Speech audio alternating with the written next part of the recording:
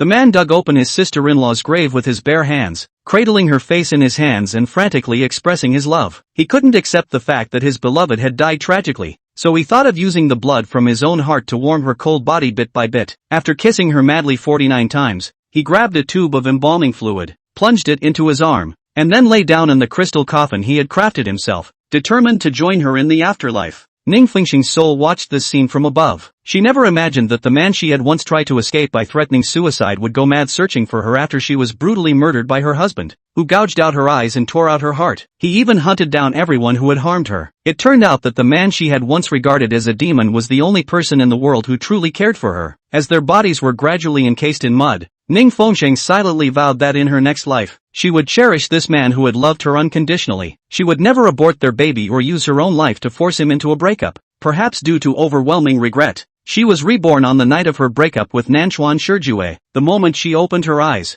the butler bowed respectfully and said, "Miss Ning, properties such as Thompson Riviera, Wanlu Academy, and Shenzhen Bay No. 1, along with 1 billion in cash and the Bugatti sports car, as well as the luxury yacht White Swan you purchased last year, have all been transferred to your name by the young master. Your luggage is packed and ready to be sent out of Meiyuan at any time." Ning Fengxing was momentarily dazed. She had returned to the day 3 years ago when she had aborted their baby and threatened suicide to force a breakup. Remembering the image of Nanchuan Shijue frantically digging her grave to be buried with her, her face lit up with joy. "Morse, where is Nanchuan Shijue? I want to see him now." The young master said he never wishes to see you again in this lifetime. If Miss Ning has any objections, you may discuss them with Mr. Gong when the young master returns. "It's not about those things, I just want to see him." But Morse dared not disobey, fearing the consequences would be dire. Ning Fengxing also understood that man's methods. "If you don't help me, I'll stay here and wait for him." 3 months later, Ning Fengxing woke from a nightmare. A servant heard her scream and turned on the light before entering. "The young master knows you're afraid of the dark, so Plum Garden is filled with lights everywhere. You should sleep with them on." Ning Fengxing curled up at the head of the bed, drenched in sweat. She dreamed of him every day,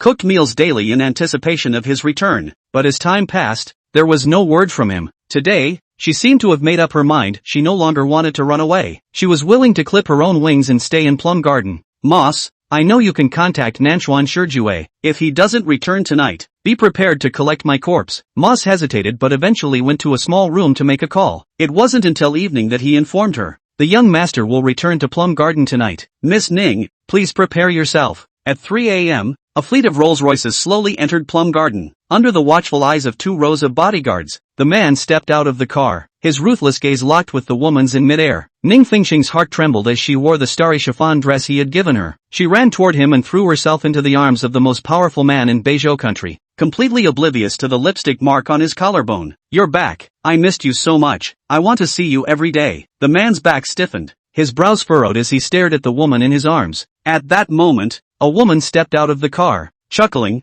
"Brother Ju, is this the little sparrow you've been keeping?" Ning Fengxing was stunned, feeling as if struck by lightning when she saw the woman's face. It was the butler. "Moss, who spoke first?" "This is Miss Lin Leishi, the young master's new favorite." Lin Leishi linked arms with Nanchuan Shijue and cooed, "She does resemble me a bit." Nanchuan Shijue's expression was unreadable. His eyes lowered. Ning Fengxing stared fixedly at the hickey on his collarbone, yet her hands clung desperately to the man. "You clearly said you'd only love me in this lifetime." Nanchuan Shijue, however, cast a sharp glance at Lin Leishi. "Playing the counterfeit for so long, you've forgotten your own worth." "Brother Ju, I just..." Before she could finish, he shoved Ning Fengxing away and then, with a smile, pulled Lin Leishi close. "Miss Ning, what you discarded 3 months ago, she's now carrying. I'm sorry, our baby." "Shut up, I let you go, yet you dare show your face again." Ning Fengxing's fingers trembled as she clenched them. "I don't want to leave anymore. I regret it." But he laughed coldly. "I never look back at what I've thrown away." With that, he wrapped his arm around the woman and walked toward the villa. Ning Fengxing's tears fell in large drops. "Have you eaten?"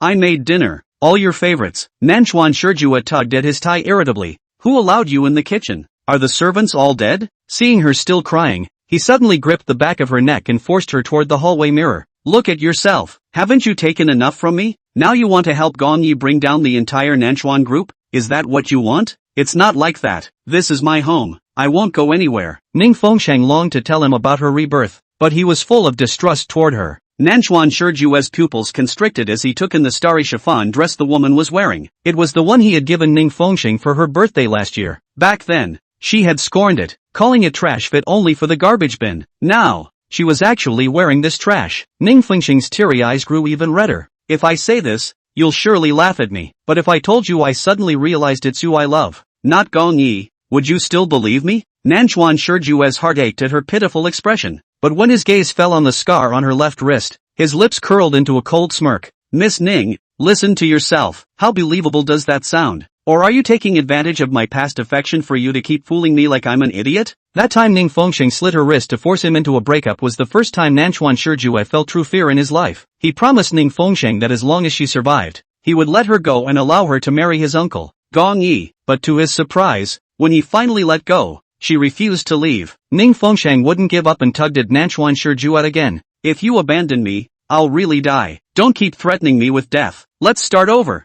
okay? I'll never act like that again. Large tears rolled down Ning Fengxing's face. She knew how absurd her sudden change in behavior seemed. Not only did Nanchuan Shijue not believe her, even the servants at Meiyuan Manor found her behavior bizarre. With acting skills like yours, it's a shame you're not winning an Oscar. Nanchuan Shijue's rough fingers brushed away her tears. Even though he knew she was pretending, his heart still ached. Nanchuan Shijue, please don't drive me away. Just let me stay by your side and look at you. If you like acting, keep it up. Nanchuan Shijue coldly shook her off. But don't expect to gain anything from me again. As long as you don't send me away, I'll accept anything. Nanchuan Shijue turned and strode toward the second floor, with Ning Fengxing trailing eagerly behind him. What about that whole table of food? Aren't you going to eat? For the past 3 months, I've cooked every day, but I haven't had a single bite. Ju Ji, I'm actually hungry. How about we eat a little? Lin Leishi stepped forward and took his arm. Besides, the baby is hungry too. I'll go heat up the dishes. Ning Fengxing wore an expression of docile gentleness. Stop.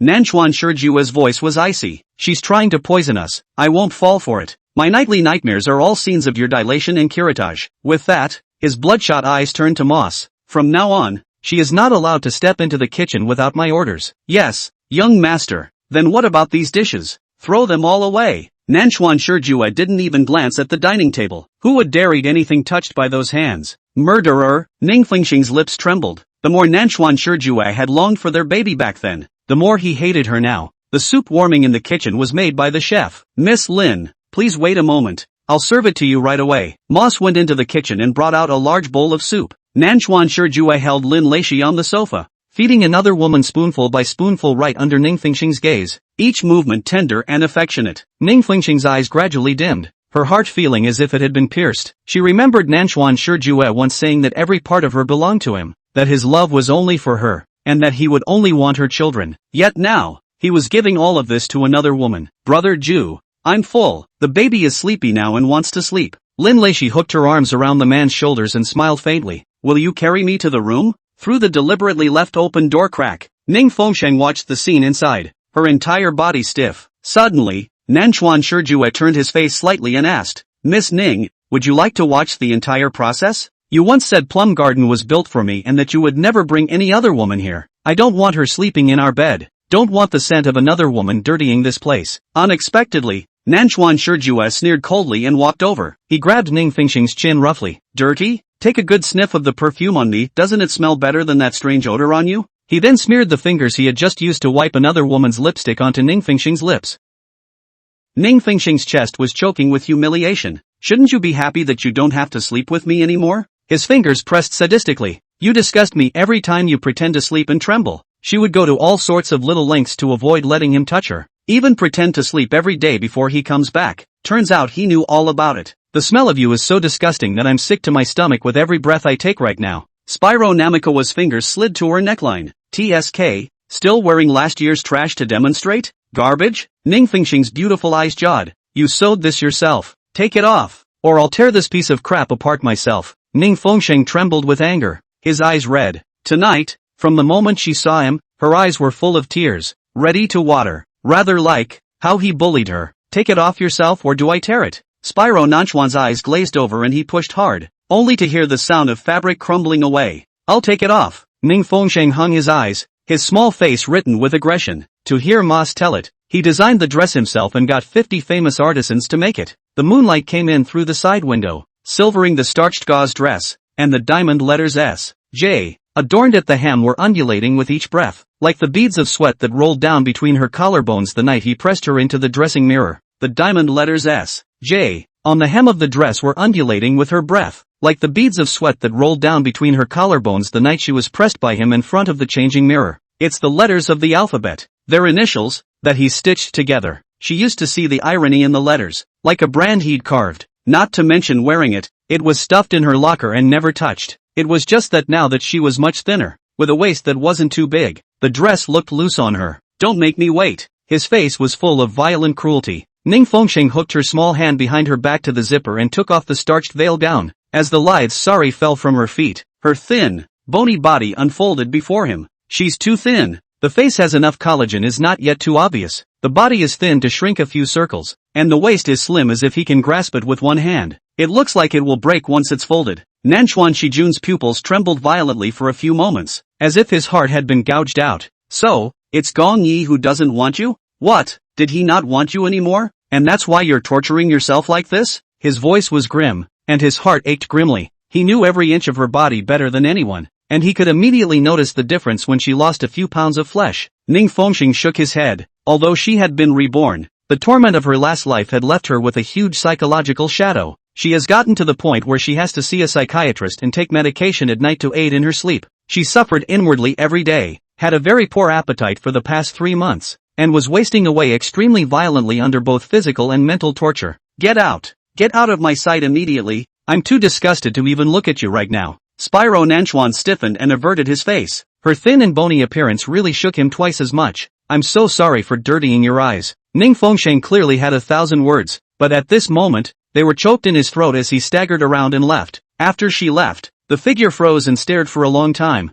and suddenly, as if in pain, his body bent over. One hand pounded dead center on his chest, slamming hard punch after hard punch. This heart of his, it seems to be broken. Since he had loved this woman, this heart was completely wasted, and now and then it ached so much that not a single day was better. Medication doesn't work and doctors can't cure it. He thought he'd gotten used to the pain, and she showed up to irritate him again. Ha, Ning Fengsheng, didn't you escape? What are you doing back again? A glass of the spicy liquor was poured down his throat. He needs alcohol to numb him every night to sleep. Otherwise, he was constantly reminded of the image of her sticking a dagger into his chest and viciously telling him to go to hell. Thinking of the shocking cuts on her wrists, the image of her soaking in the tub and bleeding out. Think of her lying in the hospital pale as snow, determined to tell him, Nanchuan Spyro, the child I took off, is your child. I will not want to die. It is like a tumor in my stomach. I am afraid that it grows every day. The night the baby's heart stopped, his heart died with him. Young master, Moss reminded gently. Miss Ning didn't leave. I arranged the guest room for her to sleep in. Spyro Nanchuan clutched his whiskey glass and poured down the fiery liquid hard. The other hand pressed against the thumping heart. The heartbeat was louder than the death knell on the day of their childless funeral. Chapter 5, The Taste of Spyro Nanchuan. At night, a dark figure stood beside the bed, wrapped in a luxurious black nightgown that reeked of brutality and blood. Those deathly eyes stared at her, causing Ning Fengsheng to have nightmares all night long and not get much sleep. When she woke up in the morning, she felt that the entire room still smelled of Spyro Nanchuan. He must have come last night. This guest room has not been lived in for a long time. How can there be the scent of Spyro Nanchuan and the smell of alcohol? It is strange to say that Spider Nanchuan can smell who she is just by her smell. A few meters away, she didn't think she smelled so good, but he couldn't wait to arch over her and smell her 800 times a day. I've heard that a man who doesn't wear perfume can smell her body odor, which proves that his genes chose her. Physiological liking is when you know that the other person is very bad and scummy, but you feel something every time you meet them. Did she ask him how he felt? He said it was fatal, liked it for no reason. Couldn't he help wanting to kiss her, wanting to hold her, make her feel like a man? Ning Fengsheng didn't understand before, only knew that physiological aversion to him. Now, she could smell him from a meter away too, and her body felt it. Thinking about what he said, physical liking is genetic selection, and psychological liking is I chose you. He was certain. Shang Shang, I chose you. Downstairs, when the servants saw Miss Ning Fengsheng, they were still amazed by her every time. What a mesmerizing look that brings together the beauty of East and West and the sweetness of the world. No wonder the young master is infatuated with her. Young master doesn't allow you to cook, and he won't eat what you cook. Is he awake? This will still be early. It's only dawn. Ms. Ning woke up that early? She couldn't sleep well, always afraid that Spyro Nanchuan would be gone before she woke up. With nothing else to do, Ning Fengsheng rummaged through the cupboard and pulled out some wool. Once he had forced her to knit him a scarf just because she had given one to Gong Yi. She cut all the wool he sent and broke the needles. "You come with the same gift I gave my Abe?" He was so angry that he threw all the designer scarves in his closet into the fireplace and burned them. From then on, it wasn't just that Spyro Nanchuan didn't have a scarf in his closet. He couldn't see anyone wearing one either. Even passing by a street window and seeing a scarf around a model's neck makes him jealous. Ning Fengsheng smiled ruefully. That extremely possessive and overbearingly authoritarian man had really put up with her for a long time. If this scarf is knitted and given to him, he'll love it and he'll never be able to relent on an innocent scarf again. Right, young master? The meal is ready. Moss leaned over. Ning Fengsheng raised her eyes and watched as the man came down the stairs with his long legs, followed by Lin Lexi. His gaze swept coldly over her. Still not rolling? I'm not going. She made up her mind that even if this life, Spyro Nanchuan drove her away, she would not leave. There is already a new mistress in this house, and there is no place for you. His eyes were cold, without the slightest warmth. In what capacity do you wish to remain? In any capacity. I'm only short of underlings. Ning Fengsheng shuddered and bit her lower lip.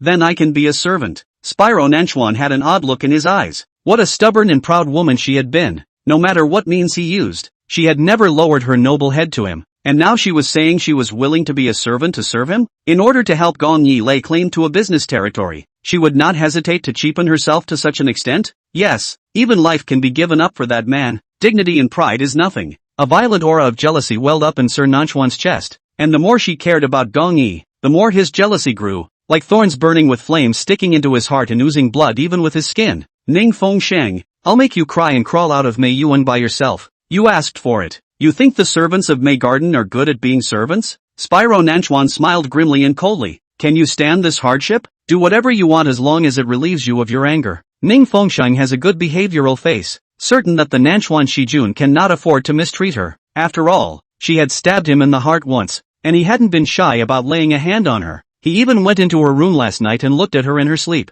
and he stayed a long time. Chapter 6, Do you like serving people so much? The dining room was set up with a hearty breakfast, and Moss explained that these were nutritious meals made for pregnant women. Spyro Minamikawa picked up a strand of Lin Lacey's curly hair with his silver dinner knife and swept a glance at the woman who was crouching under a lamp, scrubbing the floor. Didn't the butler teach you that? His voice was grim without the slightest hint of warmth. An underling should kneel in the shadows. Ning Fengsheng moved into the junction of morning light and shadow, his heart bitter. Spider Nanchuan glanced at her figure out of the corner of his eye. His chest welled up with hostility that was difficult to express. The silver spoon with which Lin Lexi had stirred the bird's nest marigold suddenly crashed to the ground. Oops. MS. Ning, help me pick it up? Spyro Nanchuan picked her chin with the tip of his shoe. Daff? When Ning Fengsheng reached out to pick it up, his leather shoe crushed on the back of her hand. Inferior people should pick it up in inferior ways, and carry it up like a dog. Ning Fengsheng's clear black eyes reddened with aggression, and his eyes were wet. That's aggravating?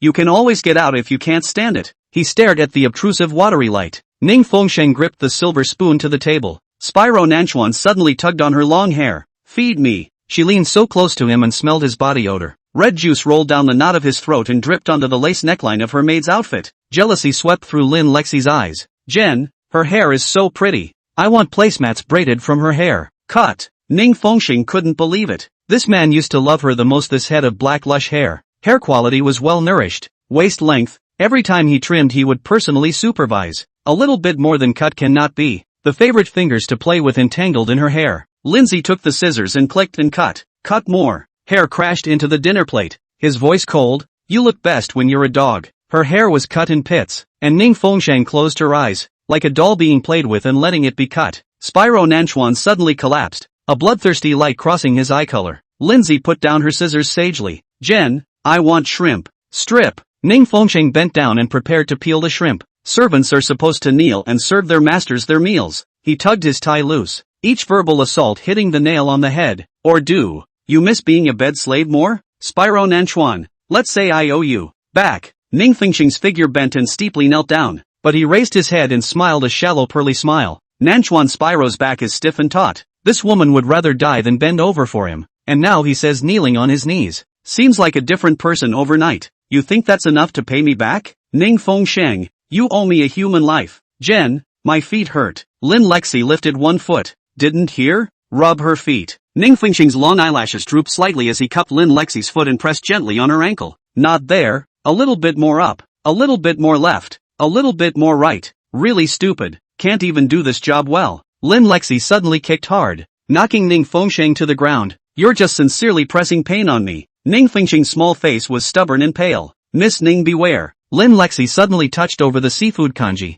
and the boiling hot kanji showered Ning Fengsheng's neck. Oops, that's Jen's favorite food. Enjoy serving people so much? Shiju Nanchuan still didn't think it was enough, making Ning Fengsheng reach out and pour the entire bowl of kanji onto her trembling hands. Then go ahead and feed it to the dogs. Jen, you got porridge on your pant leg. Spyro Namikoa violently pulled her long hair and pressed it to the foot of the chair. So much for acting virtuous? He broke her lips and shoved the pant leg into her mouth. Lick it clean. A whole day of endless torture, always with a new pattern of humiliation. Ning Fengsheng has long known that Spyro Nanchuan is a cold-blooded and heartless demon, and his gentleness is only for her alone. Expand. It was she, herself, who crushed this tenderness. So now he's incarnated as a mad demon in order to get back at her. He hates her. She could clearly feel the hatred flaring angrily in his chest. Hated her so much that he hadn't appeared to her once in the 3 years before he was reborn. And he never forgave her. Then why, when she died, did he go crazy and rake open her grave and give her his heart? When the late-night thunder crushed through the attic, Ning Fengsheng was ironing a silk nightgown for Lin Lexi. She wants red day tea. Spyro Nanchuan slammed the door open and pressed her against the ironing board. Boil it with your blood. Ning Fengsheng picked up the scissors and slashed his wrist in silence. Beads of blood dripped into the bone china cup. She remembered the night she'd plunged the knife into his heart. The same bright red color. The light in Spyro Nanchuan's black and blue eyes trembled, not expecting her to be so decisive. Suddenly choking her and pouring that cup of blood tea. You did the same thing back then. He tugged at the surgical scar that showed through his heart. The same thing that stabbed me in the heart and forced me to sign a transfer of shares. Ning Fengsheng choked and coughed, unable to defend himself. Yes, she was once blind in her eyes and heart, and that's why she looked at the wrong person and became a tool to be used. Lindsay screamed in the morning bath. Her gemstone bracelet fell into the sewer and she had to ask Ning Fengsheng to reach out and pull it out. Spyro Nanchuan leaned against the marble pillar, watching the sewage roam over Ning Fengsheng's scarred hands. There were cuts from porcelain tiles and blisters from porridge soup. Look, Jen. Lin Lexi suddenly held up Ning Fengsheng's left hand, her wedding ring strangling festering marks on her ring finger. The proposal ring that he designed himself and gave her had been tossed disdainfully from her window and landed in the thorn bushes of the back garden. She said, I will never wear the slave shackles you gave me. The bloodshot light underneath Spyro Nanchuan's eyes was stunned as he stared at the ring. Where did you get it? Back garden. Rose bushes. That area was full of thorn bushes, and even the underlings weren't willing to go there. So Ning Fengsheng had to pick it up himself.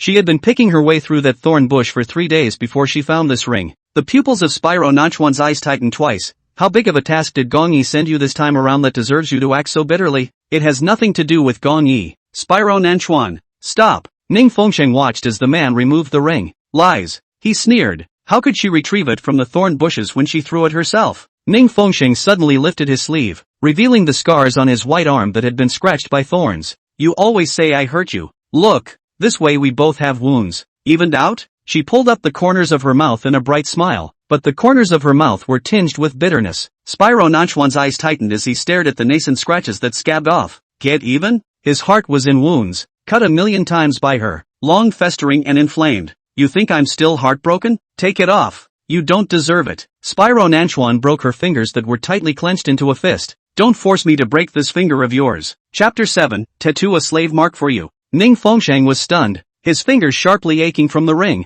but not as much as the pain in his heart. She was afraid that no matter what she did, she could not make up for the harm she had done to Spyro Nanchuan. I'm afraid that even if I'm reborn, I won't be able to change my tragic ending with him. The ring fell in his hand, stained with blood, and he pushed the window open and threw it out. A few months ago, Ning Fengsheng was also standing in that position, pushing open that window. Want to be Mrs. Nanchuan so badly? Then use this position forever. She slanted her eyes in a cruel, bloodthirsty manner, and kneel to receive my bathwater. With one long hand, he turned on the shower head and tugged at his shirt buttons. Jen, your collar is stained with her blood. Dirty. Lin Lexi raised her hand to remove his clothing. Spyro Nanchuan stood under the shower wearing only a pair of pants. Ning Fengsheng was drenched by the splashing water, his eyes empty. The image of the man bathing in front of her was so familiar. He always pressed her into his arms and gently washed her, gently brushing her waist-length hair through with a silver comb. What are you still standing there for? Bring Jen's towel over here. Lin Lexi looked at Spyro Nanchuan's abs with straight eyes.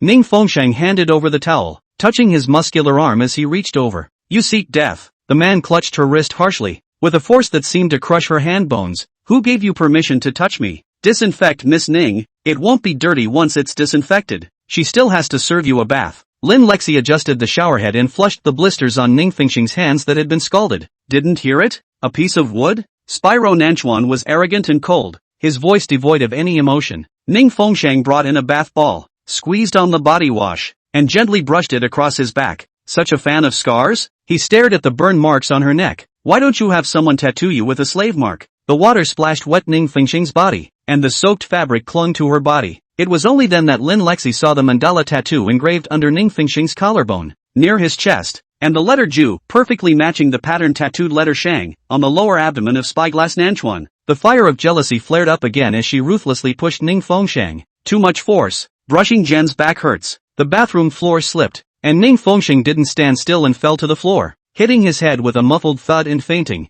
Spyro Nanchuan's movements froze and his muscles tensed. Lin Lexi felt the scent of death in the air and cowered in fear. "I just gave her a gentle push. She was the one who couldn't stand up and fell. Don't play dead here. Get up for me." Spyro Nanchuan's rough drinking voice exploded, leaning down to probe his nose. When Ning Fengxing's even breathing came, his stiffened expression improved by a few points, and he lifted the person up in his arms. Without even a shirt on, he kicked the door open, carried the man to the king-sized bed, and pressed the intercom. A few moments later, Moss arrived in a hurry with the doctor. Spyro Nanchuan put on his bathrobe and stood in the gloom, lighting a cigarette, pressing the lighter box one at a time, but it never lit. "Don't worry, young master. Miss Ning just fainted. Full body check." His voice was slightly gravelly. "Miss Ning's body is weak and malnourished. There are no major injuries on her body. They are all flesh wounds. There are burns on her hands and neck. I picked out all the blisters and rubbed the scald medicine. This is imported medicine. As long as it is rubbed on time, it won't leave scars." The storm outside the window was wild, just like someone's mood. Lin Lexi walked out of the bathroom and saw that Spyro Nanchuan was sitting on the edge of the bed,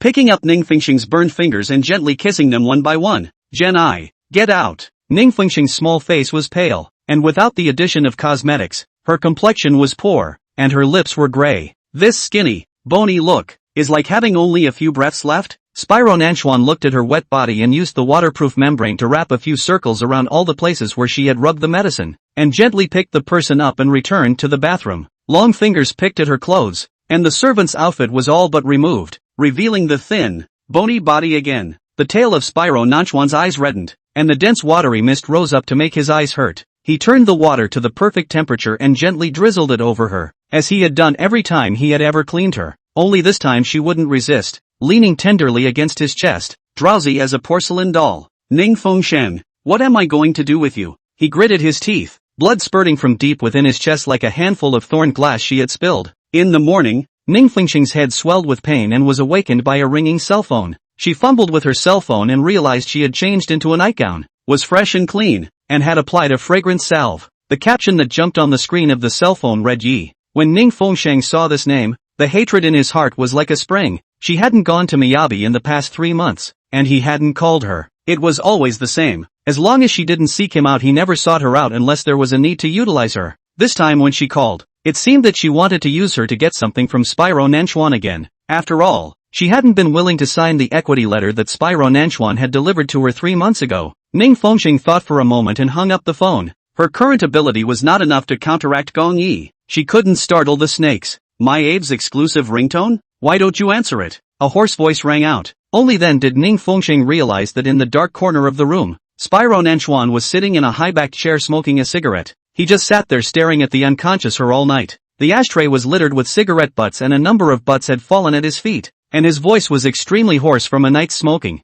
"Nanchuan Spyro." Ning Fengxing subconsciously put his cell phone behind his back and hid it. Obviously she didn't do anything, but she was subconsciously weak, because in the past, every time there was contact with Gong Yi, Spyro Nanchuan would be thunderstruck. "What did my aide promise you again? How do you plan to deal with me this time?" Spyro Nanchuan walked to the side of the bed and raised his hand to grab the cell phone. "I didn't. Aren't you going to marry Gong Yi?" "I'm still waiting to drink your wedding wine. Why are you still sticking around?" "I didn't want to marry him." Ning Fengxing stared at his scary face. His small hand grabbed the corner of his coat. "I want to marry you. I'll marry you, okay?" Spyro Nanchuan stared with scarlet eyes as if he was seeing a monster. He was almost about to promise her that she would marry him and stay by his side for the rest of her life, no matter what purpose she had with her. That was all her own fault. After being Mrs. Nanchuan. She wouldn't think she could still return to Gong Yi. The cell phone rang again, and the large palm snatched it away. Chapter 8, Spyro Nanchuan. I love you. As he spoke, his finger had traced the speakerphone.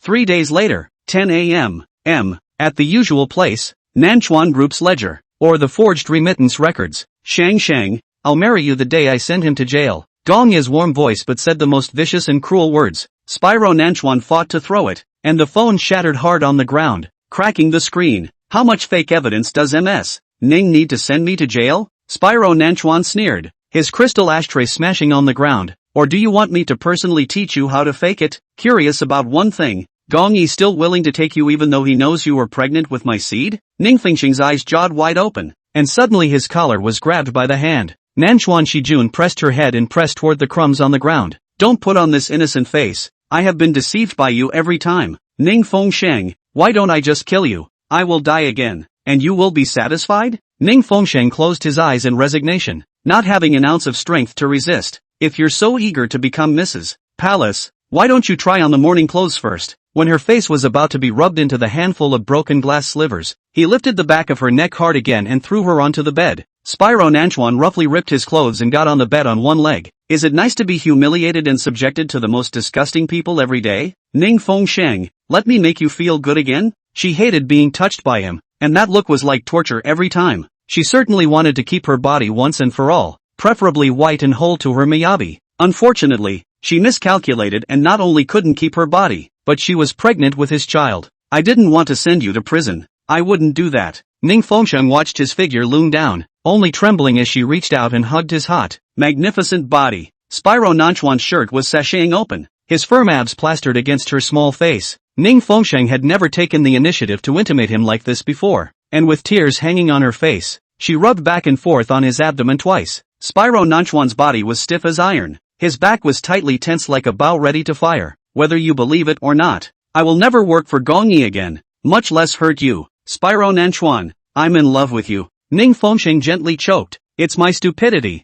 I didn't realize how good you were before. I was blind to mistake Gong Yi's kind of bad guy for a lover. I'm sober now. Can't you give me a chance? Spyro Nanchuan looked down at her with lowered eyes as her rolling tears smashed against his heart. Spyro Nanchuan, I love you. Ning Fengsheng raised her tear-streaked face, hooked her small hands on his neck, and gently kissed over. Spyro Nanchuan's pupils tightened. When her trembling lips pressed against his, he bit through her tongue. With this kind of acting, Ms. Ning has succumbed. Spyro Nanchuan laughed badly. The last time you cried underneath me, it was his name you called out. How long has it been since she said she was in love with him? Gong Yi was her childhood sweetheart. She had loved him for 20 years. How could she fall in love with him? Haven't you always wanted to marry me? I'll marry you and you'll never let me go again, okay? Ning Fengxing's little face was red from crying. Yes, you can. You go and pick up the proposal ring. Really? Ning Fengxing's eyes glowed, like a drowning man grasping the last piece of driftwood. I really picked it up. And you'll marry me?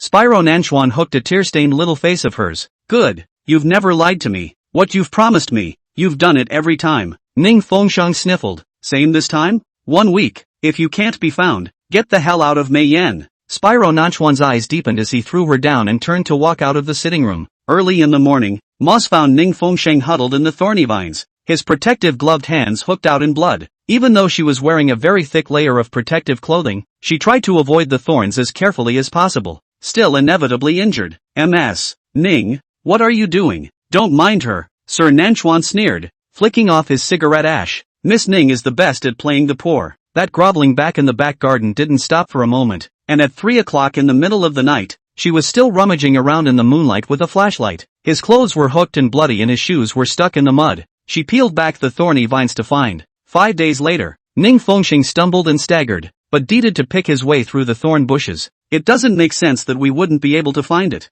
It only took 3 days last time. Young master, Miss Ning's lungs are infected. If this continues, it won't kill me, said Spyro Nanchuan, pinching his wedding ring against his lips on the second-floor windowsill. After all, the blood I vomited was redder than hers. On the 6th day, Ning Fengsheng, who had a high fever of 40 degrees, collapsed on the bed, his face pale and his wounds pus. The doctor cleaned and sterilized her wound briefly and applied medicine. In her daze, she saw Spyro Nanchuan standing by the bed with a cold smile, his new love hooked in his hand. The time limit is almost up, and Miss Ning should be ready to roll if she can't find her. Can the spyglass of Nanchuan Ning Fengsheng grabbed him futilely in the air. Give me a few more days. Can't. Spider Nanchuan pressed the woman into his arms. Intimate to the extreme. It's so dirty. The understudy is cleaner than you. Ning Fengsheng suddenly pulled out the 4-tube and climbed out of bed with a high fever. Spyro Nanchuan's pupils shook violently. She has always been stubborn and still is. Ning Fengsheng's ankle was still bandaged, and his body was littered with scratches of varying lengths and sizes. She went downstairs to put on her protective suit and went back into the thorn bushes,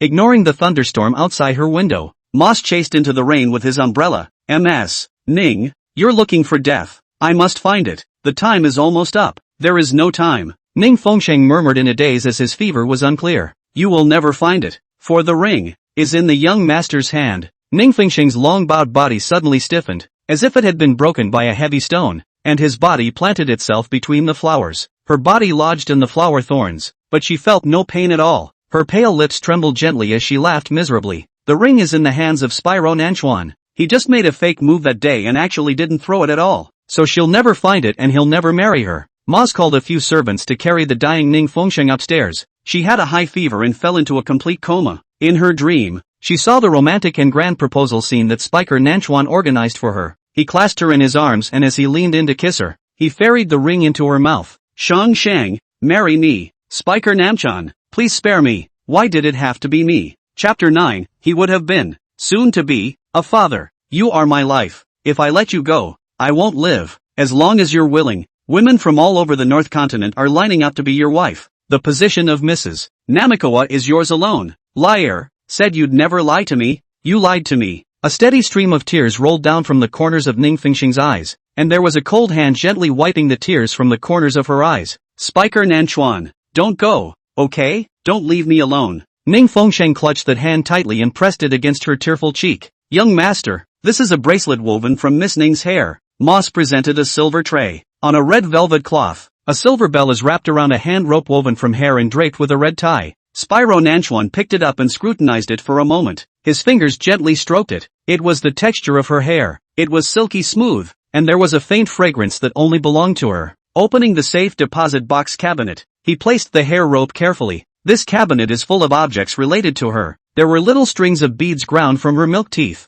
which were still found in the Nin's utility room. There were her drawings, her first baked cookies, the lucky cards she had gone to the temple to ask, perhaps for Gong Yi, who had seen them and grabbed them, and her hand-me-downs, the cut of the sheet where she got her first blush, the diagnosis of her pregnancy. Spyro Nanchuan took that diagnostic sheet out, and had spent countless nights laughing at this piece of paper. He thought that once they had a child together, she would never think of running away from him again. At 5 months, the baby was already fledgling, and he'd taken her to a couple ultrasounds. Ning Fengsheng, how can you be so cruel? Spyro Nanchuan crumpled the diagnostic sheet and threw it into the trash can, then picked it up and put it back. Next to the ultrasound chart sits a pencil-sized urn jar containing the baby's remains. He got there only one step too late, and by the time he kicked open the door to the operating room, he was just in time to see the bloody piece cupped over the doctor's blood-stained plastic glove. It's a girl. Maybe a girl who looks like Ning Fengsheng. Spyro Namikawa's stomach churned up and he suddenly wanted to gag again. He was holding the door of a safe deposit box cabinet and puking his guts out.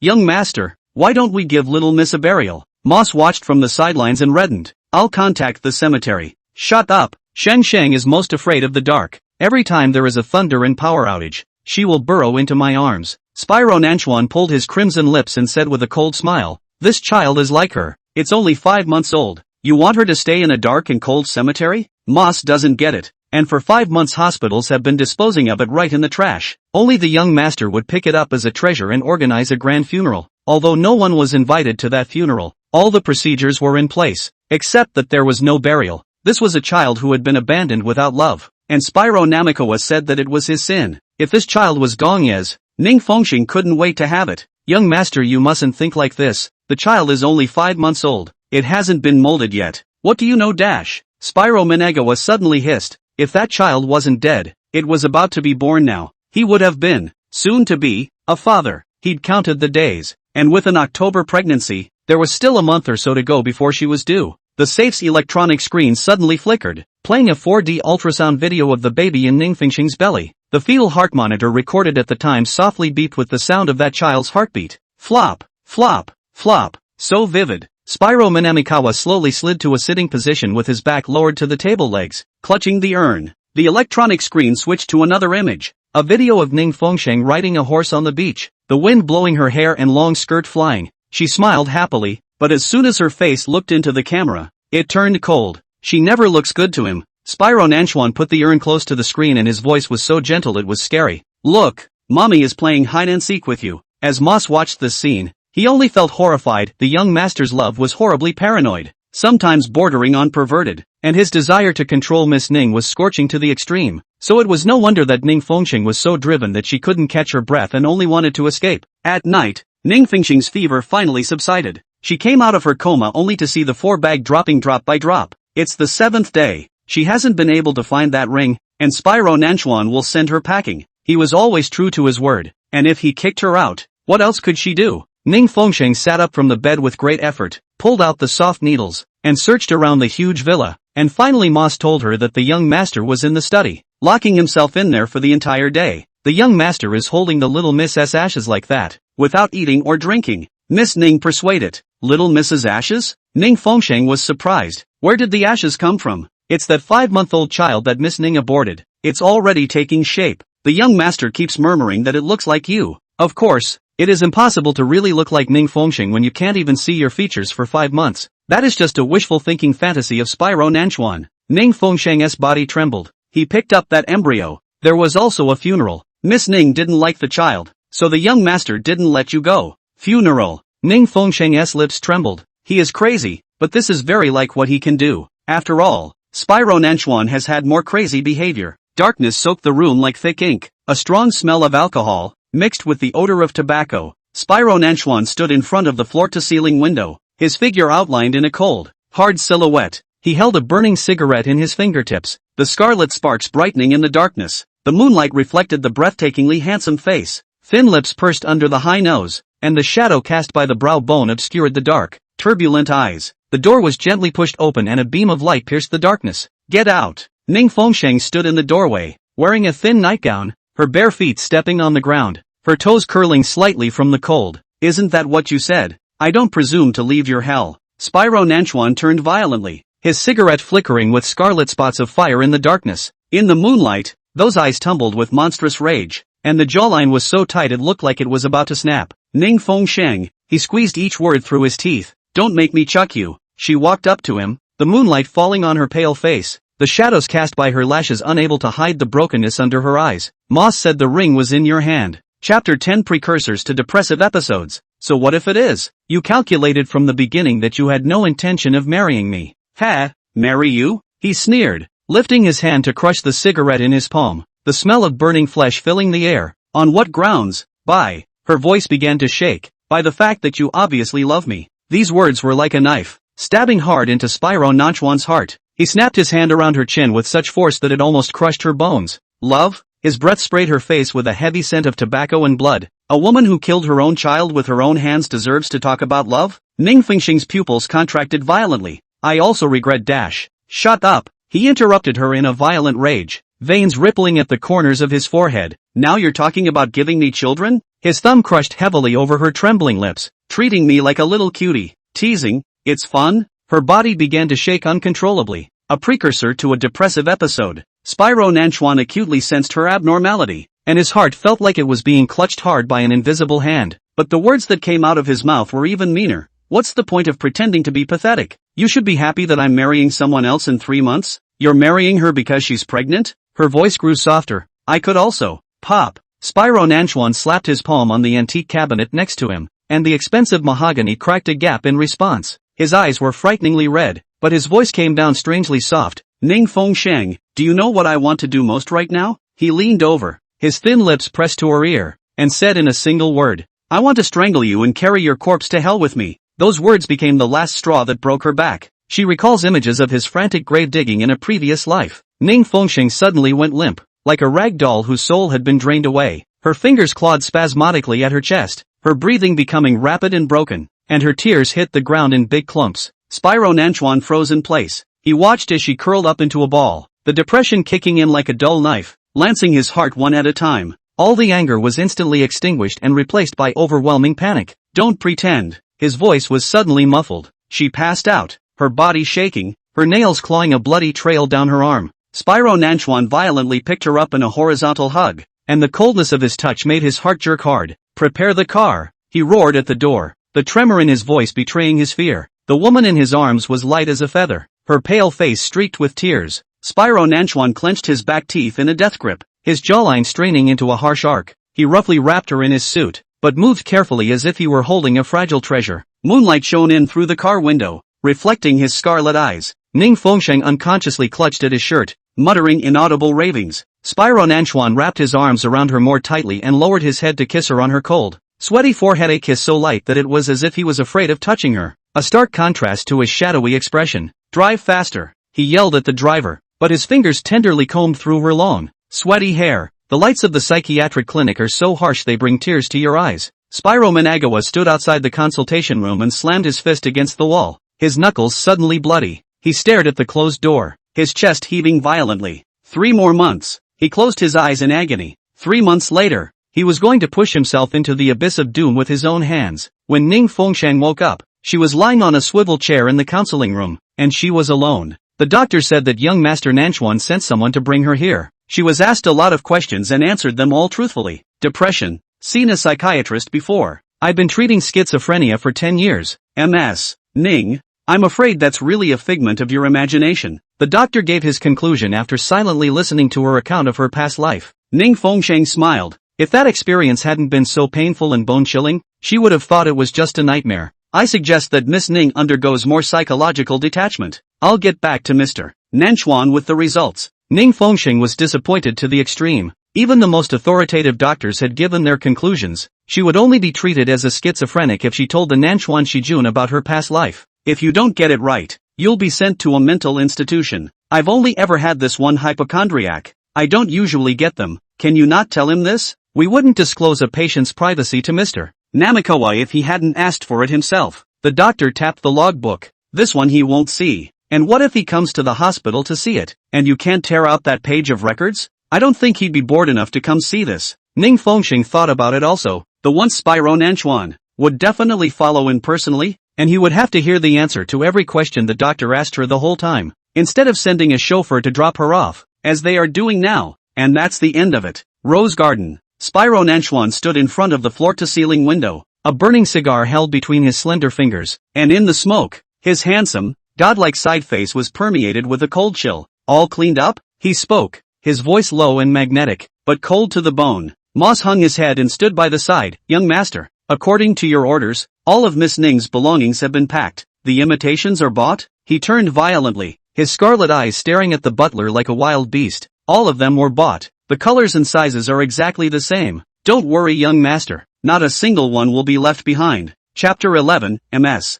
Ning is depressed. Spyro Nanchuan sneered and ruthlessly pressed his cigar out into the crystal ashtray. Throw all the imitations to the attic. Those authentic. Put it in the underground vault. He grabbed Moss by the collar of his shirt, a violent dark tide rolling under his eyes. Do I still need to teach you? Moss blanched in fear and nodded. Yes, yes. Spyro Nanchuan let go of his hand and slowly straightened his cuffs, his tone becoming light again. Let her find out the abnormality, and you're dead. It was late in the day when Ning Fengsheng returned to the rose garden. Moss greeted her and said, MS. Ning has depression that leads to mild fantasies. The doctor prescribed sedative medication. Remember to take it on time every day. Ning Fengsheng nodded his head. Since Moss knows it all, Spyro Nanchuan also knows the result. Luckily, the doctor avoided the issue and only attributed her hypochondria to depression. Ning Fengsheng stood at the entrance hall, dragging her tired and weak body to change her shoes, and realized that the pair she always wore was missing. Even a pair of slippers to throw away? She's not leaving now. When she leaned down and opened the shoe closet,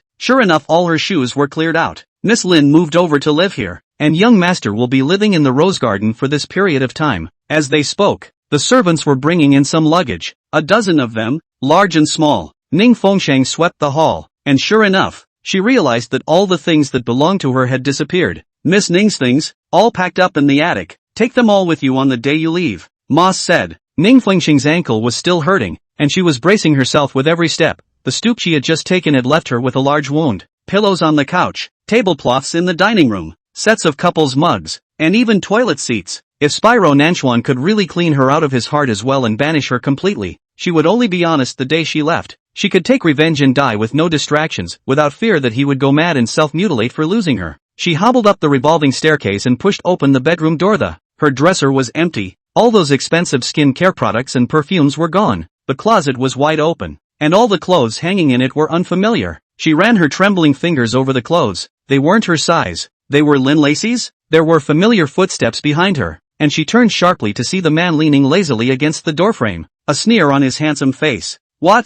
Surprised? He approached slowly, his long fingers brushing over the closet. These are your replacements, as dispensable as you are. Ning Fengsheng bit her lower lip, tilting her head back to look at this man who had once loved her dearly, his scarlet eyes tumbling with pain and anger, his handsome features like ice sculptures under the light, so cold that it was chilling. Everything that belongs to our memories, you want to erase? Take your things and get out. He sneered as if the sight of her was something sickening. From now on, there will be no trace of you in the rose garden. Ning Fengsheng suddenly smiled, and that smile was so poignant that it made Spyro Nanchuan's heart plummet. The next day, Ning Fengsheng stayed in the tailor's room all day, holding the starched gauze dress skirt. She saw it in the trash the other day, torn to shreds. I didn't see any similar starched yarns in the markets I visited. Spyro Nanchuan has always given away expensive things. I think it's some kind of expensive special fabric. There was no way for her to recover as she was before. She could only mend on top of that. Seeing as there is one last bit of finishing work to be done, it's going to be a great success. MS. Ning's handiwork is still so cheap. Spyro Nanchuan sneered, his tie hanging loosely outside his black shirt, like to pick things up from the trash can. Ning Fengsheng's figure as he was stepping on the sewing machine lurched. This gown was designed by you for me. It's not trash. Ning Fengsheng tugged at the corner of his shirt. Don't tear dash. The pupils of Spyro Nanchuan's eyes tightened and he pulled out his lighter box and lit. The fire engulfed the fabric and immediately scuttled away. Ning Fengsheng reached out to grab it, and he casually threw the starry veil that had caught fire onto the ground, watching her panic as she stomped on it with her feet, unafraid that her own skirt would follow suit. He stared coldly at the fact that she had once treated the gown like garbage, and would even care? The dress had been secretly worn by Lindsay before he tore it up. He'd never want anything dirty again, and burned it clean. What a coincidence, said Spyro Nanchuan indifferently as he lit a cigarette. I also burned a lot of baby clothes on the day. You miscarried. Ning Fengsheng finally stepped on the fire, but the skirt was already burned to the ground. Spyro Nanchuan, are you sure you want this? After destroying everything that belongs to us, are you sure you won't regret it?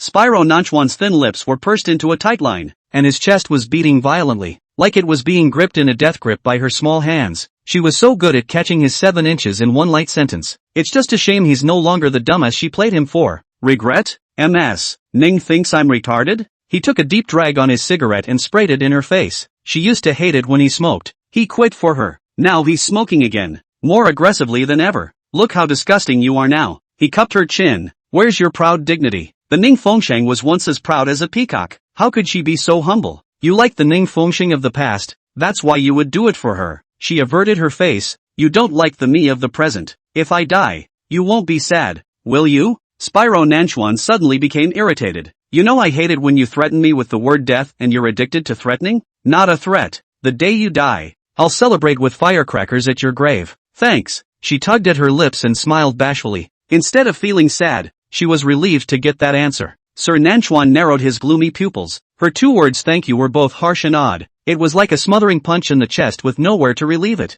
Nanchuan Shijun stuffed the burned-out cigarette into her trembling lips. When you have to learn to swallow dirty things in the future, if you dare to threaten death in front of me again, the next time the one stuffed in your mouth won't be a cigarette. Ning Fengsheng's heart turned a little bit cooler. Looking at the cold man in front of him, he began to budge back. If she hadn't watched him dig the grave, would she have suspected that it was wishful thinking on her part? Spider Nanchuan's eyes swept the design drawings on the sewing machine. She made a few more design changes to fix that starched yarn dress. I had forgotten that you also have a talent for design. Spyro Nanchuan tugged at his red lips. The dress for the wedding of MS. Lin and I will be fully entrusted to you to design. Chapter 12, why don't you come in naked? What?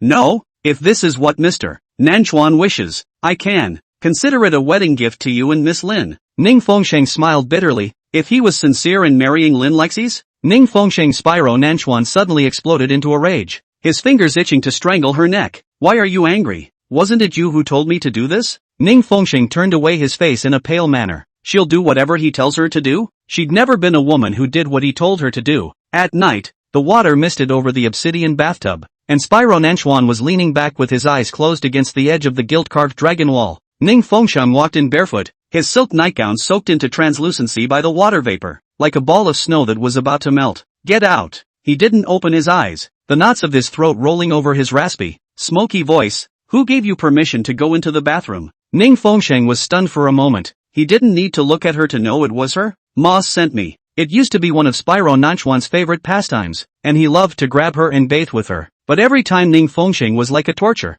Her eyelids didn't even bother to lift for a bit, letting him go up and down to gently clean her. He had cleaned and massaged her so many times, and she hadn't once serviced him. Ning Fengsheng sat on his knees on a South African cashmere bath rug and scooped up warm water to drench him. Learning from the way he used to clean her, she took the lathering net and squeezed on the body wash. So cheap? He raised a cold eyebrow. Why don't you come in naked? Ning Fengsheng actually took off his pajamas and was about to get into the bathtub. Spyro Nanchuan opened his eyes wide and looked at the long and short scars on her body. Although the good medicine is being applied every day, and the cuts from the thorn bushes are not deep, but they are not yet able to touch the water. You want to dirty this tank? Ning Fengsheng had to sit on the edge of the bathtub and gently rub the rose essential oil on his heart scar. Turn down the water temperature, okay? It's too hot. Does your wound still hurt? Damn, she's got feelings just from the touch of her fingers on him. Now you care if I'm in pain. You just hate that you didn't stab it through harder when it came through in the first place? Nanchuan Shijun looked at her this obedient,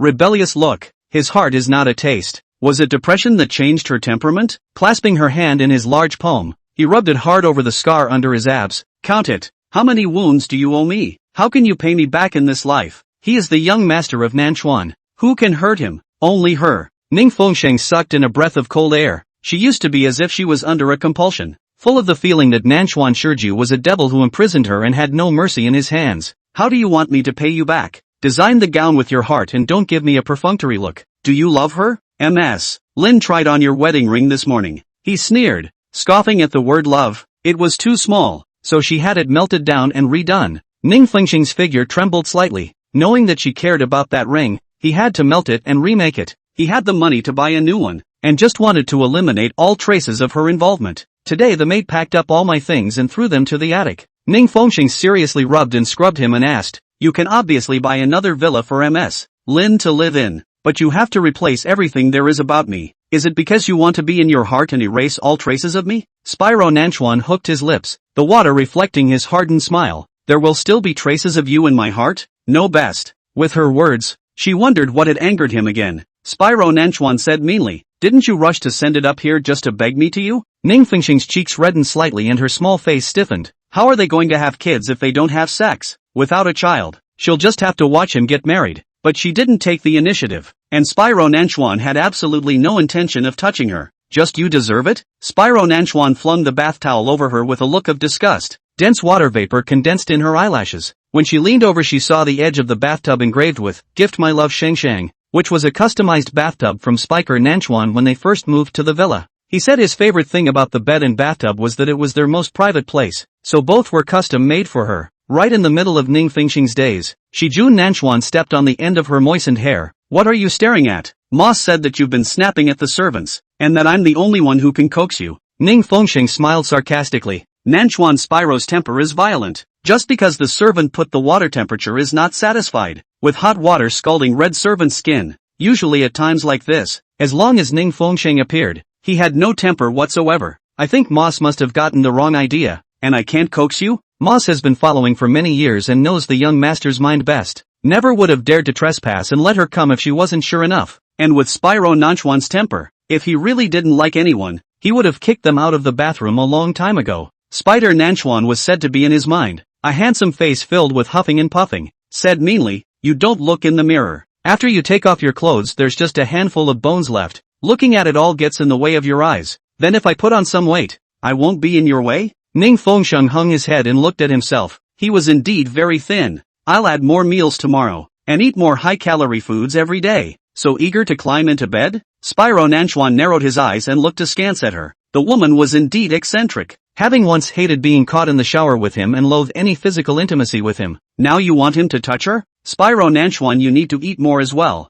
You've lost weight as well. Ning Fengsheng's fingers gently scrubbed at his skin. Spyro Nanchuan's thin lips pursed, thinking that she had never paid any attention to him and could actually tell that he had lost weight. I'll talk to Moss tomorrow and have him customize your nutritional meals as well. You're minding me? Once, how he wished she had eyes for him and minded him more, even if she didn't let him smoke simply because she loathed the smell of smoke. He was glad she managed to keep him from smoking. I want to manage you for the rest of your life. Ning Fengxing's nose was sore. Looking at his taut face, his heart was full of emotion. But there's no opportunity to, isn't it? Spiker South River Eye. So much nonsense? I told you to bathe me. Don't keep raving. Nanchuan Shijun suddenly ferocious her. His long eyelashes closed, a look of boredom to the core, no longer wanting to take care of her. These days, whenever he opens his mouth, it's a pinch in mean language. But the fact that he didn't make a sound to kick him out meant he wanted her to stay. Ning Fengxing stopped making noise and carefully washed him clean. And when he walked to the shower to rinse off, he was the first to hold a large towel to wrap him dry.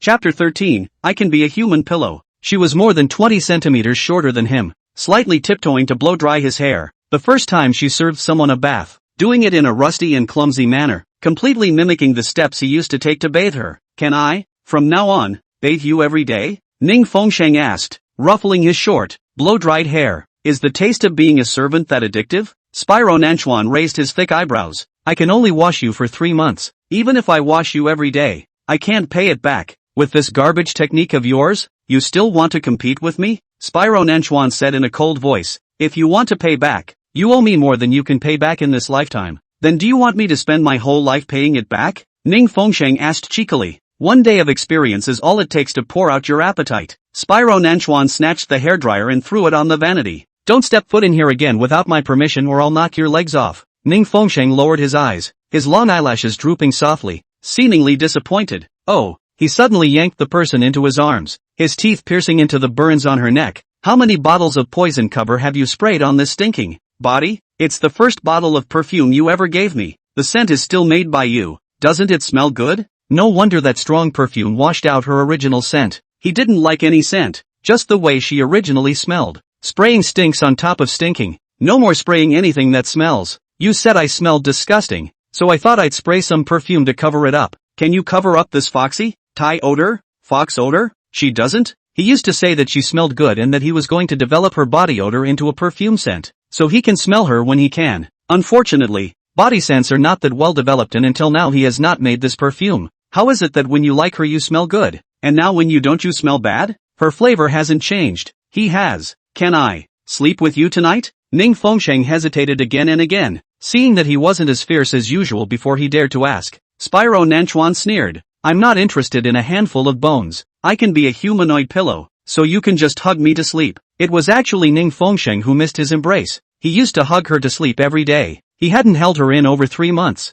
but she had spaced out over 3 years and 3 months. Choke me hard with this bone of yours? Spyro Nanchuan put on his yukata and coldly headed out. Skeleton specimen, get out. MS. Ning, if you keep eating like this, you'll spoil your body. Moss dissuaded. Ning Fengxing hasn't eaten much in the past 3 months. Now all of a sudden she was eating 5 meals a day, each of which was high in oil, fat and calories, with a variety of sweets. She had never been a fan of sweet and fatty foods. A burp. Ning Fengxing burped loudly, already almost too full to hold on, but still insisted on stuffing the macaroon into his mouth and scooping a few more spoonfuls of cream. Creamy sweet flavor floats in the throat and makes you want to vomit. This eating style. Spyro Nanchuan shook his wine glass and sneered. Does it look like a wildcat snatching food from the slums? Like a starving ghost? Lin Lexi was also surprised. Ning Fengxing was trying to prop himself up? MS. Ning, you should eat less. Moss, I want to get fat fast. This growing meat is not something that can be done in a day or two. If you eat on time and in quantity every day,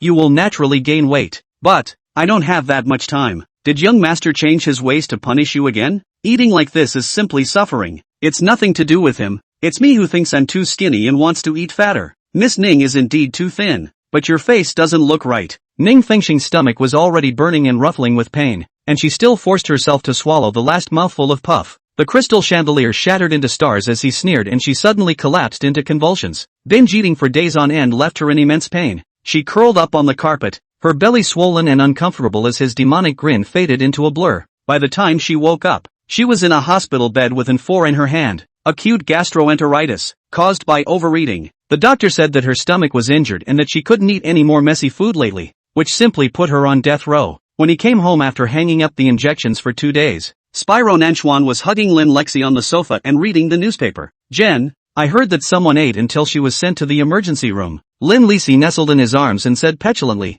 I see that she ate for nothing for so many days. Or a skeleton bone. Ning Fengxing's face was snow white. He said that to Lin Lexi? How else could he also call her skull and bones? Spyro Nanchuan wrapped one arm around Lin Lexi's bejeweled body, his face expressionless. This is the softness that a living person should have. I'll teach you a truth. Miss Ning, teased Lin Lacey, a pig eating more feed, is still a pig. Do you think Jen will touch you just because you're fat? Ning Fengxiang laughed miserably. He really did tell Lin Lexi. He talks to Lindsay about everything between them? Could it be that they were closer than she thought? How else could they talk about everything? Young Master Nanchuan. Ning Fengxiang pursed her pale lips. You said that touching the meat requires me to. Unfortunately, what rises is corpse-colored rotting flesh, so you're not going to touch me at all. And you're playing me again? Spyro Nanchuan faintly moved the newspaper away and sneered. I have a fiancé. Do I still need to touch your bony ass? MS. Ning, in your eyes I'm the man who started it all? Spyro Nanchuan's voice was colder than the ice of hell. One woman yesterday. One today? Ning Fengxing's silence. Truth be told,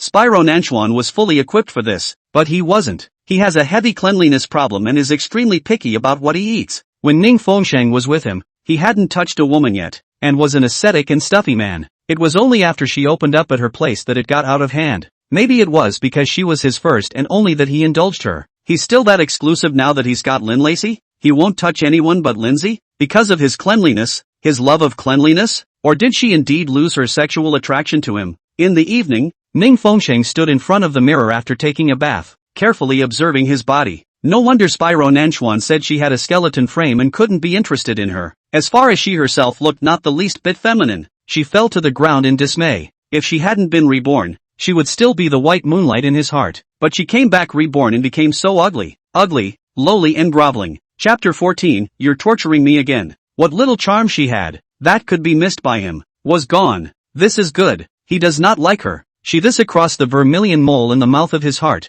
She personally to pull out. Ning Fengxing no longer has the luxury of Nanchuan Shiji turning back, and every day he just locks himself in his room to design drawings. She fantasized that it was their wedding, remembering bits and pieces of the past, and a lot of inspiration came to her mind. It's so strange that all the memories of being dragged around by him before have become so sweet. Obviously she was cold and reluctant every time she went. Ning Fengxing was immersed in bits and pieces of memories, drawing after drawing, floating all over the room. There is the Trivial Spirit series, inspired by the captivity collar he wore around her neck. There was the Rose series, and she loved roses, hence the name of the Rose Garden, which was filled with her favorite roses in the front and back of the yard. There is the Sea series. She loves the sea. He accompanied her to see the beautiful sea all over the world. When Spyro Nanchuan kicked open the door to the design room, Ning Fengxing was kneeling on the floor sewing pearls. The high-fashion white veil spreads into a snowy plain, and the skirt cascades with iris petals glistening with silver. Is this the garbage you designed? Spyro Nanchuan crushed the designs all over the floor, his eyes roving discontentedly over the white dowry. MS. Lin hates pearls the most. You didn't tell me.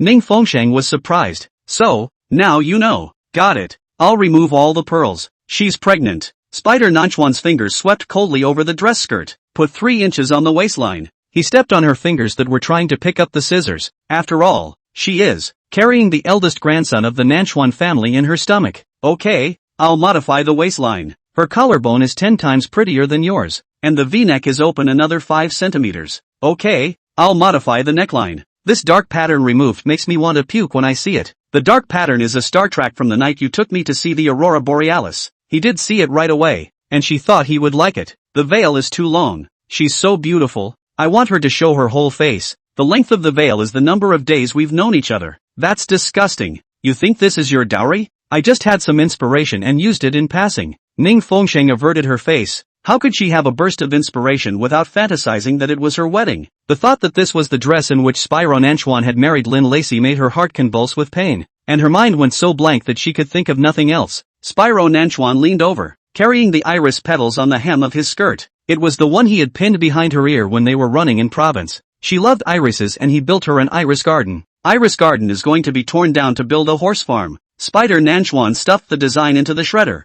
MS. Lin said there have been too many stray cats dead there. Bad luck. Don't you break these design drafts. Ning Fengxing frowned and blocked them up. These were all designs that she had spent a long time on. If it's ruined, she'll have to redraw it. Plus there was no time to make the dress. Spyro Nanchuan coldly clutched the manuscript in his hand. Design the dress according to MS. Lin's preferences, not you. None of this garbage. None of it works. As for the reason, MS. Ning knows it very well in her heart. Ning Fengxing's face was as pale as blood loss, and she stubbornly turned her face away. I'm not MS. Lin. I don't know what kind of sweet memory she has with you, and when it comes to designing, I can only use my sweet experiences as inspiration. Sweet experience? As if he had heard the most ridiculous joke in the world. Nanchuan Shijun pinched Ning Fengxing's chin with a deadly grip. You're saying that the time when you used to have a cold face every day, spend all your efforts trying to trap me and scheme against me, and were in a mess with that dog Gong Yi, are your sweet memories? Ning Fengxing's chin was pinched slightly. You know full well that the inspiration for my designs doesn't come from those. Are the good times we've experienced together? That was my good time, not yours. MS. Ning, don't insult and trample on it. Was it your good time? Ning Fengxing's voice clenched, his heart filled with anticipation as he asked. It was, and now it feels like every scene is a stain on my life, and I wish I had never met you, never loved you. Every time I think about the fact that I loved such a woman, it makes me sick. Every word that fell into Ning Fengxing's ears was a heavy hammer. Her hand dropped feebly, no longer resisting. Spyro Nanchuan then put all of one design into the shredder, and he laughed rampantly as if he was throwing everything from their past into the shredder. In the end, all these designs turned into a pile of shredded paper, and he picked up the scissors and cut the wedding dress she had hand-sewn into rags. Redo it, all of it. I want you to put your heart into it, and this is the crap you produce for me? Ning Fengxing's teeth clenched tightly on his lower lip, biting out clear white marks. Spyro Nanchuan lifted her chin up. What? Not convinced? You can get the hell out of May Garden anytime you want. I'm not displeased. I'll redo it. She used to, too, like to bite a lip when she was stubborn and defiant. He didn't like her biting her lips, and her soft lips were often bitten by her. Then get the hell out there and redesign the drawings. And this time ask my opinion before you make the dress. Ning Fengxing staggered out of the studio, and Sir Nanchuan looked at her back as she left, lifting up an entire wastepaper basket. A few moments later, Moss received a basket of shredded paper. Take these pieces and put them all together into a complete picture. One less and I'll come after you. Young master, hey, you're torturing me again. Ning Fengxing walked into the study and opened Spyro Nanchuan's special computer. How could she design drawings without knowing about Lindsay and his past? So it had to come to some inspiration. His personal computer, which should have memories of Lin Lacey relating to him. After all, he has an extremely strong quirk for collecting photos. She had glanced at his folders, and there were over 100 binders just for her to categorize her photos, each one full of pictures of her or the two of them together, as well as videos. Spiker Nanchuan has nothing to do but flip through it, especially the videos. Logging onto the computer screen, she saw the password settings and tapped in the password she once had, Juloveshing 0601. A very corny password. The letters are the letters of their names together and the numbers are her birthday. He said it's easy to remember and many accounts have this password. So that's the password she used to log on to when she was trying to help Gong Yi steal his secrets. Surprisingly, he still doesn't change his password. Did he forget to change it? Or did he just not mind such a small thing? Ning Fengxing tapped into the storage disk to look for it. Chapter 15, all 89 albums burned out. There was no folder about Lin Lacey in sight. It was all about her and Spyro Nanchuan. Maybe this is a computer he uses less and hasn't imported new photos or information. Ning Fengxing searched a few times to make sure she couldn't find any traces of Lin Lacey, and was planning to get off the plane when she suddenly remembered that Spyro Nanchuan had said, I was, and now I feel that every scene is a stain on my life, and I wish I had never met you, never loved you. It makes me sick every time I remember that I loved such a woman. These stains on his life, it's amazing he forgot to delete them, one by one. Ning Fengxing dragged all the folders into the return station, and even smashed them in his hand. After shredding, the garbage will not be recovered, so that you do not need Spyro Nanchuan to clean up the garbage on the computer. She cleaned it up, lest he log onto the computer at some point and see those life stains and have another tantrum. After searching fruitlessly on the computer, Ning Fengxing remembered the bookshelf. Spyro Nanchuan likes to not only store electronic photos, but also print them off. There were dozens of albums printed of her photos alone, and they sat on half a bookshelf. She also didn't know what Spyro Nanchuan was printing these for. Usually he would use his cell phone or computer if he wanted to see them, and would rarely go through the albums. Ning Fengxing looked in every bookshelf and didn't see any pictures of Lin Lacey. She was disappointed that maybe their pictures weren't in the May Gardens and hadn't been moved over at the other house. However, she did organize all of her album books and counted 89 of them. Big and heavy. These were divided into a dozen or so stacks, and Ning Fengxing carried them downstairs one stack at a time. On an April day, coals burned in the fireplace in the living room. Ning Fengxing sat on a chair, pulling the photos out of the album and throwing them one by one into the fireplace. The photographs were engulfed in flames, and in a moment one burned away. Ning Fengsheng had never admired her own photos, many of which she had never seen before. Captured, stolen, or intercepted from security footage. Spyro Nanchuan is really geeky, getting so many photos that it's a pain in the ass to clean up now. Ning Fengsheng burned as he watched. Many memories surfaced in his mind along with the scene of the photo. She cried at times, laughed at times, and was frustrated at times. Then she simply didn't dare to look at it, so she numbly threw the picture into the fireplace. Because the more you look at your heart, the more it hurts, a throbbing pain, and the tears simply won't stop. Moss passed by once and watched her burn something while she cried and didn't dare go up and disturb. In the evening, Spyro Minamikawa returned, and passing through the living room also saw her curled up in a chair burning something into the fireplace. The air smelled burnt,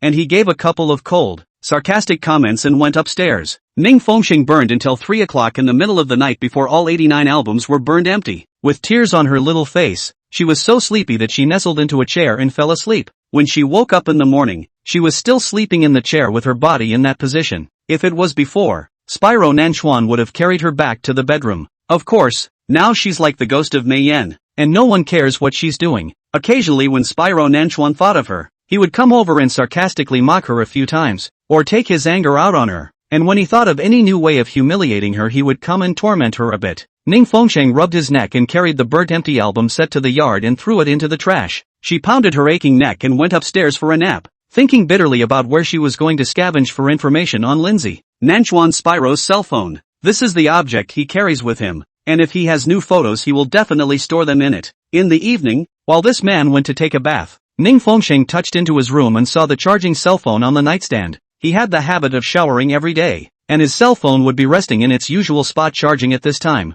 Ning Fengsheng opened the screensaver lock, and the lock screen photo was the arc of his neck tilted up as he kissed her. He had told her the screen lock code and had taken her fingerprints, saying that she could go through his phone anytime she wanted. She tried to enter once with her fingerprints, and it worked. He didn't change the password or delete her fingerprints. Ning Fengsheng's heart was sour. Although he said he had no secrets from her, she had never taken the initiative to check his cell phone. It was the first time, sneakily, that it was actually about stealing some information from Lindsay. Scratch opened the cell phone album, and again dense photos. How she has so many photos of it. She was afraid that Spyro Nanchuan would show up at any moment, and she didn't have time to take her time to appreciate it. Her fingers flew and scratched that to the latest photo, which is 3 months old. Spyro Nanchuan took her to the hospital for her last 4D ultrasound and took baby pictures. Ning Fengsheng's heart choked with tears, and once again, tears spread to her eyes. I thought he had the habit of taking pictures every day to record his life, but it turned out that he didn't even like to take pictures when she wasn't around. Ning Fengsheng clicked these photos to batch delete. What's the point of keeping them? She cleared it all out for him. He didn't have to look back on the bad times,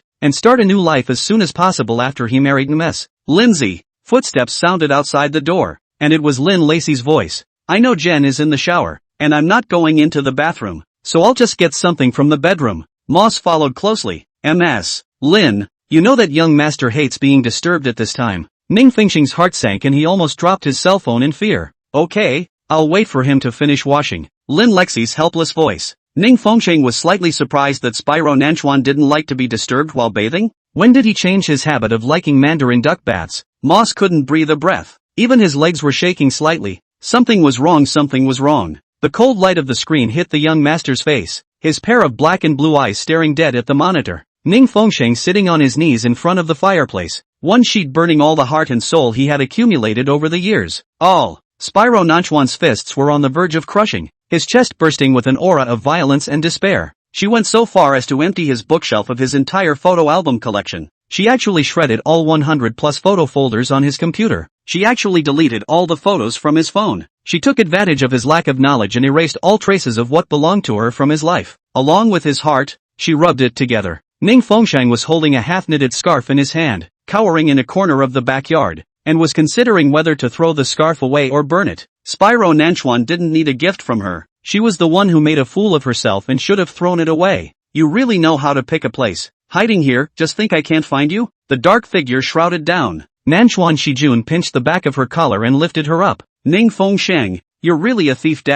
Chapter 16. Get out of the rose garden now. Ning Fengsheng looked up suddenly and saw a face that was furious to the core. Why do you always like to steal from me? He grabbed the back of her neck and pulled, desperate to crush her collar bones. I didn't steal. Using my password to log into my computer and cell phone. Deleting all my data. sneaking into my study and burning my photos. Spyro Nanchuan was like a demon at the moment. Just like when you logged into my account and stole confidential documents for Gongyi. You'll always be a sneaky thief. Ning Fengsheng slammed into the cold marble pillar, and the man's coarse fingers rubbed the arteries on the side of her neck. He was wearing a dark green, dark print tie, the one he'd used as a blindfold over her eyes that Christmas night last year.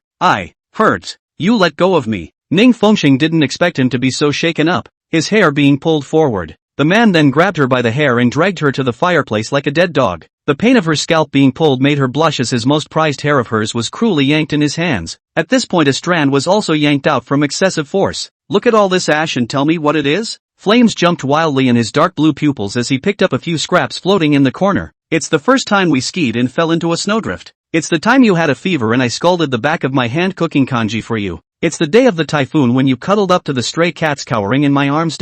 His voice suddenly caught in his throat. The burning photo paper curled up into flying ash, and one unburned photo revealed a half-smiling face, that of him pressing the 19-year-old Ning Fengsheng into his arms and stuffing snowballs into her collar. Young Master Nanchuan has a good memory. Ning Fengsheng's eyelashes trembled gently, and his fingers stained with stove ashes brushed against his violently heaving chest. But these are all stains on your life. Pop! The picture frame grazed the wind and slammed into the fireplace, sparks roaring up. Spyro Nanchuan ripped open his tie and sneered. A stain? Is it a stain that you bit through my shoulder because you were in pain during your physical period? I jumped over to protect your head during the car accident is a stain? He pinched her chin and forced her to tilt her head. Then the way I am reflected in these eyes. Her thumb pressed heavily on her wet eyelashes. A stain too? The fireplace burned as the picture frame burst into crackling sounds, and Ning Fengsheng looked at the handsome face close at hand. The tails of his eyes were flushed with an unnatural redness, like rouge swirling in the snow, and the front of his expensive suit was stained with ashes, as if a badly wounded beast had roared wildly at last. Spyro Nanchuan. She reached up and touched the side of his rolling face.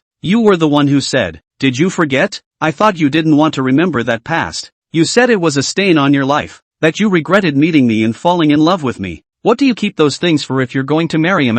Lin Lacey, I thought I was helping you. Get all that obtrusive crap out of your world. What are you? He suddenly snapped and bit her collarbone, the taste of blood spreading between his lips and teeth. Just you can tell me what to do in my life? By destroying the photo, you can erase the 3 years we were together? His palms clasped the back of her waist and pressed her into his arms, desperate to press her into his chest. Do you take me for a dead man? Ning Fengsheng sucked in her breath in pain, but she was pinched and pressed by him to sit on the mantelpiece. Burning embers brightened behind him, his cold fingers probing into the hem of her shirt. Isn't it going to burn? How about burning me to ashes as well? He sneered madly, his angry breath spraying on her trembling lashes. In that enamel jewelry box of yours? Ha! You're crazy. Ning Fengsheng inclined her head to avoid his lips, only to have her chin pinched and turned back. Hate these photos so much? You deleted over 60,000 of them from my phone and emptied 3 of my cloud drives. Spyro Nanchuan's fingers crawled up her throat. Every frame of light should be accompanied by your blood. Ning Fengsheng grabbed his wrist cuff. Chest a little bit was squeezed out of oxygen suffocation. Do what? You do not even love me to get married. The air suddenly froze. Spyro Nanchuan's pupils tightened, suddenly grabbing her left hand and pressing it against the hot marble mantelpiece. Jealous? The skin burned with a sharp pain and emitted a subtle burnt odor. He laughed and licked away her teardrops of pain. You have no business being jealous. You only deserve to eat these ashes. Grabbing a handful of paper dust and shoving it into her mouth. These smiles, these hugs. Ning Fengsheng's eyes widened as he watched him descend into complete madness. Swallow it clean. Ning Fengsheng struggled desperately, and the paper dust rustled all over the snow-white nightgown. Spyro Nanchuan was mad as hell, wanting to embed all those etched memories into her bloodstream and melt with her. That way, she doesn't presume to be able to erase their past. She froze suddenly, seeing the hideous circling scar on his chest. She stopped struggling and let the handful of ashes choke her throat. When Spyro Nanchuan saw her staring, he simply pulled the collar even further open, grabbed her hand and pressed it to his heart, caressing the dimpled scar where she had stabbed him with a knife. Burn it. He grabbed her fingers to pick at the scar. Burn this place to ashes.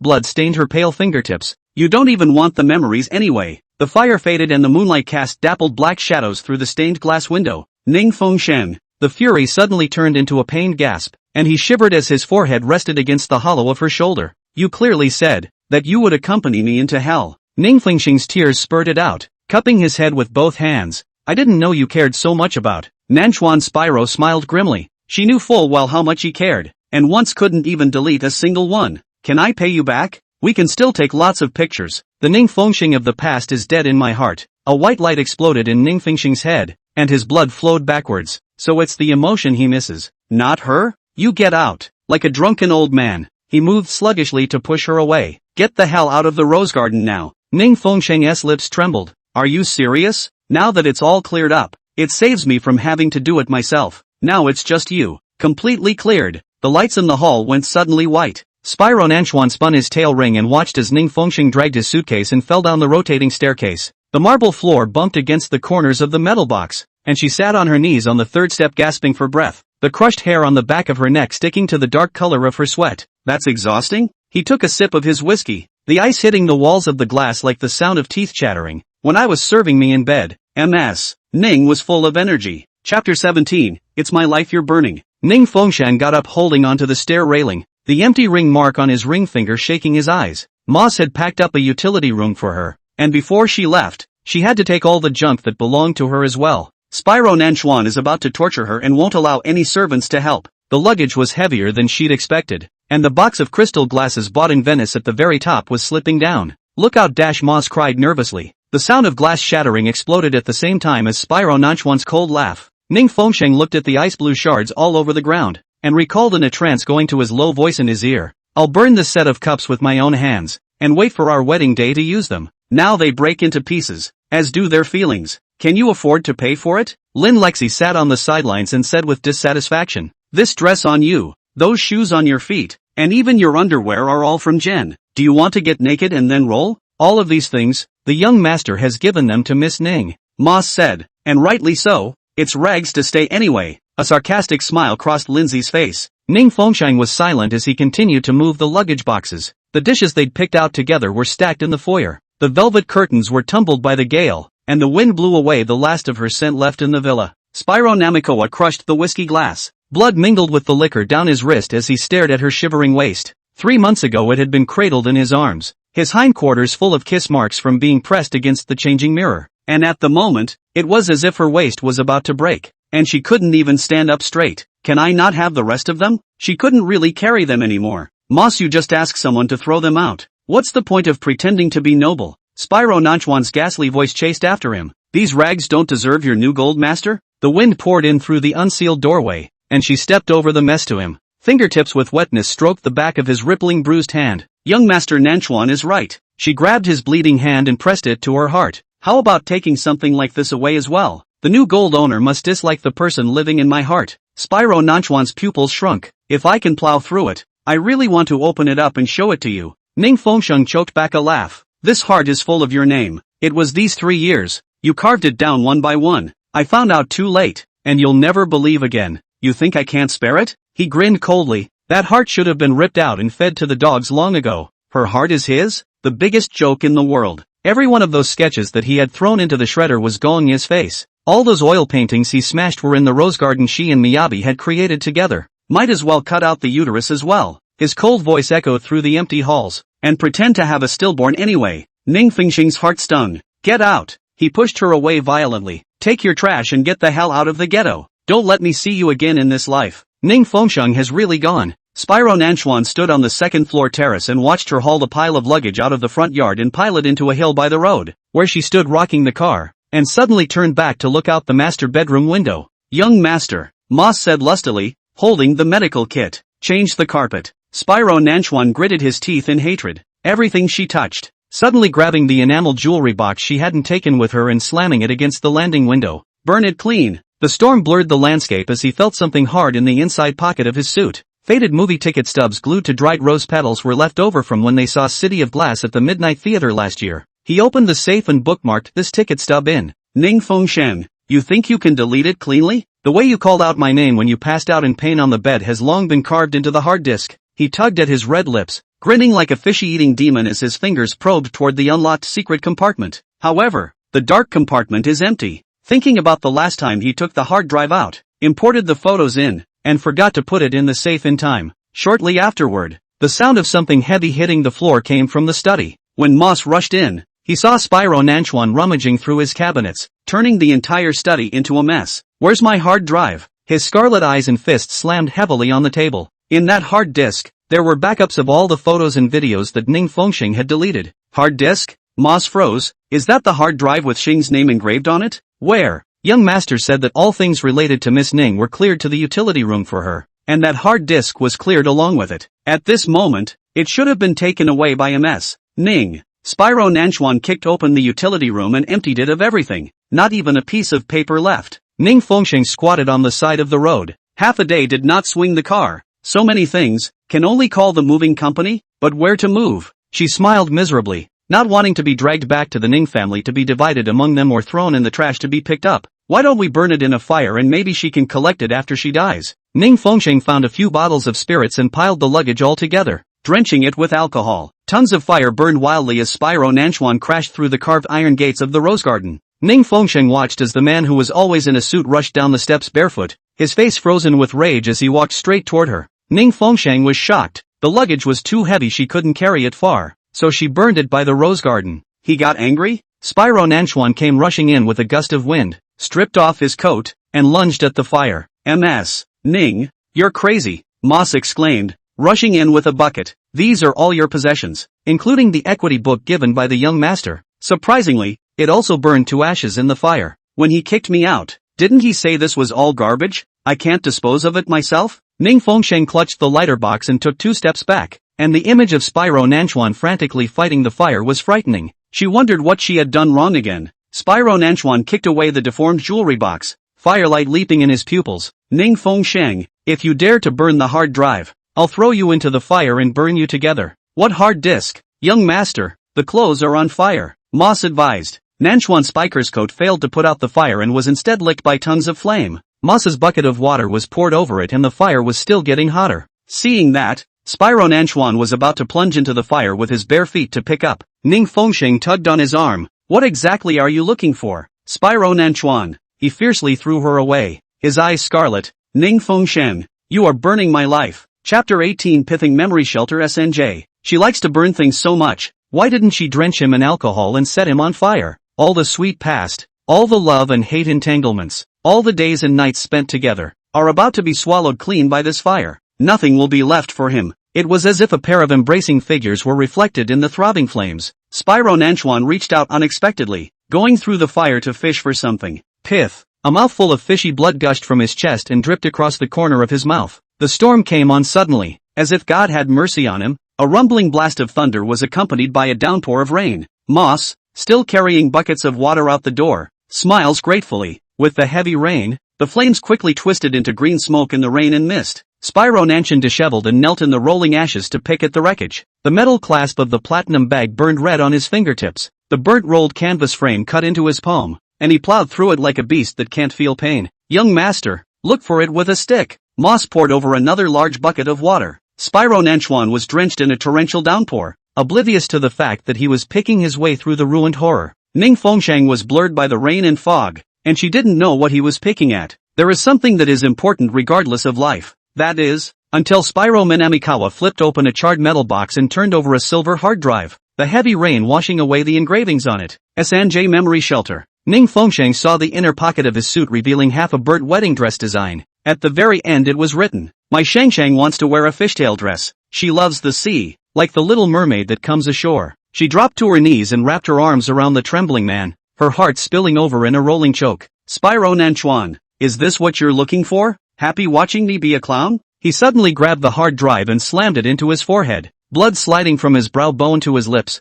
Burn it! Burn these to ashes! Why? She couldn't believe it. It's in, but you don't have a chance. I'll make another backup of the data on the hard disk. He laughed maniacally in a paranoid manner. It's in a Swiss bank vault, and when I'm dead and I'll be buried with it, and you won't be able to touch it again. Don't say it. She kissed his bloodied lips, tasting salty rain and tears. Get off! He pushed her away harshly. When Ning Fengsheng grabbed his large hand, she felt warm blood. Last night he stood in his study and said that everything about her would be forgotten and that the tattoo on his abdomen would be clean tomorrow. At the moment that skin is but red and inflamed. Obviously just replenished color. Spyro Nanchuan pressed play. The screen lights up with Ning Fengsheng curled up in the drawing room drawing designs, Ning Fengsheng with downcast eyes cutting the roses, Ning Fengsheng making dessert for the first time. Last year's typhoon. Her childhood photos were washed away by floodwaters, and he searched for 3 months to recover them. Childish. He giggled softly. The screen shows her as a teenager, twirling around in her school dress, the sunlight turning the tip of her nose honey-colored. Holy mother, he picked his lip. The screen jumps to a rainstorm night monitor, where she is soaked to the bone clutching a craft paper bag with a wet stray kitten peeking out of the opening. Ha, my name. He suddenly smiled with a cold hook of his lips. The screen is the side face of Ning Fengxing's nap. The sun was shining that day. She was lying on his lap, and it was his name that she called out in her sleep. Young master came back and locked himself in the study, and refused to take injections and medication. Slept all night in the study last night. Ning Fengxing opened the door to his room. No one dared to barge in without his consent except her. Spyro Managawa was leaning back on the sofa, one hand still holding the remote control. The high-fashion shirt is soaked in cold sweat. His face is a sickly gaudy color. At the moment the words Xing's pregnancy care record swung across the big screen and her breath caught in her throat, they hadn't had a baby yet. She looked sideways and it turned out to be a record of her life from the beginning of her pregnancy. It was only recorded up to her 5th month of pregnancy and then terminated. Young master needs a tetanus shot. The family doctor arrived with a medicine chest. Scram! Spyro Nanchuan suddenly clutched the remote control and slammed it against the floor-to-ceiling window. Who gave you permission to come in here? Me. Ning Fengxing took the blanket and covered him with it. You have a fever. Spyro Nanchuan threw the blanket away and said with a sneer, there's no need for you to cat cry and pretend. Get out of here, all of you. Ning Fengxing was silent, wrenching away his burning palm and pinching a medical swab to apply alcohol and ointment to his burning red wound. He pushed her away and she quickly welcomed him back. Spyro Manamikawa smashed his water glass for the 7th time, and she ripped open her shirt, which was clinging to her skin, and cleaned his wounds. Do I have to wear morning clothes to your wedding? Spyro Nanchuan must have been burnt out. Otherwise how could he have dreamt of that heartless woman coming to take care of him? She lowered her long lashes and carefully sterilized and medicated each of his wounds. That look in her eyes was as gentle as water and was about to melt his heart away. Spyro Nanchuan, take your medicine, she called to him softly. Spyro Nanchuan instantly snapped out of his daze. Didn't this woman leave last night? Why is she still here? Go back to the Gong family and be your canary. Or can't Gong Yi satisfy you? He raised his hand and knocked the pill bottle down. Ning Fengxing picked up the medicine bottle and the broken porcelain that littered the ground. The doctor said you have a fever.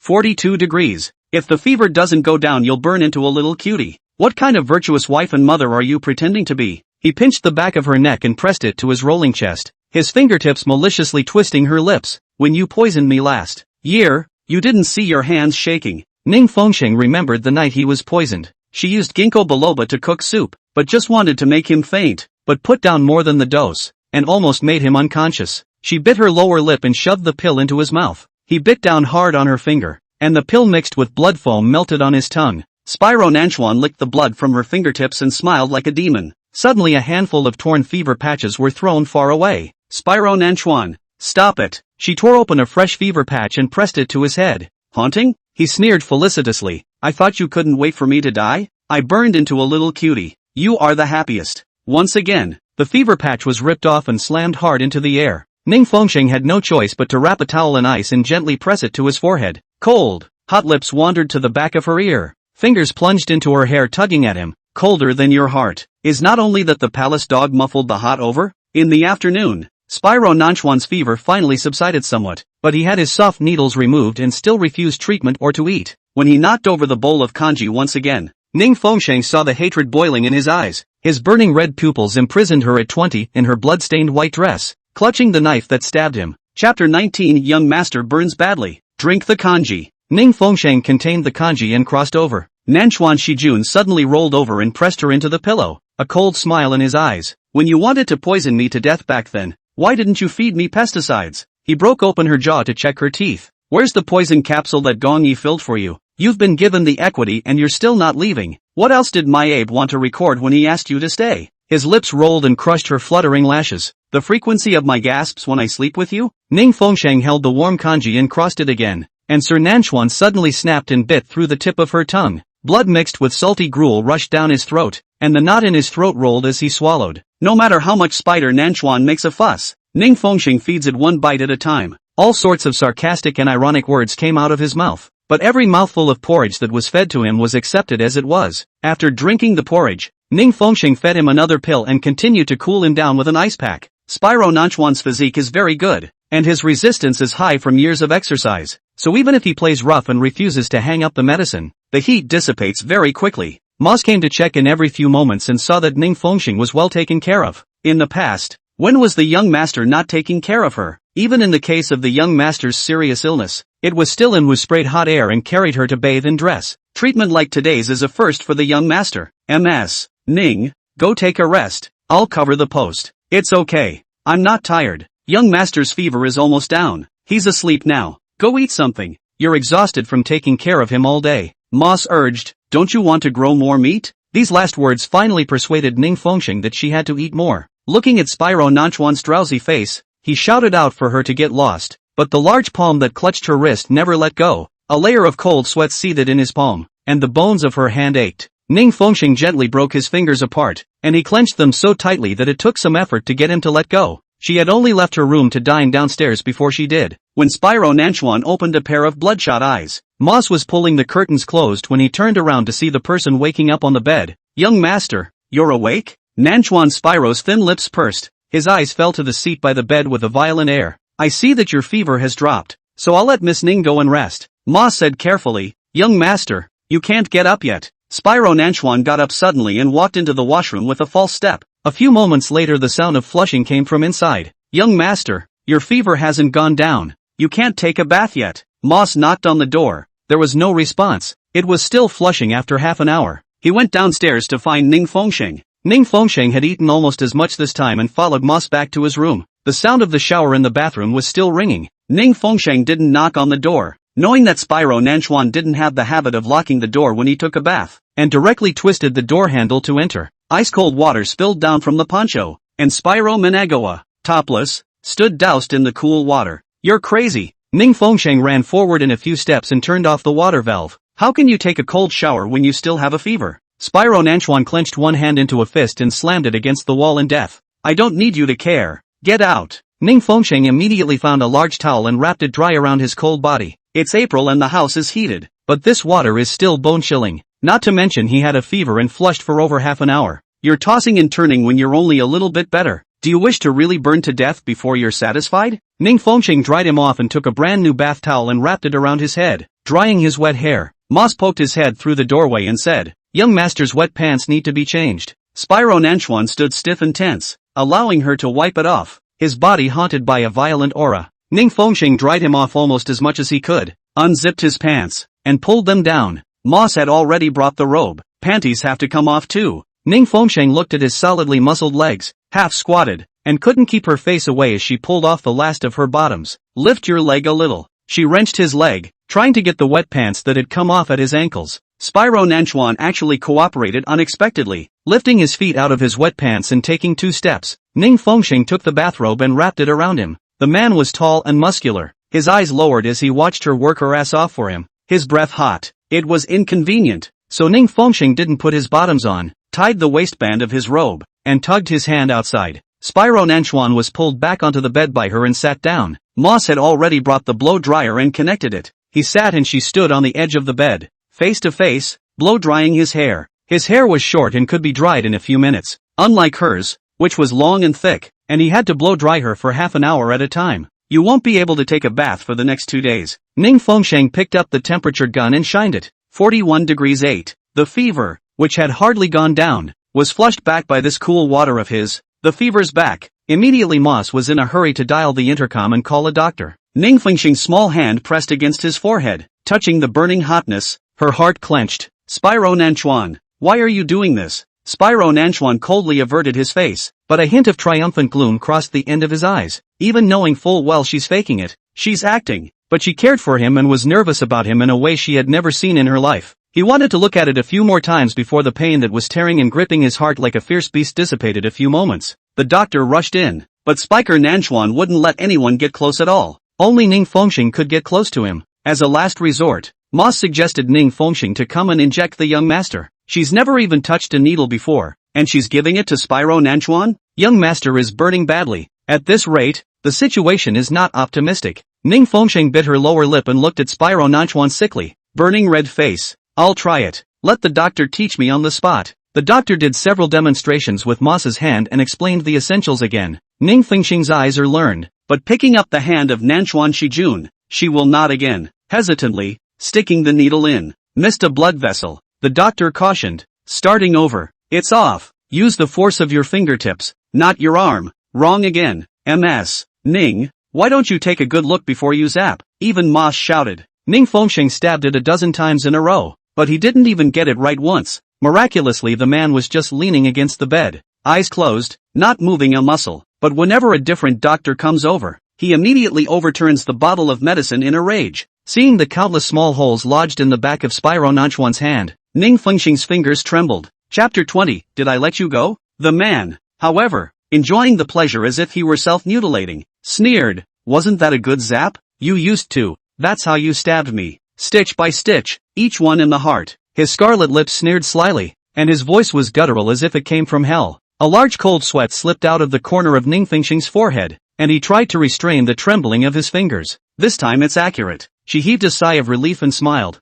Moss, give me the duct tape. Moss had only just handed over the tape when Spyro Managawa pulled the needle out, this time kicking down even the entire potion shelf. All of you, get out of here. So many people are crowded here. Are they expecting me to die? His sinister and terrifying gaze swept. Moss just had to lead the doctor away. Ning Fengsheng bit her lower lip and looked at the back of Shijun Nanchuan's bleeding hand. She had worked hard for half a day to tie it up. It was hard to tie it up correctly, but he didn't even intend to transfuse it. He was torturing her as well as himself. The torrential rain pounded against the floor-to-ceiling windows, and Ning Fengsheng didn't sleep until midnight. Every now and then, an ice towel was used to apply to Spyro Manamikawa's forehead, or to wipe away the sweat that was seething from his body. He didn't want a shot and had to be deheated in the most primitive way possible. As she rubbed him down again, she couldn't help but run her hand over the scars on his chest, her fingertips touching the hot muscles. Asterisk. Off. He shook off her hand, a high fire in his suddenly open eyes. Ning Fengsheng was surprised that he hadn't slept all this time. Don't touch me with your dirty hands that have touched someone else. Spyro Nanchuan, why don't you sleep? You can torture me, don't torture yourself. Ning Fengsheng had just probed his heat, and there was still a 40-degree fever. You get out of my sight. I'm tired of looking at your face. He growled down hard. Then get some rest. You're sick right now. You need to sleep. Ning Fengsheng placed the ice pack next to the crystal ashtray, thinking to come in after he fell asleep. Turning around, I heard the crunch of glass breaking. Did I tell you to leave? Ning Fengsheng was surprised. Didn't he just tell her to get lost? Her arm was yanked by hot palms and she was tugged and slammed into the big bed. Spyro Nanchuan's hot lips flowed over her ear, nuzzling the thin earlobe, which was her sensitive spot, and which she liked to lick maliciously every time, arousing her senses. Show, he murmured into the side of her neck. Ning Fengsheng's body stiffened, his back tightened, and heavenly light exploded in his mind. In the morning, beams of light leaking in through the cracks in the velvet curtains float in tiny dust motes. Ning Fengsheng raised her head, and in front of her eyes was the man's firm, hard chest, his bulging biceps pillowed by her small face. Her slender body was only half as big as his, and his arms were thicker than her thighs. The man's other arm was across her waist,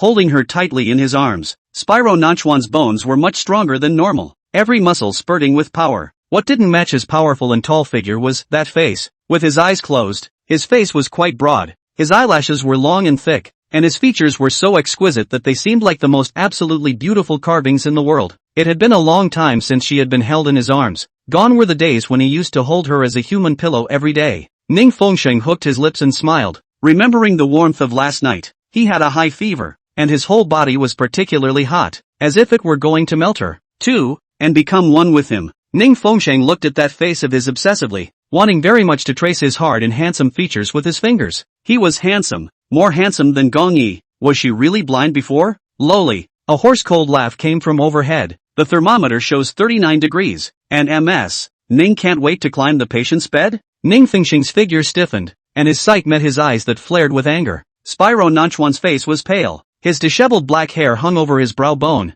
and his entire body resembled a poisoned silver knife. Need I compliment you on your improved acting skills? A few months ago you had to hold a knife to your neck before you'd undress. Now you're good at lusting after her. His large palms roamed down, tracing the warm red marks on her body. Why don't you cry? Aren't you the best at feigning pity with red eyes? His lips rested against her ear, his thumb crushing heavily over her kissed and swollen lips. Or did you enjoy last night so much that you even forgot to drop your tears? Why don't you say something? You screamed much harder than the clubhouse headliner last night, Spyro Nanchuan said viciously. Ning Fengsheng just looked at her silently, his pair of black and white eyes shining brightly as he listened in silence to every vicious word he said. Nanchuan Shijun suddenly raised his hand to cover her eyes. Don't look at me with these prodigal eyes of yours. You didn't have enough fun last night, and you still want to seduce me to do it again? Ning Fengsheng stretched out his arms and wrapped them around his neck, coming up to kiss his vicious mouth. Spyro Nanchuan stiffened abruptly. You're the most owed kiss for that wicked mouth of yours. Yesterday it was clearly you who relied on me.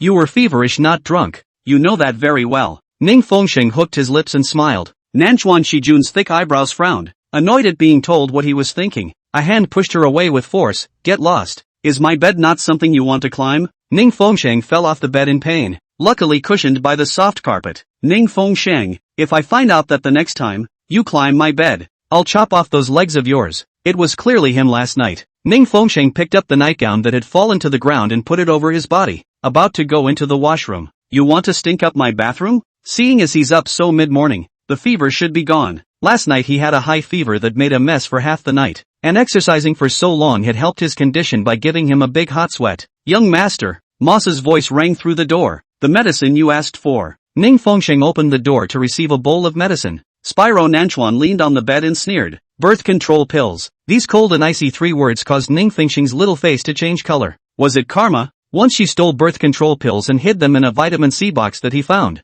Don't tell me you expected anything else. He coldly lit a cigar. Swallow it, to my face. I thought we agreed. Say yes to what? Do you think you can really change anything? If you don't drink, don't force me to pour it. Ning Fengsheng looked at the sneer that filled his eyes and tilted the medicine down in one go. She felt her heart flutter as the sour bitterness rose in her throat. All the sweetness of the early morning has been turned into bitterness by this bowl of medicine. Spyro Nanchuan wrapped up and walked over to her, inspecting the emptied bowl of medicine, stroking the medicine over her lips, his fingertips dipping into the juice and smearing it on her collarbone. I really should show Gong Yi how his fiancé is shaking under me. Chapter 21, Lick every one of your toes. Ning Fengsheng seemed to be genuinely bitter by the medicine, and his entire face was permeated with a hint of bitterness. Spyro Nanchuan indifferently averted his face and asked, how many designs are there? I don't know, a mess. Lin's preference. Then go ask her. She has more specialized design drawings than you do. You're just in time to learn. Shang Fashion Week show. Workers are taking down Ning Fengsheng's billboard and replacing it with Lin Lexi's. The light sign she designed herself was also pried off its screws and came crashing down. Careful. Don't scratch Miss Lin's face. Mr. Namikowa hates scratches. The foreman tapped the metal cladding of the new sign with a wrench. Shang is named after her name Shang, because she likes costume design. He opened for Bo She Likes. Now they actually have Lacey Lin as an ambassador endorsement. Ning Fengsheng's billboard smashed into a puddle. Pedestrians stepping cheaply back and forth. As she pushed her way in, Lindsay was adjusting her lace neck ring in the vanity mirror. Brother Jen said that you're coming to study fashion design with me? Lin lay, she swirled her mouth red across her lips. I'm just a model. You actually want to study with me? Why would Jen pick you at your level? Rely on climbing the bed. A model sneered. I heard that you do close tailoring. Measurements for Sister Lay all the way to the bed? How dare Ray's understudy? Fake come here? The Eastern European model in patent leather boots suddenly shoved her against the hanger, the studs on her boots scraping her calves. Ning Fengsheng was heavily shoved out, hearing the crunching sound of misaligned bones. Lacey-san likes galactic elements. So you learn. Galaxy? Ning Fengsheng's mind suddenly recalled that starry veil dress. Look! The mixed blood model suddenly pointed at Ning Fengsheng's chest. Her tattoo looks like Sister Lacey's. The locker room air froze instantly. At the moment Linley West was lifting up the fishtail hem of her high fashion gown to reveal the identical tattoo on her inner thigh. Ning Fengsheng lowered her eyes. No wonder Spyro Nanchuan let her wear a large v-neck today, letting the tattoo show. Turns out, he got the same tattoo for Lindsay? The tattoo became ironic and obtrusive as his heart stung abruptly. Lin Lacey approached with her 8-centimeter red-soled shoes. Jen said she's only worthy of kneeling and scrubbing the floor of our bridal chamber. Ning Fengsheng had known that he would be humiliated if he came today. And Spider Nanchuan should also be very clear. But he also had Moss deliver her. This ring, I'm told, was altered from a relic of Jen's grandmother. Lin Lacey raised her hand, revealing the ring on her hand. The original size didn't fit, and I was given an altered ring size. Ning Fengsheng looked at the ring, an astringent cold smile crossing his heart. Want to see? Lindsay took off the ring and handed it over, suddenly letting go as it rolled with precision into the sewer grate. The same place she used a second time. Compensation. I can't even afford to pay for it even if I sold you. The stylist in the studded jacket suddenly gripped Ning Fengsheng's long hair and slammed her forehead into the top of the makeup table. Blood oozed out, and out of the corner of her eye she saw the corner of Lindsay's mouth turn up. Snap. The showbook slapped her hard in the face. Asterisk asterisk asterisk asterisk. The inferior goods that Mr. Namikawa doesn't want. How about adapting the waistband of your wedding dress from the bloodstained sheets from the night you had your miscarriage? Chinese wedding dress, I guess. must be colored by her blood. She's the one who seduced Mr. Namikawa with this face like lacy sands, right? Give me a hard punch to her face. Ning Fengxing's hair was grabbed up. He received 5 or 6 slaps on the face. A trace of blood spilled from his lips, and he could only feel a buzzing in his right ear as blood flowed out of it. Then the curses she heard were significantly less decibel. Mr. Nanchuan's doting on Ning Fengxing was notorious throughout the North City, and this Shang's fashion show was said to have been created for her, with each piece designed by her hand. But he suddenly wants to marry Lacey Lin, changed the ambassador of Ning Fengxing, and changed the name of the store.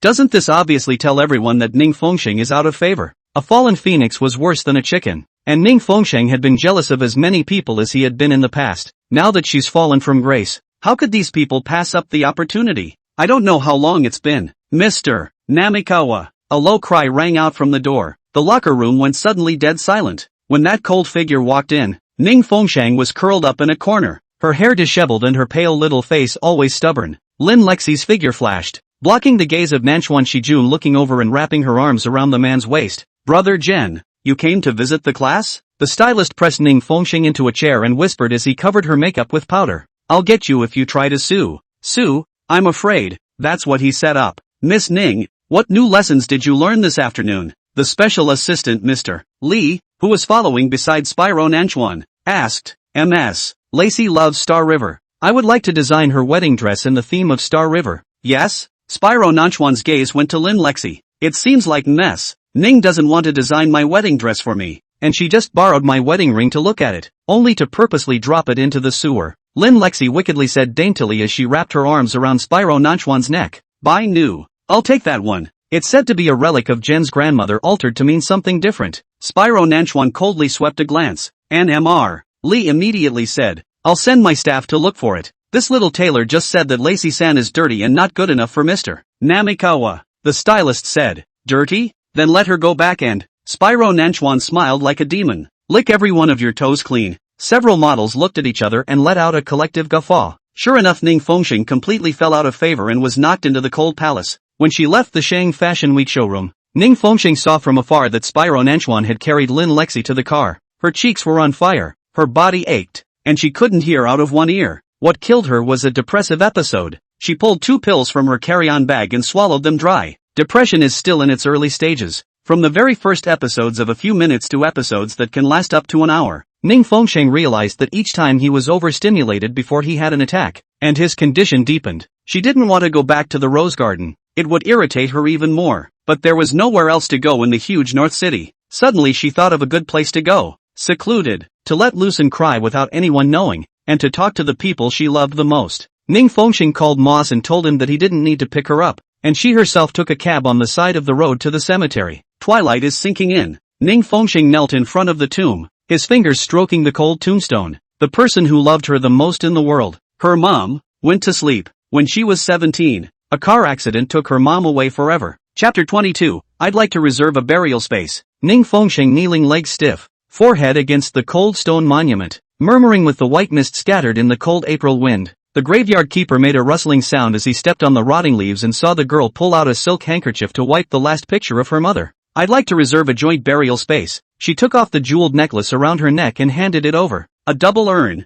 one that will fit me and my mom. The tombkeeper rubbed the jewels and said, I'm afraid that would require Mr. Ning's consent. My dad is married with a new wife, but according to the rules, add money. Ning Fengxing took off the jewelry chain on her hand. Her eyelashes hung with tears, but the corners of her mouth raised in a perfect arc. Or, lay me into the cement seal. The tombkeeper looked at her in surprise, thinking that she must be the first person to propose such a rule. You could have picked a new cemetery for a much better price. I just want to be buried with my mom. Don't let anyone find it. Ning Fengxing took out a piece of paper and wrote down his contact information, like he was signing some kind of death contract. After it's done, I'll pay you another $5 million. As the last glimmer of haze disappeared, Ning Fengxing buried his face into the depression of his mother's tombstone. Tears streamed down my cheeks and seeped into my lips, bitter like the taste of the morning bowl of birth control pills. She finally realizes that death is the last thing a depressed person can do to save themselves. Spyro Nanchuan's body was surging with a violent factor. He tore open the buttons of his shirt, exuding the violent smell of whiskey. When Moss reported for the 8th time that Ms. Ning's cell phone is off, he finally became furious and threw his glass to the ground. Moss wanted to say, will Miss Ning not come back? Spyro Nanchuan sneered. If she dares to die outside, I will raise the ashes of her entire family into the moat. Petite figures approach in the storm. She drifted into the rose garden at dawn like a wandering spirit, silent and alone, dripping with rain. Spyro Manamikawa stared at her downtrodden figure returning to Mei Yen from the second-floor railing. The knot in his throat rolling as he swallowed all of his questioning, she walked straight into the second-floor studio. The whole day, Ning Fengsheng locked himself upside down in his room, and didn't open the door to anyone who knocked. MS. Ning hasn't eaten anything all day, Ma said worriedly. Then let her starve. It's not like she'll starve to death. I saw her come back with a bad face. Asterisk asterisk asterisk asterisk off. I don't want to hear a word about her. Ma sighed, and soon after leaving he heard the stormy roar. Ning Fengsheng. The sound of Spyro Nanchuan pounding on the door was deafening, and the sandalwood door reflected his distorted face. 8 hours and 17 minutes. She's been locked up that long. Didn't eat a single grain of rice. He listened with his side ear to the rustling sound of the pencil scraping across the paper inside. Still gasping for breath. Still drawing. It seems entirely superfluous for him to worry. He turned to go, but could not resist the pain that gripped his heart. Bang! The door was kicked open by him. Morning light penetrates the stained glass. Ning Fengsheng ambles over a table full of designs. Water stains soaked between the scattered drawings. The edges of the swollen palm prints on the right side of her face flushed with purple. Mascara smudged black thorns staining her eyes. Playing dead? Spyro Nanchuan smiled coldly as he cupped her chin, but his pupils shrank when he touched her hot skin. There were fresh cuts on his wrists. Bruises that he had once thought were threats were now oozing with blood. I've heard that depression can self-harm. The gaping wound was added to the scar where she had cut her vein. Never by anyone else. Ning Fengsheng shuddered and curled up in his stupor. Mom! The doctor froze in the doorway with his medical kit, afraid to enter. Nanchuan Spyro ripped open her high collar shirt, and his breathing stopped. Damn! Neck bruise, pinch marks and dark red hickey intertwined, like a vile mandala. The night before the charming picture vividly, he ripped her dank clothes away and saw the added bruises on her body. The heart plummeted and choked. Find out. He wrapped the person into his arms, his voice quenched with venom. Who slapped her? And chop off the hand of that scumbag who touched her. Ning Fengsheng heard the demon whispering in her dreams, but he couldn't hear anything into the ear she was deaf to. You think you can see your mom after death? Spyro Nanchuan pinched the cemetery transfer agreement and pressed it to her ear, his voice so gentle that it was warring. I bought the entire butterfly cemetery. Guess if I'll move her grave to my backyard? Ning Fengsheng frowned, his ravings blocked by his hot lips. Looking at the empty space around her neck, he took the necklace and tied it on. The diamond letters of Sanjay sparkling. Spyro Nanchuan licked and kissed her and laughed softly. You'll wear my Nanchuan brand even if you go to hell. When Ning Fengsheng opened his eyes, it was as if he had lost his sight. His eyes were empty and lightless, and his body was stiff and cold and motionless. The doctor said that she was having a depressive episode, and that when patients are depressed, they have physical symptoms, some of which produce somatization disorder, which varies from person to person, and that no clear physical cause can be found by medical examination. But the condition has suddenly become serious and must have been emotionally stimulated. Spyro Nanchuan walked downstairs carrying Ning Fengsheng, and Lin Lexi was kneeling on the floor of the dining room, scrubbing the floor. Get out of the way. The man lifted his leg and kicked the man aside. Get out of the way. Ning Fengsheng was held in his arms, but it seemed like a puppet that wouldn't move. Lin Lacey, in her servant's garb, bowed and stepped back on her knees. This scene was the same as when Ning Fengsheng had been punished earlier. Would you like French baked snails or pan-fried foie gras? Spider Nanchuan hugged Ning Fengsheng to his seat, tracing his fingers over her cheeks as he asked words that were simply unlikely to get a response. She hasn't taken off her makeup and her face is still high and swollen. The more you look at it, the more it gets in the way. Lin Lexi came in with a silver ice bucket, and Spyro Nanchuan suddenly tapped the red wine glass. The wine is 0.5 degrees warmer. Don't be angry, my lord. I'll go and change. At once. And as Lin Lacey turned a plate of cherries which he had deliberately spilled on the ground, Spyro Nanchuan's icy voice vibrated. Crawl and pick it up. Lindsay fell to her knees in fear, like a dog picking up cherries on the ground. When she crawled to the feet of Spyro Nanchuan,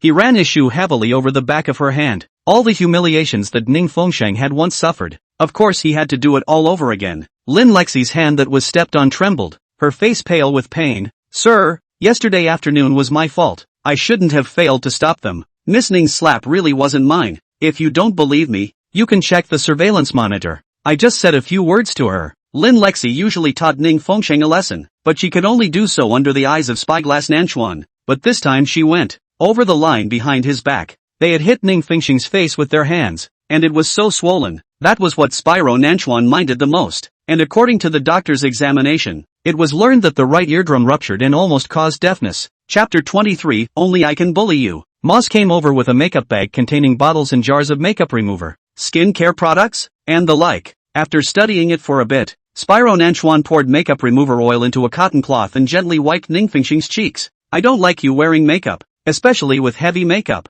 Ning Fengxing seemed to be caught up in his own world, oblivious to everything that was happening around him. Spyro Nanchuan clumsily wiped away her tear-stained face, removed her makeup, and cleaned her again with makeup, smearing her with medicinal oil. Lindsay came up with the entree. Spyro Minamikawa sliced the 5-minute cooked wagyu beef and suddenly plunged the table knife into her fingers. What are you shaking for? Afraid I'll use your fingers as dessert? Beads of blood splattered on Ning Fengxing's caviar, blooming into tiny bloody froth. Using a silver spoon to scrape away the tainted bits, Spyro Nanchuan fed her a full spoonful of black truffle. Eat more, you're too skinny. Ning Fengxing didn't know how to swallow at all, and he leaned in to kiss her, stirring and forcing her to swallow. Lin Lei she stood by the side and carefully waited, a face so pale that it was bloodless, and every now and then she was scared out of her wits by the violent chiding of the South River Spyro. Finally, she accidentally broke a can of blueberries. Ms. Lin. Spyro Nanchuan threw a table knife at the scale. How many grams of blueberries you spilled? How many milliliters of alcohol into your father's vein? Lin Lexi's pupils instantly dilated, and a suppressed sob sounded low. By the time the dessert cart pushed in, the back of her uniform was soaked and her fingers were dripping with blood. Spider Nanchuan fed Ning Fengxing a mouthful of pudding, and in passing sprinkled chili powder into Lin Lexi's wound. Ning Fengxing didn't know what sadness of heart he was caught up in, and 2 lines of tears silently dripped from the corners of his eyes. Why are you crying? Spyro Nanchuan only felt his heart suffocating as he gently licked away the tears from the corners of her eyes. This kind of filth is also worthy of your sadness? Ning Fengxing's expression was quiet, still in the rigid condensation of somatization. This look on her face simply cuts the heart of Spyro Nanchuan. Brother Jen, I won't dare to trespass next time, much less make a move on Miss Ning. Just let me off this time. Lin Lexi begged for mercy, and wanted to turn around and run away. How disappointing. Spyro Minamikawa pulled Lin Lacey's hair and slammed it into the dessert cart several times. I gave you permission to leave? That brother of yours in ICU dash. No. Lin Lexi suddenly screamed miserably. I was wrong. I won't dare to do it again. Please let me go. Ning Fengxing's long eyelashes fluttered, and she was suddenly blindfolded by Spyro Nanchuan with his big hand. Don't look at such a bloody scene. He kissed the side of her face and muffled a low chuckle. One last game. Moss came over with a large glass of water, which was the sewage that had just been removed from Ning Fengxing's cheeks. Spyro Nanchuan washed his hands with the water and said extra judicially, drink it and I'll have the doctor change your brother's pain pump. I'll drink it. I'll drink it right away. Lin Lexi picked up the glass of water and frantically poured it into her mouth. Look how willing she is. It's much more fun than torturing you. Nanchuan Shijun's fingers entwined Ning Fengxing's hair and murmured with her earlobe in his mouth. Ning Fengxing, in the past, how proud you were. Look at the way you are now. Anyone can slap you. Ning Fengxing was immersed in his own world. I'm the only one who can bully you. How dare you try being bullied by anyone else again? The last of the coffee was served and Lindsay could no longer stand up straight. Spyro Nanchuan poured hot coffee on her calf. Here's to your father. He showered over a second glass. Here's to your brother in ICU. Lindsay couldn't make a sound in pain from the blisters rising on her legs. As she was dragged out, Spyro Nanchuan's fingers played with the necklace around Ning Fengxing's neck. This kind of thing doesn't deserve you, so tomorrow I'll have someone use the Lin family's bones to grind you a new string? Moss looked at the blood welling up in the bottom of his eyes. Young master, it's enough of a relief that you tortured Miss Lin for one night. It has nothing to do with the Lin family. Shut up. I was kind enough not to let her crawl out. Moss sighed. The young master is really very violent and bloody. The end of offending him is too miserable. Ning Fengxing, you saw me lecture her? Why don't you wake up? I hate this look of you not saying a word like a puppet dead. Nanchuan Shiji clutched Ning Fengxing's shoulder and shook it hard. The doctor said that she had an attack because she was emotionally stimulated. He had just taken the heat for her. What kept her from waking up? Ning Fengxing, don't think that just because you have depression that you can hide from me. Wake up. I told you to wake up and see me. He grabbed her wrist in a sudden frenzy and kissed the tiny cut. I forbid you to self-mutilate and self-harm again. Do you hear me? Lin Lexi was in pain all over, and she soon heard that several of the models who had bullied Ning Fengxing in the show's dressing room had been beaten up and kicked onto the industry blacklist. Nanchuan Spiker named must hit the face. Moss himself moved, and he flung his slaps with a Rolex, saying it was the young master's medal for the watchdog. Ms. Lin, if you want the wedding with the young master to go on as planned, you'd better be good and not touch what you shouldn't. I've always listened to Jen. I'll rein it in. Standing on the second floor, she saw Spyro Nanchuan carrying Ning Fengsheng across the back garden and placing him on the swing set. The moonlight diffused through his bloodthirsty and cold face, and the eyes of his downcast eyes looking at her were of an inextricable tenderness. And the usual cold and gloomy face of Ning Fengsheng was simply a different person. She was the one who had underestimated Ning Fengsheng's position in the heart of Spyro Nanchuan. She really couldn't figure out why she was hurting if she loved this man, like a madman. Lin Lexi laughed bitterly. How could she have fallen in love with such a sick and twisted madman inside? When Ning Fengsheng woke up, he was again in the room that smelled of masculinity. This big bed she and Spyro Nanchuan entangled days and nights, but now no longer belongs to her. She remembered lying on her back in the studio drawing designs yesterday. When did she get into this bed? Deeply afraid that Spyro Nanchuan would appear in front of her again. With a pinch of snide remarks, she put on her slippers and ran out of the room. Back to the studio. Found that she drew that design all disappeared. Yesterday she clearly explosive drawing a dozen. Together with the scraps, there were at least 100 of them, scattered everywhere, and now there was not a single one to be seen. Spyro Nanchuan is not satisfied? Throwing away those manuscripts again? She didn't know what she had to do for him to be satisfied. It seemed that no matter what he wasn't satisfied. Her cell phone rang and she glanced at it distractedly. The ninjas. Ning Fengsheng, you and young Master Nanchuan are breaking up, aren't you? I saw that all the Shang clothing factories in the city have changed their signboards, and I inquired about it, saying that young Master Nanchuan is about to get married. Chapter 24. Be my prisoner bird for life. The caller was stepsister Ning Shanshan. That woman is called Lin Lacey, a supermodel. Such a big thing. How did you hide it from us? At least you've been with him for a few years. You begged him not to spill over to the Ning family? Ning Fengsheng laughed coldly. It was true that nothing could have expected her at all, and the moment he called, it was a continuous questioning. Don't forget, the Ning family relies on Mr. Nanchuan to get where they are today. If you guys break up, we'll all go down with them. None of my business. Ning Fengsheng said coldly and hung up the phone. She's been with Spyro Nanchuan for 3 years and he's 3.5 years older than her. He appeared when the Ning family was at its worst, when Ning's father stepped into a financial trap and went deep into prison, and a car accident took away Ning's mother, who was burdened with huge debts and tricked into a place of sound and fury by her own uncle. On that occasion of power and sex, she became a commodity. 5 million. It's her night. Liquor poured down her head. Her dress was torn and shredded, and there were even whips and bruises on her body. She fell to her knees, but never shed a tear. Spyro Nanchuan sat between the clusters of merchants, cold and arrogant, his body revealing a kingly aura that could not be concealed. Everyone was in awe of him, and she could tell right away that he was a heck of a big shot. The man shook his drink, seemingly uninterested in the woman, and swept his eyes over her with a nonchalant glance. When a merchant saw this, he immediately said attentively, "Young Master Nanchuan, if you like this woman, I'll give her to you." Spyro Nanchuan snorted coldly with a lack of interest. "Get out of my way. Don't come and get in my way with dirty things." "Ah yes. Why don't you drag her away? Don't dirty young Master Nanchuan's eyes." That night, Ning Fengsheng, who didn't say a word no matter what kind of abuse and whipping she was subjected to, suddenly pushed away the people who came to drag her away, staggered and crawled in front of Nanchuan Shiji, and tugged on his pants leg. "Please, beg me?" Spyro Nanchuan grinned his scarlet lips and raised his eyebrows high. Some people say that Spyro Nanchuan has a very heavy cleanliness, not close to the female sex. Touched his living things have disappeared. His power is so great that he turns his hand to the wind and his hand to the rain. Ning Fengsheng tugged at his pants leg in death, risking that he would bleed from her kick, and begged in a low voice, "Save me." "Can talk? I thought you were mute." He laughed coldly, the terrifying aura emanating from his body causing people to retreat. No one would think that with his fierce face, he would be a good person, let alone save lives. As for Ning Fengsheng, with so many politicians and businessmen present, she recognized him at a glance and begged only for him. She was so stubborn and proud, like a discounted white swan, but she lowered her noble head before his eyes. Spyro Nanchuan rose from his position and said grimly, "You're begging for the wrong person. I'm a demon, and anyone who messes with me is a death sentence." Ning Fengsheng's little hand was, however, clutching his pants leg with a death grip, his white, distinct eyes as clear as a stream, shining with stars. "She's so pure, purer than snow. It doesn't fit in with the filth that fills this room." Just as the entire box was plunged into a weird awkwardness, Spyro Nanchuan hooked his finger, and the subordinate moss behind him immediately understood and took her away. She was taken to a large, very luxurious house, where the maid gently washed and medicated her, and he did not appear again throughout the night. The next day she left and the maid gave her $5 million. She didn't do anything. That night was worth $5 million.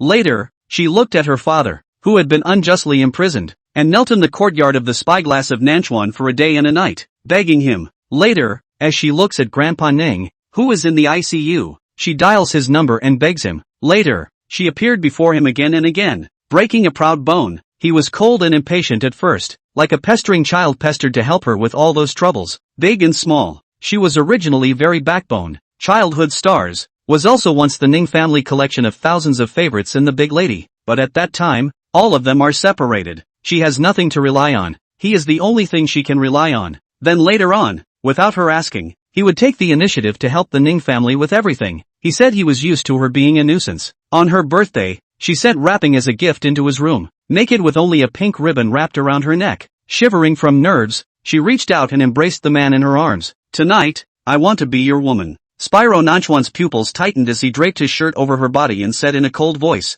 "Do you know what it means to be my woman?" Ning Fengsheng didn't know. She only knew that she had to rely on him as a big tree. He was the best ladder for her to climb up. Everyone said that by climbing up to the Nanchuan seigneur, the Ning family would have all the glory and riches in this life and the next. Sleeping with you. He laughed harshly and maniacally. There's a long line of women who want to sleep with me. Why would I choose you? What do you want me to do? I'll do anything. Nanchuan Shijun fingers pinched her jaw. Eyes looked at her deeply. Be my lifelong prisoner bird. My possessiveness is close to perversion. Diagnosed as paranoid personality disorder. No one can stand it. Genetic disease. The Nanchuan family are all born with bad seeds. Identified a person is so paranoid that they will never turn back. You can be against me, this crazy person, for the rest of your life? Ning Fengsheng simply wrapped her arms around his neck and gently pressed her lips together, using her actions to tell him to respond. Nanchuan Shiji was tense. His voice hoarse said, after making a choice, there is no turning back. Become my woman. You have to lose a lot. What? No. Like, freedom. Ning Fengsheng didn't understand how valuable freedom was at that time, nor did he understand the paranoia in his mouth, how paranoid it was, until his frenzied feelings came tumbling down on her like an edifice and she was suffocating. He put a locator on her, a monitor, who she saw every day, what she ate, where she went, even if she farted. Everything has to be reported to him in detail. Perverted to the point where he sleeps at night, he uses instrumentation to detect her dreams. Her minute-by-minute clock is not her own. In addition to that suffocatingly perverted possessiveness, he doted on her too much, spoiling her to the point where she was arrogant and capricious and lawless. As long as she wanted, he picked her the stars in the sky. When she was satisfied with everything she could have, she craved madly for what she could not have: freedom. The more she wanted to be free, the more she wanted to run away from him. And once she got the idea of running away, he turned into a demon and fell into a deadly cycle. He said she had broken her covenant with Satan, punishing her and imprisoning her over and over again. Chapter 25, I gave him what I was tired of playing with. As Ning Fengsheng was rambling on, he heard a footsteps coming from outside the door, and just by the sound he knew it was the footsteps of the Nanchuan Spyro. He opened the door, his sharp gaze swept through, and he closed the door again and left. Ning Fengsheng was cowering in a shadowy corner, so he failed to be discovered by. The sound of his footsteps was all too familiar to her. After all the time spent together, and judging only by the sound of the footsteps, she knew that he was looking for her. If he can't find them room by room, he'll go to the surveillance room and look for them. Sure enough, not long after, Moss knocked in. "Ms. Ning, so you are hiding here. He wants something from me?" Ning Fengsheng's fingers squeezed the books tightly. "It's okay, you woke up in the morning and disappeared. I thought you'd run away again. I've just been looking for you for half a day." Moss smiled awkwardly. "Breakfast was made downstairs. You hadn't eaten much since yesterday and were in such bad shape. It threw us off." "Poor form?" "The doctor said it was depression somatization or something. You were completely caught up in your own mental world. You couldn't hear us, and you were just frozen like a wooden man," Moss recalled, scaring the young master enough. Ning Fengsheng had no recollection of last night at all. "Really, I have absolutely no idea. Young master has changed a lot. His possessiveness has been tightening up. So Miss Ning should just make up with young master." Ning Fengsheng's mouth opened. "It's not that she's not willing to make up, it's that he's not making up." Moss sighed. "Hereditary disease. Back then, Mrs. couldn't stand the master's torture and chose to live lightly. Miss Ning, if you really can't stand the young master, don't force yourself with death in front of him." Ning Fengsheng shuddered and asked incredulously. His mom, after mistress left, master became even crazier. His mind was not normal. He became eccentric in nature, and he often tormented young master and his subordinates. Young master's childhood was really no wonder. The Spyro Nanchuan who died and refused to let go of her and said he would drag her to hell with him, decided to let her off the hook after seeing how scared she would look when she soaked in the bathtub and cut her veins to kill herself. His childhood? Ning Fengsheng had never tried to find out everything about Spyro Nanchuan. Including his childhood of course. No more. If young master knows that I'm so talkative, he should punish me again. Miss Ning, just go down and eat. Ning Fengxing's mind was heavy, and he didn't have any appetite for eating at all. Hearing that just made it even less appetizing. The young master is still waiting in the dining room. Okay, I'll be right there. Spyro Nanchuan sat at the other end of the long table, the financial newspaper covering his hardened eyes. Ning Fengxing just sat down and saw a small stack of wedding invitations on his seat, a chic design with red roses hooked in foil. If you want to pretend to be on hunger strike, act it out to the end. He shook the newspaper. The leaden headline Nanchuan Group acquires Ning's remaining shares, aptly covering her pale face. Or did my wedding invitation stimulate mess? Ning's appetite? Fork upside down. Trying to be like a 3-year-old retard on the hot seat? Ning Fengxing ate a few mouthfuls of kanji in silence. There were many words that came to his mind, but he didn't know how to ask them. Spyro Managa's long fingers turned the dial as if unintentionally while he was holding his teacup. Sweet and sour pork ribs and red date chicken soup are slowly sweeping in front of them. Moss was very eagle-eyed to notice this action and stepped forward to say, "Ms.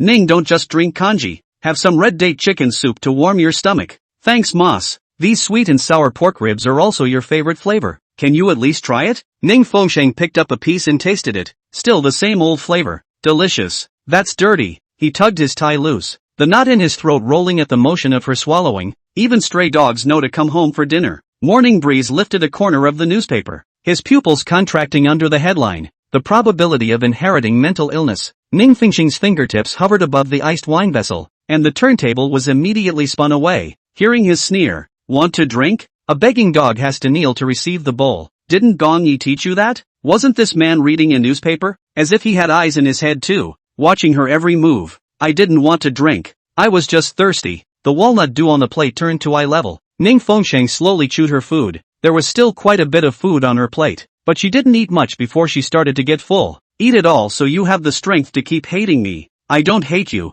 Spyro Nanchuan pulled a careless sneer until the shadows darkened before his eyes and Ning Fengxing sat on his lap. His hand crumpled the newspaper, and a pair of black-blue pupils stared at her in death. Ning Fengxing looked at the red blood under his eyes. He obviously hadn't slept well all night. His beard was scraggly and unshaven, and his hair was a mess. Ning Fengxing's fingertips trembled slightly as she cupped his face. "Let's not fight anymore, okay? You don't always have to stab me with such harsh words. It gets hard for me." Spyro Namikawa's jaw tightened in a rigid curve. "I know, you don't feel good either. Can't we make up?" Moss almost wept with joy, thinking that the young master was going to be abandoned by Miss Ning forever. But Spyro Nanchuan gave her a deep look. "Is the neckline open to the bus line waiting for Gong Yi to slip you a room card?" Ning Fengxing's eyes were red, and he really didn't know what to do with him. "Get out of here and don't talk to me. The germs in your lungs are dirtier than the Gong family's ledgers." Spyro Nanchuan pinched her jaw and twisted her face forcefully away to the side. Seeing this, Moss immediately eased the atmosphere and turned the plate of food around. "Ms.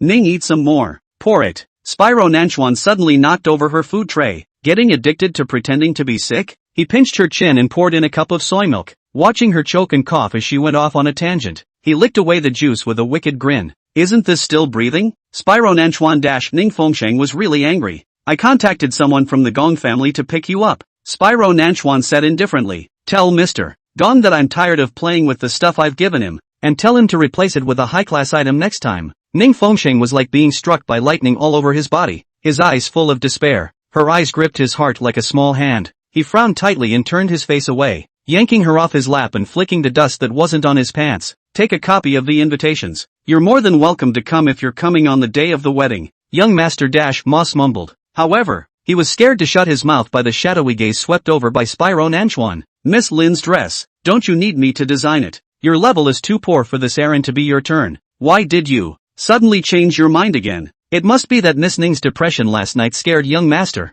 and he's afraid that if he keeps you in the rose garden, you'll get even sicker. Chapter 26. Even a Doberman recognizes his master. "Shut up." Spyro Nanchuan suddenly slammed over a lighter box. "No one will take you for a dummy if you don't talk. The combination box contains something that can put me in jail." Spyro Nanchuan kicked down the silver password box at his feet and smiled coldly. "Get what you want, and don't worry that he won't want you. As for whether or not they can send him to jail, that's up to Gong Yi." Ning Fengxing's body was tense and shivering slightly. Spyro Nanchuan rose from his chair, gave her a parting look, and turned away. "Spider Nanchuan." Ning Fengxing pounced from behind and hugged him. "I'm not leaving. Get out." He plucked her hand off hard and slammed it to the floor. "Don't let me see your demoralized face." "Miss Ning, Moss hurried up to help Ning Fengsheng up. Blast her out. Whoever dares to open the door for her, I'll break his legs. Spyro Nanchuan rubbed his vaguely aching temples and seemed to have made up his mind. Striding away with his long legs, Moss didn't dare to disobey his master's orders, so he can only call for someone to drive Ning Fengsheng out.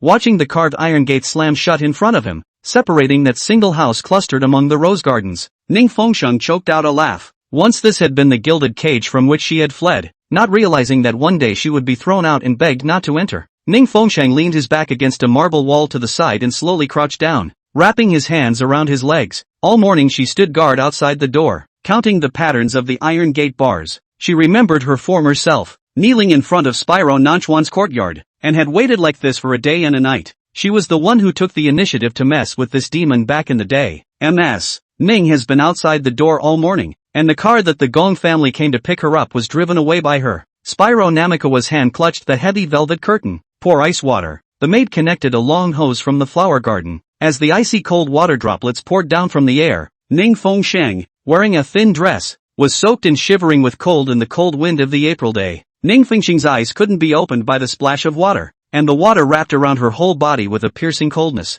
She stubbornly endured the cool water as a cold shower. The second-floor floating window flashed with the red light of a cigar, and she knew that Spyro Minamigawa was staring at her curled up in the fetal position. Just like the night of the rainstorm that year, he stood in front of the floor-to-ceiling windows watching her kneel and beg him to resuscitate her grandfather in the ICU. Finally, the splashing stopped and the garden servants collected the hose. Ning Fengsheng shivered and picked up a stick, dipping it in water to write on the dry floor. This is my home and I'm not leaving. Trying to get rid of her like that? No way. The water stain was written big enough that he must have been able to see it. Young master, why don't I send a blanket to MS? Ning, the temperature is 15 degrees. She'll catch a cold. Moss worried. She has always been resilient and stubborn. She didn't even leave when she fainted in the yard from kneeling. Spyro Namikawa swallowed 2 painkillers. Let the Dobermans out of the backyard. Young master, you know very well that Miss Ning is afraid of dogs. She was chased and bitten by vicious dogs when she was a child. Not all dogs are afraid. Small dogs Miss Ning still loves,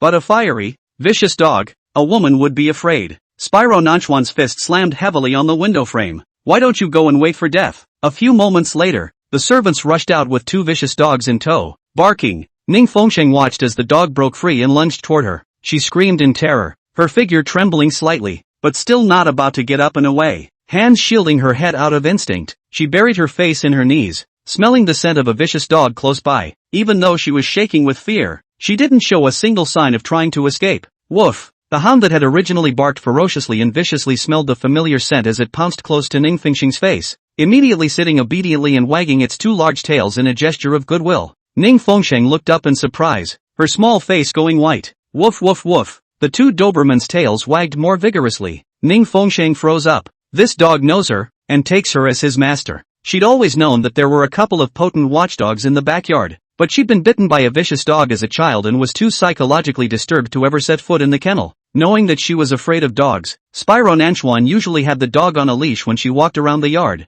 and walked the dog to avoid her. You guys recognize me? Ning Fengsheng tentatively raised his hand. Woof, the Doberman said in a submissive sprawl, even arching his head into her palm. This is the most basic duty of a watchdog, to recognize its owner. Even if Ning Fengsheng had never been close to them, they knew them. How does Ning Fengsheng know that Sir Nanchuan would have his servants take her clothes to the dogs every day to let them familiarize themselves with the smell every day, so that they wouldn't bump into Ning Fengsheng one day and have the possibility of hurting her? Young master, look, even the Doberman recognizes the master. Spyro Nanchuan's teeth clenched, breaking the window frame with his bare hands in his rage, the pain of the wooden thorns sticking into his palm sobering him up. Really know me? 1 tea bite. Ning Fengsheng raised her hand and rubbed it, and the other dog came over to ask her to rub it. Ning Fengsheng rubbed his head with one hand, and the 2 Dobermans actually laid down and pampered themselves, allowing their mistress to pet them. Turns out you guys are just as scary looking as Spyro Nanchuan. A piano suddenly stormed from the 2nd floor. The Requiem, played by Spyro Nanchuan, pierced the cold air, and in the violent syllables was heard the sound of china breaking. He likes to smash things when he's raging. It was 3:17 in the morning, and Ning Fengsheng was breathing heavily, each gust of cold wind blowing her raw, like a knife cutting through her skin. Spyro Nanchuan held up his night vision binoculars and watched as her fingers drew something in a single stroke on the ground, each movement connected to the comparison that is his name. Spiker Nanchuan. Spiker Nanchuan. Spiker Nanchuan. Spyro Nanchuan's chest choked. suddenly smashing the wine cooler. Bordeaux red wine soaked Persian carpet like a murder scene. Playing pathetic for who? He growled lowly in a suppressed voice, but crumpled the fever-reducing patch into a ball and stuffed it into his breast pocket. Moss's words are still ringing in our ears. Miss Ning got wet and froze outside all night. Her face was flushed so red that she seemed to have a fever. When a passing car shot over its telephoto lights and illuminated Ning Fengxing's pale little face, Spider Nanchuan realized that she was cutting her wrists with a brooch. Blood flowed over porcelain white skin, dripping onto the bricks and snaking into rose totems. Spyro Nanchuan slammed the siren. The moment the bodyguard rushed out, he was throwing the first aid kit out of the second-floor window. Don't touch her! Spyro Nanchuan's roar cut through the dark night as he watched the bodyguard yank up Ning Fengxing. His movements rough as if he wanted to break her arm. Who dares to touch my things? Chapter 27. Sooner or later she'll go crazy and die. Ning Fengxing's body was incredibly heavy, and every breath was hot and rolling. She was sleepy, cold and hungry, but didn't dare sleep for fear that if she did, she would freeze to death here. Offset. Depressive episodes. She half knocked her brow. And the last thing she saw before she passed out was Sir Nanchuan running barefoot to snatch the brooch from her hand and stop the bleeding from the cut on her wrist. He pressed her hard into his arms, his hot chest against her cold lips, his heartbeat thumping, overlapping with the crashing sounds of the night of her birthday when she'd sent herself to his room. Ning Fengxing. He bit her ear hard. You win. She never lost in their emotional game. What do you want from me? This time it's for my life, and I'll give it to you. A dull, low growl seemed to emanate from hell, and he shuddered more than a little as he held her dying. 39 degrees 7. Not too bad for a high fever. Cold. Ning Fengxing unconsciously curled up, his body stiff and cold. Spyro Nanchuan put her in the bathtub to soak, carefully avoiding the wounds she couldn't get wet. Ning Fengxing was soon surrounded by warmth, driving away the coldness of that icy sky. As she was carried onto the king-sized bed, the smell of hormones belonging to Spyro Nanchuan filled her with a sense of security, a scent that was uniquely his. In a trance, she saw Spyro Nanchuan on one knee, rubbing the abrasions on the soles of her feet. Don't die. At least, wait to rot to dust with me. Burn your brains out and I'll make a specimen of you and staple you to the bridal chamber. Wake up and get out. This is my last chance to let you live. Ning Fengxing, how many more tricks you have to torture me? Use them all. He whispered to himself, occasionally picking up his lips and letting out an odd chuckle. That laughter shattered. Worse than crying. The morning sun was shining, the birds chirped outside the window, and the sunlight fell in beautiful patches of light between the leaves. Spyro Nanchuan's black silk robe was wrapped around her waist, and the man's hot palm was branded on her backside, still maintaining its confining force in her sleep. Ning Fengxing opened her eyes and saw the man's incredibly handsome face, and he was holding her as he had every morning that she had ever woken up. Her fingers trembled as they caressed his face. It was all beautiful as a mirage, so unreal. As long as he doesn't open his eyes, as long as he doesn't speak, as long as he never wakes up. Ning Fengxing was afraid of the ferocious appearance of that demon when he woke up. Her fingers traced the high bridge of his nose to his thin lips. Then the man opened his mouth and took her finger in. An electric sensation shot through her body. He's awake and will soon be incarnated as a demon again. Ning Fengxing trembled slightly, preparing for the storm. I'll get out of bed and go out now, so don't be mad. She backed away, afraid he would kick her out of bed. Nanchuan Shijun's long eyelashes fluttered, opening those eyes that were more inky blue and clean than the night sky, and the bottom of his eyes no longer had that burning ferocity and hatred. Her struggling body was firmly imprisoned by his hands. The man's lean chest pressed against her. You are allowed to stay. What? Take my life all you want. I didn't want you dead. I have anything else you want to take. You name it. It's all yours. Ning Fengxing shook his head in amazement. Had the former Spyro of Nanchuan returned? I don't want anything. Just, don't say those mean things to me again. Her voice was as light as a wisp of morning mist. Just don't kick me out. Cage. He chewed on the word like he was spitting blood. That's what you yelled when you nearly broke your leg escaping over the wall last year. Did you forget? Suddenly leaned over and pinched her ankle. A leg that would have been broken had she not had the best doctor at the time to set the bones. You said this was hell for me. A prison. Now you're going to burrow yourself in? He leaned over and kissed her toes. Ning Fengxing shuddered slightly, his entire body trembling lightly. Nanchuan Spyro, say, what else are you trying to steal from me? Stealing your time. Ning Fengxing said softly, I want to keep you company until you tire of it. Ha! Spyro Namikoa kissed her all the way up her toes. Ning Fengxing trembled like a fallen leaf in the wind. He kissed her all the way to her lips. Even if I get married, you'll stay with me? As long as you don't be mean to me, scold me, or torture me, no matter what you become, whether you get married and have children, or whether you live, die, or grow old, I will be by your side. Ning Fengxing tilted her head to look into the blizzard in his pupils. Spyro Nanchuan suddenly laughed lowly, a laugh that shook his chest. not half a trace of joy, only sadness. How he wished to hold her prisoner in his arms. As you wish. He was frustrated. The entire city laid out as a chessboard at his feet, at his mercy, but she was the only one he couldn't manipulate. So, can you give me that ring back? You can buy a new one for Lindsay. Spyro Nanchuan pulled out a ring from his pocket and put it on her ring finger. If you like it, it's yours. Ning Fengsheng looked at the wedding ring, the iris flower adorned with a large blood-colored diamond. It turns out that the ring had been in the hands of Spyro Nanchuan, and he hadn't taken it and melted it down to make a new one. You still want to marry him, Lin? The wedding is on schedule. A hostile gleam shifted in the eyes of Nanchuan Shijun. She had escaped for so many years and finally broke free from his shackles. He's also convinced himself to release her. And she's stupid enough to get back into this cage? He was afraid that he would become completely evil and never let her go again. That he would drag her down with him into the depths of hell. The image of her soaking in a vat of blood came to mind every time he wanted to trap her around and go crazy with the thought. He knew that if he kept her any longer, she would sooner or later go crazy and die. Leave him, the devil, and be free to soar in the sky. Prisoner bird. The corners of Nanchuan Shijun's mouth flooded over with bitterness, his face crawling with gloom, and Ning Fengsheng, deeply afraid that he would backtrack, hooked his neck and said, "This is also very good. As long as you stay with you, I'll be satisfied." Chapter 28 Tonight, just make you cry. Kiss me. She ran her fingertips over the knot of the man's rolling throat, swirling over the rippling veins. Kiss me like you used to. Spyro Nanchuan gritted his teeth and clutched her hand. You're playing with fire. Ning Fengsheng rolled over and sat on her knees between his legs, taking the initiative to kiss him. Spyro Nanchuan's restraint is all over the place. He captured her lips hard, rolling and crushing them with an intensity like he was tearing at his prey, but his palm gently rested on the back of her neck. Ning Fengsheng tasted the bitter medicinal flavor that remained on his tongue, and suddenly remembered the image of him begging her not to leave in the torrential rain last year, and tears fell unexpectedly. Why are you crying? The man fiercely pinched both her cheeks, his thumbs heavily rubbing over the moist corners of her eyes. I've complied with everything, and you're still crying? What is there to be unsatisfied about? Ning Fengsheng, why don't you take a knife and stab me to death? Ning Fengsheng's small face was aggravated until his lips blocked the choking sobs that spilled up her throat. His large palm gently patted her back to soothe her, fearing that she would choke on her tears, and his tongue gently stirred in her mouth. Ning Fengsheng's small hand clutched the lapel of his chest and pouted. Nanchuan Spyro. The figure stiffened suddenly, her soft voice really killing him. You want to? She realized his reaction and two thin swirls of crimson colored her cheeks. After all, in all the time they had been together, she had never taken the initiative to intimate him. He has to be grateful that she can be intimate with him without resisting or rejecting him.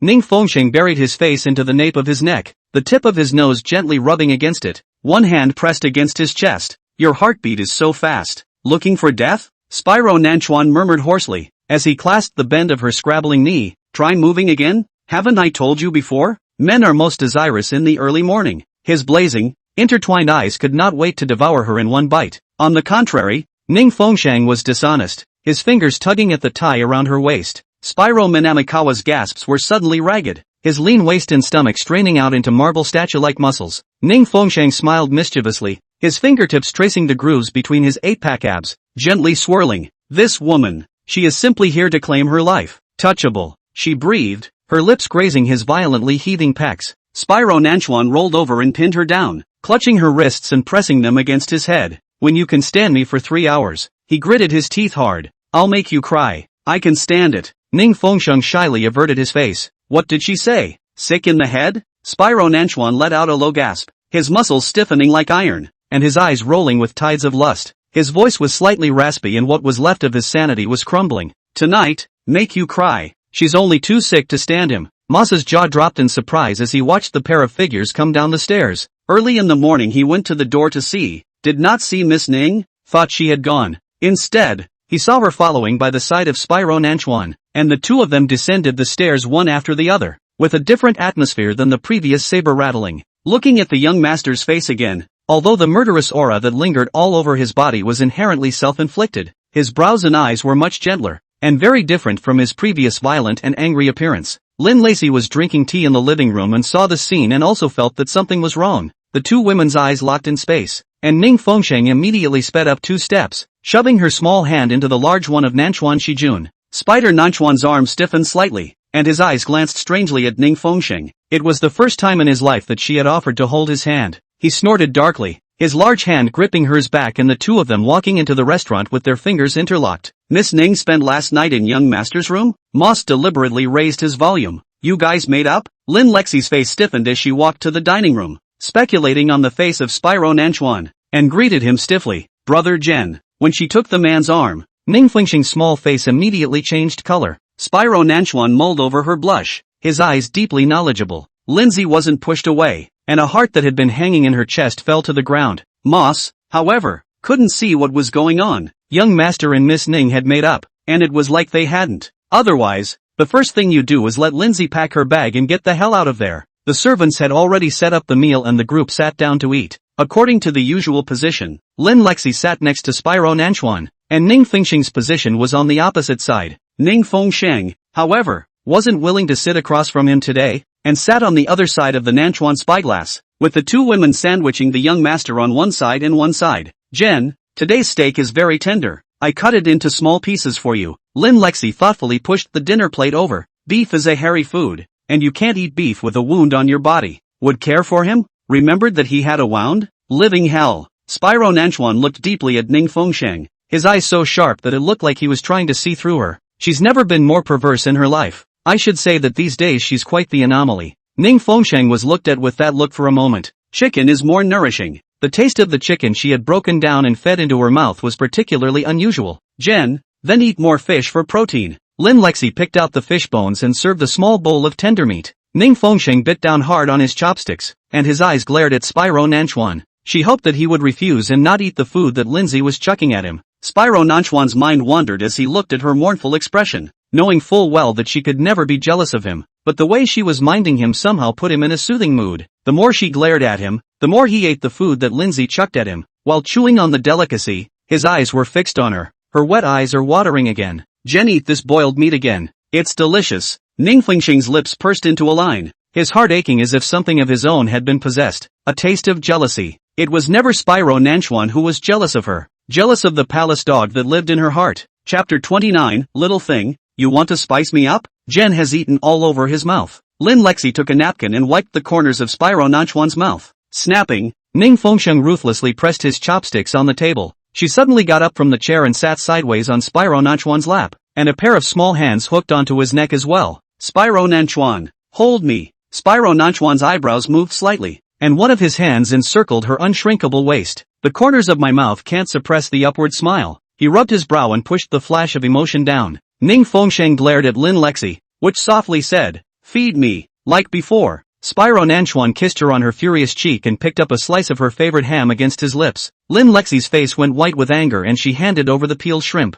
No eating. Ning Fengxiang became annoyed. Spyro Nanchuan's gaze was deep, but he didn't listen to her instructions and ate. Ning Fengxiang recalled the morning's conversation. She could do whatever she wanted, but he would also do what he wanted. She couldn't control him. The atmosphere in the air was odd, and Moss had studied it all morning without being able to read the young master's mind. I only saw the young master coming from both sides, and the two women were secretly battling it out, the battle raging. Jen, we have an appointment to go to a bridal store this afternoon to choose a wedding dress. Is there a change of plans? Lin Lexi fed a piece of foie gras mousse. Spyro Nanchuan played with Ning Fengxing's hair, his eyes darkening a few points. No change. Ning Fengxing's heart felt like it had been hammered heavily. She's ridiculous. In what capacity is she declaring her sovereignty here? The woman that Spyro Nanchuan is going to marry is Lacey Lin. But she just felt sad, incredibly sad, and looking at the man behind her with his amused look, she had nowhere to vent her anger. What are you laughing at? Spyro Nanchuan raised an eyebrow. He smiled, looking at her cheeks flushed with anger. Her snow-white cheeks were pink and tender, like a red apple that one couldn't help but take a bite out of. Ning Fengxiang was shocked, spooning up a spoonful of hot sauce and feeding it to his mouth. Jen doesn't eat spicy food. You didn't know that, did you? Ning Fengxiang, however, fed unrelentingly. Eat? Spyro Nanchuan's thick eyebrows were slightly furrowed, his eyes gazing at him as he slowly took in the silver spoon. The way he was eating it was as if it wasn't hot sauce he was holding down, but her. Ning Fengxing's cheeks flamed up. Spyro Nanchuan swallowed the whole spoonful of hot sauce, and it was like swallowing a handful of lava, a burning stomachache. He choked out a low cough and slammed down 2 large glasses of ice water. The watery liquid ran down his jaw and snaked down his Armani high-definition shirt. Little thing, you want to spice me up? Spyro Nanchuan felt like his entire mouth was spitting fire. He was the one who ate a spoonful of hot sauce, and she was the one who swelled up with a red face. It's even more endearing. Is it spicy? Ning Fengxing's breath gently sprayed on his lips.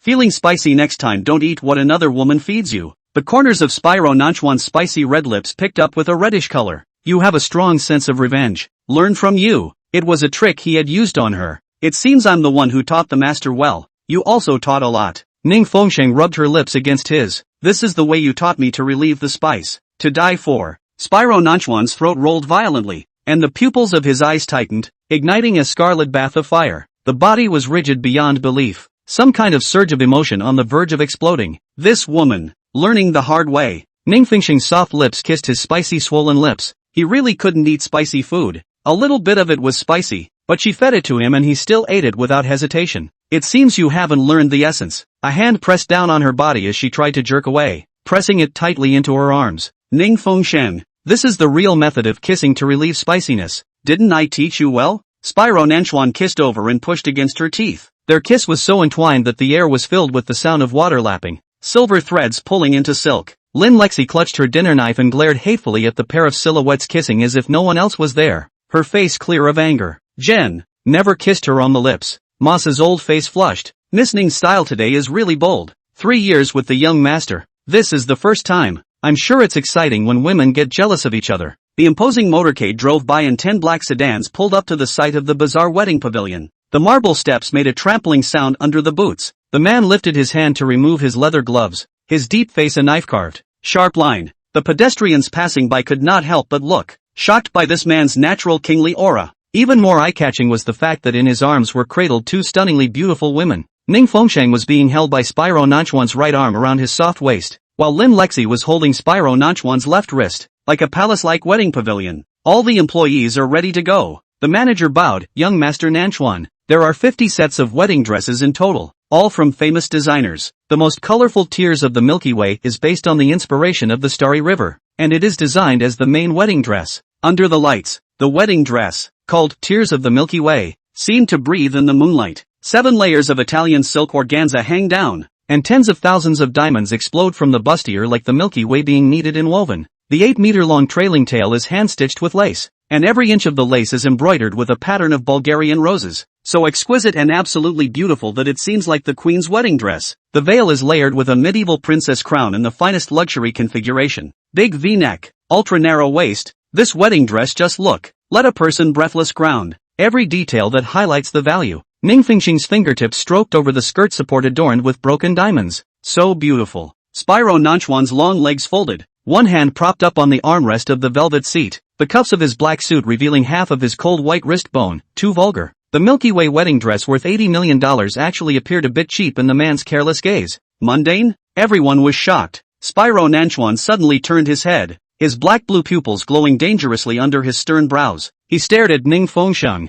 who was looking at the wedding dress with rapt attention. You like it? His cold voice asked. Ning Fengxing pulled the corner of her mouth. What was the point of her liking it? The bride wasn't her. Lindsay obviously loved it, and was shocked by the lavishness of the row, smiling from ear to ear. The clerks were flanking her and were adjusting that tiara in a 3-way mirror. Ning Fengxing's heart soured even more. Are they sisters? Like a pair of twin flowers. I'm sure it's the younger sister who's here to help her with her wedding dress. My sister is more beautiful, much more beautiful than my sister. Hush, don't you want to work if young Master Nanchuan hears you? Chapter 30. A fancier kiss this time. Try. Spyro Nanchuan tugged his dark tie loose to reveal the rolling knots of his throat, his fingertips brushing over Ning Fengxing's earlobes, his thin calluses gently twirling her ears. Let me see if Cinderella can tuck into the crystal slipper. Ning Fengxing was slightly stunned, but this was customized by you for Miss Lin. This kind of rag, Spyro Nanchuan sneered, only worthy of being used as a foot wipe for her. Jen, Lindsay's eyes reddened. It's not broken at all. I love it. Shut up,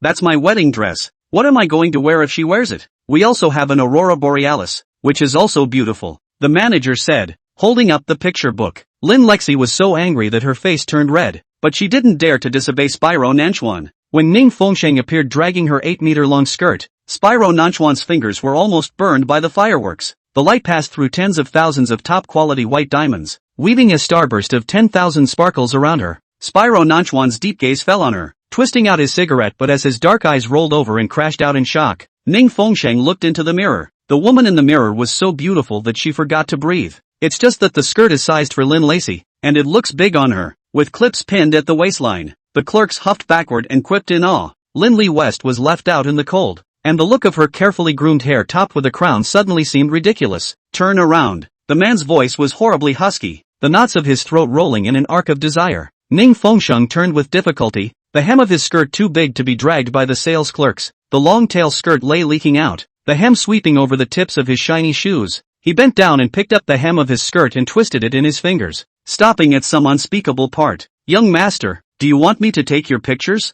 Moss carefully suggested. Spyro Nanchuan lifted his cell phone and was in shooting mode, the camera precisely framing her perfect back. At those words, his face darkened to the point of condensation. Talkative. Ning Fengsheng twisted his face and realized that he was taking a sneak peek, and the corners of his mouth lifted up. I want to shoot with you. Spider Nanchuan's eyes stared slightly. This woman has changed her nature? In the past, she was most annoyed that he was taking pictures of her anytime, anywhere. Even more annoying to have him in the viewfinder frame, if he stood next to her, unless it was a sneak peek. She never properly matched the pose. The man walked up to her, and the fingers pinching the back of Ning Fengsheng's neck suddenly tightened, branding red plum-like fingerprints on her snowy skin. Do you think you can seduce me by wearing this kind of rag? He narrowed his eyes, but his thin lips had already bit down hard on that cherry color. Ning Fengsheng's backside slammed into the cold mirror. Moss holds up the camera lens and captures the violent yet gentle plundering of Spyro Minamigawa. The man's bony palm held the back of Ning Fengsheng's head,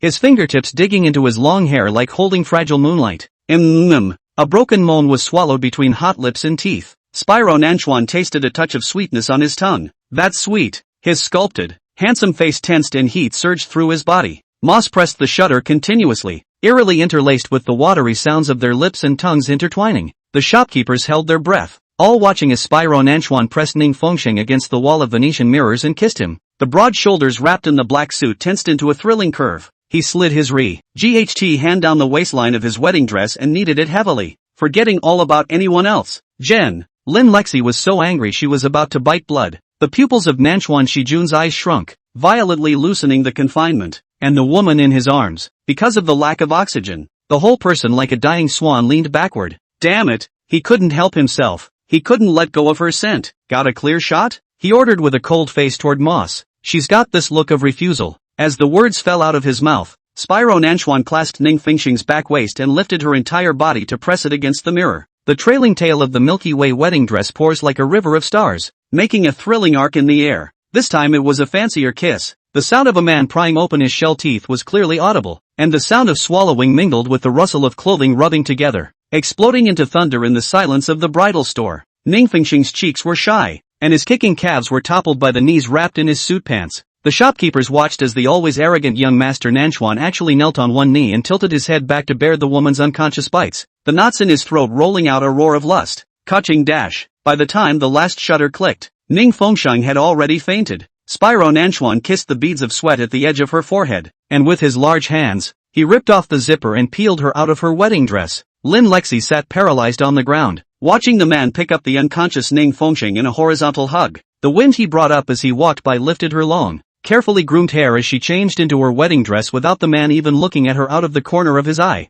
Ning Fengsheng awoke to the smell of disinfectant. Spyro Namikawa's long, folded legs were resting against the clinic's iron seat, the tips of his leather shoes tapping rhythmically against the floor. The elderly Chinese doctor pushed up his glasses and inquired about the causes and symptoms of Ning Fengsheng's fainting. Kissing. The knot in the man's throat rolled into a light chuckle as his long fingers pinched and flattened the silver cigarette case. About 10 minutes or so. At that, the old doctor's pen scratched ink spots on the chart. Ahem. The first time I've ever heard of a kiss that resulted in a fainting spell and a trip to the hospital. I'm fine. Ning Fengsheng sat up, embarrassed. Looks like the young lady is awake. The old doctor pushed up his glasses, his eyes darting between the two. The treatment room suddenly fell into a weird silence, the sycamore leaves rustling outside the window. Lining the expression on the face of Nanchuan Shijun is particularly ambiguous. He suddenly leaned over, his tie hanging down on Ning Fengsheng's collarbone, and the sense of oppression came to him. The doctor said that your body is weak and your lung capacity is not good. His thin lips grazed her burning earlobes,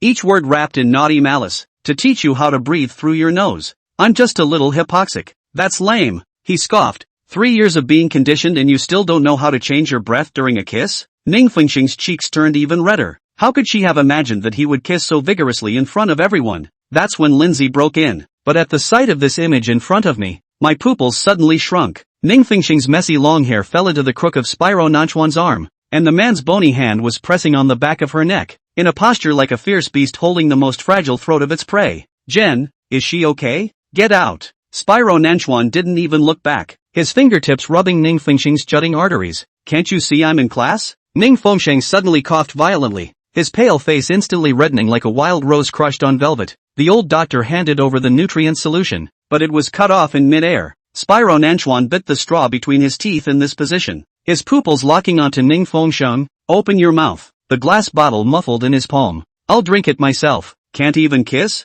Will it be good? A low laugh spilled from the man's throat and he pinched both of her cheeks, forcing her to tilt her head back. Chapter 31. What about the child who was reborn? The nutrient solution slid down the corners of her lips, haloing clear watermarks on her lapel. He rubbed his thumb heavily over her lower lip, his voice dark and terrible. Can't even swallow. Really, a stupid woman. Leaving the clinic, Moss was carrying a bunch of tonic medicine in his hands. MS. Ning does need to be nourished. There's a baby parlor next to the clinic, and the scent of Australian goat's milk floats strongly in the air as the group heads out. Ning Fengxing stared at the milk can in the window, remembering when Spyro Nanchuan said he didn't want her to breastfeed and that it would hurt if the baby's teeth bit down, and her pair of softness was uniquely his preserve. Look at this soothing doll. Jen. Lin Lacey eyed the Muppet set up in the doorway and picked up a big gray wolf with a blue bow tie. It's got words embroidered on its belly that just happen to be Jew. Your name. The shopper smiled and said, these soothing dolls can be embroidered with the baby's name. Is there a lay?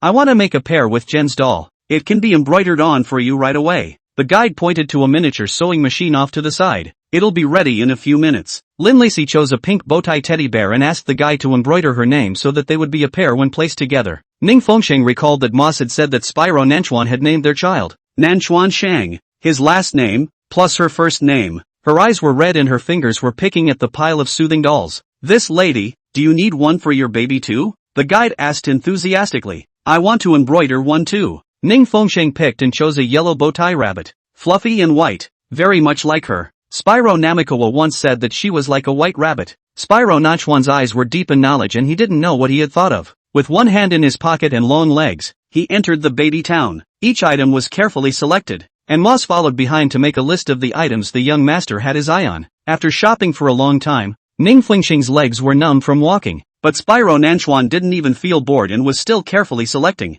When they passed the souvenir section, the guide said they could purchase long lifelocks, which are for blessing children. Spiker Nanchuan's eyes stopped at the display case. Pure gold collar lock engraved with long life. Sir, like this one? You can also engrave the baby's birth date and name on the lock. The baby isn't born yet. There's no rush to buy it. How could Lin Lexi know the baby's birth date? Instead, Spyro Nanchuan's finger pointed at the collar. Wrap it up. Their favorite daughter, Nanchuan Shang, passed away. What Lin Lexi was carrying in her stomach now was his and Ning Fengxing's second child. He was picked from the start at the genetic screening to be a girl. Nanchuan Shijun picked his lips and smiled coldly. It would be best if this child was like Ning Fengxing on all fronts. Not like him one bit. In the future, on the day she leaves, this child will be the spiritual thought that will keep him alive. In the underground parking lot, Moss found the entire Hermes baby gift set in the trunk of the Rolls-Royce. There is also a chic golden box. The ribbon tie is the cherry blossom knot taught by Miss Ning. The golden lock piece inside the box is engraved with the words gifted by the loving father, the spieldom of Nanchuan, and the date is the day of Miss Ning's induced abortion surgery. Moss opened the box to see a chicly crafted solid gold collar lock, only to see long life engraved next to the name of the little miss engraved, Nanchuan Shang, and 1218 words, the child's death anniversary. In the back seat, Lin Lacey was stroking the back of Spyro Manamikawa's hand, the wedding ring on his index finger having long since been replaced with a skull. Ning Fengxing had been very sullen, his face looking out the car window at the scenery flashing by. Does Ms. Ning like children? Do you want to feel the fetal movement? Lin Lexi suddenly yanked over her hand and pressed it to her abdomen, saying in a voice that only two people could hear. Maybe this is the rebirth of the child that Jen died young. Ning Fengxing trembled, his back stiffening. I was pregnant with that baby just after it passed away. It must have known how much Jen loved him and couldn't wait to get back to Jen. Don't you think? You don't even know how sad Jen was on those days. What a miserable life it was. Ning Fengxing viciously drew his hand back. So, Spider Nanchuan put his love for that aborted child on the baby in Lin Lexi's belly? Do you know why Jen chose me? Lindsay whispered in her ear. Because I would have loved Jen's baby as much as I could have fought for my life. If only one can be saved on the operating table, it will never be me. At this point, Ning Fengxing had indeed lost. She's not a good mom. She's even an evil mom. When they arrived at Rose Garden, the mall car had just arrived and the maids were unloading from it. Ning Fengsheng looked at the large and small boxes piled up all over the living room as the maids unpacked them. Nanchuan Spyro chose with great care, from big cribs to small bottles, all of which he personally picked to be of the best quality. This child of Lindsay's, he obviously values and looks forward to. Ning Fengsheng was in a trance. He didn't think that Sir Nanchuan was a man who liked children before. He never teased children. Once in the square a child got close to Ning Fengsheng, and was scared to tears by Sir Nanchuan's fierce face. Spyro Nanchuan, you don't have any love. Why do you have to be mean to children? Kids? That's a pain in the ass. Do you hate children? Why? I hated it when I was a kid, don't you think? So if it was me when I was a kid, you hated it too? Barely like it. So reluctant you don't like it. As many things have since verified, Spyro Nanchuan does hate children. He would get very annoyed when he heard the sound of a child crying on the road, berating his bodyguards to stop the sound of the child crying.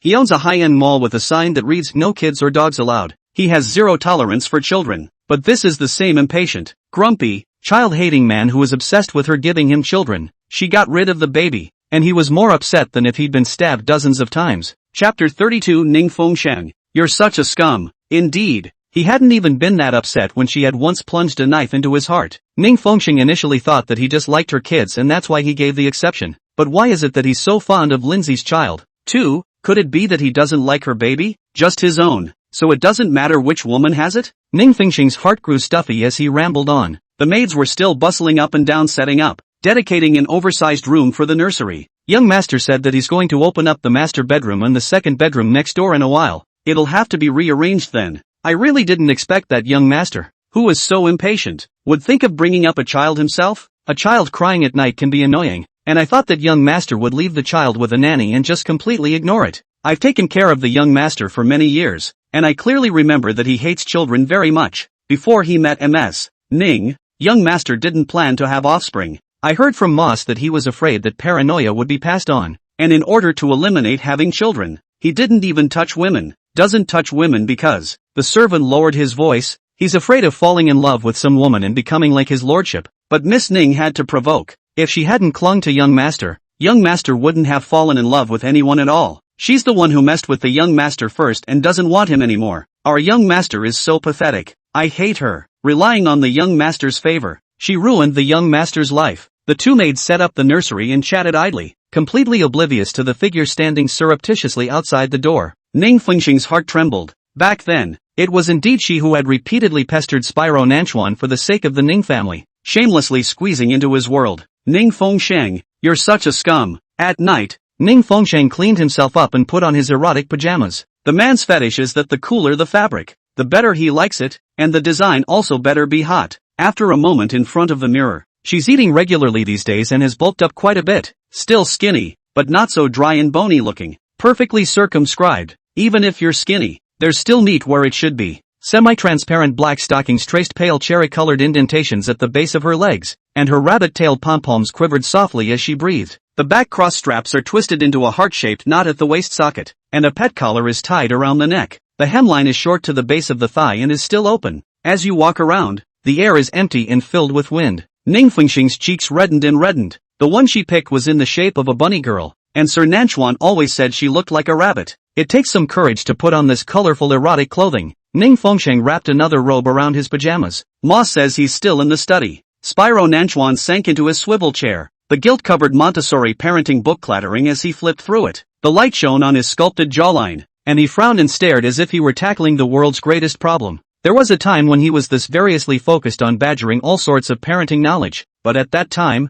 reading these books was to welcome the little life in Ning Fengsheng's stomach. And this time, it's in anticipation of Lindsay's. Ning Fengsheng's heart sank. She didn't like the idea of Spyro Nanchuan's gentleness being divided between a second woman, and what had been done for her, being replicated to someone else. Standing at the door to watch out for me? Spyro Nanchuan clearly didn't raise his eyes, but he saw her. Chapter 33, Giving Spyro Nanchuan the Deadliest Strike. You're looking forward to the baby in Ms. Lin's belly? Spyro Nanchuan tossed the book aside, but out of the corner of her eye she caught a glimpse of the notes that filled the room. It's the same notes he used before when she was pregnant, and now he's taken them out again to continue recording. Ning Fengsheng's heart soured even more. So as long as it's a child. Spyro Nanchuan cupped her chin. You care a lot? This was his and Ning Fengsheng's second child. His destiny. and of course he was looking forward to it. But he would never tell her the truth, so that she doesn't poison the boy again. He can't afford a second painful blow. He'll go completely insane. What are wearing? Spyro Nanchuan's eyes swept over her neckline and his gaze was drawn away. She's obviously wrapped up tightly and he's actually eagle-eyed enough to see what's going on. Ning Fengsheng bit her lower lip and looked down, but it turned out that the large V of the robe's bodice was revealing the lace inside. He really is just perceptive about this kind of clothing that is on the erotic side. I was going to surprise him, but saw that his attention was on the baby. Her good mood was all gone, and she even backed off. The man's big hands were about to come at her nightgown. Ning Fengsheng ducked backward. Dare to wear, dare not show me? Spyro Nanchuan's eyes went scarlet by a few degrees. Still blushing? His red lips drew back, and one hand tugged at the silver chain dangling from her neck and rubbed it, guessing what was going on. Sure enough, the man loved to see her in strange clothes, and this hadn't even been opened for him to see before the knot in his throat began to rise and fall heavily. What's the shame? He clutched her arm as he watched her cheeks flush and pink. Don't. Here. Ning Fengsheng pressed his hand. The corners of Spyro Nanchuan's mouth hooked up in a low smile, and his voice was low and hoarse. Love clothes? The slightly gravelly voice ground over his ear, and knowing that her ears were the most sensitive, he blew hot air on purpose. This man's voice changes when he's in love. Ning Fengsheng, you've come out on top. Used to want her to wear these clothes for her, only by force. Ning Fengsheng's cheeks turned even redder, and her eyes were still watery. Spyro Nanchuan's eyes tightened, and that hand couldn't help but grab her robe, wanting to open it to see what was going on. Ning Fengsheng favors tightly gathered lapels. Wasn't it just to show me? Spyro Nanchuan cupped her stubborn little chin. Let's go to our room. She lifted her collar and showed him a little. Spider Nanchuan's eyes tightened even more. His throat choked. Hell, he simply couldn't resist the slightest flirtation with her, visible to the naked eye. The man's body began to harden and his eyes went scarlet. You can't do anything else, but your ability to seduce people is unique. When did she seduce him? This is the first time? In the past that was all about his own liking to be in heat. She just spun around in front of him, and he could interpret it as seduction. Ning Fengsheng lay on his shoulder, softly breathing in his scent. Spyro Namikoa picked her up and kicked away the chair that was in the way, panting all the way back to his room. On the contrary, this woman hanging onto him, those small hands groping in his arms. Spyro Nanchuan's voice was hoarse. Don't move. Staggering, he slammed open the door and slammed the woman onto the large, soft bed.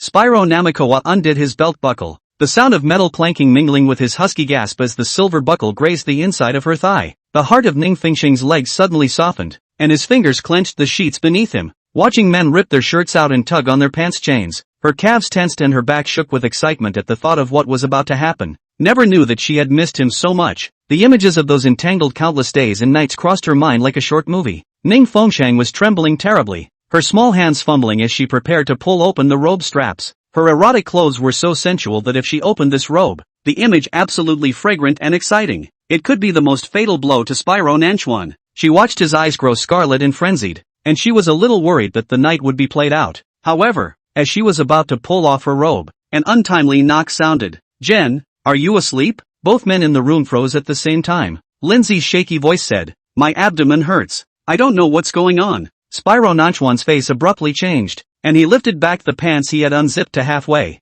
and rushed over with a few big steps to pull open the door. Lindsay was decidedly blue, her lips white, and one hand clenched over her abdomen. Shijun Nanchuan picked her up across his arms and sent her towards the bed, and Ning Fengsheng watched in surprise as Lin Lexi was sent to lie beside him. Then he gently stroked her stomach with one hand and rang the call bell with the other. Where does it hurt? Here? Or here? Well, Jen brother, you don't press. It really hurts. Lin Lexi's forehead was sweating. Not like it was an act.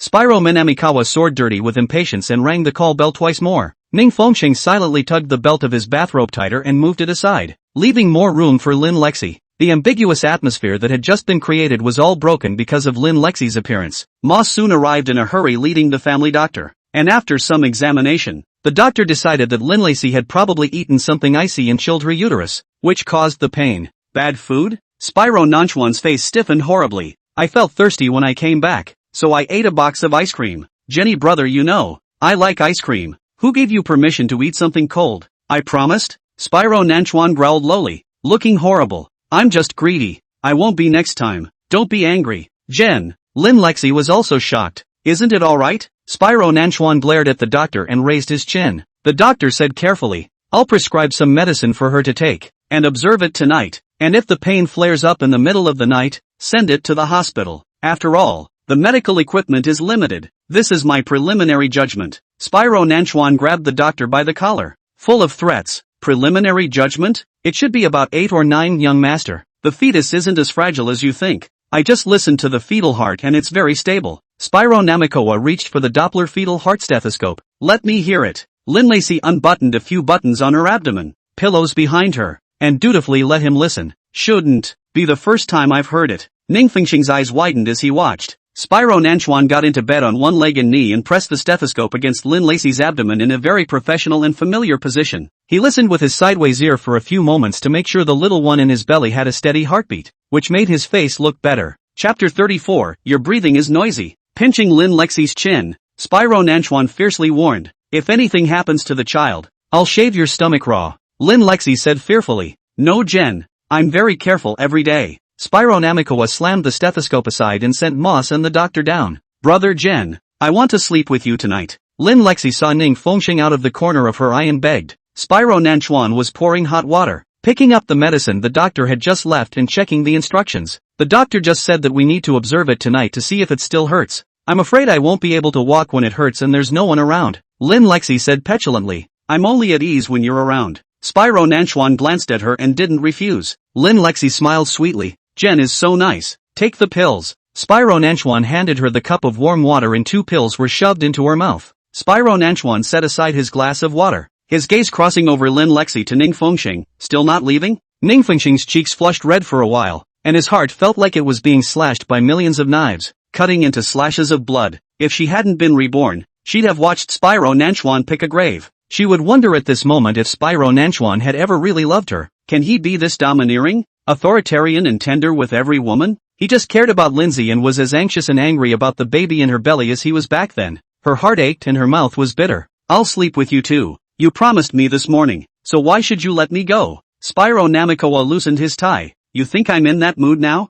It doesn't matter if you don't. It's fine to simply sleep. Ning Fengxing exhaled heavily. Anyway, we don't have much time together, and I cherish every day I can be with you. When today passes, there will be another day missing. She wasn't sure yet if she was of a character to put up with it until his wedding day. Time flies and it's less than 2 months until his wedding date. Lin Lexie looked at Ning Fengxing in surprise. 1 bed, 3 people? Spyro Nanchuan snorted. Whoever can't take it, get out of this room. The baby doesn't mind 3 people sleeping together. It's just sleep anyway. The baby needs Jen tonight. Lin Lexie tenderly stroked her abdomen. I'm going to sleep in the center. Ning Fengxing wanted to separate those two, or else he was truly afraid that he would vomit. Lin Lexie had an opinion but didn't dare to snap, checking out Spyro Nanchuan's face. The man didn't object in the slightest, and she was angry but had to hold her tongue. Moonlight spilled over the window. Lindsay's orange blossom perfume diffused from her left side, and Spyro Namikoa's hot body heat was on her right. 3 torsos make a strange picture on a handmade Italian mattress. Is Jen afraid of the dark? Lin Lacey suddenly rolled over, the silk nightgown halter slipping off her shoulders. A cold light flashed in Spyro Nanchuan's eyes. Turn off the lights. Darkness engulfed the entire room, completely plunging it into silence, and Ning Fengxing heard the sound of fabric rubbing from his left side. Lin Lexie's ankle pressed against the man's calf, and the wrist chain bells chimed softly. That was the style of anklet Ning Fengxing had worn during her pregnancy. As long as she made the slightest movement, that bell immediately rang, and Spyro Nanchuan could hear her every move. She kicked Lin Lacey's crossed leg out of the way and turned to burrow into Spyro Nanchuan's arms. Hot. Instead, the man's hand pushed her away in the darkness, and the scent of woman mixed with hormones festered between the 3 of them. The doctor said that Lindsay's abdomen was cold and that the air conditioner couldn't be too low. There are 3 other people sleeping in the bed, so of course it's hot. But, Spider Nanchuan is not the heat of the body, it is the heat of the heart, the heat of the blood. Ning Fengxing's scent was close at hand, and as she burrowed into his arms, that dormant desire ruffled. Damn it, he thought, damn it, but can't have her at this point. Spyro Minamikawa rolled the knot in his throat in the darkness and tugged at the robe sash. Ning Fengxing's shallow breath sprayed on his chest, causing him to tremble. Spyro Nanchuan, are you shivering? Ning Fengxing felt the man at his side breathing heavily and reached out to probe. Spyro Nanchuan immediately clutched her hand and warned dangerously. All sleep. Anyone who moves again gets the hell out of bed. Ning Fengxing looked up at the outline of his jaw in the darkness, counting the number of times the knot in his throat rolled until he said in a muffled voice. Noisy. What's the noise? Ning Fengxing, your breathing is noisy. Spyro Nanchuan's panting intensified as he chided in a low voice. Ning Fengsheng was surprised. Her breathing was very light and shallow. There wasn't much sound. Asterisk asterisk asterisk asterisk often sleep next to me. He suddenly yanked Lindsay between the two of them. Ning Fengsheng was almost squeezed off the bed, his body isolated by Lin Lexi, and tears of aggression spilled out. Lin Lexi finally got her wish to sleep next to Shijun Nanchuan, or was pulled over by him personally. The corners of her mouth pulled up in triumph, and she deliberately used her butt to push against Ning Fengsheng to move out of the bed. Fortunately, this 3-meter wide bed was big enough, and Ning Fengsheng rolled over, curling up alone with his back to the two people behind him. Tears kept pouring out of the corners of his eyes like he couldn't turn off the water valve, wetting his pillow. She shed so many silent tears that her nose was blocked, afraid that the sound of her huffing and wiping her nose would disturb the two people around her. She went into the washroom in the dark and turned the spout on full blast before she dared to cry and blow her nose. In the mirror, her eyes were red and swollen from crying and completely unattractive. Ning Fengsheng, what are you still staying here for? Making a fool of yourself? You can be really cheap nah. She would have gone back to her room in silence, but watching Lindsay hogging the spot that had belonged to her, she was fiercely resigned again. To leave at this point would be to be defeated by Lindsay, who conceded defeat. In the morning, Ning Fengsheng woke up before dawn, and actually didn't sleep much all night. As long as you close your eyes, those tears won't stop flowing, as if you don't need to pay for water. Before knowing Nanchuan Shijun, she was very stubborn and seldom shed tears, but after she was spoiled by him, her character drifted, and she couldn't move without being red-eyed and aggrieved. Probably she subconsciously knew clearly that she could control Nanchuan Shijun's joys and sorrows. A single tear from her could compromise his violence. There was a time when all she had to do was cry, and it was the biggest killer of all. He'd called her a little crybaby, but those tears were nothing compared to now. But now no matter how many tears she sheds, Nanchuan Shijun looks on with a face that is numb and indifferent. Ning Fengsheng, don't show him your lack of talent again and let him taunt you. Ning Fengsheng cleaned his face several times, letting the sour, sad feeling suppress. But when she opened the door and saw that Lin Lacey had somehow burrowed into the arms of Spyro Nanchuan, while the sleeping man's hand naturally wrapped around the woman's waist, the image of the two of them sleeping together in an intimate embrace, again deeply stimulated Ning Fengsheng's eyes. Chapter 35. Tell me why you're crying. Tears spilling out again. Perhaps in her absence, Spyro Nanchuan often slept cuddled up with Lin Lacey like this. They slept so naturally in such an intimate position against each other. Ning Fengsheng stood by the bed, like a wisp of a ghost, staring resentfully at the sleeping man and woman embracing the bed, tears flowing noiselessly. She didn't know how long she stood there, the light from the window coming in, the chirping of birds chirping, and one of her legs going a little numb from standing. Spyro Namikawa's body turned a bit, as if he was about to wake up. Ning Fengsheng jolted awake. A few quick steps rushed back to the washroom. The sound of the door to the room locking finally woke the person in the bed. Spyro Nanchuan's eyes were still open, and his hand subconsciously rubbed towards the woman in his arms, leaning over to smell her body odor. However, the pungent scent made him cringe, and his body immediately resisted as he shrugged the person off. Nanchuan Spyro opened his scarlet eyes. Which damn woman didn't want to die and dared to climb his bed? Before Linley West could react, she was kicked out. She was in slight pain.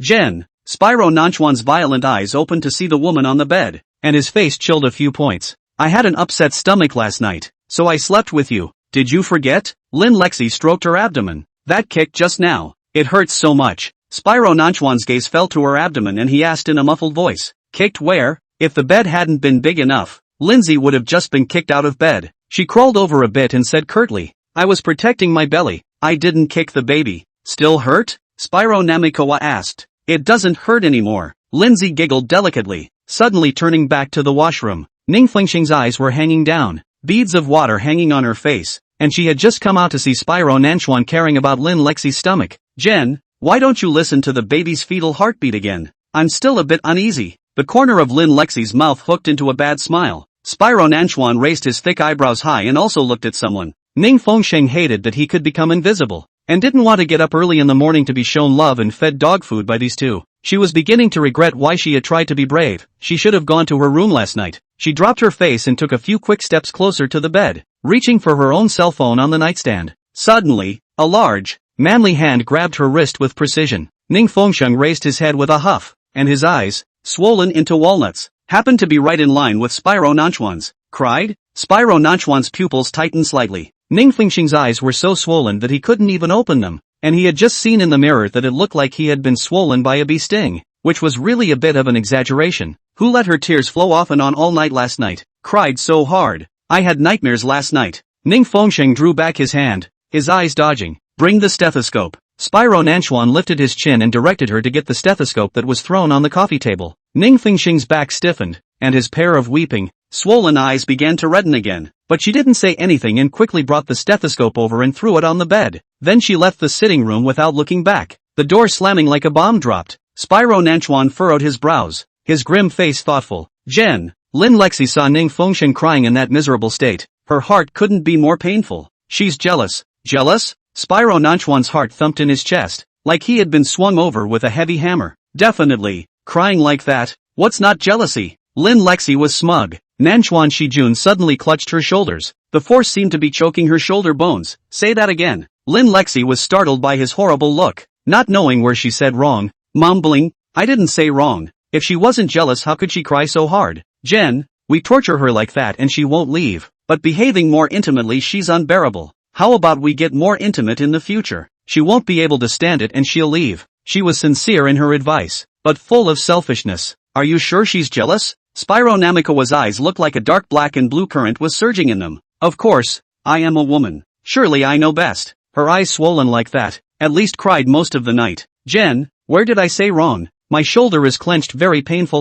Spyro Nanchuan finally loosened his grip, and the pain in his heart from being swung by a heavy hammer intensified. Get out. You, don't listen to the baby's heartbeat anymore? Get out. Seeing that Spyro Nanchuan's deep color was gloomy, Lin Lexi hurriedly climbed out of bed and left. This man is eccentric and temperamental and often loses his temper inexplicably. Lindsay had gotten used to it a long time ago, and would always be looking at his face to do her work. Spider Nanchuan suddenly grabbed the pillow that Ning Fengxing had been sleeping on, and it was still wet to the touch, along with a cloud of gulped open yellow tear stains. He didn't seem to believe it, his coarse fingers rubbing back and forth, feeling the wetness. His movements were described as gentle, as if he were rubbing Ning Fengxing's tearful little face. It wasn't his self-serving delusion? Ning Fengxing was really jealous of him? She would shed tears for him? He sneered in a low, hoarse voice, remembering that she had once hated her guts, so how could she have cried tears for him? Even if he died in front of her, she couldn't wait to celebrate with fireworks. Maybe, she really just had a nightmare. Reason plainly told him that this was never going to happen,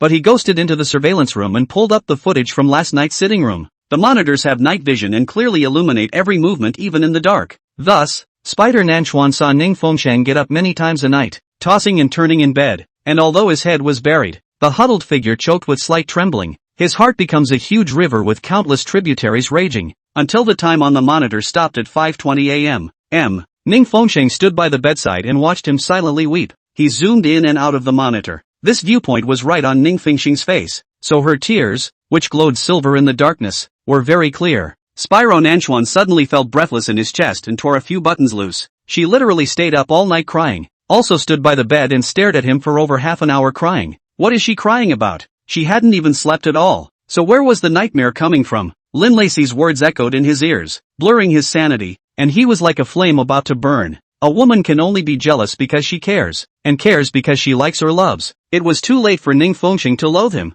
Spyro Nanchuan pooped his hands in his hair and gasped raggedly. Ning Fengxing, tell me why you're crying. Who are your tears for? Could they be for me? Chapter 36 loves to carry her everywhere. He was tempted to grab her in front of him immediately and press her hard, but surprisingly, he found that he no longer believed every word that came out of her mouth. Even the tears she shed all night couldn't convince him. Ning Fengxing used ice packs on his eyes and lay on the bed with his mind emptied, but as long as she closed her eyes and thought about how gentle Sir Nanchuan was to Lin Lexi and how much he cared about the child in that belly, her heart convulsed terribly. Putting ice packs on while crying like that doesn't help at all. She must divert her attention and find something to do. When she thought of the 3 months she waited for Spyro Nanchuan in the rose garden, her heart was like this, and she was distracted every day. Then she came up with a way to draw when she was emotionally unstable. She went to the drawing room and pulled the hidden album binder out of the corner. There are dozens and hundreds of sketches of Spyro Nanchuan drawn inside. She loves to draw when she misses someone and still can't get over the problem of infusing that thought into her drawings. In the beginning, she had drawn many portraits of Miyabi. The image of Spyro Nanchuan frantically tearing up those sketches and throwing them into the shredder again is as clear as yesterday. The man, scarlet-eyed, stared at each and every one of Miyabi's sketches, his eyes red with jealousy, his veins rising. That night he drank hard liquor all night and was so angry that he vomited blood. Ning Fengxing clamped the picture book up, his thin fingers holding the brush, rustling and declaiming on the drawing paper. There was a time when she could have been treated as a beloved treasure by him if she had been able to draw a Spyro Nanchuan, but she didn't draw even when he pushed her. threatened her, and even begged her. Hating on him makes her sick looking at that face. But strangely enough, when I close my eyes now, it's the look of the various dynamics of Spyro Nanchuan in my head, either angry or furious, arrogant or cold. It was rare to see him smile because she had a knack for exasperating people and pissed him off every day. As Ning Fengsheng thought about it, the corners of his mouth unconsciously pulled up into a smile. Ning Fengsheng drew out the various Nanchuan Spyro's looks in his mind, and his demeanor and movements were captured beautifully and exquisitely. Just a few hours passed and she actually drew a dozen.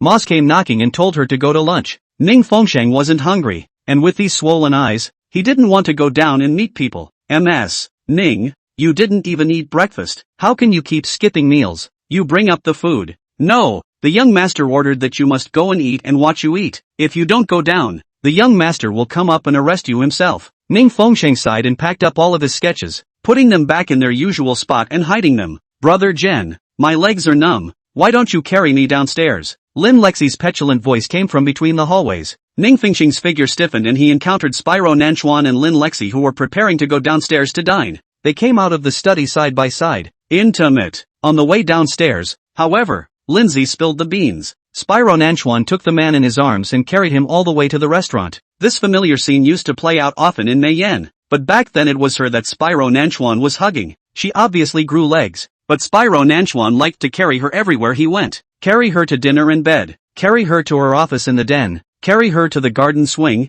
carry her to pick fruit in the front yard. At the moment, Spyro Nanchuan was sitting on the sofa with Lin Lexi in his arms, and the two of them were hugging in a sitting position that overlapped with their memories. Ning Fengsheng's eyes stung, and surprisingly, ignoring those two made his heart ache a little less. She ate a very silent meal, her face buried and never raised. But Lin Lexi is unusually active today. Hanging on the body of Nanchuan Shiju daintily said that she wants to eat this, want to eat that, want to Jenny blow blow, the baby is afraid of hot hot hot hot, want to Jenny hand feeding, the baby only eat fragrant. Ning Fengsheng was really about to throw up. How could Spyro Nanchuan stand it? And surprisingly, they really did give and take as Lindsay said. Moss, who was looking on in disbelief, to say that people are eating grains and cereals, 3 meals a day are inseparable from eating. But what a different drama that can be put on every day in this man's restaurant. Last time it was Miss Ning and Miss Lin competing together to feed the young master. Why has the picture changed again? When did young master and Miss Lin become so close? Chapter 37, Want me to throw you down?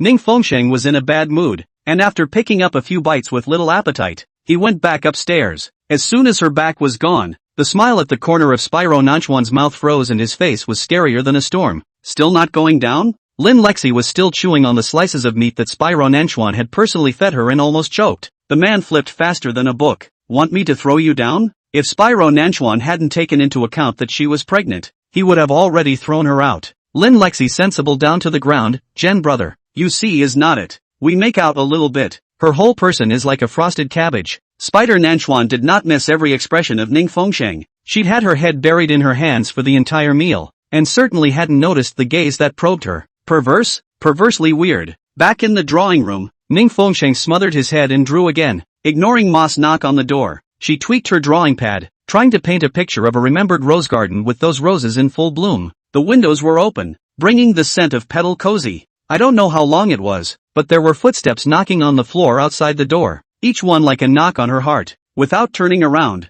she knew who had come in. Draw me, he demanded in a hushed voice, his expensive leather shoes crushing over the crumpled sketchpads that littered the floor. The tall figure pressed down, leaning over to brace the easel, the tip of his nose nearly touching her fluttering lashes. Ning Fengsheng pursed his lips tightly, unconsciously holding his breath. No, he sneered. Also, I've pushed you so many times. Good. Ning Fengsheng agreed. Though she made many sketches of him, they were all from memory. The experience of painting after the man himself like this has never been done before. Drawing him allowed her to watch him intently. To survey him, she didn't have to dodge her eyes and stare at his face in a dignified manner. A hint of surprise swept across Spyro Nanchuan's eyes and he snorted. Turned a corner? Maybe paint me as a pig, a donkey? He didn't believe she'd painted properly, but there was still a hint of anticipation. He pulled his tie loose and sank into the velvet sofa, his long legs crossed in a casual, arrogant manner. Ning Fengsheng's hand holding the pen hung in midair, and the specks of light sifted by the featherlight were traveling down the side of Spyro Nanchuan's face. She remembered the night that Spyro Nanchuan had created this drawing room for her, and it was the same way that she had sunk into the sofa.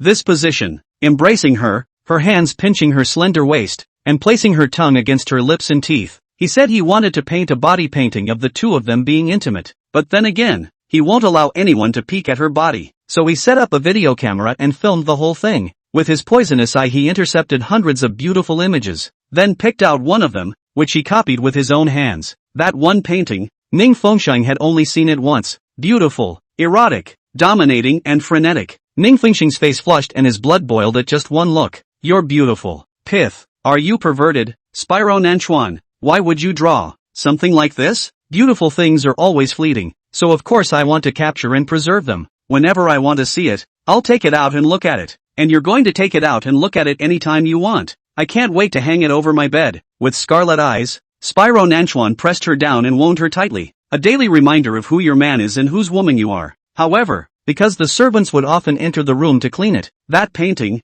Spyro Nanchuan did not hang it up and collected it. Chapter 38, Don't look at me like that. He's so small-minded. How could he let anyone look at him? It's also a good thing he didn't hang it up. Ning Fengsheng painted very seriously. The brush swept across the canvas with a soft rustling sound. Countless times she met Spyro Nanchuan's eyes, which ran back and forth along his brow like an oil canvas licked by fire, curling the charred edges inch by inch. As she watched him, his dark blue eyes, like an abyssal sea in the night, gazed intently at her as well. His vision was always so bold and wild. Ning Fengsheng's cheeks reddened as she remembered the painting. What? No need to observe your frame of reference? Spyro Nanchuan was displeased with her flickering away. I'm looking at lies. Spyro Nanchuan sneered. How can you draw my divinity without looking closely? When he drew her, he studied every part of her body, including her most beautiful expressions, eyes. He knew that body of hers better than she even did. Of course, it was limited to the body. Her soul was blocked up by her. He could not enter, could not see. He was afraid that he would never be able to explore what her soul was like in his life. It's normal to draw badly. After all, you can't even keep a child. Ning Fengsheng's hand shook slightly. Did his mouth have to be so mean?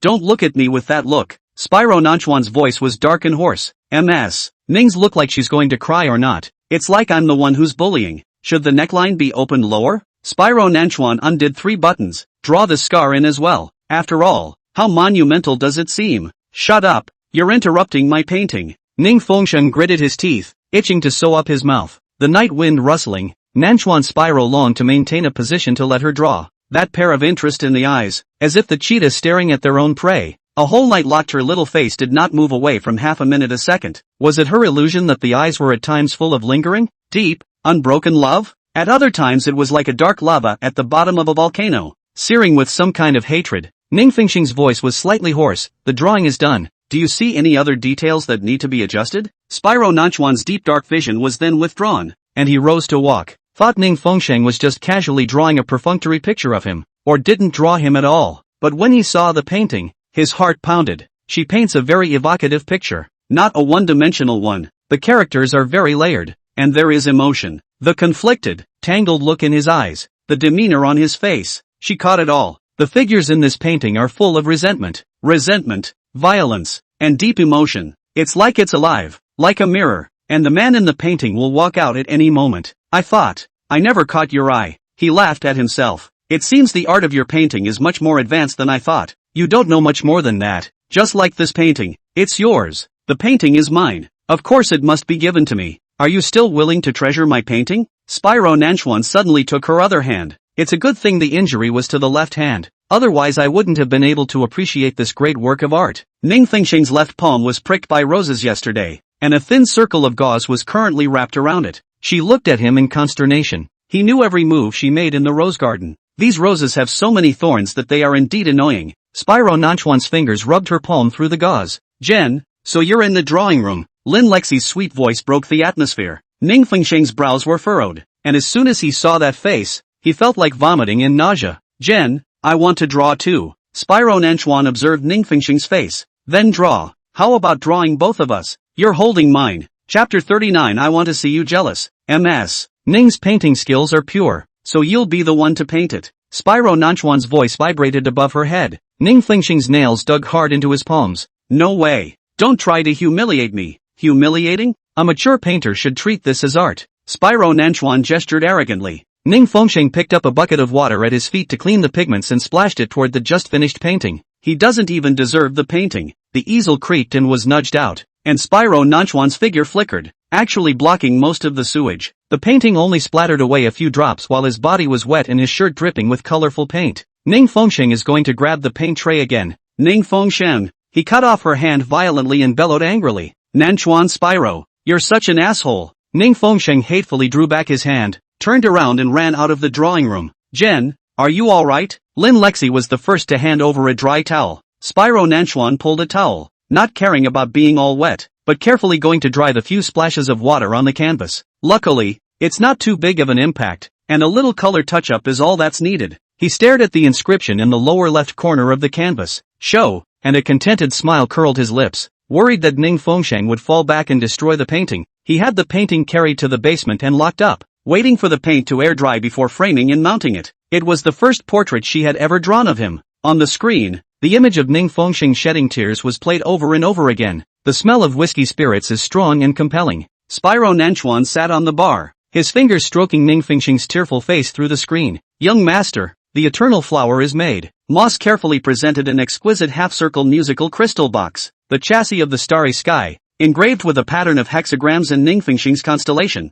Turned the clockwork and spun out a piano piece that Ning Fengsheng himself had arranged and played. This handmade music box was made last year, and now it has been worked on, covered with a glass crystal lid. And don't put a white rose stained red with blood. This rose is already in the form of an everlasting flower and will never fade. Spyro Nanchuan looked at the red blood on the petals. It was picked from the backyard, and in the cluster of flowers that Ning Fengsheng had stayed in yesterday, he found this gorgeous rose dyed in blood. Tilting his head back and draining the spirits in a single gulp, he reeked of booze, but his sanity was clear. When he crashed through the door to Ning Fengsheng's room, the figure curled up on the bed sat up suddenly. What are you doing here, Spyro Nanchuan? She was in the darkness, but instantly recognized his tall figure. The door was unlocked and closed, and he walked over to the bed smelling of alcohol and shoveled a handful of her chin. Crying about what? Ning Fengsheng stiffened and averted his face. I'm the one who didn't cry. Last night. His voice was dark. Cried all night. Told you it was a nightmare. Miss Ning shouldn't tell me that you were sleepwalking standing by the bedside. Staring at me and crying for half an hour? Nanchuan Shijun's body was scorching hot. His forehead rested against her shoulder socket, deeply sniffing her aroma. Ning Fengsheng said that you shed tears for me? Ning Fengsheng's heartstrings were viciously plucked, and he was almost about to open his mouth and admit, but remembering what Spyro Nanchuan did today, he'd known she was crying last night, standing by the bed watching him cry. He'd watched the surveillance and knew everything. Today, however, he was hugging Lindsay and making a big show of love in front of her. So that's what he used to abuse her heart. He changed his tactic of insulting her? If it was the old Spyro Nanchuan, he would have held her in his arms and coaxed her from the first tear she shed. Instead of wiping away every tear of her sadness and grief, he was going to make it worse by causing her more tears. Say you're jealous, say you care about me. Spyro Nanchuan pressed through his drink. Tell me, Nanchuan Spyro, you today, all on purpose. Ning Fengsheng smiled shyly. Yes, he admitted it. The shocking pain in her heart grew worse. You just want to see me cry and want me to be sad, as a way to torture me? Ning Fengsheng's throat tightened. I want to see you jealous, he said in a husky voice. I want to see you shed tears for me. Though he would be heartbroken by her tears, he would feel an inexplicable sense of insane pleasure even more. As if the more she suffers, the more pain. It proves that he is more important in her heart. His heart-clanking pain wounds will be better. I want to see you hurt for me. He cupped her chin. The more pain the better. Ning Fengsheng's eyes were empty, and when he found her weakness, he attacked wildly. It really hurts. It hurt more than if he and Lindsay had teamed up to torture her body. It felt like lynching her heart. So, he's taking the position of a victor now. To humiliate her? Ning Fengsheng felt like a clown. Say, you're crying for me. No, Ning Fengsheng retorted with bravado. Spyro Nanchuan's brain buzzed. He had been observing her all day, and every time he irritated her, she eclipsed. If this was acting, why would she need to make that crying face for anyone to see? I won't be sad about whatever you and MS Lin want, even if I see you guys go to bed with my own eyes. Her body trembled minutely. I won't be sad. Shut up. Spyro Nanchuan looked like he had been knocked down a couple of mulligans in the back of his head. Every word she said was not what he wanted to hear. His heart ached and tore violently. Clutching her chin and a vicious kiss crushed it down. No, don't. Ning Fengsheng forcefully averted her face, allowing the man's hot lips to slice across her cheeks. Didn't you want to last night? Spyro Nanchuan fell into a frenzy, his heart tearing with fire. And you wore a bunny girl costume to seduce me. And now you say you don't want to? You're dirty. Ning Fengsheng said with trembling lips. Don't you touch me. His arms that had held Lindsay all day. Even the strong smell of alcohol couldn't mask the odor. As long as Ning Fengsheng closed his eyes, It was all those images of them being intimate. Actually, Spyro Nanchuan has long been the first to take a bath. She couldn't smell Lindsay at all. All she could smell was alcohol. And that was just an illusion of her sensitivity. Dirty? Spyro Nanchuan looked like a fierce lion that had been offended. The word was familiar, she'd disliked him countless times. Chapter 40, Pithy's Tears for Me. How many times have you gasped in my arms and pretended to be a martyr? You went to find Lin Lacey. You're in the wrong room. Ning Fengsheng pushed against his heavy chest. Ha, women are really fickle. You relied on my room last night and didn't leave. And a few days ago you were crying and asking me not to kick you out, so that we could have another child. Spider Nanchuan's deep panting breath sprayed on her face and tore open the tie. Spyro Nanchuan, you can't do this to me. Spyro Nanchuan's body sizzled like a piece of hard-hot iron, swelling and aching. Asterisk asterisk asterisk asterisk off, I hate you. Show. The man bit her neck and cried out in a low, muffled voice. Ning Fengsheng's struggling movements stopped instantly. He hadn't called her that in a long time, and that charming sound rang in her ears, making her sore and weak. This is his favorite way to call her name when he's in the throes of love. The night is deep. Ning Fengsheng was being held in his gentle embrace, almost about to forget all of her injuries, her chest filled with happiness and contentment. The figures embraced closely, as they once did day and night. It was as if time had never changed. He was hers and she was his, fingers between his short wet hair. The scent of his hormones was all over the front of his nose. A soft smile lifted the corners of her mouth. Until Spyro Nanchuan leaned into her ear and called out to her in a low voice. Lacey. Ning Fengsheng seemed to have fallen from the clouds, like a broken and tattered doll that had shattered into pieces all over. Along with that heart, it was broken into pieces, never to be put back together again. Large, crystalline, hot tears spilled out of the corners of her eyes in a steady stream. Spyro Nanchuan's fingers wiped her tears with precision in the darkness. You're crying. He did find evidence of her tears for him. And you dare say you're not shedding tears for me? One by one, he licked away the hot tears, and his heart chamber exploded with ecstasy again. However, Ning Fengsheng's mind went blank, his ears went deaf, and he was plunged into the valley of despairing darkness, unable to hear what he said. All she felt was pain, a sharp tearing pain eating away at her limbs. In the morning, Ning Fengsheng's cheeks were streaked with tears, and she felt a hot towel carefully wiping her cheeks. Then there was a cold ointment applied to her dry, red eyes. Ning Fengsheng rolled over and bumped into a hard chest. She woke up immediately from the pain. Spyro Nanchuan was applying a decongestant to her eyes. She had cried too many times in the past 2 days. She was also all dried off with a hot towel. Ning Fengsheng glared at him with eyes filled with resentment. Don't touch me with your dirty hands. I've touched you in all other dirty places besides my dirty hands. Spyro Nanchuan looked at her deeply. You were dirty a long time ago. I hate you. Nanchuan Shijun's heart felt like it had been stung hard by a scorpion, and he pinched her jaw hard. Don't say those 4 words. I hate you, hate you, hate you, hate you. Ning Fengsheng hated him so much that he went to pound his shoulder hard with his fist. Spyro Nanchuan let her pound and vent until her fists were red, sore and numb from pounding. He caught her hand and put it in front of his lips and licked it. Can't you hit it with something? Who told you to use your hands? All red, tender like this. He licked the back of her reddened hand delicately. Don't use your hands to beat people up in the future. Use tools, understand? Ning Fengsheng couldn't break his hand. Was this man made of steel and concrete? So much strength and such a hard body. I won't spare you if these hands whack off. Who wants you to be hypocritical? Ning Fengsheng stiffened and twisted his face away. Get lost and go care for Lin Lexi. I don't want to see you again. Spyro Nanchuan sked. And you say you're not jealous. The hell with being jealous of you. I called her name last night and the little crybaby cried immediately. Cried so hard. Ning Fengsheng's figure stiffened, consternation flashing through his eyes. He's actually pretending to be drunk and purposely calling it wrong? He's really sinister. The heart eyes of this man's entire body add up to more than 800. And the heart eyes of a lotus root don't even have as many as his. The pain in her heart dissipated a few moments, and if he really recognized her as Lin Lacey, she would be really desperate. But it was also hard for her to forgive him for humiliating her with such a thing. Spyro Nanchuan took a comb and carefully combed her long hair. Time and time again, Ning Fengsheng snatched his hair back, and he snatched it back again to continue tending to it. Don't you touch my hair. Ning Fengsheng gritted his teeth in hatred. This is mine. It's obviously my hair. You're all mine. Ning Fengsheng was stunned for a moment. Didn't he not want her anymore? Why would he still say such words? Yesterday he was treating her like an air person and showing off his love for Lin Lacey. What's the point of messing with her today? Damn, this man is really hateful. You've changed the way you torture me. Young Master Nanchuan's methods are truly brilliant. Her lips trembled slightly. Admit you're jealous and cry for me and I'll let you off the hook. He brushed her hair into a double ponytail and tied it with a hair tie. This is her 18-year-old hairstyle, which immediately adds an extra touch of innocence and youth. Spyro Nanchuan ran his fingers through her hair and kissed it gently. The last time he'd gotten a dog-eared cut from Lindsay, he'd had his hair trimmed by a barber, and it had gone from waist length to medium length. Don't be delusional. There's no way in my life that I'm going to cry for you, Ning Fengsheng said sourly. How much I hate you. How much I don't care about you. Haven't you learned that? Spyro Nanchuan's heart was once again stung hard by a scorpion. This woman, she just has a knack for easily making him hideously sore. He did appreciate it, through and through, so much so that he would be so unsure to see her grieve for him. It was just a coincidence that I cried last night. It's not like it was the first time you made me cry at a time like that. Ning Fengsheng blushed in embarrassment. Do you have to have me force you and catch the most conclusive evidence before you'll admit it? Spyro Nanchuan exuded a dangerous aura.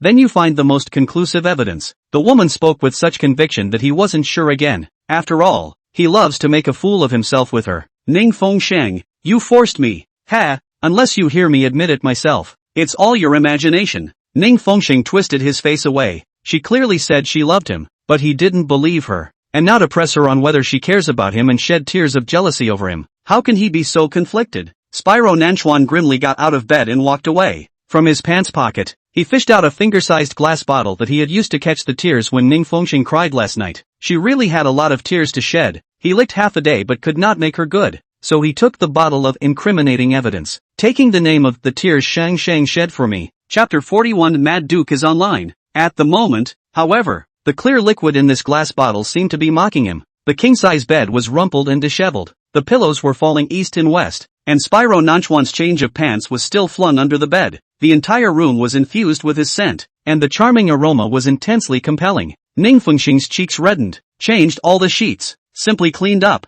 and went into the bathroom to rewash himself. Even though Spyro Nanchuan had already scrubbed her, that strong manly odor still lingered. Ning Fengsheng took the brush and ruthlessly brushed his body until the soft skin was red. She had obviously loved his smell and wanted to be intimate with him before this, but the intimacy he showed to Lin Li West bothered her. She's very mentally clean and loves someone who is truly possessive. Once again she tasted the bitter taste of jealousy, and it really hurt. The gilt doorknob turned open as Ning Fengsheng spat mint-flavored foam into the mirror. Spyro Namikoa came in carrying the woman in the silk nightgown in his arms. His stern brow bones cast dark shadows, but they couldn't hide the afterglow he deliberately swept toward her. Spyro Nanchuan, you crazy dog, she cursed with foam in her mouth. Was this man crazy, rushing into her washroom early in the morning with a woman in his arms? With a sweep of the bottles and jars on the sink, Spyro Namikoa set the woman down on the countertop. So icy. Lin Lexi laughed daintily and used her toes to hook Spyro Nanchuan's thigh. I want to sit on your lap. Nice touch. Spyro Nanchuan's hand cupped her waist. Not like the little waste of space that can't feed curves after 3 years of raising dash. Ning Fengsheng's knuckles holding the electric toothbrush flushed blue and white. Crazy Duke is on the line. The madness started early in the morning.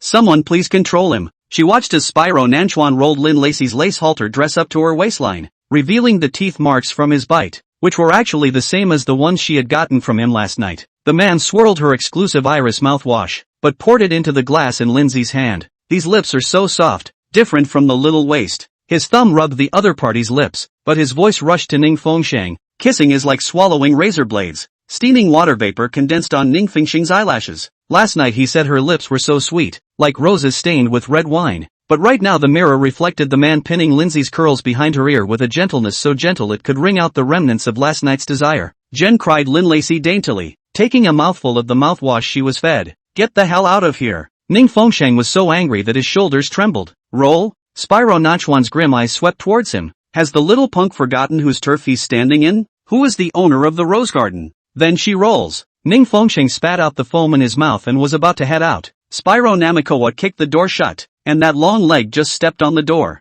blocking the only way out. Spyro Nanchuan was still wringing a hot towel in his hand, wiping Lin Lexi's face. This is how he wiped her cheeks in the morning. Jen, she's glaring at me. Lin Lexi suddenly shrunk into the nest of Spyro Nanchuan's neck, revealing conspicuous hickeys on her neck. Stare again and I'll gouge out her eyeballs and give them to you to play with as glass beads. Spyro Nanchuan lazily lifted his eyelids. In the mirror Ning Fengsheng's plain white nightgown was soaked through with water, and the tattoo he had personally tattooed under his collarbone was rising and falling violently. His cold gaze swept over the woman's voluptuousness. It is indeed larger and softer than some hardened wood. MS. Ning is saving fabric by wearing a flat model. Lin Lexi giggled. Last night he clearly said that although she was thin, there was no less meat where it should be. Where is she a flat lay model anymore? When she wasn't slimmed down she had more material than Lindsay. knowing full well that this man was deliberately trying to humiliate her and embarrass her. Still, her heart felt a breathless suffocation. Jen, why don't we invite her to be a bridesmaid when we get married? After all, she's only good for holding ring box pillows and standing there like a log that won't breathe.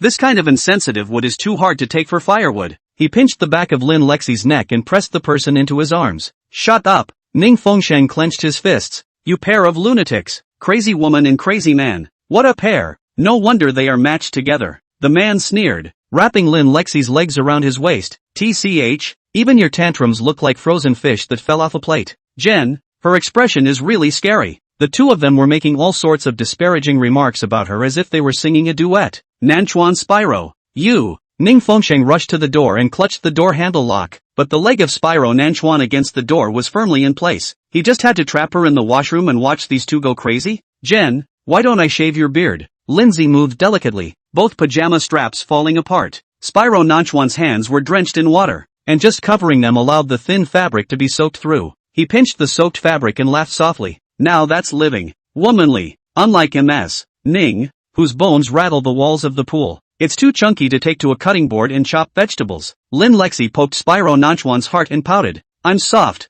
Jen kissed me. Spyro Nanchuan pinched the back of Lin Lexi's neck and kissed down. Ning Fengsheng turned his back as he pushed the woman away with a bad smile. Jen, are my lips sweet? It tastes peachy. What about mess? Ning, dead fish smell. Ning Fengsheng's back trembled slightly. As if that wasn't vicious enough, he continued, like chewing on rotten wood that's been rained on. Very well, Spyro Nanchuan. You'll never kiss me in your life, much less sleep with me. Jen, help me undress. I want to take a shower. Want to try a double bath? Spyro Nanchuan threw Lin Lacey's nightgown into Ning Fengsheng's face, and a strong, compelling perfume smell hit him. Ning Fengsheng viciously ripped the nightgown off her head and threw it back, her little face white with anger. You, guys, if you dare to mess around in my bathroom. The corners of Spyro Nanchuan's mouth curled up into a venomous sneer. That doesn't suit you? You don't want to see it? When did she say she wanted to see it? Last night. You said yourself you wanted to see it. I won't be sad about what you and Lin want to do, even if I see you sleeping together. I won't be sad.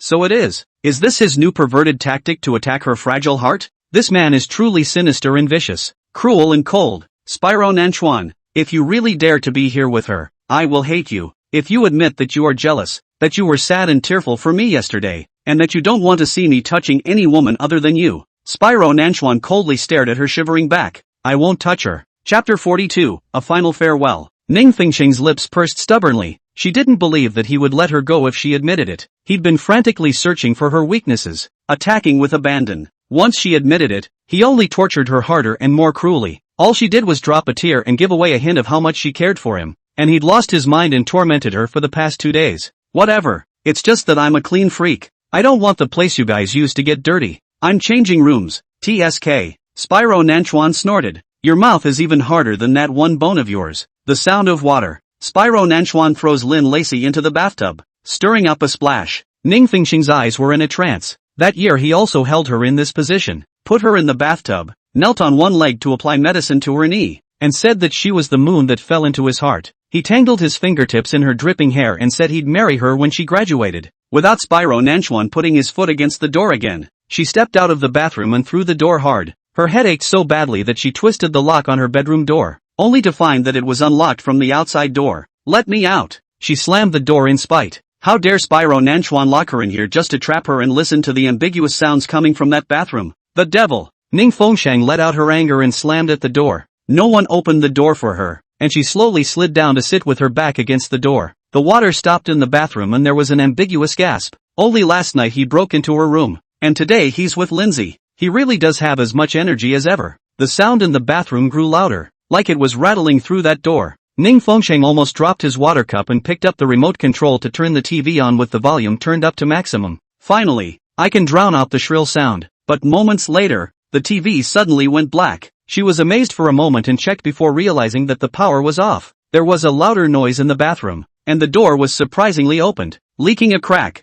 Spyro Nanchuan, you're so desperate. Ning Fengsheng smiled miserably and bitterly. Although he had long known that they had a substantial relationship, how else did the baby in Lin Lexi's stomach come to be? But it's one thing to know and another to hear it live. She didn't usually seek out abuse to think about those images. As long as she didn't want to, she could lie to herself that Spyro Nanchuan loved her the most. But now, He had cruelly placed reality in front of her, forcing her to face it. It turned out that all the tender and charming things he had done for her would go to another woman, who had nothing special. Enchanting moans matched the man's low panting, occasionally sandwiched between Lin Lexi's soft wailing. Jen. Ning Fengsheng rummaged through the room and didn't find any headphones, music boxes or anything else, and he forgot his cell phone in the bathroom. So it's inconvenient to go in and get it now. She covered her ears and ducked into bed, covering herself with a thick blanket. Bathroom. Spyro Nanchuan stood against the window, a cigarette lit in his hand. The smoke lingered, roiling over his stern, cloudy eyes. A cell phone hooked up to an external stereo, sitting by the bathroom door, playing some indescribable video. Lin Lexi was bored and soaking in the bathtub, and from time to time she had to shout twice in a shrill voice. Jen, don't, Jen, she shouted as she rolled her eyes. It felt like I was infected by his madness after following Spyro Nanchuan. She got down on her knees countless times and begged herself not to love this madman, let herself go. But spoiler alert, every time she knelt down to look up at Spyro Nanchuan, she realized that the man was even more handsome, and she loved him even more. I don't know how long it took, but the sounds in the bathroom finally subsided. The man kicked open the door and stepped out with Lin Lacey in his arms, coldly sweeping the rumbled pile of covers on the bed, and sailed away. Ning Fengsheng breathed heavily, his lower lip biting through in anger. She lifted the covers, her whole body smothered in oxygen and her head spinning. There was water all over the floor, and he didn't even dry off Lindsay before carrying the wet one away. Probably hadn't had enough in the bathroom and moved on to other occasions. Ning Fengsheng's eyes looked vacantly at the water stains on the floor. That bathroom she hadn't dared to take a step into. The cell phone she had let the maid go in to get. She was afraid that if she saw the mess all over the place, the traces of the charming past, and the smell of the erotic past, she would throw up on the spot. Strangely enough, this time not a single tear was shed, because the heart is full of despair. Heart dead, numb with pain, no expectations, not even tears of aggression. Tears were shed because she knew someone would feel sorry for her, and she needed to vent her grievances. But when she knew no one would feel sorry for her, and would use her sadness to ridicule her, the stubbornness in her bones welled up. He wanted to see her suffocating in pain, crying and kneeling on the floor in a state of disarray. She was not as good as he wanted her to be. Simply packing up a few belongings, she headed downstairs and left the rose garden without a single hello. Spyro Nanchuan, I am dead and infinitely disgusted with you. This rose garden, save it to be a love nest for you and Miss Linlacy. She's not that cheap. Excuse me. The image of Ning Fengsheng's departure was broadcast live in the surveillance room, and Spyro Nanchuan's complexion was dark, the ruthless light in his eyes wandering. I had thought that the woman would go behind his back and hide in her room, weeping and crying. Then he'll grab a live version, the most conclusive evidence. But it didn't turn out as expected. Ning Fengsheng's face was dry, his little face pale but full of angry stubbornness. She stood in the front yard of the rose garden as she left, with a decided glance at the villa, as if making a last farewell, and then walked away without looking back. Spyro Nanchuan inhaled a large mouthful of smoke hard and was smothered in a low choking cough. Young master, how did Ms. Ning go? Away. Ma stood and watched. Spider Nanchuan coughed even harder. An intuition told him that Ning Fengsheng wouldn't come back if he left this time. The instinct was so strong, like a knife stabbing into his heart, empty and filled with the ice of thorns. Lin Lexi changed her clothes in her room and looked out the window to see Ning Fengsheng's back as he took a taxi and left, pulling up a triumphant sneer. There is no way any woman who truly loves a man can stand to watch the live version. She knew very well in her heart that this move would definitely knock Ning Fengsheng back. Until 12 o'clock at night, Ning Fengsheng didn't make a move to come back. Spyro Nanchuan is sitting at the bar drinking. In her absence, he needed to get himself drunk to sleep, or the pain would be like a blade cutting him into a million pieces. He rarely drinks heavily these days. As soon as she was gone, his drinking problem flared up hard again, and the long-forgotten pain in his heart hit him. A bottle of wine was emptied and he told himself with a sneer that she would be back. Yet a second day, a second night, a third day, a third night. Chapter 43, a puppet in his hands. Ning Fengsheng left and really didn't come back. Young master, is it possible that we've gone too far this time and really pissed off Miss Ning? Moss looked at the man whose body was haunted by the black aura of death. Spyro Nanchuan's eyes were scarlet and covered with blood, and his hair was a mess. With a low sneer, he said, "She'll be back." She hadn't gotten what he wanted from him yet, and she had suffered and gone to great lengths to stay by his side this time. No matter how much he tortured her, bullied her, and kicked her out again and again, she was dead set on not leaving. How could it just go quietly? Young master, could it be that Miss Ning is in danger outside? Moss asked tentatively. Spyro Nanchuan's face suddenly changed drastically, and he cursed fiercely. Asterisk asterisk asterisk asterisk. How did he not think in that direction? Why don't you give Ms. Ning a call and see? Spider Nanchuan immediately touched his cell phone. He has long pulled Ning Fengsheng into the blacklist, putting her number out. That rotten string of numbers, only one digit away from his, was a couple number. The phone dialed, but Ning Fengsheng didn't answer. Spyro Nanchuan's thin lips were pursed into a tight line, and solemnity swept through his eyes. Did she really have an accident? Don't worry, young master. I'll fight too. Moss was also scared out of his wits. Fight! Spyro Nanchuan roared lowly. His body had already bounced up from the deep sofa. He was still clutching one of Ning Fengsheng's nightgowns in his hand. It was one that she had changed out of and still hadn't washed. It was full of her scent, and placing it by his side and smelling her scent had made it possible for him to barely fall asleep in the past few days. Moss's phone went through. He turned on the external playback, and Ning Fengsheng's voice came from there. MS. Ning, where are you now? Something wrong, Moss? Moss had always been nice to Ning Fengsheng, so Ning Fengsheng treated him with more respect. You haven't come back for 3 days. Young master and I are worried about your safety, afraid that something will happen to you. It's good that you're fine. It's good that you're fine, Moss murmured, and out of the corner of his eye, he saw the young master's kind of cold and terrifying face, like it was 3 feet of ice and would kill someone in the next second. By the way, MS. Ning, when are you coming back? I'll pick you up after I'm done? Spyro Namikoa tore at the lapel with such force that the collar was clearly wide open, but he still felt the constriction. It was as if there was a rope around his neck and he couldn't breathe. Again, it was as if a boulder was weighing on his chest and he couldn't catch his breath. I'm not going back, Moss. You take good care of your body. Ning Fengsheng's soft voice came out. Spyro Nanchuan's taut back suddenly collapsed, as if he had been pushed down from an abyss of 10,000 feet. Miss Ning, what do you mean by not coming back? Moss said anxiously. I broke up with Spyro Nanchuan, and he's been trying to kick me out anyway, so I'm leaving and never going back, Ning Fengsheng said in a faint voice. Moss was about to say something else when the phone hung up. Bang! Spyro Nanchuan's fist slammed heavily on the coffee table. The glass coffee table was surprisingly cracked. A trace of blood vaguely oozed out of Spyro Nanchuan's hand. His face was ironic, but he laughed oddly and coldly. A good, clean walk. This damned woman. She should have disappeared completely from my sight a long time ago. He would have tasted the pain of losing her once, long ago, and he let her go by his own hand. She's the one who rolled back, pestered him, and stuck around. And now, she's left him without a word, making him hurt a second time. This pain of being crushed from an abyss of 10,000 feet. The pain of 100 beasts tearing at your chest. The pain of every bone being broken. The pain of a walking corpse with its soul detached from its body. She even let him taste it a second time. Ning Fengsheng, if you leave, don't come back. A week later, the city hospital. Ning Fengsheng pinched his grandmother's case report, and his entire body was helpless. Unhurried footsteps sounded outside the door, leisurely and wanton, like a hunter rounding up his prey in a cage. Ning Fengsheng's back stiffened violently. In those 3 years before she was reborn, these footsteps were her nightmare, following her like a shadow. Click. When the door opens, she was pale, and the fear that was etched in her bones made her shiver slightly. The visitor is tall and gentle, wearing gold-rimmed glasses, that elegant and calm posture. Even if he stabs you in the next second, he will gently smile and ask, does it hurt, baby? Gong Yi's body is long. Pure handmade high-fashion suit vaguely set off the sturdy muscle lines. He smiled and walked up to her, a fruit basket in his hand, his entire form enveloping her. Show. His tall figure leaned down slightly. Hiding from me? Flaxen hair fell down to cover that hostile brow. In the eyes of outsiders, he is a prince-like elegant and graceful figure. What are you doing here?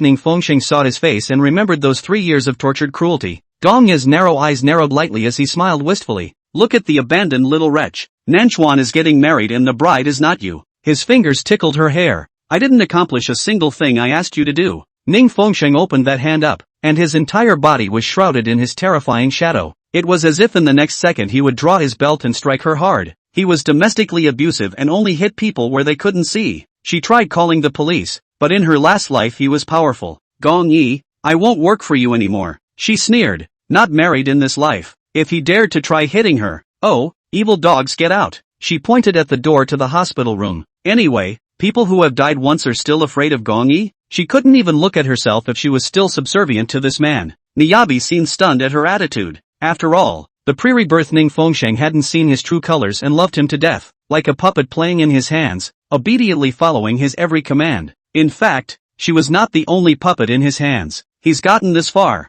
stepping on countless famous women and girls to climb. The reason why Ning Fengsheng was given extra attention by him was because she was the most beloved of Spyro Nanchuan. Still not rolling? Ning Fengsheng walked over to the hospital bed and was about to press the call bell. The hand was halfway out of the air. but it was clutched in the man's large, strong hand. Shang, Gong Yi seemed puzzled. What seems to be our misunderstanding? Pa! Ning Fengxing's hand rose up and slapped down as he stared at this face of abhorrence to the core. She used as much force as she could muster, only hitting herself so hard that her palms trembled. The light in Miyabi's eyes clouded over for a few moments, and his tongue topped the cheek she had struck. On that white skin, there was a red 5-finger print. If you ever mess with me again, the dog's head will knock yours off. Chapter 44, You are the younger uncle of Spyro Nanchuan. Ning Fengxing thought, well, she didn't want to live anyway, and before she died, she would take this insidious and venomous man into hell with her. Gong Yi rubbed his cheeks and lazily smiled away. Am I cold and angry with me? Gong Yi, put away this hypocritical face of yours. I see you clearly.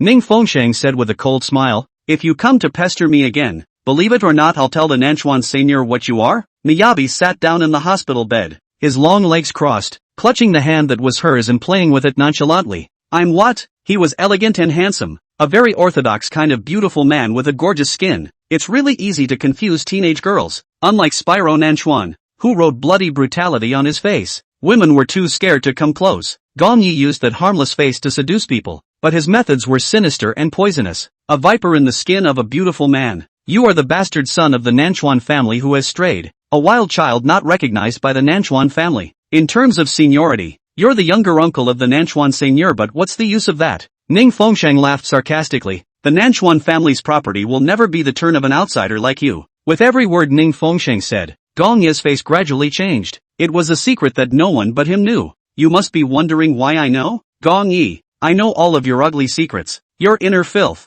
your meanness, your human face. Ning Fengxing looked at him as his subdued elegance was crumbling. This face of yours is only worthy of mesmerizing little girls who aren't involved in the world. Once she was too well protected by Spyro Nanchuan, unaware of the filth of human nature and unguarded. Miyabi inclined his head at her, his gaze thoughtful. In his eyes, Ning Fengxing suddenly changed his temperament, and suddenly became different from that simple and coaxing little white rabbit. Go on. You have been targeting Spyro Nanchuan, wanting to mess him up because you hate. What makes you flow with the bloodline of the Nanchuan family? But you are an orphan with no one to rely on, and you have to suffer from bullying and coldness since you were a child, and taste the world's hardships and sufferings. What makes you so miserable? Every step you have taken to get to this point is that you have crawled up with blood, right, Mr. Gong Yi? Ning Fengxing's eyes erupted with vicious hatred, striking right at the most vulnerable and darkest part of his heart. Gong Yi's smile tightened, and he violently reached out his hand to strangle Ning Fengxing's neck. Believe it or not, I'll strangle you right now. Ning Fengxing saw that the sinister hostility in the bottom of his eyes that annihilated his prey. You don't dare.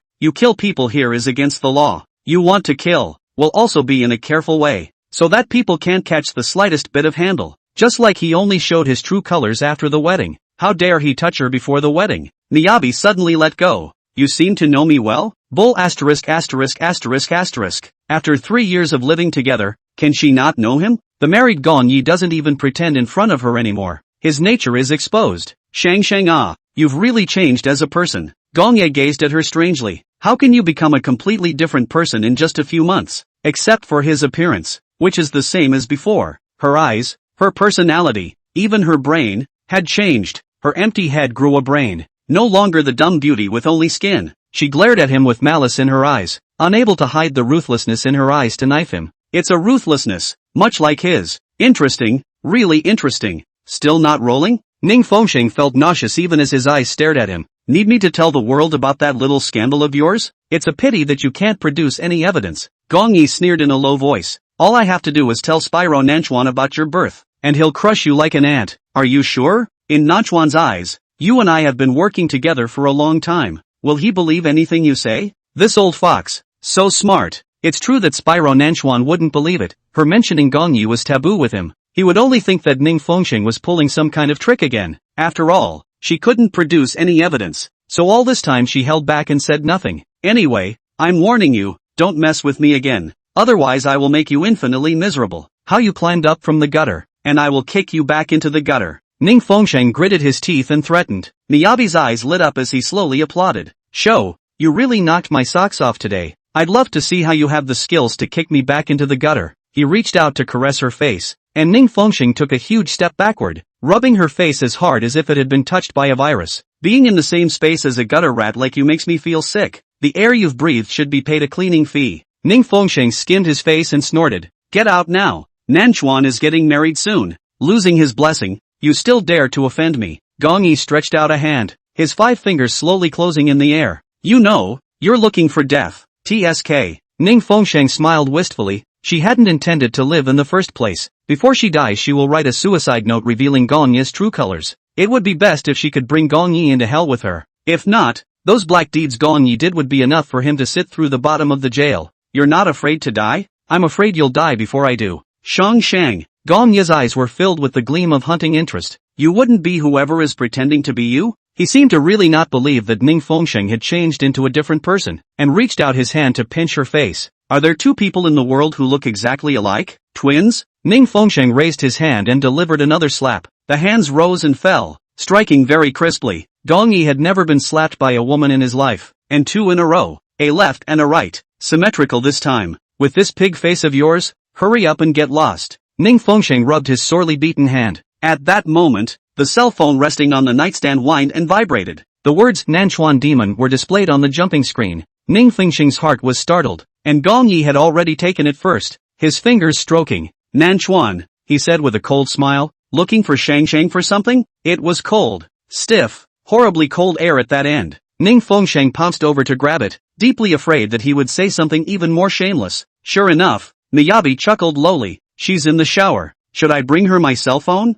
Click. And the other side hangs up in dead cold air. Gong Yi triumphantly handed the phone back to Ning Fengsheng. Now that you and I are completely on the same side, let's see if Nanchuan will believe you. Gong Yi, you really are as despicable, shameless, and insidious as ever. Ning Fengsheng laughed in anger. Chapter 45, Taking Miss Ning Home. But it's also true that all your life you've only been able to use underhanded tactics. Play some underhanded tricks and manipulate women. Not a man. I'm even ashamed for you. Miyabi's face changed for a few seconds before he quickly returned to his decent smile. A hand wrapped around Ning Fengsheng's waist and pressed it into his arms. It seems that you really are the second person in this world, other than me, who understands me the most. Ning Fengsheng struggled, but she couldn't break the man's shackles. He looks lean, but his strength is no less than that of Spyro Namchan. Good thing too. I'm tired of pretending. My soul has been lonely for a long time. How nice to have someone to empathize with. Who empathizes with a rat on the gutter? Gong Yi smiled urgently. His slender fingers pinched her chin,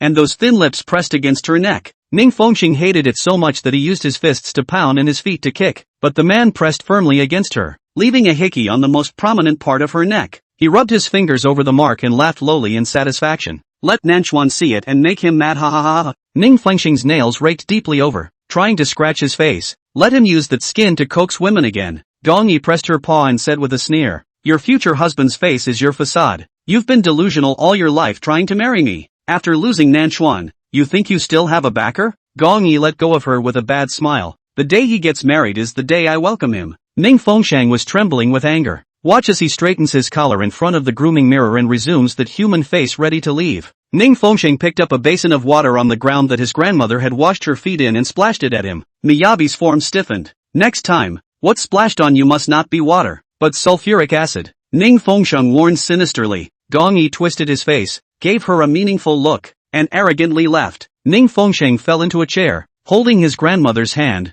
his eyes despondent. She must not let the tragedy repeat itself in this life. In the evening, Moss called. Ms. Ning, are you still returning to May Garden? Moss's voice trembled, and the background sound was the shattering of smashing things. Spyro Nanchuan, going crazy again? Did Gong Yi's words irritate him? Can I help you, Moss? When I was cleaning up the drawing room this afternoon, I saw some drawings that should be Miss Ning's things that you forgot to take with you. Those drawings, all sketches of Spyro Namchan. It doesn't really matter. You can burn and throw it away for me. Ms. Ning, just come back here, as a favor to me. Moss's voice was on the verge of tears. Did Spyro Nanchuan give you a hard time? The young master ordered you to take everything that belongs to you and no one is allowed to help. Young master's temper, you know. Ning Fengsheng sighed. I know. So, Miss Ning will be back? Moss raised his pitch, and the sound of the smashing and cracking disappeared at the same time. When? Tonight? Well, I'll be there later. Moss was nice, and she didn't want to let her get away with it. The whole of the rose garden was dark, with only the palace double-headed lamps in the courtyard lit up.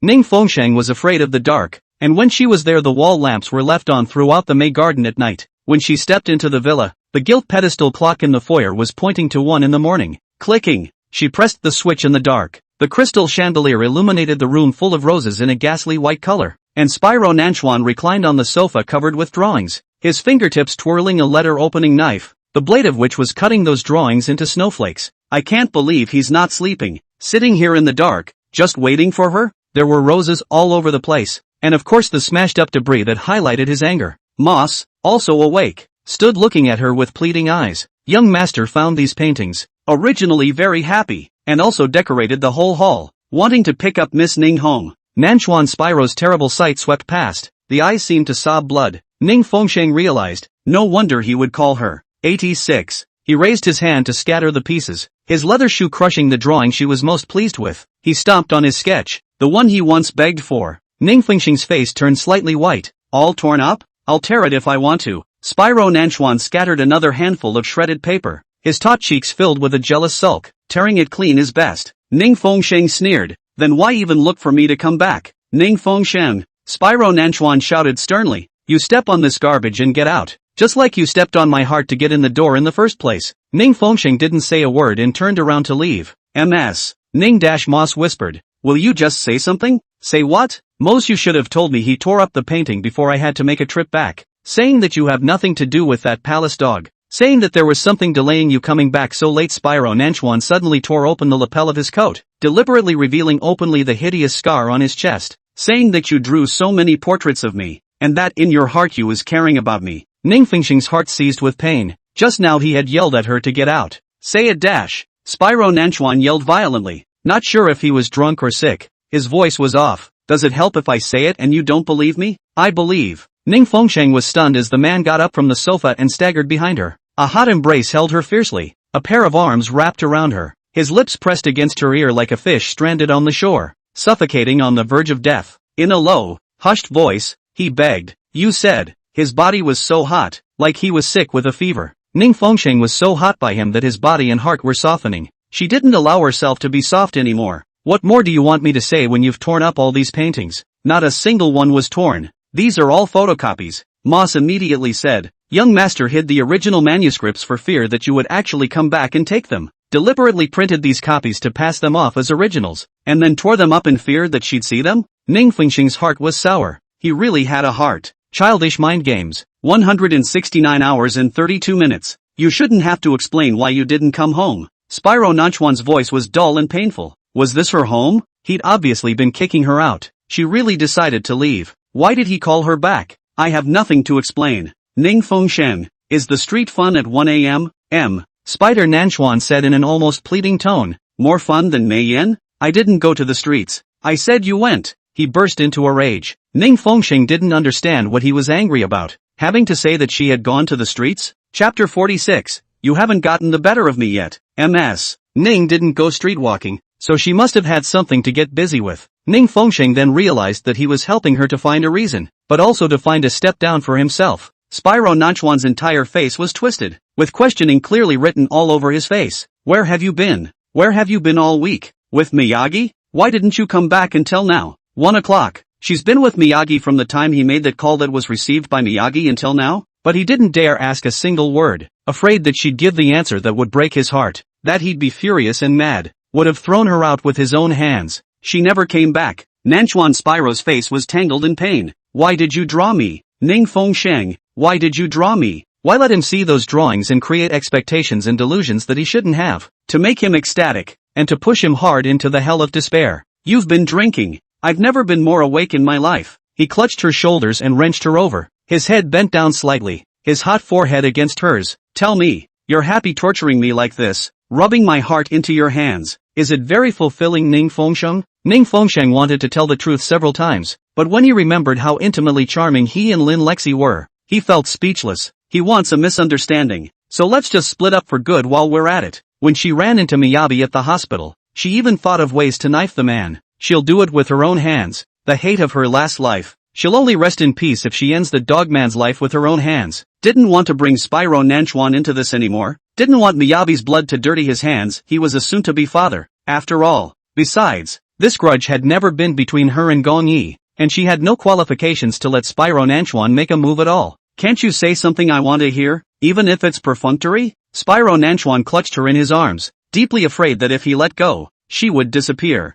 Ning Fengsheng's heart was bitter. I want you to be happy. Happiness? It was as if he had heard the most ridiculous joke in the world. You put me through the greatest suffering and you say you want me to be happy? That was before. Because of that, I hope you'll be happy in the future. How can he be happy without her? Saying one thing, in reality she always does another. Now she wouldn't even say anything to coax him. He'd set the stage and she hadn't even bothered to stretch her legs to get down, and crowned it with a wish for his happiness. Ning Fengsheng, your heart is made of iron. You're so ruthless. Nanchuan Shiji sneered coldly. This heart with 1,000 holes had been broken enough by her anyway, and it wasn't too bad this time. He'd never asked for a face in front of her, and it wasn't so bad this time. Hot hands clutched her wrists and he was about to say something when his vision blurred and his body sank downward. Ning Fengsheng saw him fall downward, but he couldn't catch his weight and was crushed downward. Moss was quick to take hold of one of the young master's arms. At the same time, a very inappropriate hunger sounded. It's coming from the stomach of Spyro Nanchuan. The young master hasn't eaten for a few days, said Moss bitterly,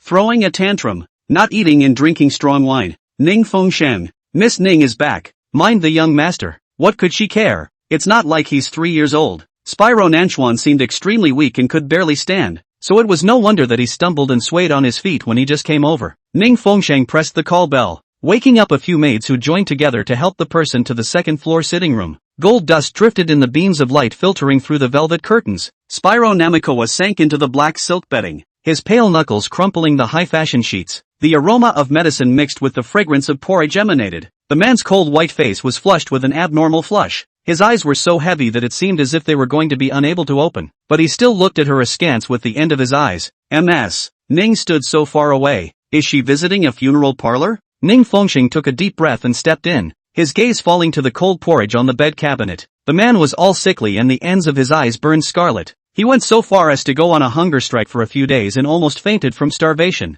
At a time like this, he still won't eat. Ms. Ning, please persuade the young master. Ma's figure blocked behind her, with a bitter face, afraid that she would turn and walk away. If he hadn't stopped him just now, Ning Fengsheng would have already left. Can you at least let the young master eat something before you go? Ning Fengsheng sighed. It was really not easy to be the steward of the Nanchuan Spyro. Suffering, she grabbed a chilled towel and was met by him reaching out. Spyro Nanchuan glared at her with a pair of crimson eyes. Still seething, it's none of your business. Just now she was clutching her and won't let go, and now she's saying she doesn't want to be in charge? Then I'm leaving. Ning Fengsheng's hand flinched, but he was tackled in the wrist. Spyro Nanchuan's body temperature was really hot. You haven't coaxed me yet. I'm very coaxing. He sneered low and hoarse, but his voice was soft and pleading. Is it because of sickness and hunger? Tonight Spyro Nanchuan presents vulnerability. He was like glass hanging over the edge of a table, seemingly askew and shattering to the ground at the slightest touch. I didn't go shopping. Ning Fengsheng pursed his lips, looked at his eyes full of despair. In heart,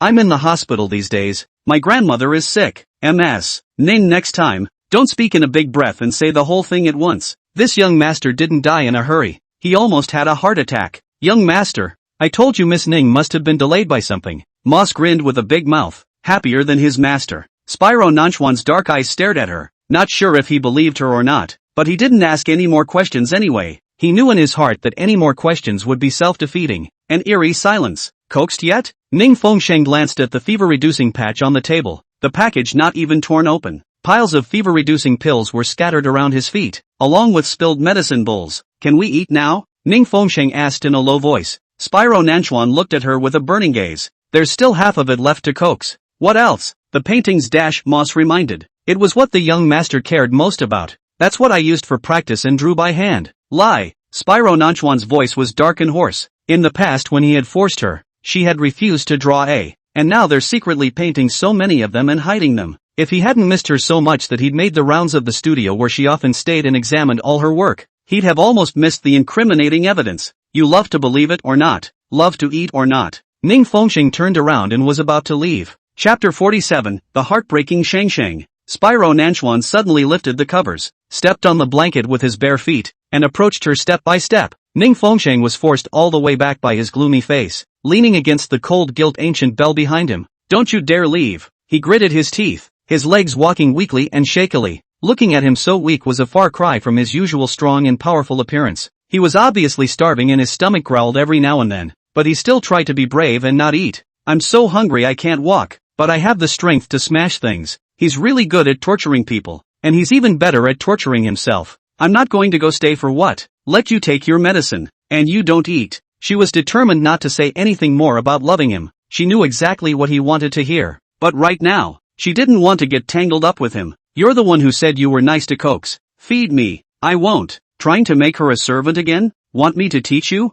His hot breath brushed the side of her neck as he leapt down and took in her first button. Like I'll teach you how to unbutton with my mouth. Ning Fengsheng was both angry and amused, and Spyro Nanchuan took the opportunity to rest his forehead against the hollow of her shoulder and pouted. Feeding or not? You go lie down on the bed and I'll feed you. Why was her heart just so soft? Spyro Nanchuan wrapped his arms around her waist and dragged and carried her back to bed. It was obvious that he was walking crookedly, and he had to drag her along. Their bodies sank back onto the bed together, and the entire king-sized bed tumbled for a moment. I'm dying. Don't try to leave me behind. He clutched one of her hands and put it to his lips and kissed it. Such a familiar kiss, as once every. The back of Ning Fengsheng's hand was numb, and his heart was also numb. Whenever she showed the slightest sign of weakness, she told herself fiercely of the humiliations she had suffered these days, and the hurt he'd inflicted on Lindsay when he'd been intimate with her lingered in front of his eyes whenever he closed them. She's got a really bad case of cleanliness that she'll never be able to let go of. Don't worry, you won't die. As long as you eat obediently, I guarantee you'll be alive and well tomorrow. Ning Fengsheng drew back his hand and picked up a brand new box of medicine to unseal it. The man's just a deadbeat. He should be sick because he doesn't eat and drinks, and his resistance is weak. He must have bathed in cold water again, because the Spyro Nanchuan she knew, strong as an ox, physical fitness, rarely sick, even in his sick state, he was quite capable of tossing and turning at night. Ning Fengsheng took out 2 pills and shoved them between his lips, only to have him bite his finger in response. It's hot. The temperature in his mouth was going to melt the man. This man's hot tongue scraped across her fingertips, and the blood in his eyes wove a scarlet web. Still not feeding. Want to starve me to death? Seeing that she was standing still, he yanked open the collar of his shirt, revealing the hideous scar on his chest. Can he stop using this trick? Every time he moves and lifts up his shirt to show her so that she can well up with guilt? At this moment, the maid had already brought steaming bird's nest porridge. Ning Fengsheng squeezed the handle of the spoon and stirred, feeding away a spoonful. The shameful man tilted his face sideways, porridge sliding down his neck. Are you going to eat it or not? Don't you know any rules about feeding people? His fingers pressed against her lips, rubbing them maliciously. Feed with here. Ning Fengsheng glared at him in anger. He's acting like a trickster tonight. Goo goo. Nanchuan Spyro's stomach growled again, and it seemed to be flooded with stomach pain, and his thick eyebrows wrinkled up and his face turned white. Ning Fengsheng's gaze coolly swept the scar on his chest, and the line was taken to be owed to him. She took a sip of porridge and leaned over to ferry it. The night breeze blew the ornate curtains and the knot in the man's throat rolled as he swallowed. The tester on his wrist suddenly changed value, and his heartbeat value plummeted 190, far more than the 75 in his calm state. You're so good at kissing and getting laid, but you're nervous too, aren't you? She fed it one bite at a time, and the man swallowed it one bite at a time, licking the porridge juice across the corners of his mouth. He could no longer taste the food, though his stomach ached and churned with tremendous pain. But every bite this woman fed over seemed to carry her sweet flavor. His eyes were dark and intense, like the night was trying to wrap her in it. The entire time Ning Fengsheng was feeding the kanji, this man was staring at her with hot, incomparable eyes, and his eyes didn't move away for a second. Ning Fengsheng's cheeks flamed at the look and broke his face to the side. He quickly twisted back again. What do you keep looking at me for? Tonight's Shang Shang is the Shang Shang that will be heartbroken. Spyro Nanchuan laughed lowly and coldly, his eyes full of self-deprecation. He seems to have fallen in love with being sick, and twice she was willing to take care of him with a high fever. The tenderness she was showing him at this time was more than she had ever enjoyed in her life. I've always been good at heart, is it? Spyro Nanchuan's chest ached grimly. Just that I'm not one of them? Eat your porridge. When the last mouthful of porridge was fed, he fell violently into her arms, his face twisting in pain, the large palm clasped around her waist soaked in hot sweat. Ning Fengsheng frowned, his fingers digging into his short hair before realizing that one hand was sweaty. Is your stomach hurting? What do you say? He seemed to be holding back for a long time, holding back until he was blue in the face. Stomachache? Then you didn't say so earlier, Moss. Got any stomach pills? Moss was busy bringing stomach pills, and Ning Fengsheng fed them to him, and called the doctor to come and hook him up to the medicine. Spider Nanchuan lying on the bed, seems to be tired to the extreme, not long to fall into a deep sleep. Young master hasn't slept well for a few days. He can have a good night's sleep tonight. It's getting late. Moss, you should also go to bed early. Ning Fengsheng put a chilled towel on his forehead trace. Miss Ning will stay and not go tonight, right? Lest young master wake up and make trouble again. Ning Fengsheng helplessly raised his left wrist, which was being firmly clutched by Spyro Nanchuan. She couldn't leave even if she wanted to if he was confined like this. Moose's sad face was immediately happy. With Miss Ning accompanying him, young master's illness will soon be cured. It works better than shots and pills. The following morning, Ning Fengsheng looked at the hickey in the mirror that had been made by Gong Yi. Luckily, last night she had worn a high-neck dress and covered it up with a thick layer of makeup powder. And now the powder was almost rubbed off. And after washing her face, it all showed. She found an okay bandage to put on to block it. Gong Yi is really sinister. This hickey is deep and there are teeth marks. It won't go away for 3 or 2 days. She was afraid that when Spyro Nanchuan saw it, he was going to lose his temper again and grab her and lash out. It's better to do more than less. Miss Ning, have you finished using the restroom? It's been over 40 minutes. Moss carefully knocked on the door. Young master is still waiting for you. Do the babies want to see something sadder or sweeter? Chapter 48, Once you leave, the young master will go crazy again. What's wrong again? Ning Fengsheng opened the door. The living room was a dark depression, and Spyro Minamikawa was clunking the floor stand. The man woke up early in the morning and started having seizures. Planning to record my last words in the washroom? For that long? He muffled a grumpy growl, worried that she'd climbed out the window and snuck away even though there were bodyguards all around the outside of May's garden. Even if Ning Fengsheng really wanted to leave, she could do so in a dignified manner. After all, he had promised her that she could come and go as she pleased. He was no longer in a position to hold her prisoner as he once had. Last words? Don't worry. The doctor said you just have a common gastroenteritis. Who made you go without food for a few days and drink hard liquor? As for your high fever, it's almost down. Spyro Nanchuan's brows were furrowed. His jaw tightened, and one hand clutched a thick leather book in a death grip. Come here. Read to me. Young Master Nanchuan's eyes aren't blind. Can't he see for himself? Spyro Nanchuan suddenly ripped open the lapel of his robe, revealing the scars on his chest again for her to see. I want to hear you read. Again. Ning Fengsheng, I'm a patient now. There's a patient as neutral as you? Ning Fengsheng raised his eyebrows high and woke up early in the morning to feed him. He's got a big appetite. He's eaten 2 big bowls. Push me any further and I'll pull out the needle. Gloom surged through Spyro Nanchuan's body. Then pull it. The fever's almost gone down anyway. And you can stop hanging on to the floor. I'm not going back on my meds. It's okay if you don't take any medication. And your physique will be fine today. Damn. For the first time he resented his good strong body. There's no capital for trying to act soft and sickly. Spyro Nanchuan glared at her with a pair of resentful eyes, so angry that his face turned blue and blood seeped out of his pale, cracked lips. Ning Fengsheng, don't open his face. This man is really too heartfelt. Just because she showed a soft heart last night and stayed to take care of him, how dare he give an inch and blackmail her with his condition? If she did accept his blackmail, he would continue to torture her by not eating and getting sick. Moss, I asked the doctor this morning and he's doing well. Moss's mouth dropped open, wanting to speak. I'll go then. He watched as Ning Fengsheng picked up the bag that had landed on the sofa, with a gesture of leaving. Ning Fengsheng, don't force me to hire someone to break 3 of my own ribs, just so she could stay and watch over him? I stayed last night, indeed for the sake of the scars on your chest. Ning Fengsheng looked like he was looking at a psychopath. I stabbed it. I owe it to you. And because of my guilt I listened to you. If you really hire someone to break your ribs, I don't care about you. You feel guilty? Spyro Nanchuan cracked his lips in a miserable smile. You almost got me killed once. Taking care of me for one night will make up for your guilty mind? All this time I've stayed in the rose garden to be tortured by you. It's all payback too. It's not enough, said Spyro Nanchuan viciously. Is it not enough that you have wounded me more than that? You still owe me a life. This is repayment? Ning Fengsheng's figure shifted slightly. She couldn't mention that child. Mentioning it made her sad. At the time of the abortion she was emotionless, even with hatred.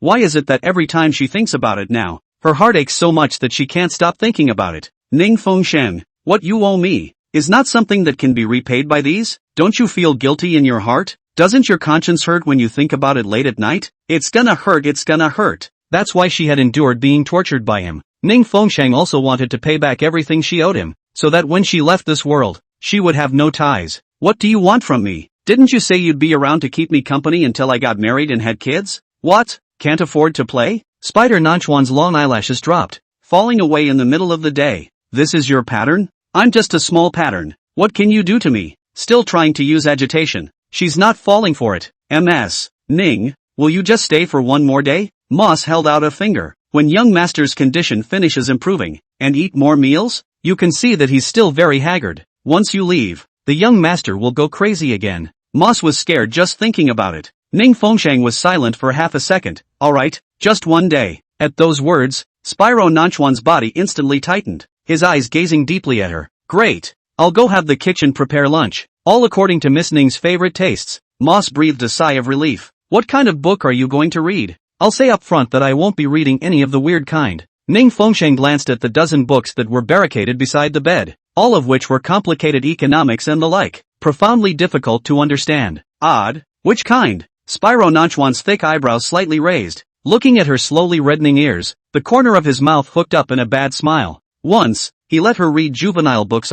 It seems that Ning has a good memory for something so long and still remembers it clearly. Ning Fengsheng's cheeks became even more unnatural. Nonsense. How can you forget that kind of shameful memory? This big bad wolf is forcing her to read while teasing her. He's cheeky and shameless anyway, capable of anything shameful. Put away your evil eyes. Look again and I won't read to you. Sure enough, the threat worked, and he averted his gaze, seeming to look forward to it. Then read it quickly. Ning Fengsheng's eyes shuttled over the readable books and suddenly realized that there was a copy of The Little Prince sitting on the side of the bed. Her attention was immediately taken away. How did he get this kind of children's book? It doesn't fit in with the complicated books. Ning Fengsheng quizzically took it over and flipped open the title page, only to see the words "Gifted by Shangsheng" written on it. Come to think of it, it was from her. Last year he was fussing about his birthday present and she was at the bookstore, so she picked up a copy. That's really rather perfunctory. How can you take out a reading like that and give it to him? I vaguely remember he was quite happy to receive it and didn't take her perfidy personally. He is actually really good at coaxing, but such reading material,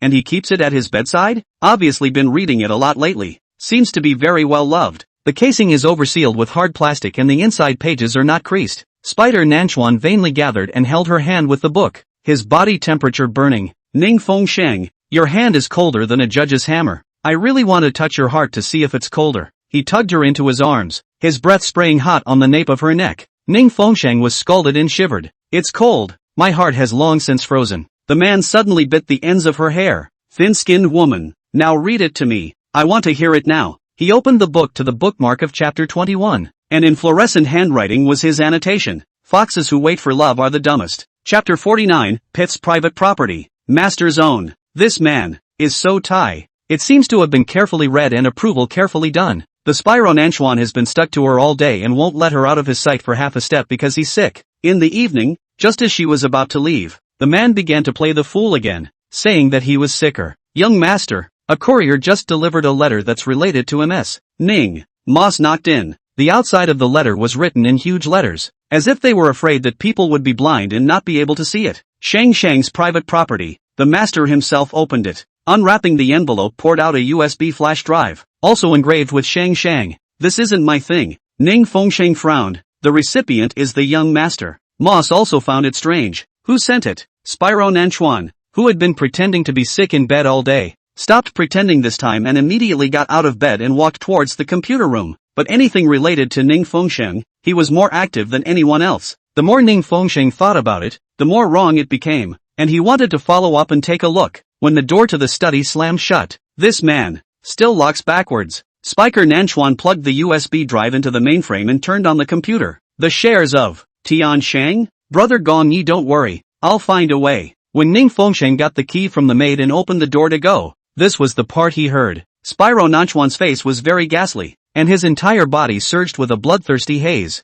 Ning Fengsheng's heart sinks. It turns out that every conversation she had with Gong Yi in the first place was recorded by that sinister man, just to wait for this day. He'd been on the defensive for a long time, afraid that one day she'd disobey and betray him. Spyro Nanchuan, don't listen, don't look at that. That's all a ploy on his part. Nanchuan Spyro just numbly touched the mouse. A point photo to see. He had known for a long time that Ning Fengsheng had done a lot for Gong Yi, but now that he had seen the evidence with his own eyes, his heart still throbbed with pain. The computer pops up with a warning box. Ning Fengsheng stared at the red code jumping on the screen. Gong Yi, this person, had actually implanted a virus in the USB flash drive. He's not only trying to sow discord between them, he's also trying to take advantage of the opportunity to steal confidential documents from the computer. Spyro Nanchuan had obviously seen it a long time ago as well, but his eyes were all over that one picture. You get up! Ning Fengsheng couldn't push Spyro Nanchuan, so she simply sat on his lap, her 10 fingers moving fast, tapping on the keyboard. Gong Ye's attacks were quick. The screen flickered, and countless garbled codes popped up wildly.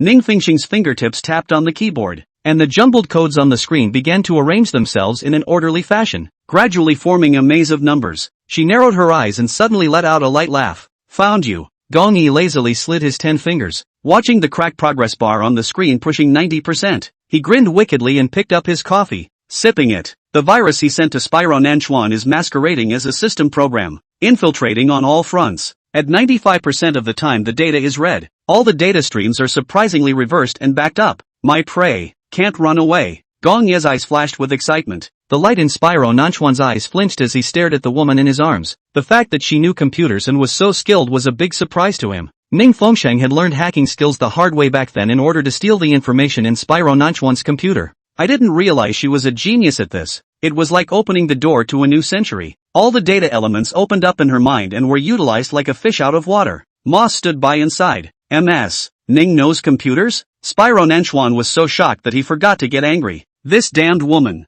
More than Will? How many other untold secrets was she hiding from him? The virus had gotten into the core of the computer, and the garbled code was still spreading, like a digital plague that was consuming the entire system. Thief of trade secrets. I'll get you. Ning Fengsheng countered by forcefully activating the other party's camera. The opponent flickers in and out of the shot, and cunning fox ducks under it. Want to take a picture of my face? Nanchuan. Very cunning. Gong Yi stuck the gum in his mouth to the camera. Suddenly, greatly interested in Spyro Nanchuan's reaction to seeing those photos, so he forced the other side's camera to activate as well. However, he didn't expect to see Ning Fengsheng's resolute, cold white little face. She sat in Spyro Nanchuan's arms, her 10 fingers dancing fast. Gong Yi's smile froze and his heart leapt. He hadn't expected that Spyro Nanchuan hadn't even put up a fight, and the person who had engaged him was Ning Fengsheng. That stupid woman, who is all beauty and no brains, can even fight with his master. Gong Yi smiled skinlessly, not knowing whether this was an insult to him or whether it should be an appreciation of Ning Fengsheng. The little thing was much smarter than he expected. He did underestimate her, getting more and more impressed yet. Moss looked on in disbelief. He didn't know anything about computers, only that the young master was very skilled and had never found a gaming opponent. Now he looked at the computer flying up the green subtitles. This technology is not inferior to the young master. You still have the heart to laugh. Do you really want all the confidential documents to be taken away by him? Ning Fengsheng was angry. While her hands were busy, Spyro Nanchuan's fingers swept restlessly through her hair. Just now he was angry as if the gas tank was going to explode right away. But this time he wasn't angry. He was laughing instead. Miyabi watched the progress bar fill up, the corner of his mouth picking up a smirk of triumph. Here it is. The moment he opened the file library, the information he had just obtained was shattered, and the computer started the system's self-destruct program. Mr. Gong, is this being attacked? The assistant asked from the sidelines. Gong Yi smiled a gentle smile. Devil destruction order. So not only is the stolen information gone, but all the important files on our computers, too. Shangsheng. Gong Yi pronounced the name softly, like he was savoring a glass of aged red wine. We'll see you again. His little wildcat extended his sharp claws, and pounced on his master. Looks like he's going to have to sharpen her sharp claws. Chapter 50, A Sense of Morbid Madness. Ning Fengsheng's body went slack when he received the alert that the system had successfully self-destructed. When did you learn? Spyro Namikawa's voice rang above her head. I'll learn if I want to. It's not hard. What else do you know? He asked, narrowing his eyes and staring deeply at her. Ning Fengsheng thought carefully about it. She knew a lot of things, but she had always been encircled in a golden cage by him and hadn't been able to exert herself. At the moment, Ning Fengsheng is shredding the contents of the USB flash drive. Spyro Nanchuan's hand, however, pressed on her small hand holding the mouse. You want to destroy incriminating evidence? These will only make you feel bad and angry if you read them. Ning Fengsheng bit his lip. Someone is using the things on the flash drive to try to stir up our relationship. Spyro Nanchuan's smile was obscure. Our relationship is so bad now that we still need to be provoked? Tell me instead what good it did him to stir up our feelings. That would be him trying to steal classified documents with a USB drive. Shouldn't you find out who that person is?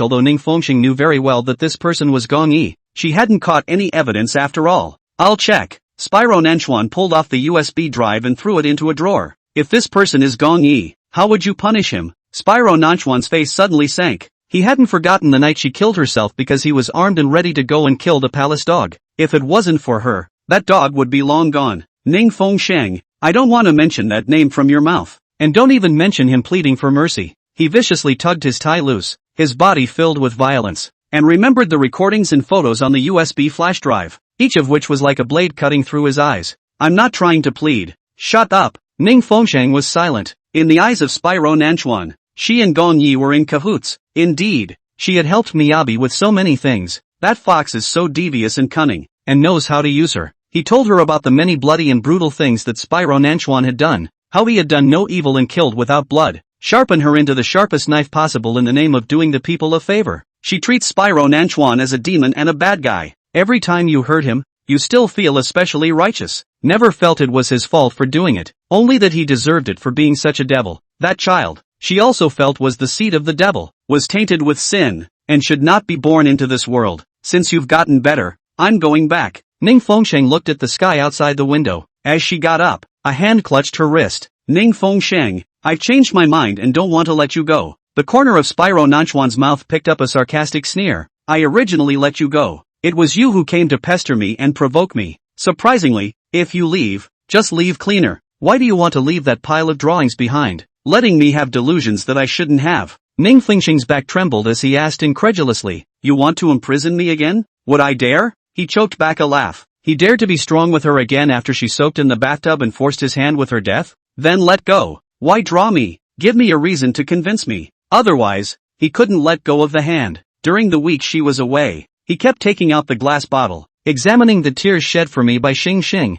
and even gently dabbing a little bit in his mouth to savor the salty taste. He also kept looping the video of her shedding tears for him. Recalling her antics during this time, she'd be jealous of him, she'd be nervous and concerned about him, she'd stop resisting him, and she'd shed secret tears for him. If this really was pretend, a high-end game she'd made, he'd be willing to be the most loyal prey in the net again. Ning Fengsheng, say ah. As long as the reason can convince me, I will let go. Ning Fengsheng's lips moved slightly. Actually, I'm just trying to get back at you. You and Ms. Lin tortured me like this, humiliating my self-esteem. I wanted to fight back, but I couldn't beat you, so what could I do? I'll just torture your heart. Ning Fengsheng made up nonsense that he didn't even believe, but Spyro Nanchuan will surely believe it, because the evidence that she didn't love him before, hard evidence. Those drawings are what you've been begging for. I've known that for a long time. It doesn't take me more than 10 minutes to draw a sketch. I can draw when I want to. How about that? Now are you hurt? Spyro Nanchuan trembled violently, as if he was suffering from the torture and devastation of illness.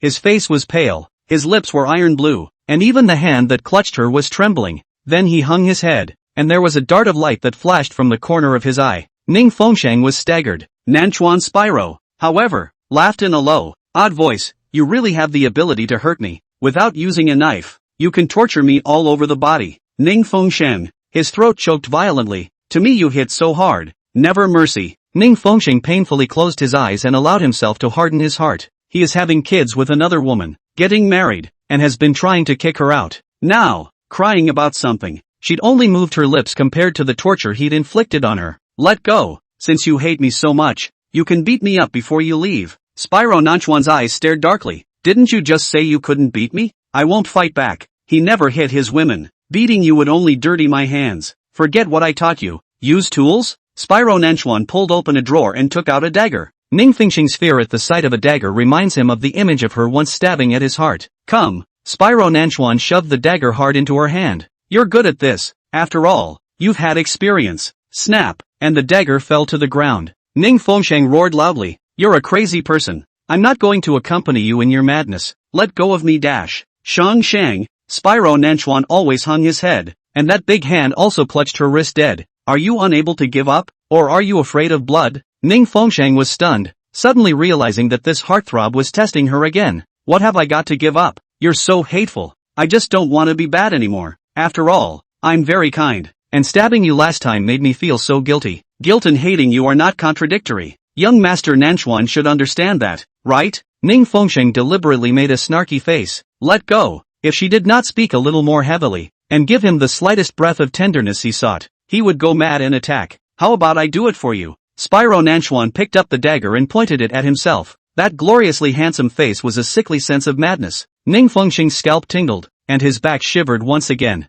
It was going to be abusive for a while, ready to close the book and turn sweet, and send out candy to give the papa a reprieve. Chapter 51. Say it to me. I just stopped the bleeding. Spyro Nanchuan finally let go of her hand. A palm full of cold sweat, he ripped violently at the large placket of his robe, exposing his entire chest. Where would be a good place to stab this time? The tip of the knife traced over the skin as he searched for a spot. The heart has already been stabbed, with a love mark left by your own hand. Ning Fengsheng's legs began to weaken as he watched the blade cut out blood. Blood blossomed an enchanting red along where the blade had traveled. Poke here, He pointed to the spot on his abdomen where the word Shang was tattooed. Okay Shang? I'm warning you. You don't go crazy. Spyro Nanchuan laughed coldly, the burning red tails of his eyes, his biting gaze, not half joking, clutching the handle with both hands. When the sharp tip of the knife stuck in, blood gushed out almost immediately. Ning Fengsheng screamed, pouncing up to clutch a pair of his large, blood-stained hands. As Sir Nanchuan looked at her panicked face,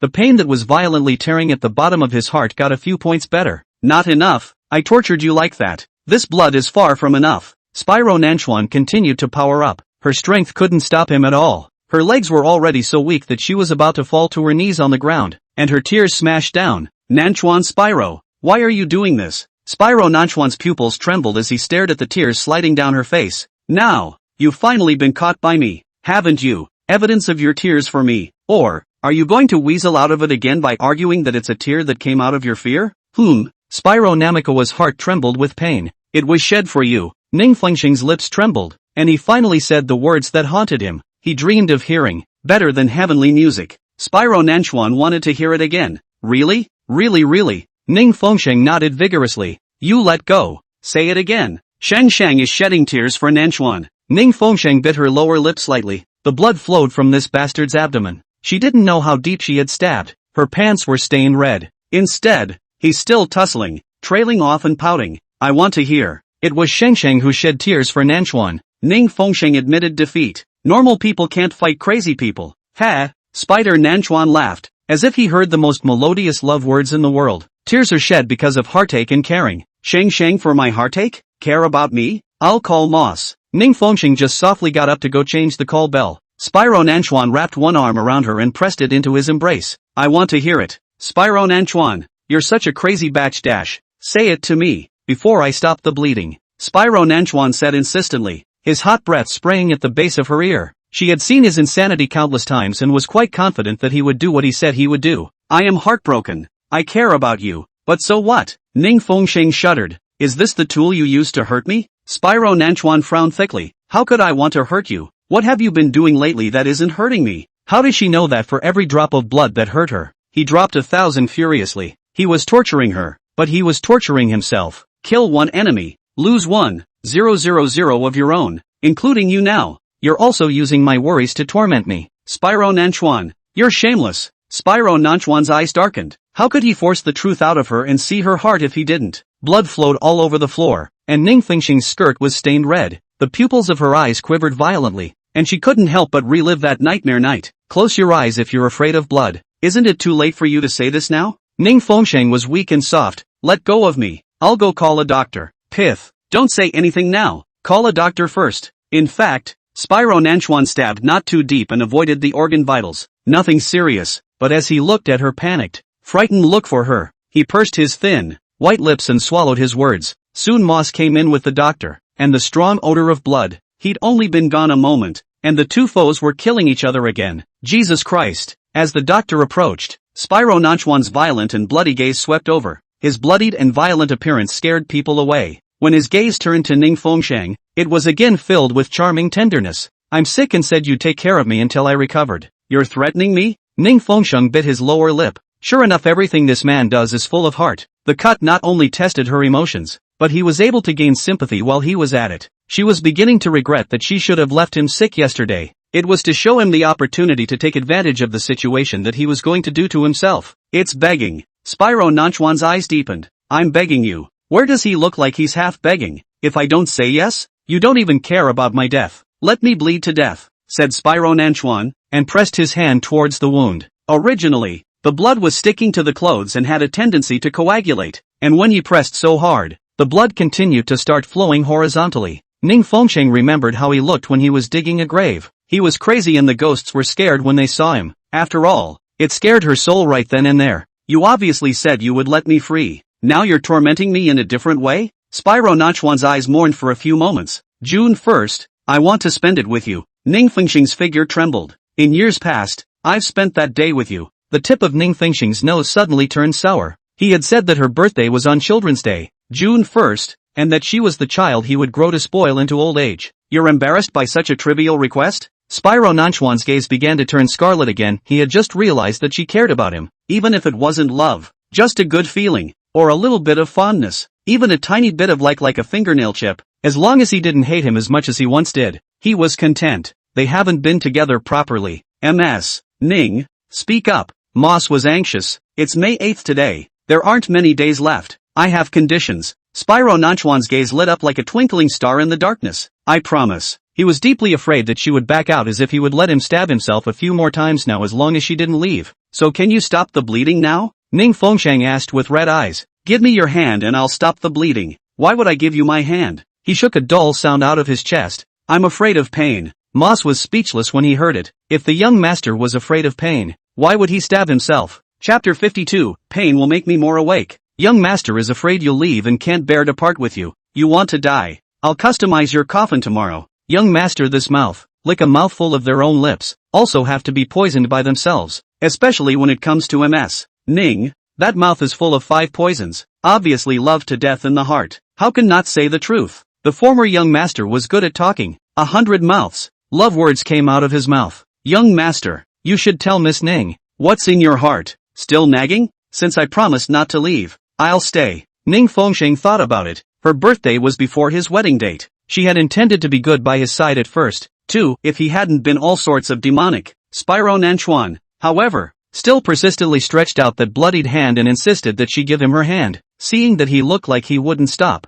Ning Fengsheng had no choice but to walk up to him. Here you go. When she reached out, his palm closed with hers, fingers interlocked. At this moment, Spyro Nanchuan's eyes were scarlet again, and there was a bright light flowing in the bottom of his eyes, and the emotions he had been holding back were about to break down. I'm afraid this is a dream. His voice was low, and dripping with humility. The fact that Ning Fengsheng would be nervous about him, care about him, and shed tears for him was actually something he never dared to dream of. And today, he gambled right. He was both ecstatic and terrified, afraid that this was a dream or a figment of his imagination produced by his high fever. Ning Fengsheng, after you left, every single thing I've done has been a nightmare. Even in my dreams, I haven't dreamed of anything this good. He bitterly sneered. Never in her life would she have been able to empathize with how much she had hurt him, not knowing how much he had been hurt by her. Ning Fengsheng's lips trembled, but he couldn't utter a single word. She stubbornly averted her face. Her eyes glazed over. They could have gone back to the way things were if it hadn't been for Lin Lacey and that child. The doctor started to sterilize and medicate him. The man didn't say a word. There was no fear of pain as he claimed. His eyes just stared quietly at Ning Fengsheng the whole time, his big hand clutching her small hand and playing with it, lovingly. Young master, I've finished disinfecting. Now I have to anesthetize you and stitch up the wound. No need for drugs. He grinned that scarlet smile at the corners of his mouth. The pain, it'll keep me more awake. His sense of madness has always been heavy. Ning Fengsheng frowned. Anesthetize him. I want to be awake. The more it hurts, the more I know it's real and not dreaming. Spyro Nanchuan smiled wryly. He wanted to be awake to know that Ning Fengsheng's care for him was real. You'll die if you don't go crazy for a day? Young master, you'd better get anesthesia. I testify. This is real, not a dream. The doctor took the anesthetic injection, glanced at Spyro Nanchuan, and then looked at Ning Fengsheng. Give him a fight. Ning Fengsheng insisted. The doctor met Spyro Nanchuan's baleful, bloodthirsty gaze. His heart fumed in horror. After all, the entire May Garden had seen the young master's brutality and bloodshed with their own eyes. But when Miss Ning is around, the young master's temperament will be tempered quite a bit. Didn't you just say you were afraid of pain? If you don't take the anesthetic, I won't care about you. Ning Fengsheng was a bit angry. Upon hearing this, Spyro Nanchuan immediately agreed to anesthetize. You can't leave me alone if you're in charge of me. Sure enough, the doctor sighed. Only Ms. Ning could cure him. Miss Ning should just control the young master more. Moss also took the opportunity to say, the young master sometimes goes crazy. Tranquilizers are useless. It's time for more control. Spyro Nanchuan looked at her with his red lips picked out. Ning Fengsheng averted his face and changed the topic. Is the injury serious? Flesh wound. The wound is not deep. Did not hurt the vitals. Rest for a week. The suture mouth do not get wet. And so on. The removal of the line is almost. The doctor said here. Felt that the dangerous gaze fell on his head again. Full of warning. He hesitated for 2 seconds. At least half a month. No, a month. Of recuperation. The murderous intent in the bottom of the eyes of Nanchuan Shijun was finally converged for a few points. You don't have to threaten the doctor. I told you I won't leave until after my birthday. With Ning Fengsheng around, the doctor could finally inject the anesthetic with confidence and begin the stitches. Ning Fengsheng looked out of the corner of his eye and realized that the wound was not on the tattoo with the word Shang. He'd shifted his position and the wound was just below the tattoo. Ning Fengsheng pursed his lips. He really can not afford to give up, since he cares so much about this tattoo. Why do you want to tattoo the same model as Lin Leishi? Is he insulting her, or is he insulting himself? Seeing him staring at the tattoo, he sneered. After scabbing, I will tattoo a new pattern. Style I have thought of. Ning Fengsheng. So as he was sticking the knife in, he started thinking in his head how to design the pattern. Spyro Nanchuan. You're both childish and full of heart. Ning Fengsheng gritted his teeth. And hateful. I'm so sick. And you don't care about me. And you scold me. I'm not going to add a new twist to this tattoo. So go ahead and get it yourself if you like. She was planning on getting it washed off her body in the next couple days. The tattoo artist had an appointment.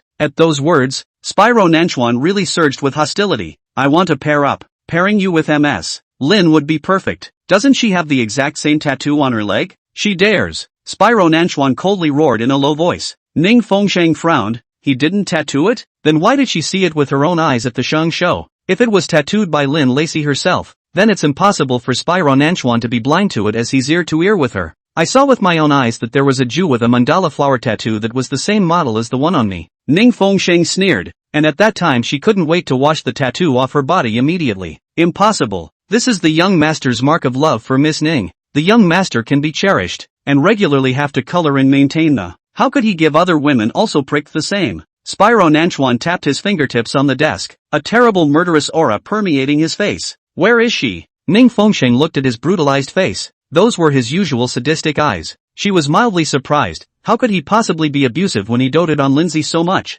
Young master, Miss Lin flew to S City in the past few days, saying that she has a jewelry show over there. The blood in the bottom of Spyro Nanchuan's eyes rolled over. Looking for death? Dare to run around without raising your fetus at home? Break those legs on the spot if you don't want them. Moss wanted to run away. The young master who was angry was scary. Let her come back dead. Spyro Namikoa gasped as the wound he was stitching nearly split open. No airplanes. Ning Fengsheng's heart tightened. She was the one who thought too much. He just loved to put words in his mouth. He clearly valued and loved Lin Leishi. Chapter 53, My Nanchuan's Lover Branding. Spyro Nanchuan wiped the blood with a towel and pulled out his cell phone to dial a video. Lin Lexi's face appeared on the screen and smiled flutteringly. Jen, where's the video of you calling me? She'd never gotten an unsolicited call from him, let alone a video. Spyro Nanchuan's face was horribly pale. Went to a nightclub? No, I went back to the hotel after the show. How would I go to that kind of messy occasion when I have a baby? Not to mention I won't drink. Don't worry, Jen. Who lent you the guts to go running around outside?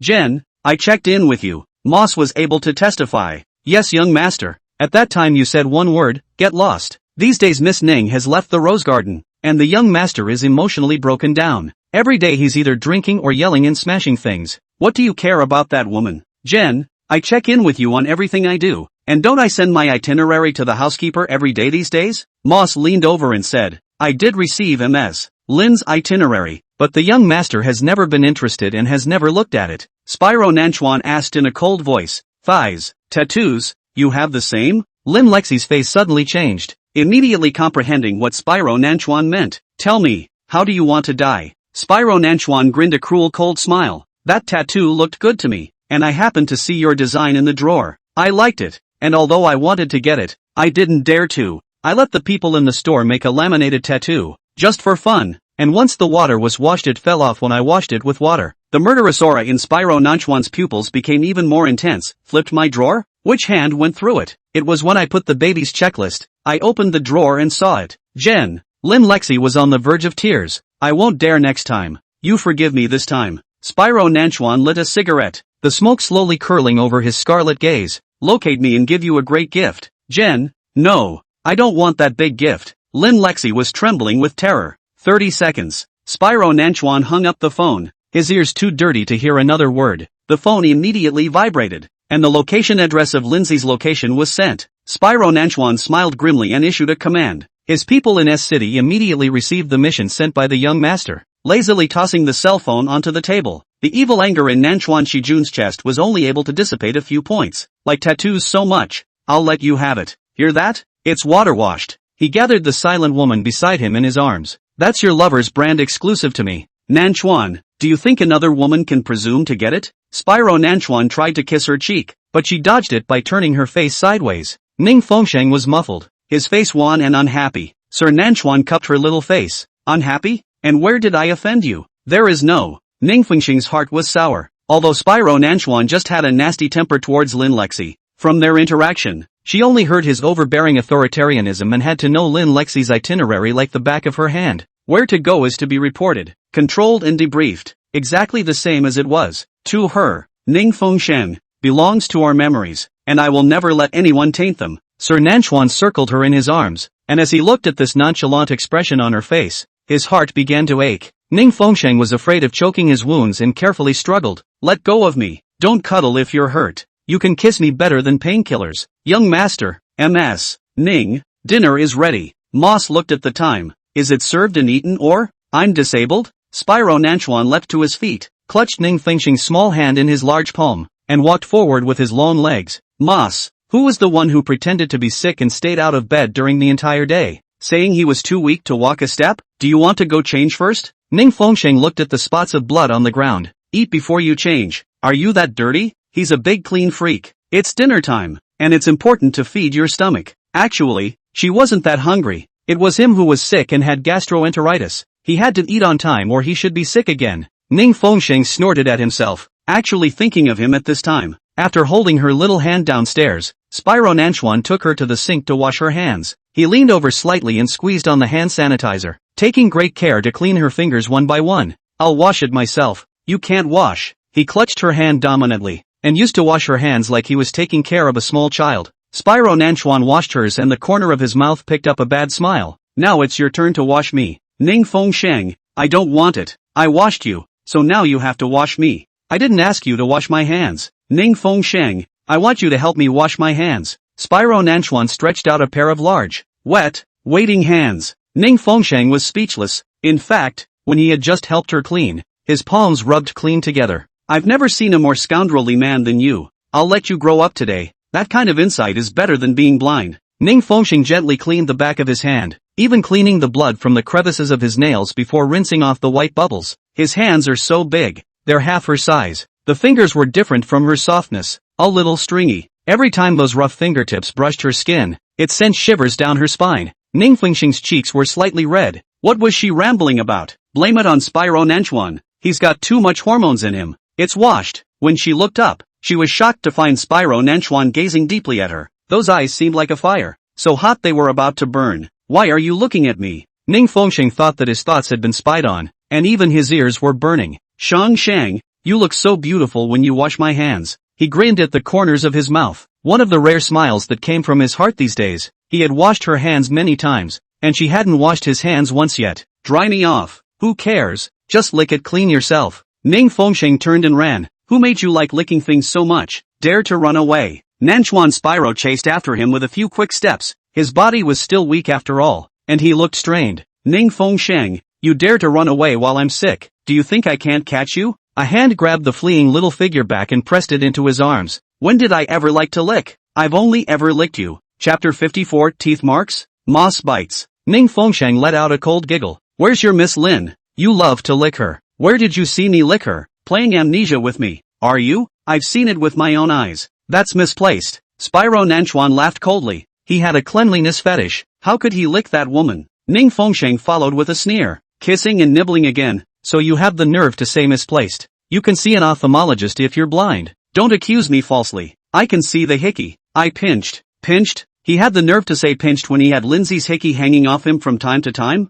And the hickey on Lindsay. I pinched it too. Spyro Nanchuan nodded his chin, seemingly smug. Satisfied? My level is not bad? He practiced quite a bit as far as being experimented on. Moss was concerned. Ning Fengsheng was stunned. What about lipstick marks? What about teeth marks? You don't have mouths growing on your hands too, so you can kiss wherever you want? Spyro Nanchuan smiled badly. Teeth marks? Moss bit it. Moss, who was preparing the meal, coughed. Young master. Moss took it all. Kissed the man and had to turn his head and kiss the woman? Ning Fengsheng's eyes widened in disbelief. You've all gone to bed, and you're pinching hickeys for who? I don't believe you guys have never kissed. Who told you we went to bed? Spyro Nanchuan's scarlet lips grinned a terrible cold smile. Is he crazy about that pig at the meeting? Except for Ning Fengsheng, all other women are pigs in his eyes. It's smelly and dirty. If it weren't for the baby, his cleanliness really wouldn't allow him to tolerate a single star. I saw it with my own eyes. Some other day I really should take you to see an ophthalmologist to see if the left eye is blind or the right one is more blind. Nanchuan Shijun cupped her chin and scrutinized her eyes, as if he was really studying whether she had bad eyesight. Damn it, this hateful man, if it's true that she's misreading him, he's deliberately lending his position and creating a deliberately ambiguous atmosphere to make her wrongly think that's the case. Isn't that what he wants? She also intentionally joined forces with Moss to make hickeys and bite marks. And now she's calling her blind? Moss had been taught to follow him as a master. I heard it with my own ears that day in the washroom. Am I deaf too? Sir Nanchuan gazed deeply into her face and wanted to tease her as he watched her exasperated appearance. You didn't hear it wrong. So, is still happening. Ning Fengxing's lips turned slightly white as he pushed him away. Then you said a bunch of nonsense. Spyro Nanchuan admits he's bad and wants to see her jealous expression at this point. Give me a kiss and I'll tell you. Who's kissing your pig mouth? All you do is babble nonsense and make a lot of noise. She felt like she was being tricked. He was deliberately playing her for a fool. Say I love you and I'll be quiet. Shut up and eat your food. Ning Fengxing turned his face and asked, Moss, did you really kiss them? Miss Ning. Moss, a face bashful red. Young master can only allow me to approach. Said others have a stench. Hey! At those words, Ning Fengxing stared at the man smiling like a big-tailed wolf and fell into deep self-doubt. Those scenes, each one obviously so real. How was she supposed to believe him now that he was denying it all? He and Lin Lacey even got a baby out and he's still playing innocent in front of her? She really thinks she's a cutie pie. You think she's a little girl? After dinner, I have something good to show you. Spyro Nanchuan pulled out a chair for her to sit down, and smoothly ran his hand through her hair, his movements gentle and charming, a small habit he used to have. Who's going to look? I'm not. Ning Fengxing negatively averted his face, but his heart was filled with curiosity. Spyro Nanchuan loves it when she's jealous. Just let him look at it for a little while longer. Just a little while. For one meal. This man kept pouring food into her bowl, then said he was sick and in pain all over and asked her to pour it for him. His hands, sometimes they look like they're broken. Sometimes they're not. Sometimes they look redundant. Sometimes they don't. In short, throughout the night, the upturned corners of Spyro Nanchuan's mouth never went down. Eating his meal, he kept staring at her, studying her expressions like an interesting new critter at the fair. Ning Fengxing looked at his big face and got annoyed. His white eyes almost rolled up to the sky. After the meal, kiss me and watch something good for you. The man curled his lips, sliding his cell phone around in his hand, wantonly languid and teasing. It stinks, don't lean on me. Okay, wash and dry for you to kiss. Spyro Nanchuan also couldn't stand the strong smell of blood on his body, and went to the washroom to simply wipe it off and change into clean clothes. The man wanted to drag her along, but she wasn't going into the washroom with him. She hadn't forgotten that it was in the washroom that day that he and Lin Lacey had. Ning Fengxing cleaned himself and pulled out his cell phone to check. Can I pinch out a hickey? Hickeys and strawberry marks are known as mechanical purple spots, which are caused by the rupture of microvessels under the skin when they are subjected to strong suction. They occur most commonly on the neck, where the skin is relatively thin, and can easily leave visible marks after kissing or pinching.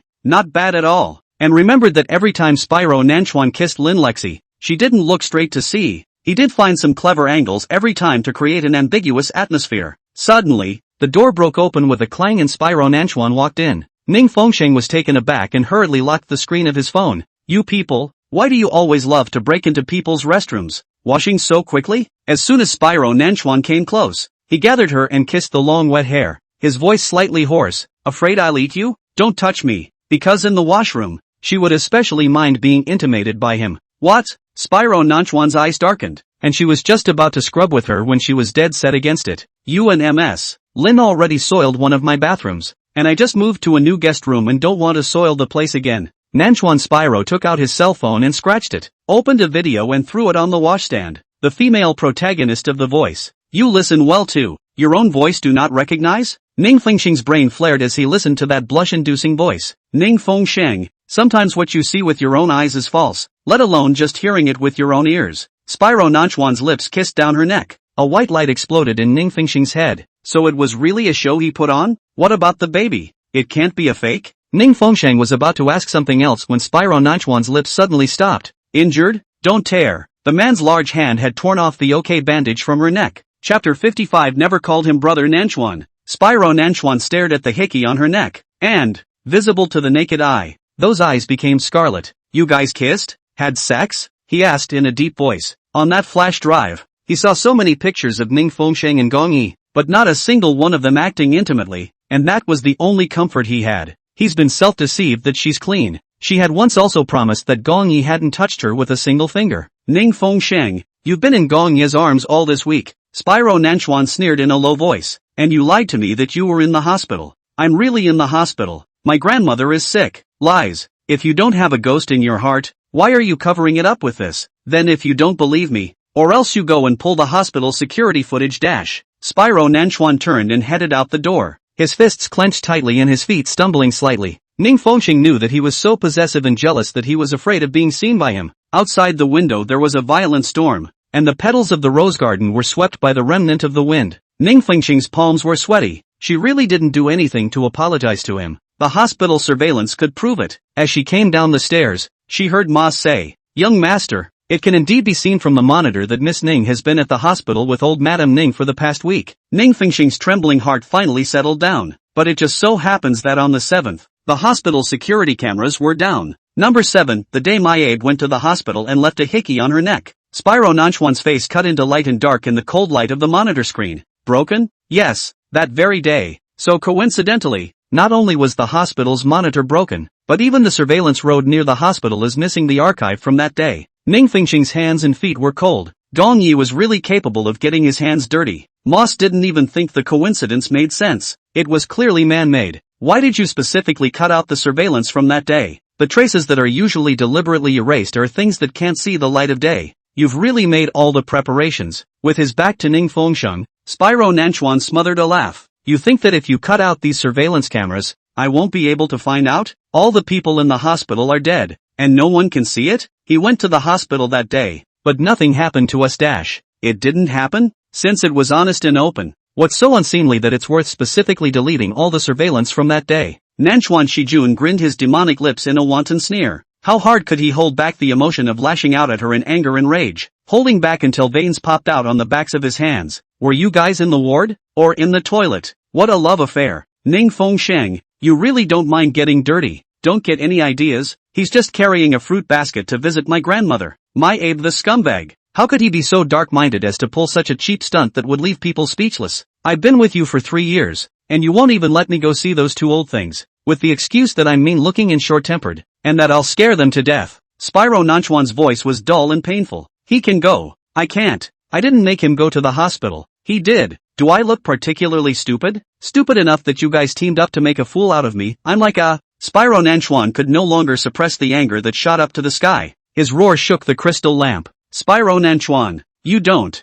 Spyro Namikawa's hands clenched the armrests of his chair. He stared at the sinews rippling on the backs of his hands, suddenly alarmed that it wasn't the handles that these hands were trying to pinch at the moment, but her snow-white neck. The shocking pain of being bullied and betrayed tore away all his sanity. How he wanted to strangle her. This woman who had repeatedly joined forces with Gong Yi to deceive him. Get out, he roared in a stern voice. Ning Fengxing's eyelashes fluttered slightly and he took 2 steps back. Is he going to tell her to roll again? I said myself. He rose indignantly, afraid that if he stayed, the flames of jealousy would hurt her. He'd had a hard time keeping her, and was afraid he'd drive her away again. It was pouring outside the window, and as Moss rushed out with his umbrella, he saw the young master driving away in the Maybach in the rain. Winding his way into the thundering rain and fog, Moss turned on the Maybach's tracking locator and called a group of bodyguards after him. He was afraid that something had happened. He couldn't carry it by himself. The basketball court looks like an abandoned coliseum in a rainstorm. Spyro Manamikawa ripped the buttons off his shirt and raised his hand to slam the ball into the basket like he was throwing a dagger.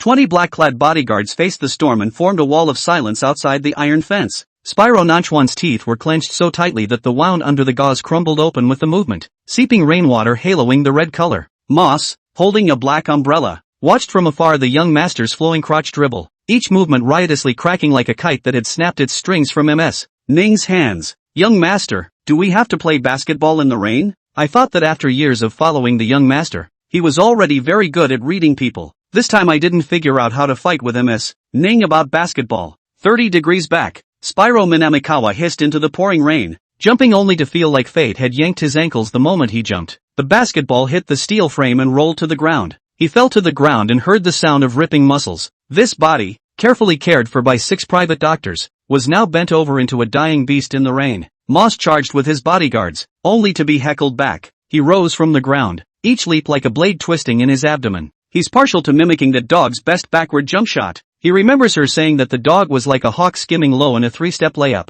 so for the moment he folded himself into a more violent arrow. It wasn't until the moment his knee slammed hard into the puddle that he hurt enough to curl up. She likes that dog just because she likes him. Good at basketball? Spyro Nanchuan sneered. What's so great about knowing how to play basketball? He's also good at basketball. Has she ever seen it? He can do more than just play basketball. He's awesome at so many things. She hasn't even looked at him once. She called him Gongyi brother, never called him Nanchuan brother. The curtain of rain blurred the movement of his crossed arm, wiping away the dripping rain from his eyelashes, like he was wiping away some hotter liquid. Dark hair plastered wetly to the corners of his forehead, lining his jaw in a taut, biting arc. When he dumped again, he finally collapsed into the standing water, his body rubbing heavily against the concrete floor. Thunder rumbled like someone hiding behind a cloud, snickering at the antics of his poor imitator. Listening to the young master's sad, choking roar, Moss's fuzzy memories were pulled out. Chapter 56, I'm good at basketball. 2. I remember last year, when young master first discovered Miss Ning's sketches of Mr. Gong's various shooting gallantry. Young master, I checked, this person is called Gong Yi. What basketball captain? You know, touching the basketball in school. It is very pleasing to the girls. He is not as handsome as the young master, not as rich as the young master, not as talented as the young master, not as smart and wise as the young master. In every way, I really looked into it, and other than the fact that he's not bad looking and has a basketball specialty, he's just a pretty average guy. I think Miss Ning likes him, probably just because he plays basketball well. Moss actually lied. Gong Yi wasn't as worthless as he said. He was really afraid of Spyro Nanchuan's thunderous wrath, and must be accounted for, because young master asked him to investigate the reason why Ning Fengsheng liked that man. Young master AI, it's all my fault, it's all my fault. Moss was a little sad, followed by a feeling of gratitude that was all that was said. Otherwise wouldn't the young master have more to be madly jealous of? Spyro Managawa gasped dramatically and got up from the ground. Pick up the ball that rolled on the ground and slam it hard into the frame,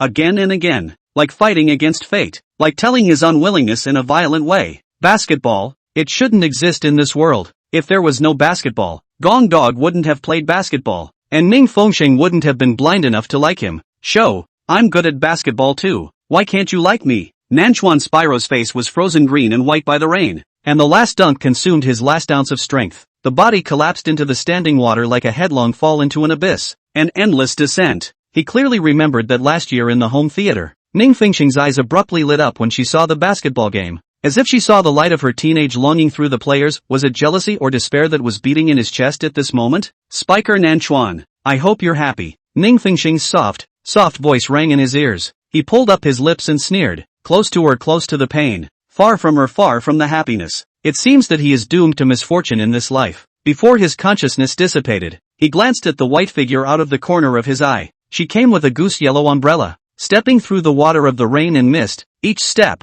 as if she were stepping on his heart. Miss Ning, you're finally here. Young master I really can't persuade him. I can only rely on you. Spiker South River. Her voice mingled with the pattering rain. Spyro Manamikawa inclined his head heavily as he was plunged into complete darkness so that she could not see the drop of falling rain out of the corner of his right eye as she ran over to him. Spyro Nanchuan was unconscious when he was carried back to the rose garden. Moss thought it was fine and didn't make a fuss on the way back from carrying it. 6 family doctors rushed to the living room with medicine boxes and gathered around the bed. Being used to such scenes, watch as they skillfully strip Spyro Nanchuan of his stained clothes and analyze his injuries, realizing that it was still the bone-setting orthopedic injury doctor who was supposed to stay this time. The remaining 5 doctors left unhappy. Ning Fengsheng stood by the bedside, her small hands twisting the bed curtains, looking at the bruised and battered Spyro Nanchuan, her nose sore. Tears hang in the corners of my eyes, about to drip. Don't be sad, MS. Ning, it's all minor injuries. Minor injuries? Ning Fengsheng inhaled heavily.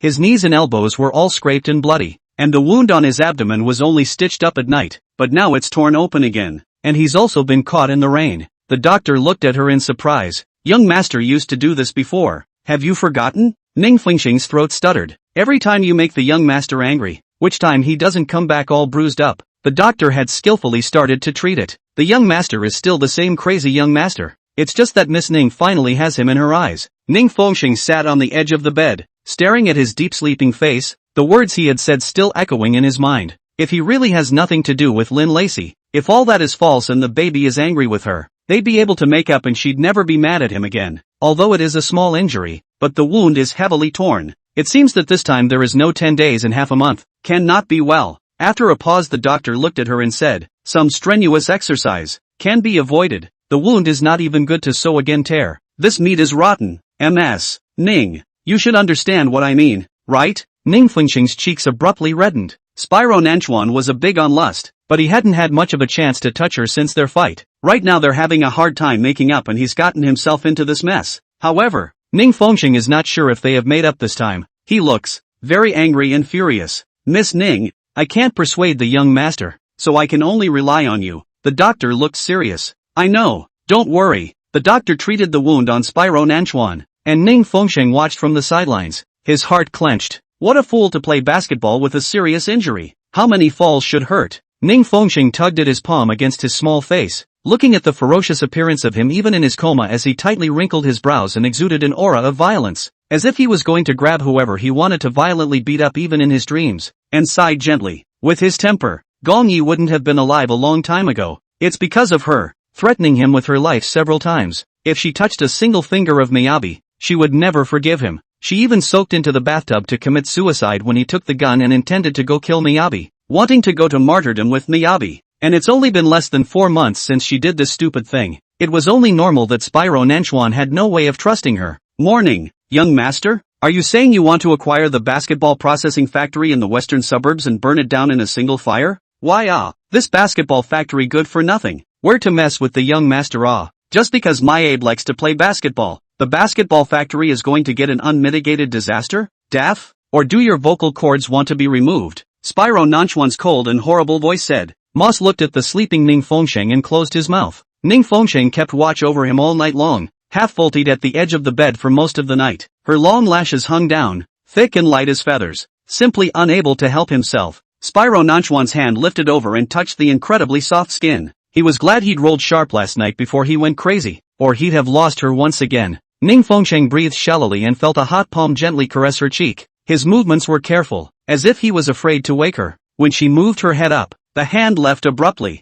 Chapter 57, Consider him blind from last night. Ning Fengxing watched as the man averted his face to the side, his face grim and gloomy, his pale lips pursed. You're awake. Does it still hurt? I'll call the doctor over to change the medicine. Ning Fengxing immediately rang the call bell. The doctor came over to change the medicine and repeatedly told the wound was torn many times and should never be moved or touched by water again, with emphasis on not exercising. Spyro Nanchuan still had the same gloomy and depressed face, and didn't speak or get angry anymore. Do you hear me? Ning Fengxing tugged on his large palm and shook it. You have to listen to the doctor. The doctor's words have never been listened to by young master. Young master only listens to you. Moss sighed. I'm willing to believe that your hickey was a hand pinch. Why can't you believe that there's nothing going on with me and Gong Yi? As soon as this topic was provoked, the violent factor that surged through Spyro Nanchuan's body began to swell, and his fingers tightly gripped the customized bedsheet as if he was suppressing some kind of emotion. Are you going to go cold turkey with me? Ning Fengxing frowned at him and didn't speak since he woke up. It's rare to see him in such a dreary way. Spyro Namikoa closed his eyes and twisted his face to the side. What do you want for breakfast? Spyro Nanchuan's mouth was dumb as if it had been sewn shut. Ning Fengxing's first time to him like this. Usually he was, and would vent his temper on the spot if he had an upset temper. For a moment, she didn't know how to coax it. The cell phone is ringing. Caller ID. It's Grandpa. Spyro Nanchuan's eyes widened suddenly, and as he watched her pick up the phone, that large hand clenched the one hanging at her side. Ning Fengxing looked at him in surprise, his eyes all low and pleading. Shang, why didn't you come to the hospital yesterday? I have something to do. Can I call you when I'm done? Ning Fengxing said gently. Something's up. Then Shang, you get busy first. Remember to call Grandpa when you're done. Ning Fengxing responded obediently, afraid that speaking too much would upset the man beside her. Sure enough, Nanchuan Spyro that sight glared fiercely at the phone, a look of hate to immediately shatter the phone. That's how he used to be. He had to care who was in her address book, who she took calls from, and what she talked about even more. Now it's not that he's become open-minded, it's that he's just holding back from having an attack. Who is MS? Ning calling so gently? Moss asked out of his heart on behalf of the young master. It's my grandfather. Someday, we'll ask Master Ning to meet our young master. The young master is actually not as scary as you think. The corners of Ning Fengxing's mouth tugged, not daring to agree. Tell me more. Just can't see me? Spyro Nanchuan finally opened his mouth, his voice raspy. I'm a disgrace to you? My grandfather has a bad heart and can't afford to have you be mean. Excuses. Spyro Nanchuan huffed. I'm mean? Where do you see me being mean? Everywhere you're mean. You're mean right now. Spyro Nanchuan coughed lowly, and her palace dog brother was able to visit her grandparents without being mean. Ning Fengxing did not take him to see the two old men. In addition to the ferocity of the Nanchuan Spyro, but also because he is very jealous and possessive. Regardless of men and women, young and old, regardless of relatives and family. I talked to Miyagi. I don't want to hear those two words out of your mouth again, he said in disgust, the pain that had built up in his heart hard to dissipate. The thought of the woman on the tip of his heart, sullied by that wild dog, shattered his entire being. Spyro Nanchuan, do you want me to give you a gift? Ning Fengxing's eyes suddenly lit up. Spyro Nanchuan's furious face really stiffened for a few minutes. Do you think I'm a 3-year-old child? You want to buy me off with a broken gift? Oh, so you don't want it? Spyro Namikawa's back stiffened and his hard voice asked. What kind of gift? Didn't you always want a scarf before? I'll knit it for you, okay? The mention of the scarf touched Spyro Nanchuan's scales again. Ning Fengxing, you've taken the tricks you've played badly with other men and used them to deal with me. His heart ached uncontrollably. How dare she use what she had given to other men to give to him? Perfunctory head, he Nanchuan Spyro in this life can only be reduced to others to eat the rest of the. Ning Fengxing froze. I thought you'd always wanted it. You were so angry at the time. You were obsessed with scarves. So if you don't want a scarf, I said no, when will you knit it for me? Spyro Nanchuan's voice stiffened even more. Never mind. Leftovers are better than nothing. Scarves he doesn't wear much. He's got such a sexy neck, she'd have to knit one for him and he'd wear it grudgingly. It'll be soon. I'm already halfway done knitting. I'll be done in a few days. Ning Fengxing smiled, thankfully not throwing it away. Spyro Nanchuan glared at her with his face averted, a look that seemed to ask, you just asked me if I wanted a scarf and you're halfway done? Don't worry, the beginning is for you to knit, absolutely not to give away. Your birthday is January 1st, Capricorn. Well, the pattern logo I crocheted on the scarf is Capricorn. Ning Fengxing knew what he was suspecting. Suddenly you have a conscience and thought of knitting me a scarf. Spyro Nanchuan's throat was bitter. He never got the scarf back then, no matter how much he pushed her, and now she's knitting him on her own accord. This gift, which she has been begging for so hard, is so easy to get as long as she is kind? Then I've given you a gift, so don't be angry? Ning Fengxing grabbed his large, stiff, cold hand and shook it. Spider Nanchuan's thin lips were pursed tightly and his nose sprayed heavy breath.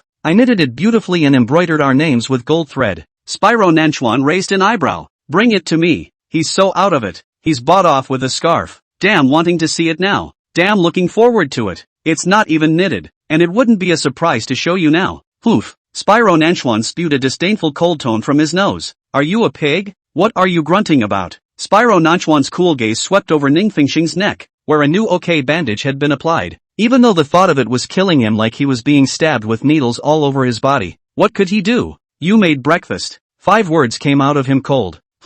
Eat. He gritted his teeth. Only then did Ning Fengxing realize afterward that she had just asked him what he wanted to eat for breakfast. Want to eat what I made for breakfast? Whatever. I'll eat whatever you make. Spyro Nanchuan said sullenly, treating it as if he was blind last night and didn't see anything. As long as she deluded herself like that, she was still his alone. He is really cheap and stupid. Do not need her to make up blind lies to deceive him again. He coaxed himself well. Chapter 58 The Most Ill-Behaved Patient. Kitchen. Ning Fengxing ripped off the silk ribbon to tie up his apron, and the red roses climbing outside the window were rustling down petals. She stared at the reddened remnants of the petals and suddenly remembered the silk nightgown that had been torn to shreds that night, which was also this vile color. Spiker Nanchuan does not know. This half-month he does not want to exercise. He's certainly not going to listen well. As she was thinking, a hot embrace wrapped around her from behind. The doctor said you need to stay in bed for at least 3 days. Ning Fengxing had just left in front of him, and he followed him. Spyro Nanchuan clasped her narrow waist, blood-colored bandages faintly visible under his black silk robe. Who gave you permission to run from my arms? He pressed his jaw into the hollow of her shoulder. The wound hurts like hell and you're tolerating it. He shuffled around for a few minutes and in the blink of an eye she was gone. This woman escaped so quickly. Weren't you the one who said you wanted to eat the breakfast I made? You go back and lie down. She took his hand around her waist. Let go and I'll make you porridge. Try pushing me away. His hot breath sprayed on her neck as he spoke, trailing off with a sandpaper rasp. Ning Fengxing's body stiffened, like it had been scorched by fire. He really doesn't listen at all and is the most misbehaved patient. I'll have the loose eggs. He stuck behind her while his bony hands teased the fire out of her. Ning Fengxing pressed down on that evil hand. Still eating or not? Eat? He suddenly nipped the tip of her ear, watching with satisfaction as the scarlet spread from behind her ear. All want to eat. She backhanded him in the chest. Go back to bed. Spyro Nanchuan. How am I supposed to lie down if you're not in bed? He took the opportunity to grab her wrist and press it to his heart. It's beating hard here. Listen, he's in heat. Unless you kiss it. He grinned wickedly. I'm warning you, if you keep messing around, I really won't cook. Ning Fengxing's body tensed into a bow. I was worried about how to control him from eating meat for half a month, but he wanted to eat it today. Ning Fengsheng turned to escape, but he was trapped between the glazed platform and his chest. Spyro Nanchuan lowered his eyes to look at her reddened ears and suddenly let out a low laugh. He took a pair of gloves out of the drawer and put them on her, grabbing another bit of flour and smearing it on the tip of her nose, watching the fine white powder rustle down onto her fluttering eyelashes. Remember the first time you cooked for me? He traced his fingertips along her collarbone. Scones burned half the kitchen. He leaned over and licked the flour off the tip of her nose, the knot in his throat rolling and undulating. I'm watching you. Don't blow up the kitchen. I'm pretty good with my hands now. Ning Fengsheng pushed his head away, dodging his kisses. Before she was reborn, she was forced to learn how to cook after marrying Gong Yi. Although Spyro Nanchuan had always wanted to eat her cooking, he simply couldn't bear the thought of her dealing with pots and pans. He asks for simple food every time,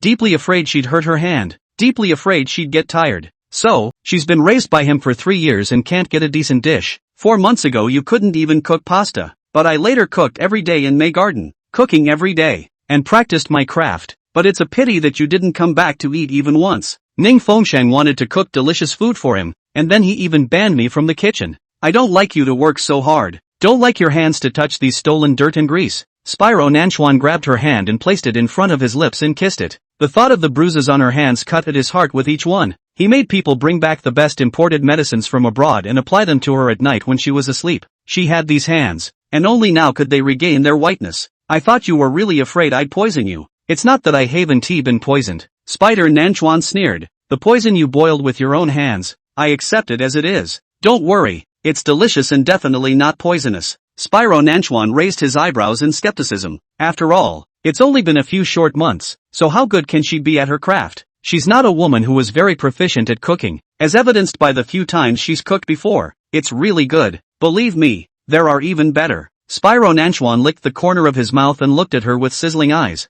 Let's have it or not. Don't let it, she said and tried to push him again, feeling the arms around her waist tighten 3 more times. If you keep messing around like that and not listening, I'm leaving, and I don't want you to spend your birthday with me. Spyro Nanchuan's chest suddenly exploded with intense pain. You know very well where my 7 inches are. No wonder every time you strike, the knife is fatal. I'm doing this for your own good, at least, until your injuries heal. Ning Fengsheng bit her lower lip slightly. I'm fine. I don't do well half the time with you here, unless you bring the casserole to the bed. He hugged her too tightly, squeezing and tugging at her apron, his right hand still clutching stubbornly at the corner of her skirt. Ning Fengsheng looked at his feisty face and suddenly deflated. Whatever. She turned to sprinkle the lilies into the porridge, letting him wrap his arms around her waist from behind. The man was like a cuddly bear, sticking to her back the whole time, moving one step after another, but careful not to put all his body weight on her. Ning Fengsheng was like carrying a giant baby on his back, helpless and amused. Before putting the porridge up, she scooped up half a spoonful and tasted it, stabilizing her play. The head resting on her shoulder came up as well. Feed me. This pot of porridge is all yours. I want it now. She helplessly scooped up a spoonful, which he dodged by inclining his head. What is it? I was just going to say food. His deep voice was heard ringing in his ears. Blow. Hot. Ning Fengsheng blew into the white kanji, looking at his pair of black and blue pupils jumping with a cunning light. Well, Spyro Nanchuan savored it delicately in his mouth. Used to eating mountains and seas, he was extremely picky about the taste of food. Even if Ning Fengsheng made even a plate that tasted like, he would cuddle and swallow it. But this porridge in the mouth, sweet, and sweet, really not bad level. Yam and pork ribs porridge. It will have a restorative effect on your injury. I added lilies into it. It will be especially sweet. Spyro Nanchuan's eyes twinkled twice. When will it be? In fact, cooking is not difficult. It depends on whether the heart is not. I seriously learn. It will be law. So smart? He quirked his lips in a self-deprecating smile. So how is it that he just can't learn to love him? If she uses just a little bit of her heart. Fingers suddenly in his mouth. This man's mouth was like a blazing fire, and just as she drew her hand back, she was pressed against the glazed table with his large palm clasping her 5 fingers. Show. He dipped his other hand in flour and wrote on the countertop. Next time you gasp in my ear, I want to hear you call me this. Out of the corner of her eye, Ning Fengsheng caught a glimpse of the 4 words in one stroke. Chapter 59, Teaching you one last lesson. Brother Namikawa. The morning breeze lifted the lace window screen, and Ning Fengsheng's cheeks reddened to the roots of her ears. Breakfast is simple. Spyro Nanchuan insisted that he just have to eat lotus bread, loose eggs and porridge. Ning Fengsheng knew that he was afraid that she would get tired. Watching him devour both large bowls of kanji gave her a feeling of blissful satisfaction. This egg is fried as tender as you are. Spyro Nanchuan looked at the orange and yellow loose lotus egg, which oozed out when he took a bite. And so juicy. Spyro Nanchuan, can you eat properly? What did I say? Spyro Nanchuan raised his eyebrows high. Looks like you've been trained well by me. Ning Fengsheng was going to blow a gasket. Young master, why does this porridge smell so good? Moss knew that Ning Fengsheng had made it and deliberately came to flatter him. I came over when I smelled it from a long way away. Miss Ning's craftsmanship is really good. Spyro Nanchuan's face abruptly turned cold, pulled 2 restaurant paper towels and threw them over. No sniffing. Block your nose. Moss, young master, this. He didn't even say he'd take a bite. Is it against the law to smell it? Spyro Nanchuan's terrifying gaze swept over, clearly not joking. Moss just had to wring out 2 paper balls and poke them in his nostrils, just as 2 more unlucky servants passed by. Spyro Nanchuan pulled a few more tissues and rewarded them. Ning Fengsheng, you're such an overbearing person. Ha, they deserve to smell the kanji you made? Spyro Nanchuan sneered. So precious now, and at the time, you even dumped all the dishes I made in the trash. Ning Fengsheng skimmed his lips, then young master picked it up and ate it again. Moss said with a smile, if young master didn't say so earlier, I won't pour it. Spyro Nanchuan's eyes scraped like knives. This bad old man seemed to be too indebted. Ning Fengsheng asked incredulously, you pick up garbage to eat? That garbage bag is changed every day. It's clean. Moss explained for the young master, but with all the food mixed together into a smorgasbord, I'm sure that dish doesn't taste very good. Spyro Nanchuan slammed his water glass heavily on the dining table. You're nagging. Moss turned and ran away in fear. Ning Fengsheng frowned and glared at him. Don't be so mean to Moss. I've been putting up with his mouth all day, and I've been putting up with it for a long time. If I wanted to be mean to him, I would have dismantled his old bones a long time ago. Spyro Nanchuan coldly giggled. He had already indulged that old man. Ning Fengsheng rolled his eyes, remembering how he had abused the old man at his own grave. A poor middle-aged man in his 50s. I'd really like to introduce Moss to a new job. Ha, working for me as a butler pays well, so I'm treating him poorly? $10 million a month, a house and a car. What's not to like? Spyro Nanchuan sneered. That's true. A lot of people don't have as generous a lover as you. Moss still doesn't have to warm your bed, just occasionally leave a few hickeys on you. Ning Fengsheng pulled a smile out of the corner of his mouth. With a clang, Spyro Nanchuan's spoon was unsteady and his face finished black as he glared at her. Ning Fengsheng, you dare to mock? No, it would be better if you didn't punch Moss. After all, he's too old to really stand up to you. So concerned about him? Haven't seen you feeling sorry for me. Immediately, Spyro Nanchuan soured up, and the kanji in his mouth didn't smell so good. I said seriously, you, shut up. If you beg for mercy again I'm going to go beat him up violently right now. Spyro Nanchuan ripped 2 buttons loose. I forbid you to put in a good word for any man. Not even him. Spyro Nanchuan stretched a big face, muffled eating porridge. Tart words are not so much. Visible mood really low. Ning Fengsheng looked at him like this, somewhat unable to hold back. You really picked up the dishes in the trash can and ate them? Spyro Nanchuan gave her a hard stare and didn't pick up on it. It was she who had worked so hard to make it, and her hands were so injured from doing it that it would not be a pity if she fell down. You don't pick up garbage to eat next time. You want to eat what I make. I'll cook for you every day starting tomorrow. No more going into the kitchen. Why? Didn't you want to eat what I made? Once in a while, I'm satisfied with eating it. Spyro Nanchuan picked the corner of his lips. It's really delicious. I'll make more delicious.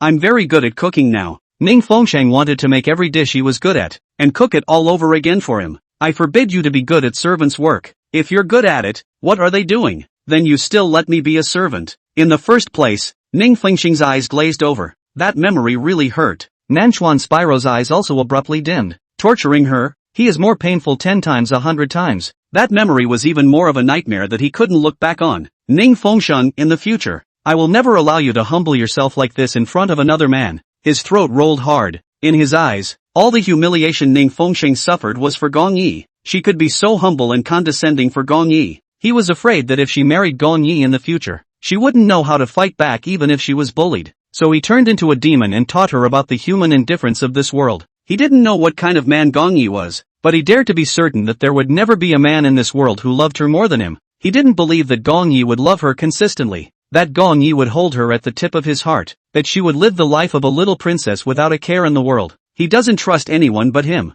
but she was desperate to get away from him, so what could he do but let go? Another man. Ning Fengsheng's eyes trembled. Don't mention that name, huffed Spyro Nanchuan. I'm just teaching you one last lesson. Despite the cruelty, the fastest way to make you grow up. Ning Fengsheng, you've been too well protected by me. Ning Fengxing's heart sank and his eyes reddened for a moment. He did protect her so well that she didn't know the evils of the human heart, and that's why she lived such a miserable life in her last life. I'm afraid that if I'm not by your side, and you're bullied, you don't know how to fight back. Spider Nanchuan smiled to himself. It's me who didn't teach you well, and you haven't graduated yet. He wasn't ruthless enough, and she still hadn't grown much at all. With her current stupid white sweet look, she really meets a bad guy and gets eaten to the bone crumbs. Spyro Nanchuan, what are you talking about? Ah? Ning Fengxing seems to understand, as if he understands, but not so much. Spider Nanchuan just laughed even more sarcastically. You think the cage I built imprisoned your freedom, but it's this cage that also protects you from being bullied.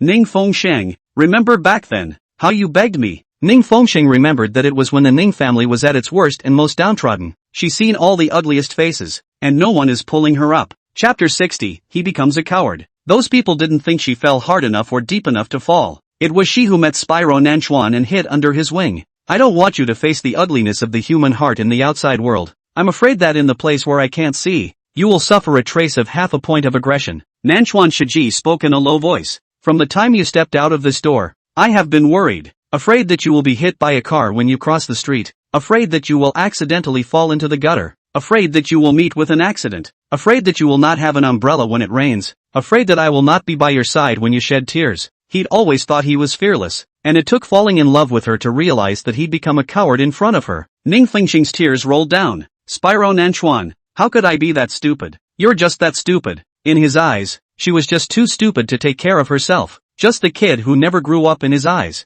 Little crybaby. He raised his hand and gently wiped away the tears rolling from the corners of her eyes. What are you crying about? Ning Fengxing didn't know what she was crying about. Those words that Shijun Nanchuan had just said had made her heart strangle with pain. She might have a glimmer of understanding for his bullying and paranoia. He's more extreme in his thinking, but everything is for her. Don't cry. Spyro Namikawa's heart ached grimly. Spiker South River.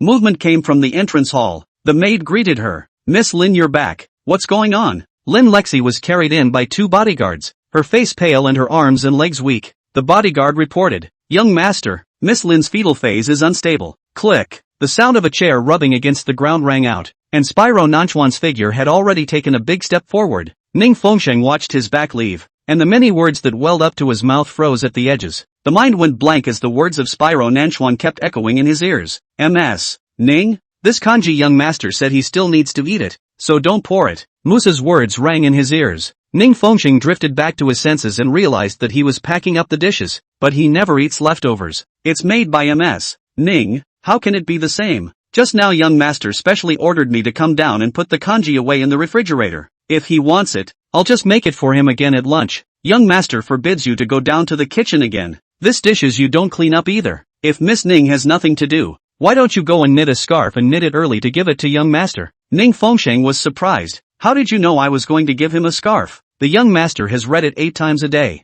Moss pulled out his ears. He probably thinks I'm deaf and can't hear it? Ning Fengxing. It seems that Spyro Nanchuan is really looking forward to it. Moss, did I really not eat a single bite of the dishes I made for 3 months in the May garden? Spiker Nanchuan? Ning Fengxing was curious. After all, the table of dishes that had poured, he had picked up and eaten. Young master was sick at that time, and worried about little Mrs. funeral, and didn't return to May garden. I didn't quite dare mention your name dash. Sick? How could he be sick? Hey Miss Ning, don't ask. Turn around and the young master will blame me for nagging again. He will really sew up my mouth. Moss packed up the dishes and fled into the kitchen. Ning Fengxing still wanted to ask something, but then he saw 2 doctors carrying medicine boxes hurrying up to the 2nd floor. Lindsay was pale and lay sickly in bed. The doctor did some tests and said she was in too much shock and immediately gave her a birth control injection. Don't play dead in front of me. Spyro Nanchuan pinched her chin. Dare to play little tricks under my nose. You're looking for death? Jen, I already know I'm wrong. Not to mention you've punished me. Lin Lexi said painfully. Tears dripped down in big drops. The tears smashed against the back of Spyro Manamikawa's hand,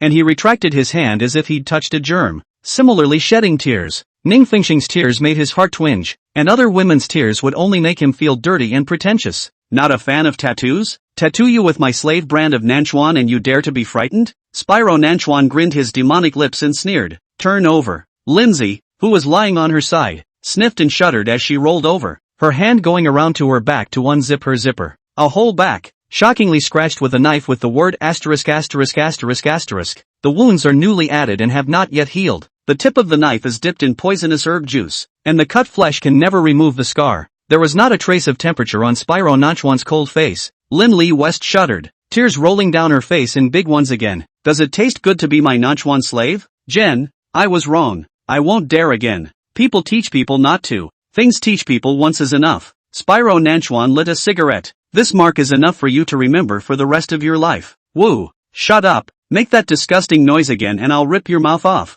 Spyro Nanchuan was disgusted to the extreme. She should be thanking the baby in her belly that he didn't hit her hard. Young master, pregnant women need emotional stability, the doctor said with a difficult look on his face. They need to be well adjusted for a few days. Keep a good eye on her. Grounded. Not to step out of her room. Ning Fengsheng returned to the living room, wanting to knit a sweater for a while, but saw that the maids had moved countless empty photo albums, which were being stacked on the large, 3-meter wide bed. Each album is coded. Sheng 20 years old, horse farm. Sheng 19 years old, seaside. Sheng 20 years old, zoo. Sheng 18 years old, school uniform dress. Sheng 19 years old, province. And more. Are these the same photos she burned up in the first place? Did Spyro Nanchuan print it off again and plan to put it back in the album? He has a hard drive. Why does he have to print it off? What a strange obsession. What are all the albums stacked on the bed for? Young master said he'd sort the photos himself. Can't you guys split that many? Spyro Nanchuan is still sick, not lying in bed to recuperate. And what the hell? Young master won't let us touch those photos.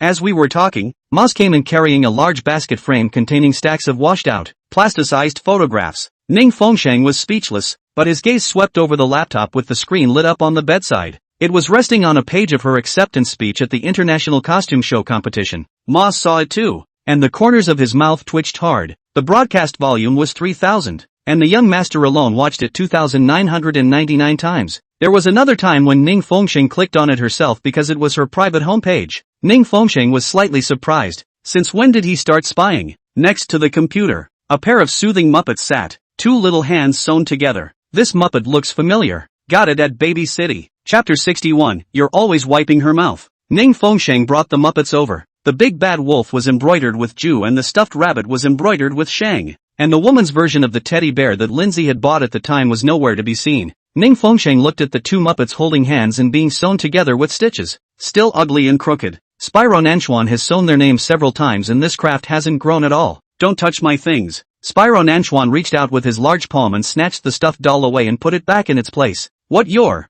I obviously bought that rabbit. When did he steal it? She didn't even know. Spyro Nanchuan sneered. Every single thing that enters the rose garden is mine. Nanchuan, why don't you pair up your doll with MS Lin's? Spyro Nanchuan got angry and pinched her chin. You're insulting me. You brought her home. And to say insult, would be asking for it. That mouth of yours, it's sharp now. Spyro Nanchuan's finger rubbed over her lips twice. Want to be gagged by me? At the mention of Lindsay, he purposely stirred the pot. Can you ask Lin Rag to stop calling you Brother Jin in the future? Ning Fengsheng was puffing up in her heart. Lin Rag? You're always wiping your mouth with her. What's not a rag? Spyro Nanchuan pinched her cheek. Like I said, it's all on loan. Anyway, I see you wiped your mouth with her. Don't let her call you Jen again in the future. Every time she heard that sweet, greasy voice screaming, she felt her ears sting. Spyro Nanchuan laughed abruptly. Jealous? It's hard to hear. It sounds like Crippler. A face of Spyro Nanchuan suddenly darkened. Ning Fengsheng smiled triumphantly. She knew that she didn't need to persuade anything else. Lin Lexi would never be able to call those 2 words out of her mouth again in the future. It's not just her. Anyone who calls him Jen again, he's going to be furious. The windows were wide open, blowing up scarlet draperies. Nanchuan Shijun hugged the girl leaning against the bed, a pair of black-blue pupils surging with charming fondness. He looked at her with downcast eyes, thick eyelashes dropping a dark shadow, appearing to be more profound eyes. Ning Fengsheng nestled in his arms reading a book, almost every few minutes to receive a kiss from him falling down. Why do you have to hug me? The doctor said I need to stay in a good mood. The corners of Spyro Nanchuan's mouth curled up in a bad smile, which translates to having to cuddle and work with you. Countless photographs spread across the velvet quilt top. The man was organizing the photos and kissing on her at the same time. Hair strands, cheeks, tip of nose, lips, neck, root of ear, kissed everywhere I could. The place where he couldn't kiss was where Ning Fengsheng had been resisting, afraid that if he kissed him too much, he wouldn't be able to resist rubbing his hands together. The Shang Sheng Feeding Manual is a collection of Spyro Nanchuan taking her to eat all kinds of world cuisine. Is Ning Fengsheng's various blushing and shy looks after being teased by him. The Shingles Bedspread Series. Spyro Nanchuan's throat knots rolled twice. This night after she fell asleep to clean up. Otherwise he was really afraid that he would not be able to suppress. It's called the Shon's Book of Incriminating Evidence. He caught her peeking and displayed it with a smug look on his face. The way you stole half a bottle of my vodka on Christmas Eve last year, it deserves a life sentence of imprisonment. Ning Fengsheng seldom got drunk and had never seen his own embarrassing drunkenness. And he actually filmed it. She reached out to grab it, but he wouldn't let her see it. Spyro Nanchuan, you pervert, stealing photos of my embarrassing drunken behavior. You're more than just embarrassing when you're drunk. Spyro Nanchuan laughed evilly, picking up another copy of a collection of ugly pictures of Shang Shang. Ning Fengsheng was speechless and looked at the sky. There is actually a big collection of ugly pictures. You've gone too far. Where is the one who specifically keeps ugly photos of others? Ning Fengsheng couldn't wait to snatch it and destroy it, but Spyro Nanchuan wouldn't even let her touch him. I have whatever you look like. Where did you get so many pictures? Ning Fengsheng wondered,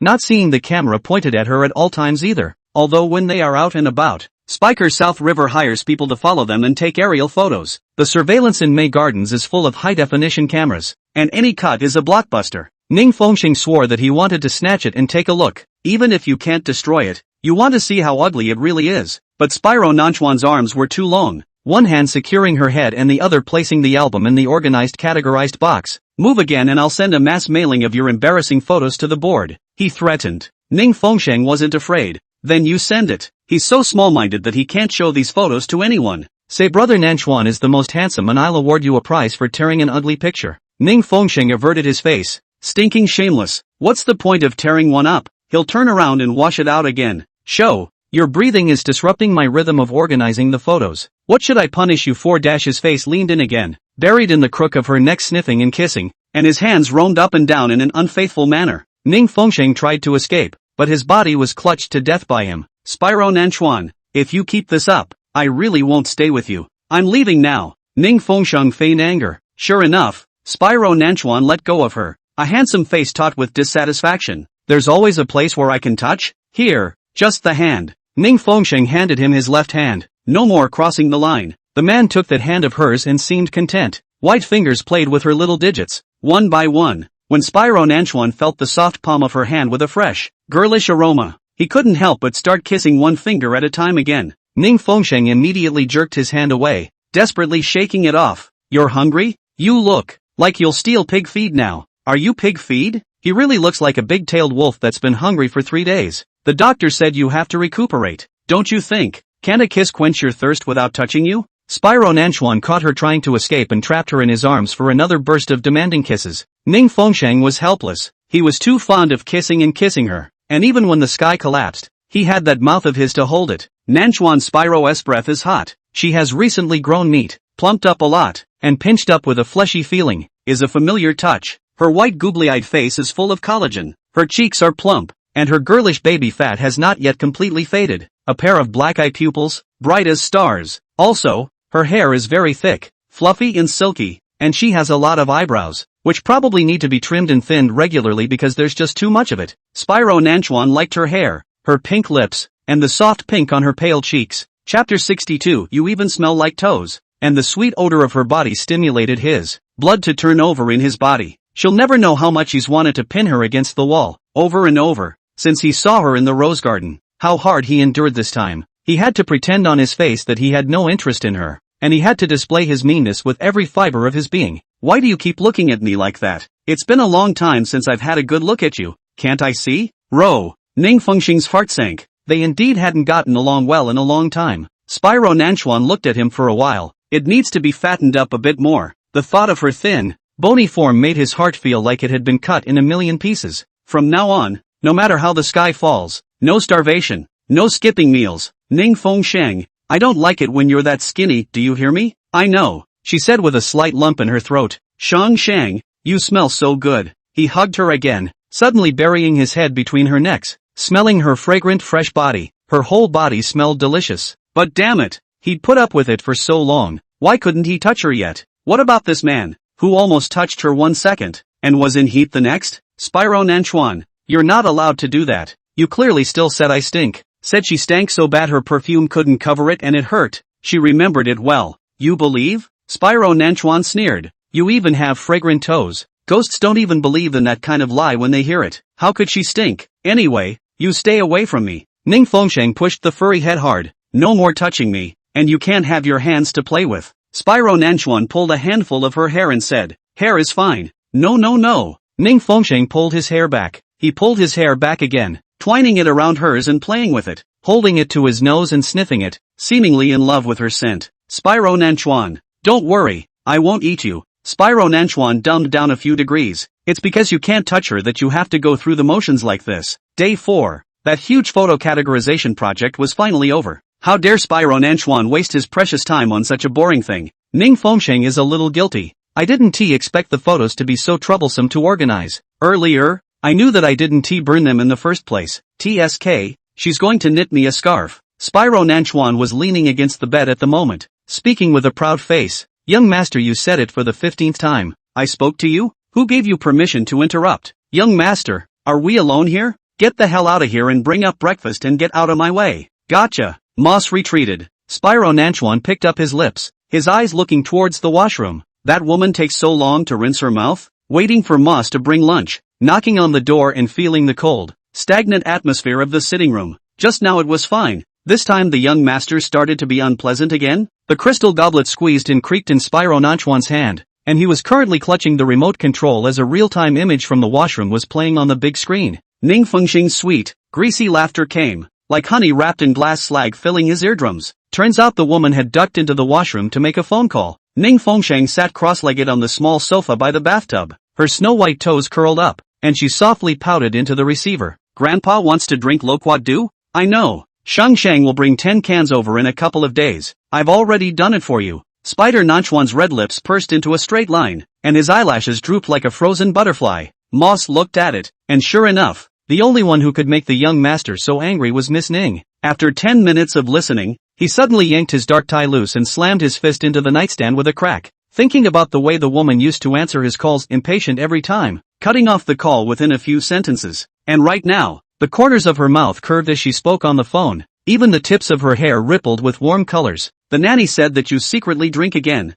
Your stomach is not good. You can't sneak drinks anymore. Ning Fengsheng held the cell phone. His voice was like a marshmallow baking on the side of the fireplace. When I go over next time to replace all your wine with honey water. The crystal glass smashed on the floor, gulping wet carpet with wine juice. Ning Fengsheng finally lifted his eyelids and heard the sounds outside with his side ear. It's so noisy. What's with this man? Smashing things again. It's Grandpa's birthday in 2 days. Shang, we haven't gone out to eat together for a long time. Grandpa, don't worry. Shang didn't forget it. I've already booked the hotel. It's still in the same old place, the seafood restaurant that Grandpa loves to eat. Ning Fengsheng said thoughtfully. Suddenly, there was a thud and the man broke down the door. Ning Fengsheng raised his head in surprise, and when he bumped into his gloomy sight, the smile at the corner of his lips instantly froze. Go on. Spyro Nanchuan's voice bubbled with fire and his eyes swept over the backs of her feet morosely. Why don't you smile like that at me too? Grandpa, that's all for now. I'll hang up. Shang,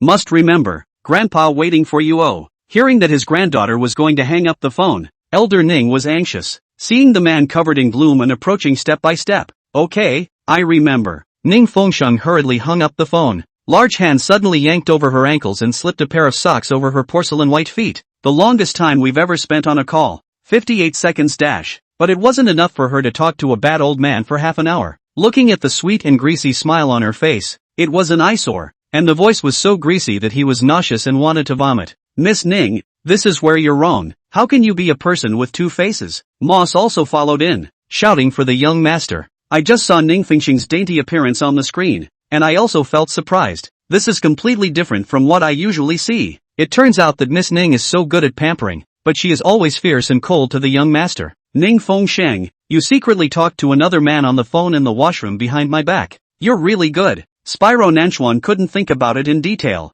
and when he thought of her whiny look, his chest hurt from anger. When did she ever whine to him like this? Not even a brother Nanchuan has been shouted until now. What man? That's my grandfather. Your grandfather wouldn't be a man dash? Sure enough, this careful man, he doesn't know who he's jealous of. Ning Fengsheng had long since learned this and wasn't surprised. That's why she's calling behind Spyro Nanchuan's back. That's why she didn't dare to take Spyro Nanchuan to see the second elder. Loquat do. Spyro Nanchuan straddled her between his legs, his jealousy evaporating. You still know how to boil this kind of stuff? How did you know? Ning Fengsheng was stunned. You hid in the doorway and eavesdropped? Chapter 63, Young Master is so flirty today. 10 jars of loquat do. All mine. He clutched her hand and pressed it to his chest. Not a single jar less. Ning Fengxing's eyes widened. My grandfather's lungs are bad. Loquat do is good for him. Why do you need this? I don't care. From now on you're only allowed to boil it for me. Don't make me angry. Moss slanted his eyes and gave one wink. Ning Fengxing throat choked. Forget it. Can't tell human reasoning with crazy people. What time is the day after tomorrow? Spyro Nanchuan looked at her icy little face and became angry. I'm going along. That's right. You've been with the young master for so many years. It's always time to take the young master to meet the parents. Moss snickered. Ning Fengxing's face changed drastically. No way. The aura emanating from Spyro Nanchuan's body became even more appalling. You got rid of me? Ning Fengxing, whether you agree or not. This birthday of his, I'm going for sure. What's wrong with you? I should have gone a long time ago. Spyro Nanchuan sneered. A long time ago to let them know that your man is me. Not that palace dog. Ning Fengxing looked at him with an exasperated face. Unable to listen to anything he said, she hesitated for a moment. You really don't just lose your temper? What do you say? You promise to do everything I say when the time comes. Upon hearing this, the hostility in Spyro Nanchuan's body dissipated. His eyebrows raised high. Really take me? As long as you don't scare my grandpa. The corners of Spyro Nanchuan's mouth curved into a heroic smile. Put her hand in front of his lips and kissed it hard a few times, then hooped up her waist and turned around and around in place. Promise not to scare him. Ning Fengxing was surprised. What was there to be happy about going to see her grandfather? But grandpa hated him, didn't like him at all. All she could do was say yes with her mouth, thinking to herself, who's going to take you there? And slip away the day after tomorrow when she got the chance. 2 days later, 20 jars of loquat cream were laid out on the table as if they were trophies. Spider Nanchuan casually pot a can, opened it to see, and drank 2 spoons of sweetness. The corner of Moss's mouth twitched. The young master dug a few spoonfuls every now and then and ate them. Was it really that good? As far as I can remember, the young master doesn't like loquats, and he doesn't like this slimy stuff either. Young master, the clothes are ironed. Should we put away these lozenges? Collect your brain. Spider Nanchuan snorted coldly, posed to look at it on the heart. 10 servants stood in a row holding iron suits. Spyro Nanchuan hadn't decided which set to wear yet, and planned to refer to Ning Fengxing's opinion. Young master, I think it's important to be dignified when meeting the elders. This black gown is very nice, Moss counseled from the side. The young master was really serious about this meeting, and the clothes had been picked out all morning. Spyro Nanchuan coldly swept him a glance. Did I ask you? I want you to talk too much. Where is she? Scanning the clock. It's almost dinner time. And there's still no movement? MS. Ning told you to change and pack up. Said she's leaving in half an hour. She'll be in the bathroom washing up this time. Spyro Nanchuan just had to pick it out himself. Will it be too grand? He giggled. It's the old thing's birthday after all. He turned against the guest, fearing that he would display his mind and his intentions too obviously. Young master is asking for my opinion? You seek death. Young master, don't worry. Master Ning's eyes are not good. Maybe blind. Absolutely can't see your mind. The corner of Moose's mouth tugged. Young master, that Ning Fengxing is my woman. Male dogs all get out of the way. Only I'm worthy of mind. No need to show. All written on the face, hate to tell the world. Spiker Nanchuan is in a good mood. The corners of his mouth are flying. He couldn't wait to try it on. A natural dresser. Handsome in anything. Young master is flirty today. Especially when he smiles. Flirty. Well, handsome is very handsome. Just. Moss hesitated to phrase it. Like a drag king. Young master's face should be put more calmly. Tugging like that will scare the old master. Nanchuan Spyro's face sank. He was born with such a tugging face. Let him pretend to be soft? He can't pretend. Looking in the mirror, he forced a smile. Young master, why don't you stop laughing? Seeing that the young master was in a good mood, Moss was not afraid of making the young master angry even if his words were a bit bolder. Hey, it's nice to have MS. Ning around. It would have been nice if MS. Ning had stayed in the rose garden. The young master's temper is something only she can cure. Moss thought happily, not realizing that in a few minutes the sky was falling on him. Ning Fengxing avoided the servants along the way and left the rose garden, hooked a cab on the side of the road and snuck away. The engine roared away from the villa, the rearview mirror reflecting the black figure in the master bedroom's floating window. The Spyro Managawa stood bare-chested in front of the window, his untucked shirt flopping in the wind. He crushed the wind chimes on the terrace with his bare hands, and the pieces of the chimes mixed with blood dripped into the freshly watered white rose bushes. This damn woman! How dare she fool him? She never intended to take him to the parents from the start. How dare she lie to him? Ning Fengxing's cell phone vibrated and rang, and she shut it off in a panic. She was out of her mind to bring that man to Grandpa's birthday. Arrive at the Eatery seafood restaurant at 12 noon sharp. She did not expect that she had only stepped into the restaurant with her front foot, and the imposing car line surrounded the restaurant. Spyro Nanchuan stepped out of the car with wickedly diluted steps, his face appalled. Imperial Court Seafood House. Ning Fengsheng tugged at the collar of the waiter's uniform, and behind him came the sound of the footsteps of bodyguards streaking after him. When she spotted the Spyro Nanchuan's men, she immediately changed into this outfit. The plan was to muddle through and leave the hotel, then call Grandpa and eat at a different restaurant. She doesn't take Spyro Nanchuan with her. Indeed, because Master Ning dislikes him very much. The Ning family's old man has always known the existence of the Nanchuan spyglass, and every time they meet, they let them break up. To be honest, no one in the Ning family likes him. His notoriety and bad temper are world famous. Spider Nanchuan had been to the Ning family a few times, scaring the hell out of Father Ning and the others. The slightest disobedience to his wishes will be punished. Ning Fengsheng clearly remembered how Spyro Nanchuan had called out and treated everyone in the Ning family as subordinates. This man has always been so used to being high and mighty that he never knew how to respect people. And just a few days ago, Ning Fengsheng told the second elder in the hospital that she and Spyro Nanchuan had broken up, and that she had moved out of Mayenne. It did break up at the time, and she held on to her resolve not to go back. Who would have thought that she hit herself hard in the face? It's only been a few days and she's bringing Spyro Nanchuan to his old man again? What would Grandpa think? Tap tap tap. Around the corner a line of bodyguards cruised by. Ning Fengsheng glanced at the nearest suite, pushing the food cart and slamming the door open. Chapter 64. Young Master Lord called him brother? The crunch of a champagne glass being tipped crashed through a room of charm. The man leaned on the velvet couch by the floor-to-ceiling windows, his silver-gray suit hanging loosely at arm's length. He was clasping the back of the neck of the woman in the burgundy halter dress in a deep kiss, and the light spilled diagonally across half his face, eyelashes as long as raven feathers, a scarlet tear mole adorning the end of his eye, and thin lips stained with his female companion's cherry-colored lipstick, like blood splattered in the snow. Hearing the movement, he lazily lifted his eyelids, and his irises were a rare gray-blue color, like flowing mercury, wrapped in a foggy, evil aura. Behind him and in front of him,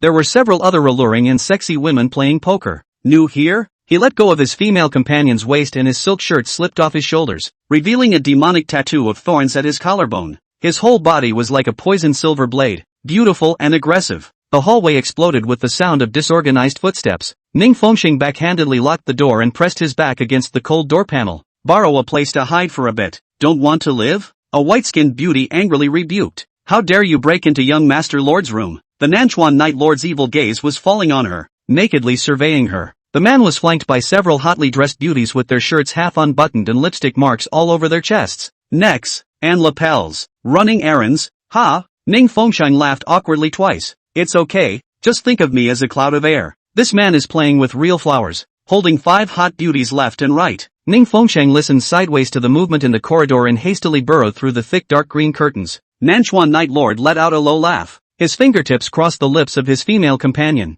Are all the waiters so wild now? Young Master Lord, let's throw her out now. Go on, don't disturb my pleasure. The man laughed softly. He was as handsome as a god or goddess with features that could drive a woman crazy, wearing a single row of ear-bone studs and gray-blue eyes that were wildly evil and enchantingly domineering. That's when the black-clad bodyguard broke down the door. The South River Night Lord is picking up a strawberry with a silver fork. Scarlet juice slid down his female companion's collarbone and he suddenly leaned down to lick away the luscious color. Moose's gaze landed on the man's face with a glance. It's the second young master. When did you return to the North City? And you didn't give any notice. Nanchuan Night Lord, what? I have to report my schedule to you? That's certainly not second young master. May I ask if you've seen a waiter? Wearing a mask, ducking in? Moss inquired politely, his eyes traveling around the private room, having just seen Ning Fengsheng break in from the monitor, pretending to be a waiter. Looking for someone? The Nanchuan Night Lord's gray-blue pupils looked through the crystal glass at the trembling curtains, his tail end tickling with teasing. I only have wildcats here. I've disturbed the second young master's pleasure. You're busy. Moss compensated with a smile and was about to leave. Ning Fengsheng, who was hidden behind the curtain, was surprised. The person who even Moss was respectful. Second young master? Did Spyro Nanchuan have a younger brother? How come I've never heard him talk about it? The door was about to close, when suddenly a foot kicked hard, and Spyro Nanchuan broke in, followed by a group of bodyguards. Second young master. Offense. Our young master has this temper. Moss laughed awkwardly. Nanchuan Spyro's gaze coldly swept over Nanchuan Night Lord, his scarlet lips picking up, completely not putting the other party in his eyes. TCH, the Nanchuan Night Lord snorted. It's been a long time, brother. What a foul odor. Spyro Nanchuan's face was cold. Wild dogs and a few mountain chickens gathered together. No wonder the smell is so strong. Several women looked at the visitor in surprise and amazement. This man is so handsome, so wild, so tense. Young Master Lord called him brother? It's true that they are worthy of being brothers. There are a few similarities in their facial features. Both men were extremely handsome, one glamorous and unruly, the other enchanting and feminine, simply bringing the two extremes of beauty to the forefront. Young Master, Miss Ning shouldn't be in this room. Moss didn't want to provoke. Yes? Spyro Nanchuan swept a glance over the messy food cart, his eyes resting on the heavy green curtains again. Come out, I see you. The Nanchuan Night Lord's interested eyes surveyed. A look of drama. Ning Fengxing's heart sank, and he subconsciously shrunk inward. That curtain moved. Nanchuan Spyro coldly smiled fiercely. A few big steps forward, through the thick curtain to catch the person out. The Night Lord of Nanchuan sidestepped his face, the couch red velvet brushing through his short hair like a viper skimming the snow. His gaze lingered on Ning Fengxing, a treacherous dark light crossing the pupils of his eyes. Ha! The little wildcat that brother has kept in captivity for 3 years. Is that her? This place is so tawdry. How dare you enter? Spyro Nanchuan clasped her wrist. Go around when you see wild dogs in the future. Ning Fengxing long eyelashes trembling, and she does not know Nanchuan Night Lord. How do you know we'll break into his territory?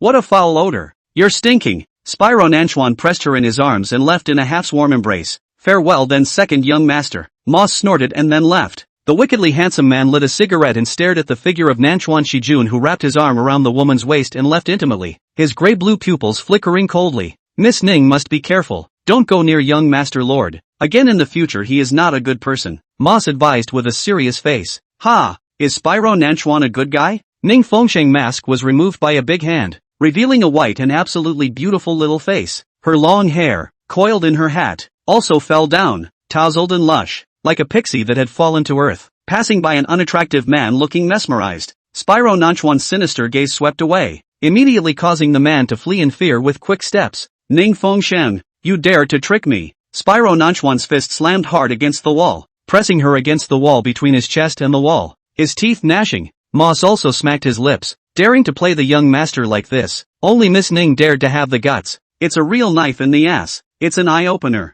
Ning Fengxing knew that he was in the wrong, and his neck was so scared that he stopped. Which one of you is forcing people to meet their parents? I had to see it today. Who let the palace dog see it? The person you're marrying is Linrag. You should meet her parents if you have to. Do you have to make me even more angry to be happy? Spyro Nanchuan clenched her jaw, itching to crush her. You go away. It smells like a puppy. Ning Fengxing pushed back against his embrace. This man is really a pestering dog. Can't stay away from people for a moment. Dog smell? Who let you into his private room? From now on, when you see that dog from afar, go around it. You hear me? Spyro Nanchuan warned in a cold voice. That's a man who is outrageously evil and bad beyond your imagination. Don't mess with him. Is there anyone worse or more evil than Spyro Nanchuan? Chapter 65, You're still blue. You said the man with the gray-blue eyes. He's your brother? I could tell they weren't on good terms. You're usually quite blind. You can see really clearly. Still know it's gray-blue. Ha! Nanchuan Spyro's jealousy jar overturned again. The color of the eyes can be seen clearly.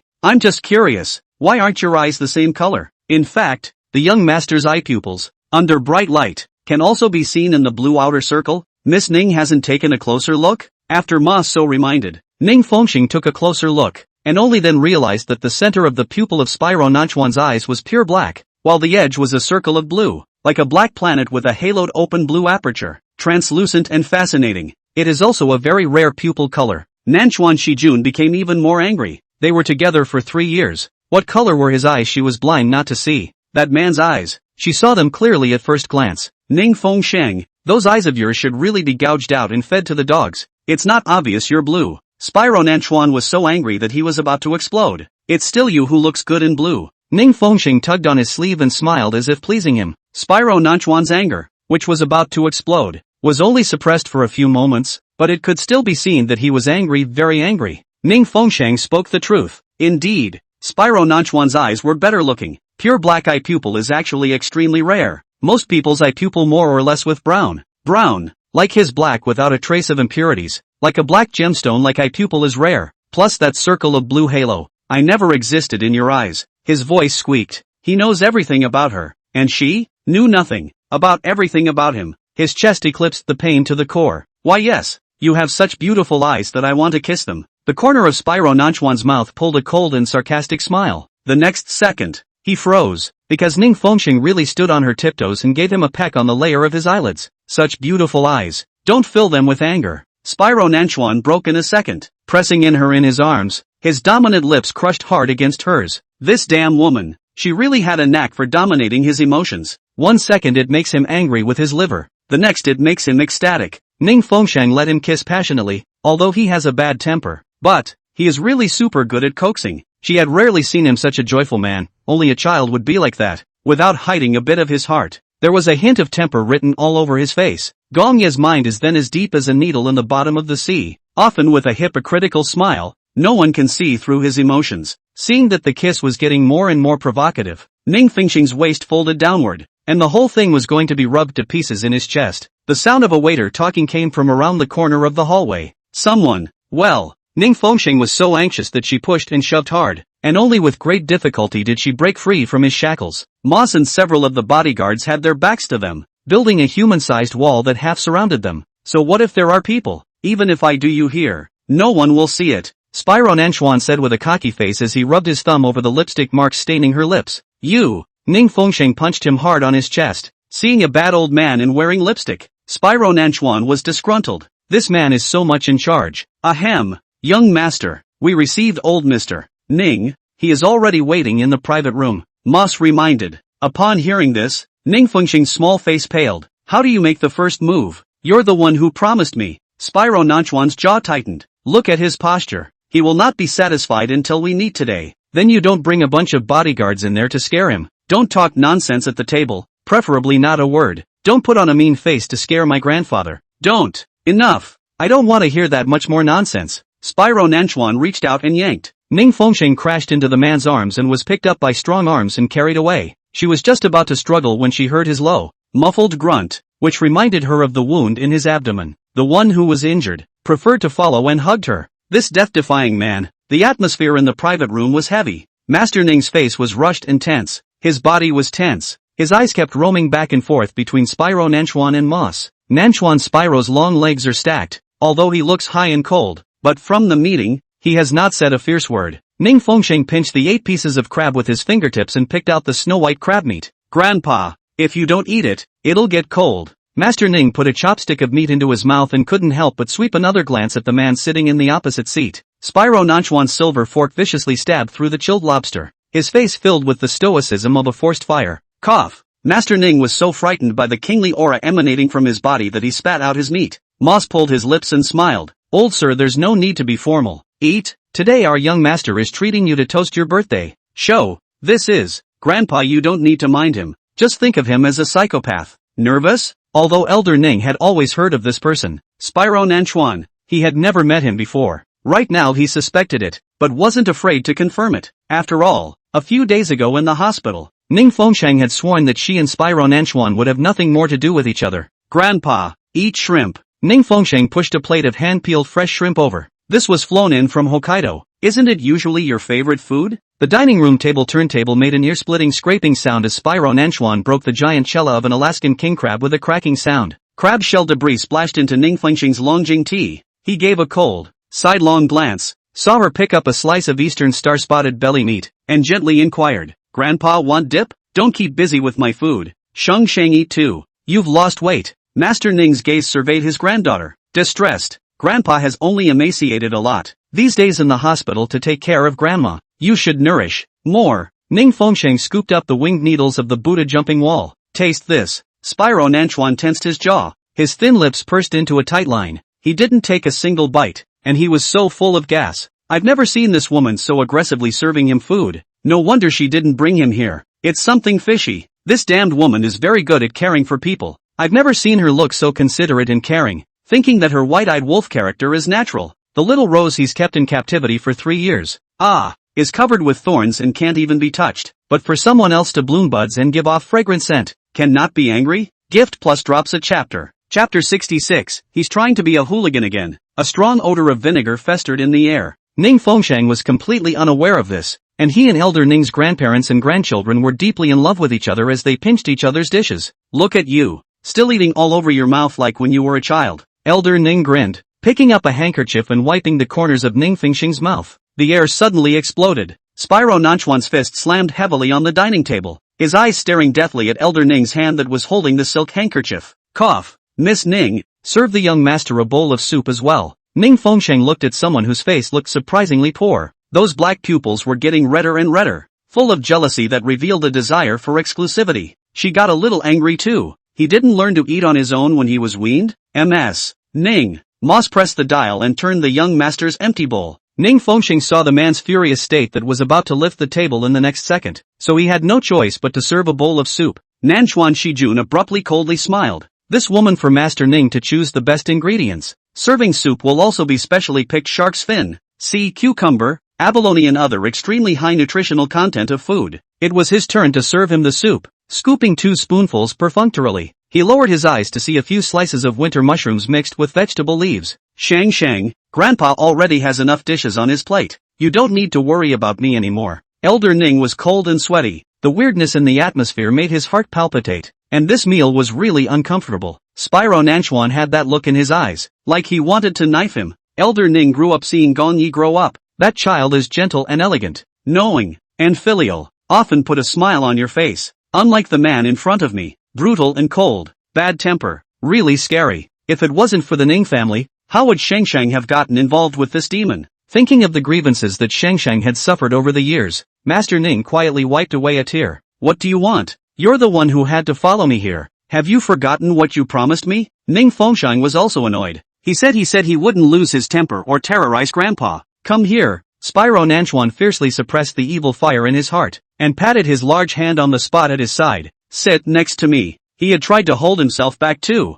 It was this woman who had gone too far. Shang, just sit over there and keep him company. Elder Ning was so heartbroken for Shang that he could only turn the atmosphere around. Do you hear me? Spyro Nanchuan drew out a cigar in annoyance and held it to his mouth, glaring at her with somber eyes. Ning Fengxing took a deep breath and reluctantly sat over. Clip my food. He took her by the waist and barked orders. Ning Fengxing gamely picked up her chopsticks and casually chucked some dishes into his bowl. You're feeding the dog? The contrast between the attentiveness with which she served Master Ning and the perfunctory manner in which she served him was also too strong. He knew he shouldn't be mad, but she had to make a bunch of moves that pissed him off. Looking at the image of her being intimate with Elder Ning, his entire body felt like it was possessed. Unable to keep himself from caring. You asked me to clip the food. I did. Ah, and you didn't eat it after I did. Ning Fengxing was also holding back, forcing himself not to hit him. I want shrimp. Peel yourself. I'm going to eat what you peeled. Miss Ning is so biased. You've peeled them all for the old gentleman and a few for the young master as well.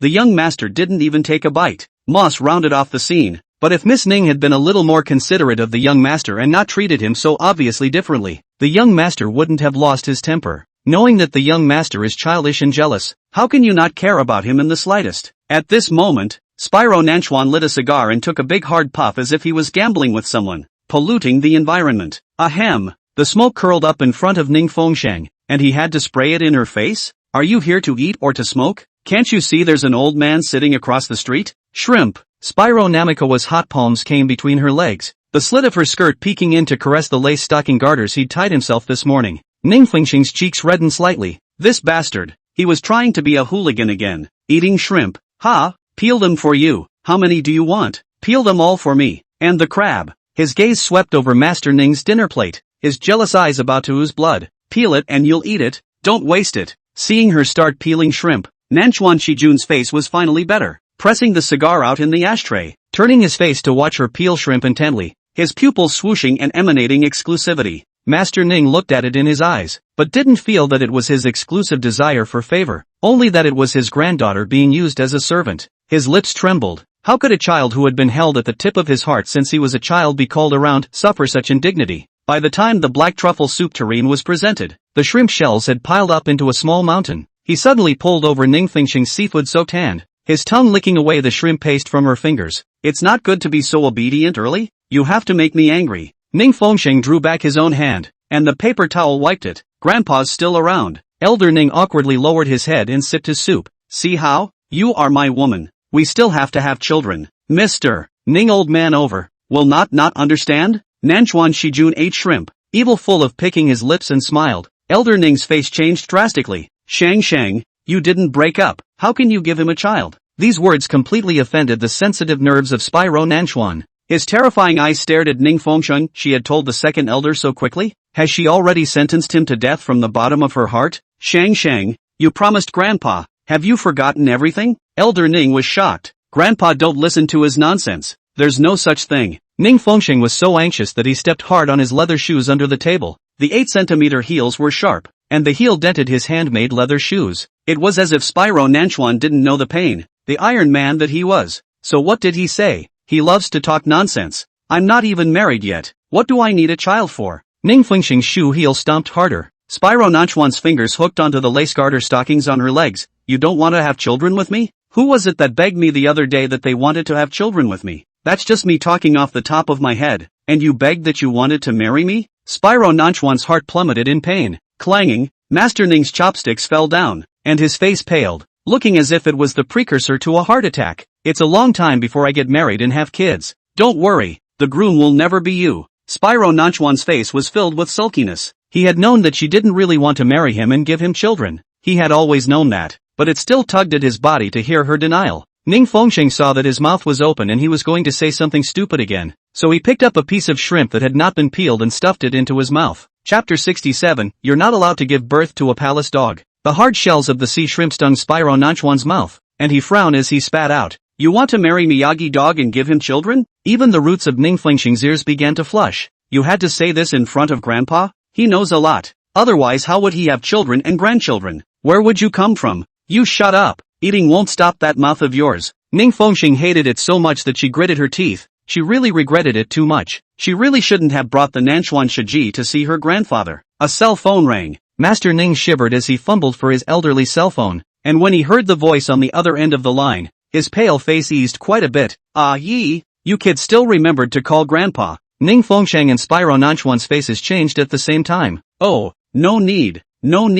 What gift? I'm a handful of years old. You send me expensive gifts every year. Master Ning smiled a loving smile. His face couldn't hide his gong-like. Spyro Nanchuan's face grew darker and darker. Shang ah. Master Ning glanced at Ning Fengsheng. She's having dinner with me. Cough. Next time. There are others at this moment. It's not convenient. You can invite Grandpa to dinner later. Nanchuan Spyro's eyes overflowed with sneers. Others? He is an outsider. You're in the hospital now? Well, Grandpa will go back after dinner. You play chess with Grandpa. Nanchuan Spyro was like a fish in his throat. It turned out that Gong Yi was not just visiting the two old men. He was simply already a person identified in the eyes of the two old men. The meal ended in embarrassment. Moss arranged for someone to send Elder Ning back, and Ning Fengsheng reluctantly said goodbye. Spyro Nanchuan stood smoking at the window with his back turned, a dense cloud hanging over his entire being. I knew you'd lose your temper, so I didn't want to bring you. Sure enough, you made a terrible impression on Grandpa. Spyro Nanchuan took a hard drag on his cigarette, turned around and strutted out in a gust of wind. Ning Fengsheng froze and followed after him at a trot. His legs were so long that it would take her 2 steps for him to take 1 step, not to mention that he was walking so fast. Spyro Nanchuan, you're childish. Having to pick up words in front of Grandpa that he doesn't like to hear irritates him. She ran quickly to his side and tugged at his coat. He walked with the wind in his face, a face frozen in black. She shoved her small hand into his large palm. Hey, I'm not mad yet. What are you mad about? Suddenly his waist tightened, and Spyro Nanchuan wrapped his arms around her and blatantly turned into the men's restroom on the side. Crazy you? It's a good thing there's no one in the bathroom. Without a word, Spyro Nanchuan raised his leg and kicked open a door. Taking off his jacket, he patted it over the gold-rimmed toilet seat. Although the hygiene of this hotel was cleanly done and surrounded by a faint scent. Setting her down, he locked the cubicle door. What do you want? She was trapped in a narrow space, her only exit blocked by the man's tall form. The belt buckle sounded, and Spyro Nanchuan looked rough, his eyes full of jealousy, huffing. Want to get rid of me, so that you can celebrate your grandfather's birthday with Gong Dog? It's your temper that's so bad that I didn't want to bring you to see Grandpa. What did you just say? Want to give birth to someone else? With a palace dog? She aborted the child that belonged to them and tried to have it with another man. His heart was about to crack just thinking about the possibility. That's all for Grandpa to hear. He has a bad heart and can't take the irritating things you say. She held her breath as she watched his stormy brow, his muscles tense under his black lining. Today I'll make it clear to you just who you want to have with. He pressed her into a deep kiss, ignoring the wound in his abdomen. Moss stood guard outside the WC with a cadre of bodyguards and coughed awkwardly. It was only a long time later that Ning Fengsheng's pleading voice came faintly. Have a Life with you. Have what with me? Having a baby. Speak clearly. I will only have a child. With Spiker Nanchuan. Ning Fengsheng cried with a trembling voice. Spyro Nanchuan seemed satisfied. How many babies? 2. A boy and a girl. This she said with great spite and resentment. It was obvious that he was having a child with Lin Lacey and they were still getting married. At the time, she wanted to give him a baby, and he gave her birth control pills for it. So what's going on now? He's just trying to be a smartass and make a statement on purpose? This is what you said. Ning Fengsheng, I will never allow you to give birth to a palace dog. If you dare to give birth to one, I'll strangle one. Why shouldn't you be allowed to? Just you and Lin Ragra? The lesson I just gave you wasn't deep enough. You want to do it again? Spyro Nanchuan said viciously. Ning Fengsheng immediately closed his mouth, his legs still soft and trembling. Moss listened to the sound of water coming from inside before he took the clothes and towels the bodyguard had bought and walked in. Spider Nanchuan turned on the hot water gear, carefully scrubbed Ning Fengsheng clean, and changed her into new clothes. Ning Fengsheng softly relied on the glazed table to organize herself, her heart so angry that it was about to explode. This big pervert. Spyro Nanchuan wiped it down briefly as well, the wound in his abdomen blooming and soaking the gauze with blood. He put on new clothes to cover his injuries. Ning Fengsheng's dirty clothes were stuffed into a garment bag, while his were casually thrown into the trash. You still want to take my dirty clothes back and collect them? She asked with a disgusted look on her face. He'd always had a quirk of collecting her things, but dirty clothes weren't necessary, were they? Spyro Nanchuan condensed her. You want to throw it here and have it picked up by some pervert? Where else but you would any pervert pick this up? What did you say? He heard her mumbling in a small voice and cupped her chin in displeasure. I want to go right back. She gritted her teeth. Being in the men's room shamed her. Spyro Nanchuan narrowed his eyes and rubbed his fingers over her lips. Can you still walk? Or do you want me to carry you? Ning Fengsheng knocked his hand away and took a few soft, stumbling steps. Spyro Nanchuan gave a low chuckle and pressed her into his arms. You really can't take a step away from me. This shameful bastard. It's all his fault. Still has the nerve to make snide remarks. Outside remembered the voice of Moss. The second young master can be really coincidental. Mad again. I'm sorry. Our young master is doing business inside. You'd better. Spyro Nanchuan was walking out with the woman in his arms when he came face to face with the man outside. The Nanchuan Night Lord's lips were stained with his female companion's cherry-colored lipstick. His silk shirt was open with 3 buttons, and the fresh teeth marks at his collarbone were conspicuous. He narrowed his eyes slightly, and his shadowy gaze seemed to penetrate people. Ning Fengsheng hung in the arms of Spyro Nanchuan, and the first thing she did was bury her face into the man's chest, her loose hair covering her small face. Moss stepped aside. Second young master, you can go in now. Chapter 68. Master bought all the same models, all the way home. Ning Fengsheng's cell phone vibrated several times, all of which were calls from her grandfather that she didn't dare to answer. Luckily, the phone was set to vibrate mode and Spyro Nanchuan didn't hear it. When they arrived at the rose garden, the doctor was already waiting with his medical kit. Spyro Nanchuan's abdomen has been oozing blood all the way down to his pants. He leaned back in his chair, his shirt open, and removed the bloody, clinging gauze. Seeing the woman, unconcerned about his injuries, hurrying into the washroom, he grimaced and turned on the monitor. Grandpa, I did break up with him. I didn't lie to you, because some things are still with him for the time being. It's not convenient to explain to you. Grandpa, don't be anxious. You have a heart condition. You can't be anxious.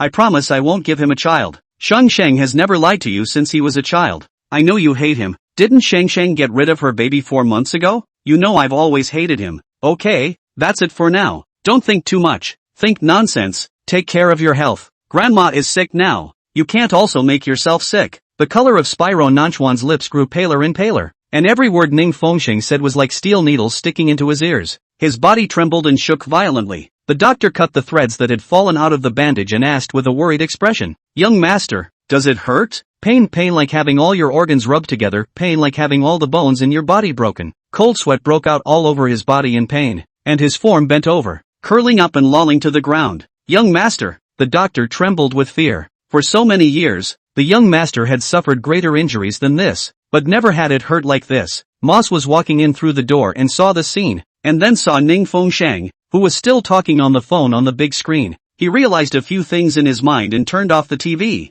Young master, knowing that you will be jealous, don't listen and don't watch? How would he know that it's not as simple as being jealous? Spyro Nanchuan was in violent analgesia, the violet movements blooming his wounds and hurting him so much that he was sweating like a pig, his temples throbbing. If she hated him so much and had made up her mind to leave him, why did she stay? I'm still with him for the time being because of some things. I can't explain it to you now. His head exploded open in violent pain and he viciously slammed his fists into his head one at a time. Young master, at least wait for me to sew up your wound, the doctor begged. Ning Fengsheng opened the door to the washroom and saw this image. Moss and the doctor pull desperately while Spyro Minamigawa is frantically slamming his fists against himself. Spyro Nanchuan, what are you mad about again? Spyro Nanchuan's hard fist smashed blood out of his forehead bones as he sneered grimly. Moss, take her out. He was afraid he wouldn't be able to control the anger that burned his heart. Ning Fengsheng was pushed out, and the moment the door to the room closed, the sound of something heavy falling to the ground came from inside the room.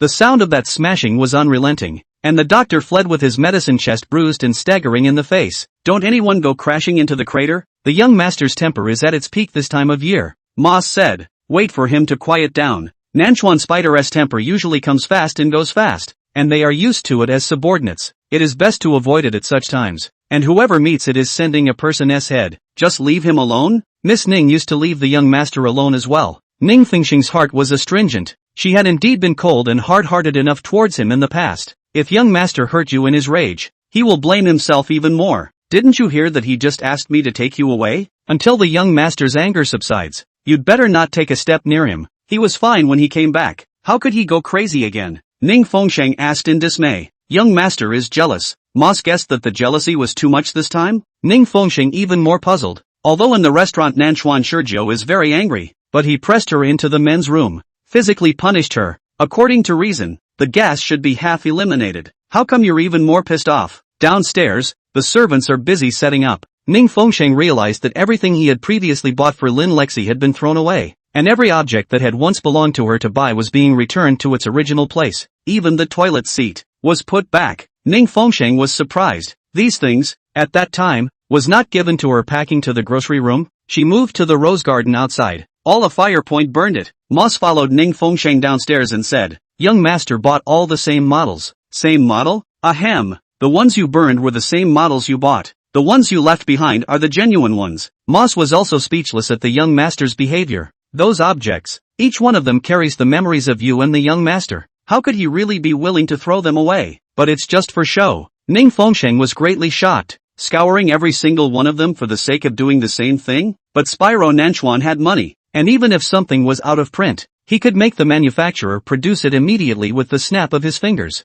Like something he would do. Ning Fengsheng smiled bitterly, running his fingers over the objects. He's such a good actor. He almost fooled me. After so many years, don't you understand the young master's heart towards you? Ning Fengsheng's emotions moved and his nose turned sour. That childish big fool. Did you buy the same model for everything but the hard drive? No, that hard disk should originally stay in the young master's safe. It was not prepared to imitate the model. Servants together to organize and pack when they took their own. It's a mistake to the greatest omission, and also heirs to the greatest of omissions. Ning Fengsheng's heart was sour, and he was both angry and amused. Suddenly her gaze fixed and she picked up a blue Venetian wineglass, the set that had originally fallen to pieces on the floor the night she was kicked out of the rose garden. At the moment they were sitting nicely in the most prominent place in the liquor cabinet. She narrowed her eyes, observing the English engraved on the cup. Shang Shang, I love you more than yesterday, but not as much as tomorrow Jew. Shang Shang, I love you more today than yesterday, but not nearly as much as tomorrow Jen. Her eyes wavered as she remembered the way he had hand-engraved the Venetian cups when he had circled her in his arms and hand-fired the set together.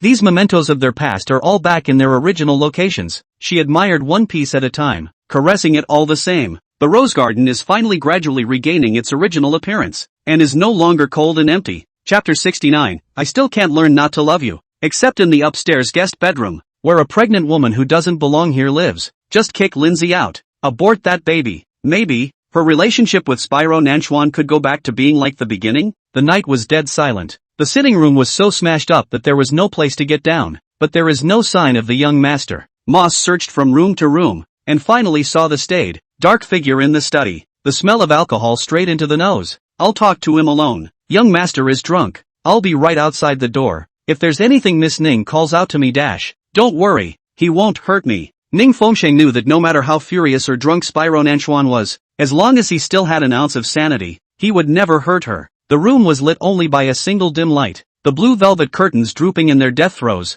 and Spyro Minamikawa huddled against the dark shadows, the bandages on his abdomen soaked through with flecks of blood. A dozen or so emptied wine bottles lay on the floor. Scram! He grabbed the books and slammed them into the doorway. wheezing and coughing as he poured a large gulp of spicy brandy into his stomach. A box of painkillers dumped on the floor, pills scattered randomly. Ning Fengsheng stepped closer to the ground covered in shredded paper and found that those were all torn check stubs, each signed with the date he had paid off the debt for the Ning family. The farthest piece of paper, dipped in dried wine stains, dated the night she knelt to him to save her grandfather in the ICU. Ning Fengsheng moved closer to him and gently went to touch his hair that was wet with sweat. Who told you to touch me? He sprang up and yanked at her wrists, the wounds on his abdomen hideous and oozing blood as he did so. Get out of my way. Wouldn't it suit you if I died? His mouth screamed at her to get out, but his hand's strength tugged her toward his arms. Ning Fengsheng fell into his hot chest, smelling the wine mixed with blood. No more drinking. Your wounds aren't healed, and you're drinking so much wine. Ning Fengsheng went to snatch the bottle from his hand. Do you want to fester and become inflamed before you're willing to do that?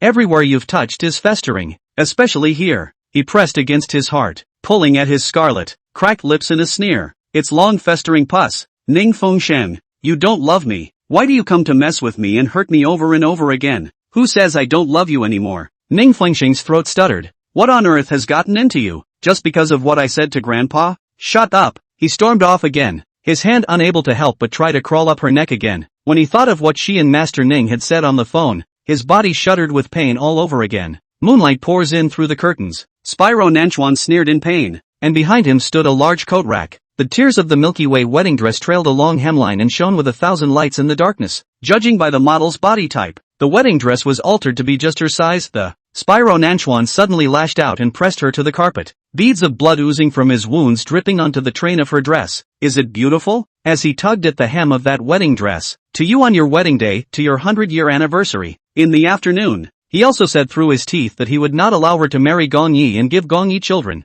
giving birth to one and strangling the other. Now they say they wish them 100 years of happiness. Ning Fengsheng's eyes glazed over. Was this man truly elitist? Congratulations, MS. Ning. Now even my pain can be counted as a bargaining chip. You're drunk. She rightly assumed he was drunk in a drunken rage, ignoring the sarcasm in his words and trying to check his bleeding wound. Don't touch me. He clutched her trembling hand, his eyes staring at her with malice. It will only dirty your hands. Why are you drinking so much? Keep saying drunken things I don't understand. Can't understand? Every drop of wine is asking for you. How come you're not dead? Spyro Nanchuan? Spyro Nanchuan smiled wryly. Shang Shang, how could you not understand? Nanchuan Spyro, you don't have to be like this. Ning Fengsheng's eyes shook with tears, pretending to be heartbroken. Why don't you sprinkle more roses into my coffin when you pay your respects? Why do you say so many hurtful things? Hurt people? The one who is most skilled at hurting people is you. MS. Ning, right. Your wedding invitation is my piercing poison,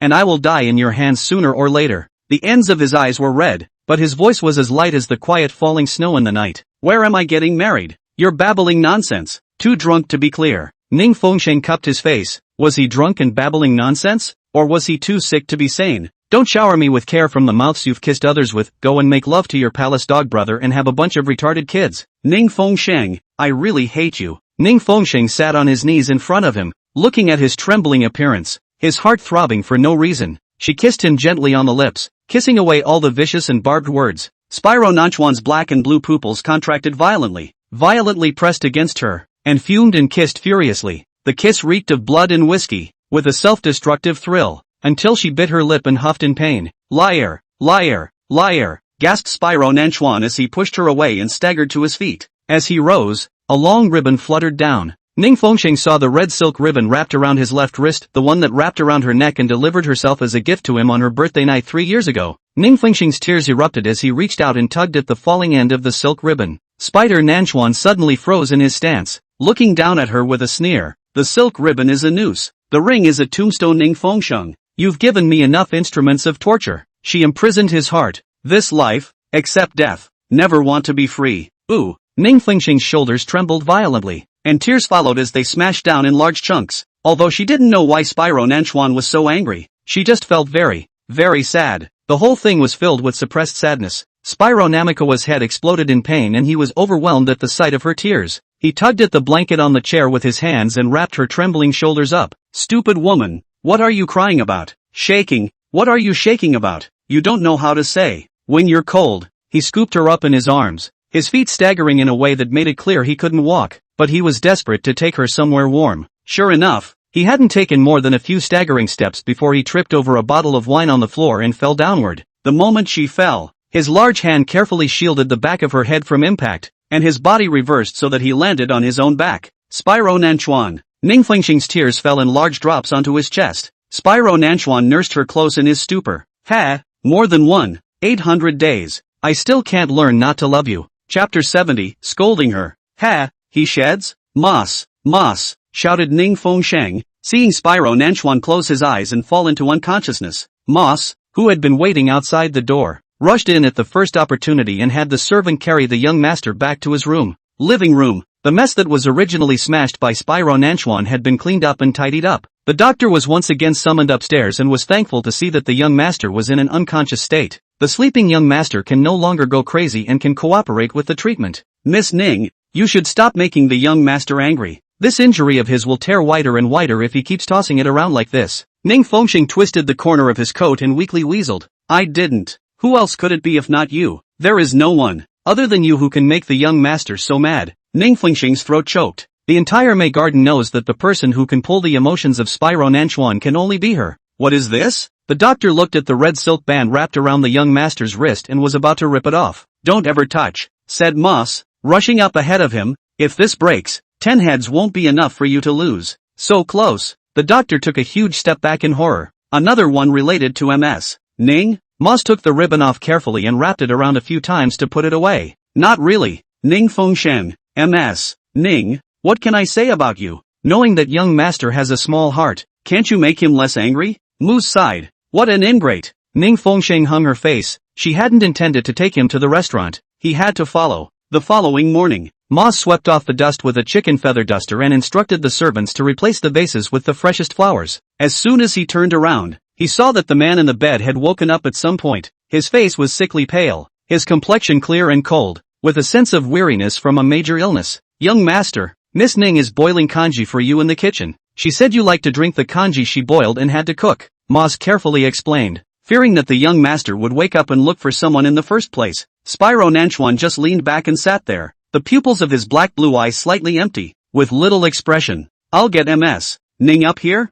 Moss asked tentatively. Spyro Nanchuan neither lost his temper, nor was he raging anymore. His face expression was strangely calm. Moss looked at such a young master, but rather preferred him to get angry and curse. Soon, Ning Fengxing walked in with a tray on which was freshly made porridge, steaming hot. Spyro Nanchuan's eyes, which did not turn at all, fell on her and followed her as she walked. Why did MS. Ning personally serve it up? Ask the maid to do this kind of thing, in case the porridge spills on you and burns you? Moss greeted him. He's awake? Ning Fengxing said happily when he saw the figure sitting up on the bed. The doctor said you'd wake up around this time, and I counted the time. I also made sober soup. Spyro Nanchuan's dark eyes stared at her as she walked over to the bed, his handsome jawline taut. Moss set the tray down on the nightstand. Young master will drink the sobering soup first? You drank too much wine last night. A hangover headache would definitely hurt. Ning Fengxing picked up the sobering soup. Drink it and it won't hurt anymore. Spiker Nanchuan gets drunk every time he's in a bad mood. The woman had never minded him,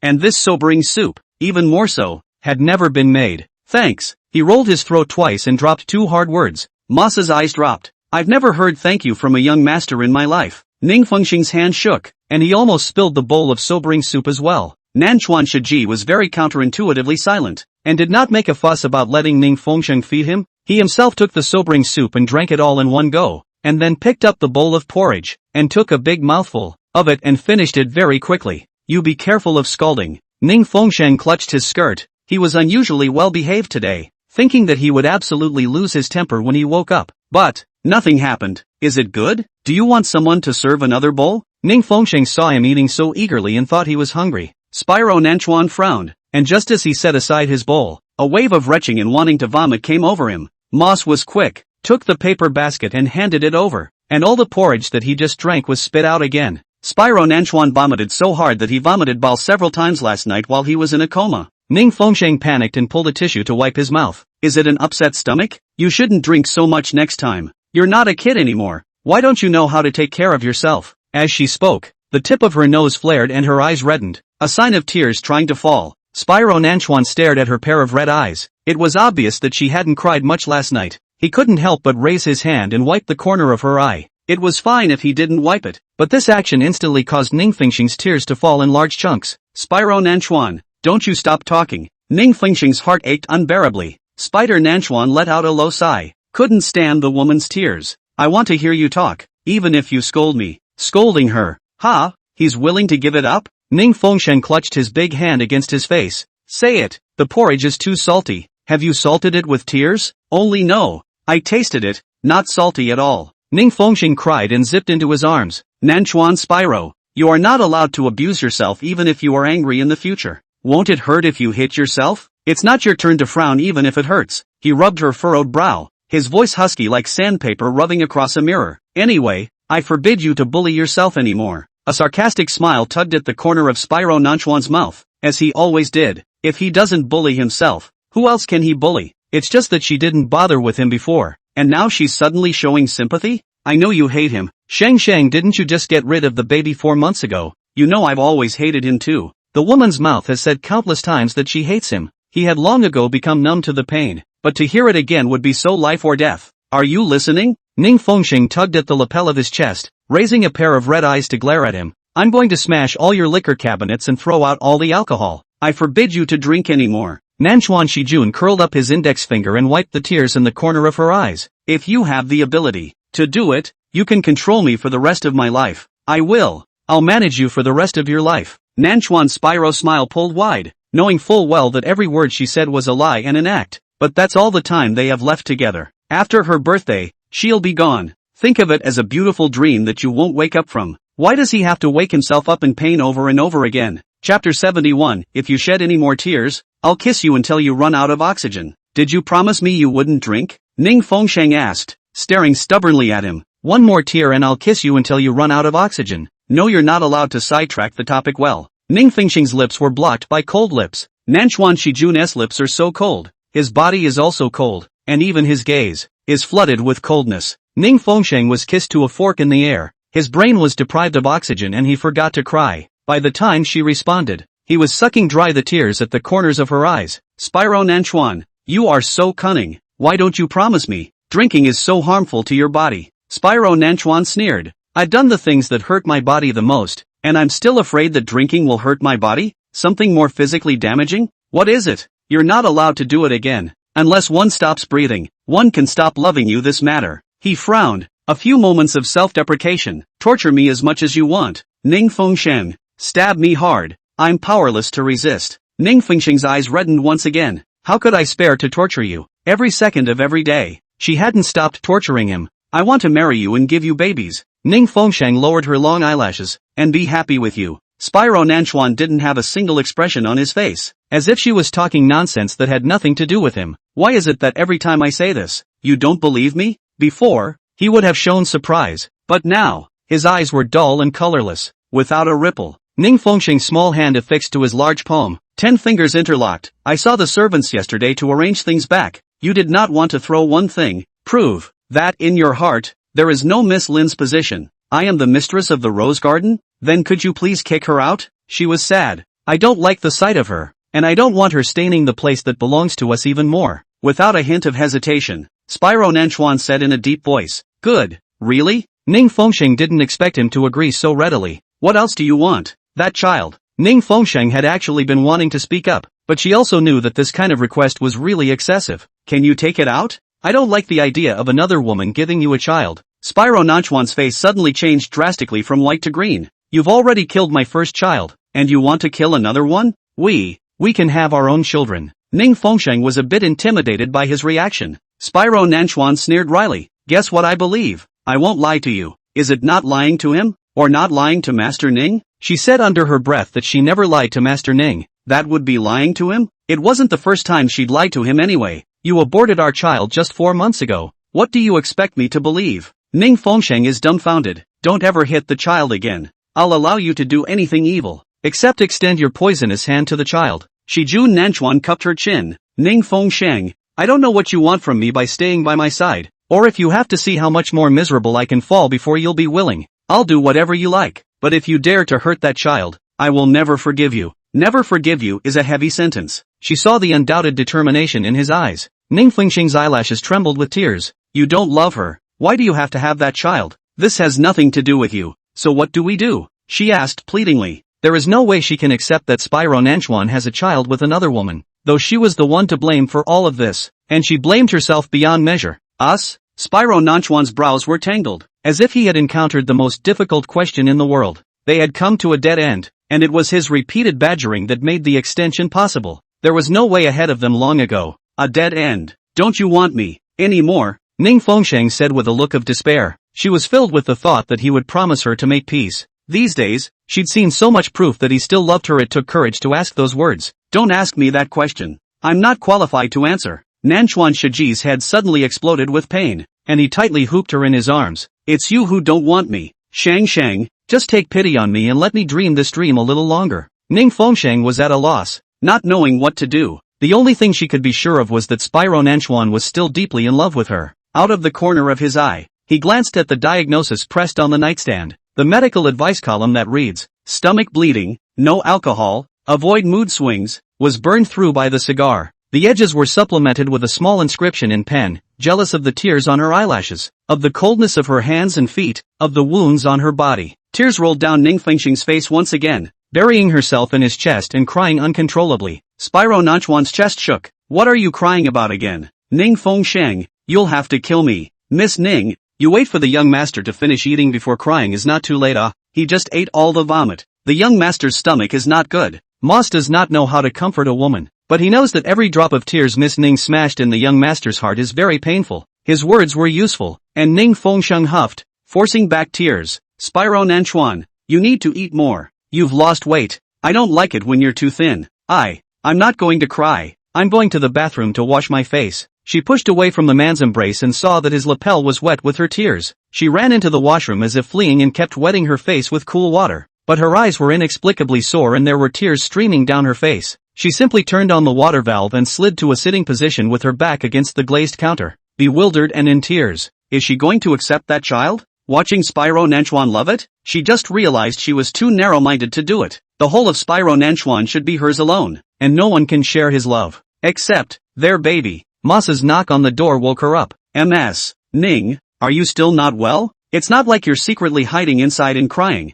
is it? Young master is worried about you, making a scene to get out of bed. Ning Fengsheng quickly wiped his tears twice with the back of his hand. I'll be right out. She washed her face again, pressed her sore eyes, and walked out. Moss handed her 2 pieces of the key. This is the key to the wine cooler and cellar. It's in your hands now. The young master can't touch the wine. Ning Fengsheng lowered his eyes and looked at the key in his palm. If Spyro Nanchuan had to drink, how could a mere 2 keys stop him? But he'd at least made a show of it, so at least he wouldn't be blatantly drinking in front of her eyes. Young master gave you the key, so stop crying? Chapter 72. She's wearing the uniform of a girl's high school. I'm not crying. Those eyes are red as bunnies. Moss sighed, raising his voice. Miss Ning still cares for the young master. Spyro Nanchuan was half lying on the bed, those deep eyes staring at her for an instant. Come here. Ning Fengsheng had just reached the edge of the bed when his long arms fished him over and pressed him into his arms. You're really good at cleaning me up, knowing that I'm most annoyed with you shedding tears, so you use them to torture me. No. Ning Fengsheng widened her red eyes. She didn't mean to cry to torment him. I'm lucky to have a strong heart, or else I would have been tortured by you sooner or later and suffered a heart attack. Spyro Nanchuan said viciously, swirling an ointment in his hand and smearing the cool cream above her eyelids. Young master, Miss Lin's luggage is packing up. The doctor suggested that she is physically weak. It is better to lie still for a few days before getting out of bed is more stable. Moss inquired, do we have to send her away today? Spyro Nanchuan didn't say anything. He was just concentrating on rubbing the medicine. Ning Fengsheng's heart was astringent, then listened to the doctor. As much as she hated Lin Lacey, Spyro Nanchuan cared about that child, and the decision was up to him. If he has to keep the baby, she can't really be evil. It was evening and twilight. Ning Fengsheng crouched in front of the window, looking at the roses blooming all over the yard, the night breeze blowing her long hair around. This whole day, Spyro Nanchuan didn't stick to her anymore, but dealt with his work. Moss said that originally, the young master had planned to free up all this time to focus on her, which was why he had put all the big and small matters on hold. This time, he still keeps his birthday promise and lets her go when he's done with her. Ms. Ning, the maid bought the things you wanted. Moss handed her a shopping bag. Thanks, Moss. Ning Fengsheng took it with a smile. How is he? Young master is still working. His mood today is very stable. Stable abnormal. Moss has never seen such a normal Spyro Nanchuan. Normal almost bizarre. It would be a good thing if the young master could continue to be this normal. I'm afraid that the man is holding fire in his heart and suddenly explodes in a big wave. He's angry with me. Ning Fengxing's eyes glowed with faint waves of light. Young master is angry in an unusual way this time. Can't take it out on me or lose his temper. He just smothers it. Ning Fengxing had been studying this for a day now, and could tell that Spyro Nanchuan had been holding back. With his cranky nature, it would be strange if he didn't get sick if he endured like this. Moss was in a difficult position. It seems that young master is really angry this time. It's not something that Ning can be coaxed into with a kiss. Don't worry, he's super easy to coax. Ning Fengxing raised the shopping bag in her hand and went into her room.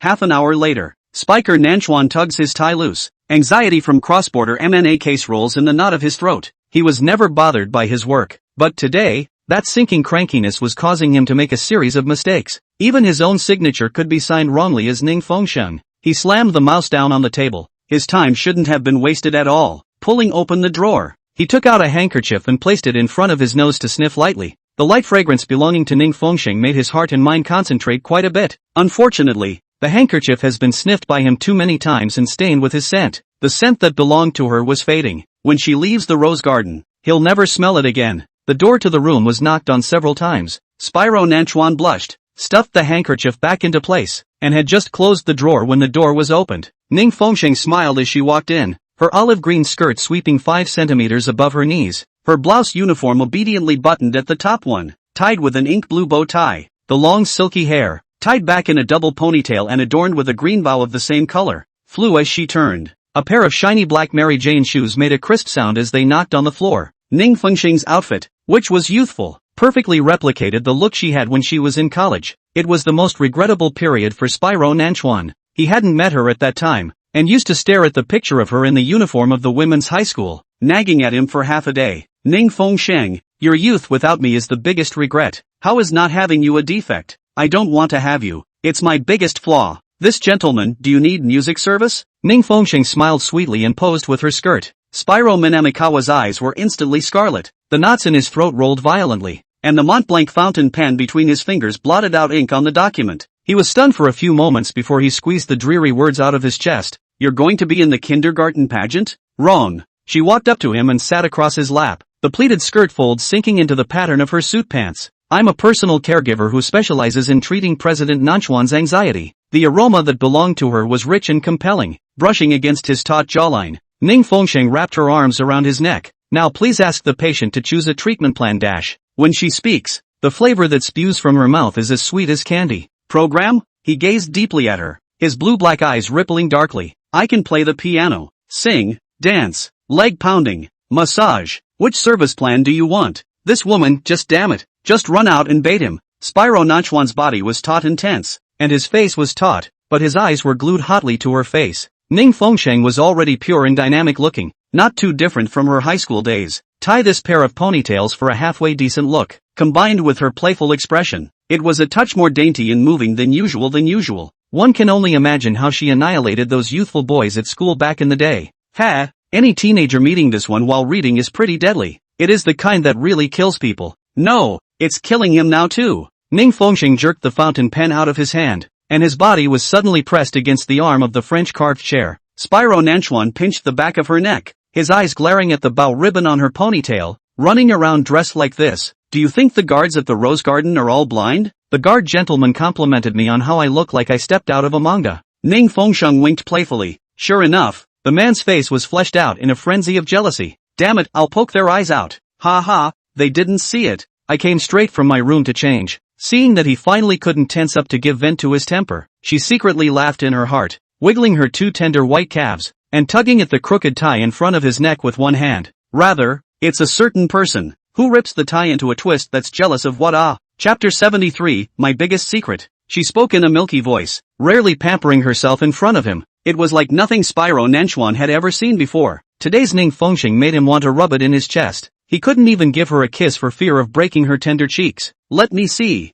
Ning Fengxing unwrapped his tie and slid his fingers in along the torn neckline, stroking against his heart. Young Master Nanchuan's heartbeat is so fast. Ning Fengxing. Spyro Nanchuan's voice was so hoarse that it changed tone. You're stirring up the fire. Ning Fengxing cocked his head and smiled a wry smile. Get off my lap if you don't want me to tear you apart here. His hands clutched the armrests of his chair in death, afraid to touch her, unable to touch her, afraid that the next second, he would turn into a hungry wolf and pounce hard on her soft rabbit. Ning Fengxing's black bright eyes blinked, If not for the injury on the abdomen of Nanchuan, Spyro really cannot afford to toss. She actually didn't mind being ravaged by him. Then I'm really going out. Are you willing to give up? Ning Fengsheng made a move to get off his lap, the milky scent swirling in front of his nose. Spyro Nanchuan's movements were one step faster than his brain, and deadlocked her waist. Can't afford to give up. How could he give up on this once-in-a-century spectacle? Asterisk. Spyro Nanchuan couldn't help but burst out. Clearly he should have let go of her and told her to get out of the room immediately. But he can't control these hands of his. Pressing her hard into his arms, he hooked her so hard she could hardly breathe. Ning Fengsheng, I was born to be abused by you. How is it abusing you? Aren't you glad I'm dressed like this? Happy. He tugged at the corners of his lips, his hot breath scalding her neck. You can only look but not eat. My whole body is on fire. Every one of his veins was boiling, like boiling water. Ning Fengsheng was surprised. He really can't afford a hint of teasing. What song can you sing? Spyro Nanchuan averted his face and forced himself to stop sniffing her scent. Ning Fengsheng plays the zither very well. He has heard it many times, but he has never heard her sing. I know a lot of songs. Ning Fengsheng paused, but I can't sing well, so don't laugh at me. Spyro Nanchuan nods his chin. With her sweet voice, she should sing like heaven. His little nightingale, finally willing to open her mouth and chant today. Ning Fengsheng jumped down to the ground and ripped the velvet curtains open, letting the night breeze come in with its rose scent. She took a seat at the grand piano, her fingertips running across the keys bringing up a string of notes like a clear spring.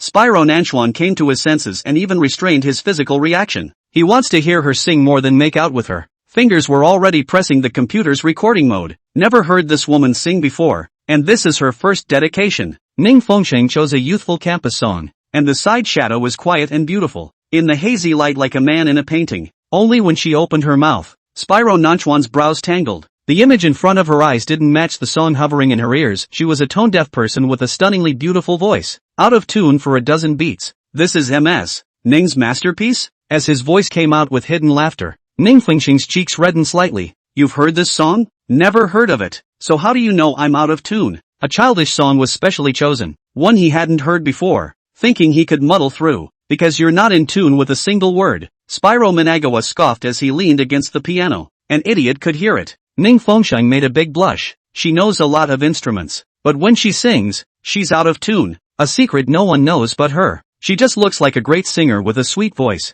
Everyone thought that all she had to do was open her mouth and it would be a hit. Who knew she was a super tone deaf? It's amazing, isn't it? You can play an instrument, but you can't sing. Say yes to not laughing at me. I'm not laughing. The corners of his mouth curved up to the base of his ears and he said he wasn't mocking. Now that you know my biggest secret. Ning Fengsheng tugged on his tie, forcing him to lean over, the tips of their noses just millimeters apart. No more being angry with me. She sacrificed so much to make him happy. Angry? Spyro Nanchuan gave a low, hoarse laugh. Would I dare? You're obviously mad at me for ignoring me all day. She hooked his tail ring and spun around, gloomy and stoic. I'm mad at myself. That's not allowed either. You're not allowed to be angry with yourself anymore without my permission. She mimicked his usual bossy talk. Spyro Nanchuan laughed lowly, his eyes staring deeply at her, a tide of love crossing his handsome face. He's just about to lose his grip. On the contrary, the woman licked the corner of his mouth and smiled wickedly. Mr. Thug's ears are red. Oh, it was a miracle. Never seen the man redden his ears. His skin had always been thicker than a city wall. Spyro Nanchuan is going crazy. Damn it. Who did you learn that from? The sound of the piano stool tipping over startles the doves outside the window. She heard his sharp, low gasp as she was locked between the keys and the man's arm. There were ambiguous particles in the air that seemed to catch fire at the slightest brush. Ning Fengsheng looked at the way he was being teased to the point of being unable to help himself, and inexplicably felt a sense of accomplishment, and trying to keep teasing him. Finally, he could experience the awesome feeling he used to get from molesting her. Skirt. Spider Nanchuan's suppressed voice was extremely hoarse. When was it ordered? I sent Moss to get it this afternoon. I knew you'd like it. Spyro Nanchuan's coarse fingers gripped the bend of her stocking belt-tied leg and traced it delicately. Ning Fengsheng. Twin ponytails. He bit open the bow tie collar on the front of her collar. Can only be tied in front of me. She felt his hot, sizzling body heat all over her body between her progressively heavier breaths. Alright, I promise to only tie it in front of you and only wear it for you to see. Ning Fengsheng smiled daintily. Spyro Nanchuan hooked one leg over the piano stool to set it right and place her back. Spyro Nanchuan is the big dummy. She took the opportunity to lightly bite the knot of his rolling throat. No more sulking alone in the future. White light exploded in Spyro Nanchuan's mind, and he leaned over to seal her murmur between his lips. Petals blow in with the night breeze. The piano-baked finish casts a wobbly light. As the lace stocking slid down the piano bench, his voice grew lower and hoarser. Shang, I really can't take it anymore. He let out a dull, low gasp, his face gradually becoming twisted in pain. At this moment, Spiker Nanchuan exudes the wild atmosphere of the primitive jungle. Ning Fengsheng clutched the zither stool with both hands to keep from slipping down. Chapter 74, Take a bath if you're itching. Spyro Nanchuan's body was on the verge of bursting with hormones, a smell that only emanated when in love. Want me to help you? Although the body cannot be. Ning Fengsheng stretched out a pair of white tender hands, cupping his hot cheeks. There can be hands. It's just that you don't move. The doctor said you can't tear the wound anymore. The bottom of Nanchuan Shijun's eyes were about to catch fire as he clutched her tender little hands. These hands are so tender.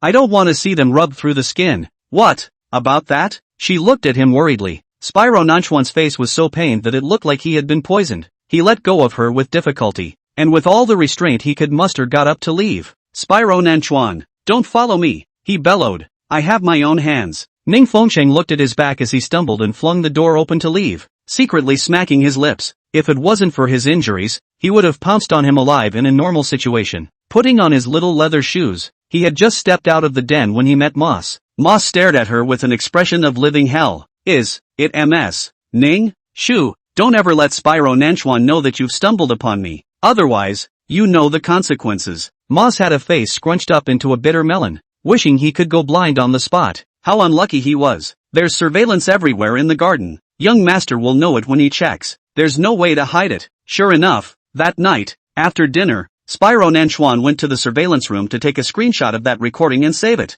When he saw the image of Moss bumping into Ning Fengsheng, his face immediately sank. Half a year's salary, squatting and running 50 laps. Take your pick, young master. Moss was in a state of despair. With his bones, running 50 laps in a squatting stance would break him up. You're petty, Spyro Nanchuan. You're not poor, so why penalize Moss's salary? Ning Fengsheng was not happy. Pleading for him again? It's still MS. Ning who's nice, Moss said gratefully. Besides, he's got hickeys and teeth marks, and he's making hard-earned money that can't be garnished. Moss, MS. Ning had better not say anything. I'm willing to fine half a year's salary. How about punishing Moss with a dance? Ning Fengsheng hooked onto Spyro Nanchuan's neck and pampered him. Dance? I don't know how. Moss blushed. Just his old arms and legs. Dancing? Wouldn't be just the thing, sneered Spyro Nanchuan. To jump. The young master just wants him to be embarrassed and teach him a lesson. Moose danced like he was electrocuted, dancing more figuratively than jerky, amusing a group of servants, and Ning Fengsheng burst into laughter.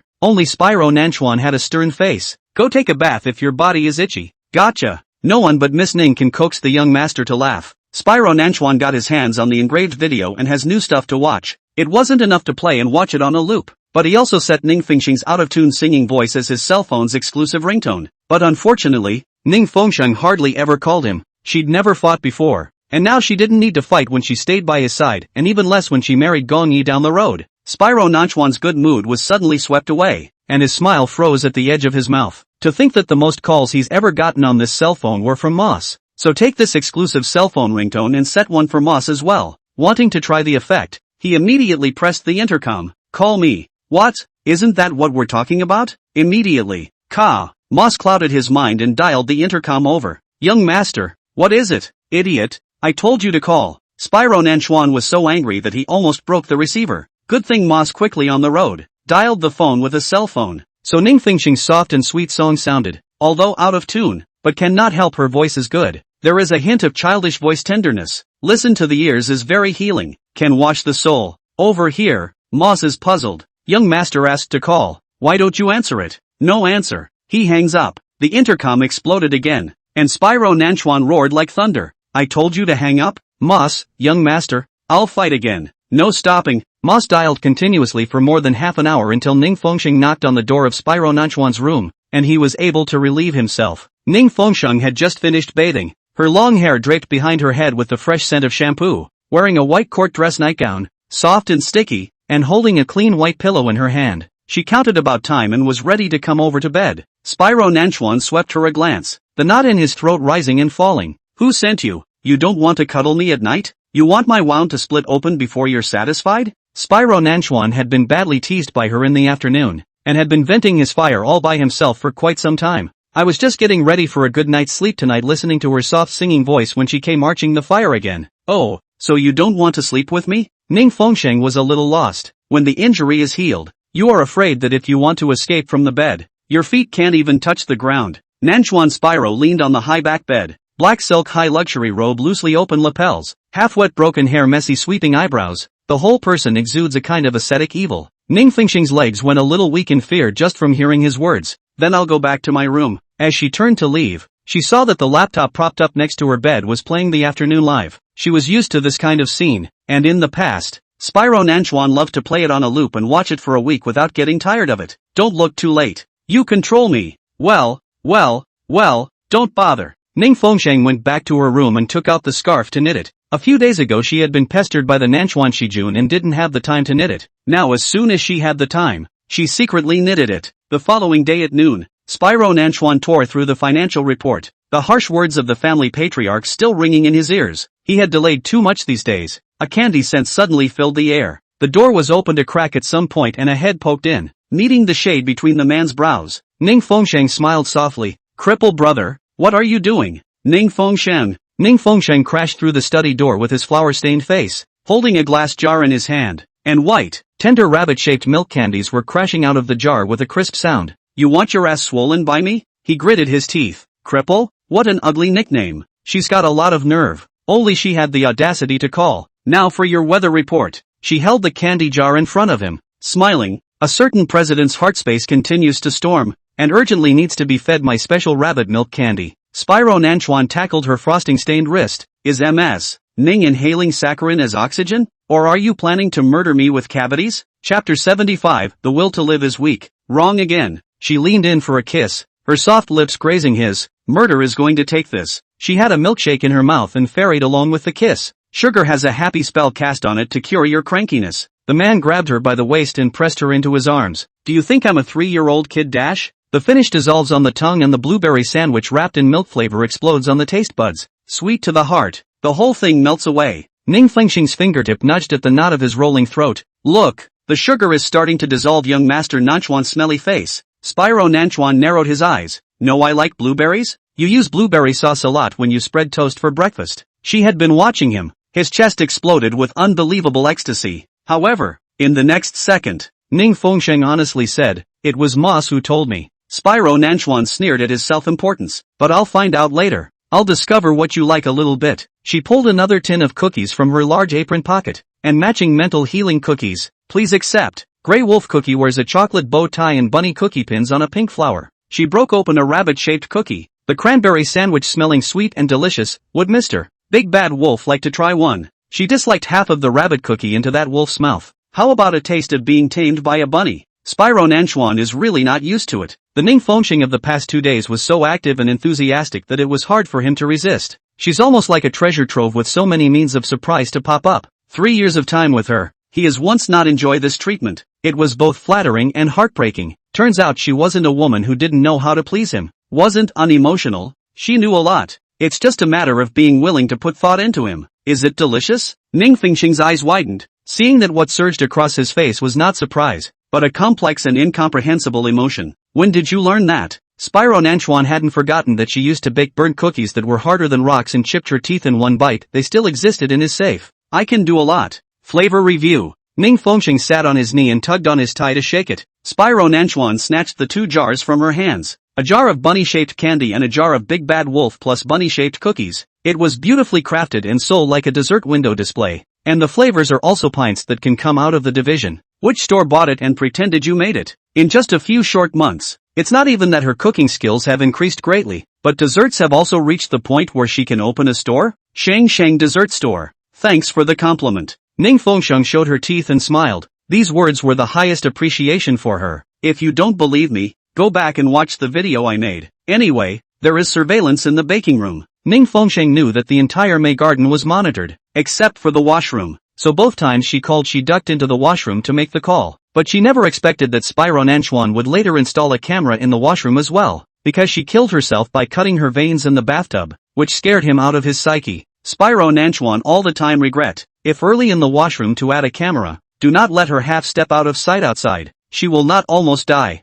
disrupt my work rhythm and confiscate the tools of the trade. Spyro Nanchuan placed 2 glass jars on the table, pinched out a rabbit milk candy and examined it back and forth, and carefully placed it back into the jar. It was supposed to be a gift for you. Young Master Nanchuan will be punished with a rabbit milk candy for every time he gets angry in the future. I'm afraid, then, that this one jar isn't enough for me. Spyro Nanchuan raised his eyebrows high. After all, you always like to piss me off. Eat? He couldn't spare another one even if he was pissed off. It won't be. I won't make you angry in the future. Ning Fengsheng grabbed his large hand and licked the frosting remaining on his fingertips and laughed softly. If I still make you angry, then I'll be punished. Be Mr. Nanchuan's exclusive sugar pot forever. Spyro Nanchuan looked at her pink little tongue and licked it like a kitten. With a hard heartbeat, he pressed her tightly into his arms. This dream is incredibly wonderful. When people are extremely happy, they panic in fear that they are about to lose it in the next second. He was surprised and scared. Ning Fengsheng, this better not be the last supper you gave me. What?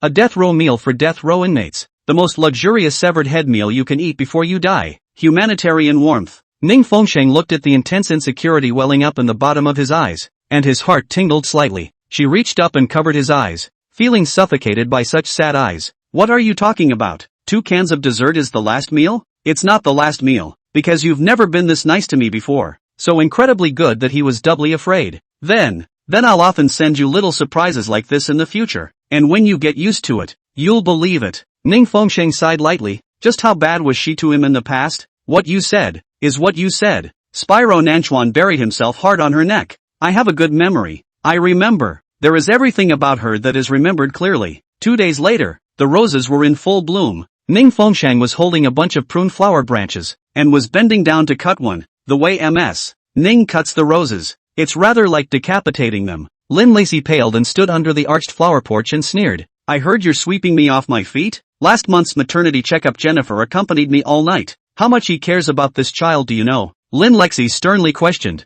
You had an abortion that caused him to almost die in a car accident, and now you can't even tolerate his child? Car accident? Almost died? Ning Fengsheng's figure stiffened and he looked at her in surprise. No wonder Ma said he was hurt. His will to live was weak at the time, and if it wasn't for this child, he probably wouldn't even be alive. Look how vicious you are. Lin Lexi choked out a cold laugh. Since you don't want him anymore, what's the point of coming back to hurt him? Might not even be alive? What are you pretending? Lin Lexi raised her hand and was about to slap her. You killed his child 4 months ago and now you want to ruin mine? Ning Fengsheng intercepted the hand and coldly shook it away. Don't touch me. Lin Lacey staggered back 2 steps and suddenly crashed headlong into the flowers. In a flash of lightning, Ning Fengsheng reached out to yank, but all he could see was Lin Lexi falling to the ground. The screams startled the white pigeons in the garden. Lindsay collapsed among the remnants of the flowers, red blood oozing out from under her sarong. Chapter 76, Guess Who He Believes? Her blood-stained hand grabbed the hem of Ning Fengsheng's skirt. Her face flustered. Quickly, call a doctor. The child can't be okay. Ning Fengsheng's mind went blank for a few seconds. Miss Lin, you. The maid who rushed to the scene at the sound of the sound screamed in fear and ran to inform. Lin Lexi can't afford the consequences of losing her child. To let Spyro Nanchuan know that she was the one who didn't stand still and lost her child in the fall. Her life would be lost. You're the one who tried to kick me out and went down on me and pushed me. She panicked, looking for a possible way to save herself. Nonsense. You're obviously the one who didn't stand still enough to fall. She muttered a sneer. Guess who he believes? He'll never believe you. Just like you'll never be able to explain why you aborted his baby with your own hands and regretted it. Her words made Ning Fengsheng's head roar. Lindsay collapses on petal path. Red-stained skirt meanders with wisps of blood. If he doesn't believe me, will he believe you? Ning Fengsheng would never accept this false accusation. Junior. She suddenly turned her face sideways and looked at the visitor curled up and sobbing. Miss Ning pushed me. Our child. Spider Nanchuan's leather shoes crushed through the fallen flowers on the ground, his tie brushing against Ning Fengsheng's frozen in midair fingers as he leaned over. Call an ambulance. The words were directed at Moss, who hadn't looked at her since. Not me. Ning Fengsheng grabbed the hem of his suit. Spyro Nanchuan picked up Lin Lacey in a cross-armed hug, his face morose and cold. The surveillance will prove. I didn't do anything. Ning Fengsheng. He called her name for the first time in such a cold tone. Quiet. His icy tone and gaze made Ning Fengsheng feel like falling into an ice cave. The doctor arrived together and gave Lin Lexi a birth control injection at the first opportunity. Young master, the fetal phase is weak. We must take him to the hospital as soon as possible. Lin Lexi curled up in Nanchuan Spyro's arms and cried out in a low voice. Save me. Save the child. Ning Fengsheng still had a death grip on Nanchuan Shiji's clothes. I really didn't push her. She fell down on her own. He finally looked at her. Ning Fengsheng saw his own fragmented shadow in his eyes, his face pale and shaking like a falling leaf in the wind. She didn't care what anyone else thought. Just him. Did he believe her? They've been together for so many years. Doesn't he know what kind of person she is? Could it be that Lindsay's word is more credible than hers?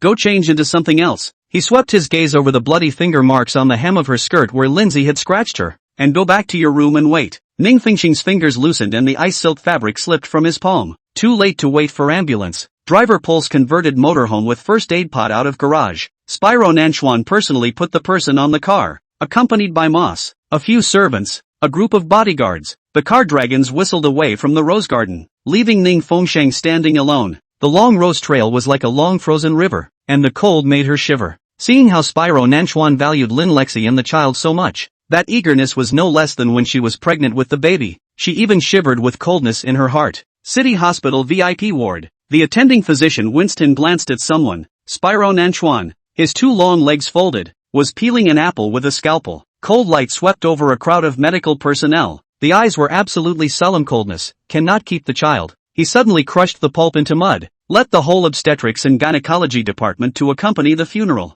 The pregnant woman only had a mild preeclampsia. The embryo was developing normally, and we were able to save the fetus through some means of fetal preservation. At that, Moss wiped the cold sweat from his forehead. Use the best medical treatment. He stared at the throbbing curve on the heart monitor. I want this kid safe and sound. Yes, yes. Don't worry, young Master Nanchuan. Lin Lexi leaned between the snow-white pillows, her face full of black and white tear marks. Jen Young. I'm afraid. She pushed me down to bleed so much. I thought that this baby would definitely be lost. Lying? Spyro Nanchuan leaned down and suddenly pinched her fragile neck. You know the consequences? I didn't lie. Lin Lexi cried in horror. If Sir doesn't believe me, you can check the surveillance. She stood under the arch of flowering vines, the climbing, leafy vines that were a surveillance dead zone. Because of this, she stood in that position, wanting to give Ning Fengsheng a slap to vent her anger. She had originally only intended to take out her anger, but she didn't realize that her physique was so weak that she couldn't even stand. If Ning Fengsheng hadn't shaken off her hand, she wouldn't have fallen. So, she wasn't lying. It was Ning Fengsheng who pushed her. Go find out. Spyro Nanchuan had one hand around Lin Leixi's neck, the other stroking Lin Leixi's abdomen. His eyes were gentle as if he was speaking lovingly to the baby in his stomach, but the voice that rushed at Lin Leixi was sharper than a knife. Turn over every fallen leaf in the garden, and find out the truth for me as well. Don't worry, young master. I'll immediately send someone to transfer the surveillance. There are 100 punishments of torture for liars. He grinned his red lips in a sneer. Let's see how many you can withstand. Lin Lexi's scalp tingled and she forced herself to calm down. How dare I lie to Junior Jennifer? I wouldn't dare if I had 100 guts. Believe me. A few moments later, Moss handed it over, holding the tablet. Young master, the surveillance shows that Miss Lin is standing under the rosebud arch, that flower stand, blocking 3 cameras. Spyro Nanchuan was checking the B ultrasound tablets. He lazily swept a glance at the computer screen and suddenly pressed the B ultrasound tablets fiercely on the side of Lin Lexi's neck. Who taught you to recognize the dead end of the surveillance? Oh, Lin Lexi cried out in pain. Junior Jennifer, what are you talking about? Tell the truth. Every word I said is the truth. It was Miss Ning who was in that position first, and I went over after. How do I know what surveillance dead spots are? If there really is, you should ask Miss Ning, said Lin Lexi choo-choo. She's more familiar with May Garden than I am. She's lived there for so many years. Of course she knew that before she dared to walk over and slap Ning Fengsheng. Spyro Nanchuan's black and blue pupils cringed as his fingertips dug into her hair, gripping it in one hand. Lin Lexi tilted her head in pain. Jen, I know how important the baby is to you. I won't be able to live if something happens to the baby. How would I hurt the baby? Spyro Namikawa's grip loosened. Not to mention my brother's illness. My whole family's lives are in your hands. Can I afford to pay for it? I told you to stay in your room. Who gave you permission to go out? The doctor said. I need to go to the yard to get some air. I happened to see Ms. Ning. She kicked me out of the rose garden, and I was really mad at her and wanted to say a few words. Chapter 77. Try accusing her again. She said my baby was not viable and told me to get rid of it. I didn't agree and she went down on me and pushed me. Evidence? Spyro Nanchuan suddenly had a seizure, his hand ruthlessly gripping Lin Lexi's hair again. Try falsely accusing her one more time. Every word poked and prodded him in the chest. The pain made him lose his mind, and he nearly clutched her head against the wall. Young master, you must calm down. Moss panicked and stopped it. The doctor was also scared and waved his hands. Pregnant women need absolute rest. She is still in the danger period. Lin Lexi's eyes widened in fear and one hand covered her abdomen. My stomach hurts. Ah, it hurts. She suddenly shuddered twice. Her eyelids fluttered, and she fainted. Spyro Nanchuan choked and let go of his hand, taking several steps back, infinite panic crossing his face. This panic look is the same as the day the young master found out that Miss Ning had an abortion. Quick, show MS. Lin, Moss shouted. He knows what this child means to the young master. The only hope he has left. If anything happened to the child, the young master would once again be plunged into the valley of despair. The patient fainted from fear due to excessive panic. Young Master Nanchuan, you can't terrorize and stimulate the patient like this anymore, or the child's life will be hard to save. Lin Li West closed her eyes tightly, drenched in cold sweat. Fortunately, she was smart and pretended to faint in time, or else I can't guarantee what the madness of the South River Spyro would do. Spyro Minamikawa ripped off his tie and collapsed into his chair as footage from every angle of the garden looped on the screen. Ning Fengsheng stood at the edge of the flower-shaped archway, and she raised her right hand just before Lin Lexi collapsed. That right hand was outstretched, obscured by the shadow of a flower. Spiker Nanchuan's index finger and thumb pushed away from the screen and kept zooming in and out and zooming in and out. He searched for any hints in her favor, the only way to save himself. Couldn't find evidence that she didn't do it, but there's no hard evidence that she moved it either. He suddenly laughed sadly and choked, and his heart burned as if he had been thrown into a fiery flame. Fist slammed hard against the wall. Until this moment, was he still excusing her? No, don't. Miss Ning, don't push me. Please, don't hurt my baby. Jen,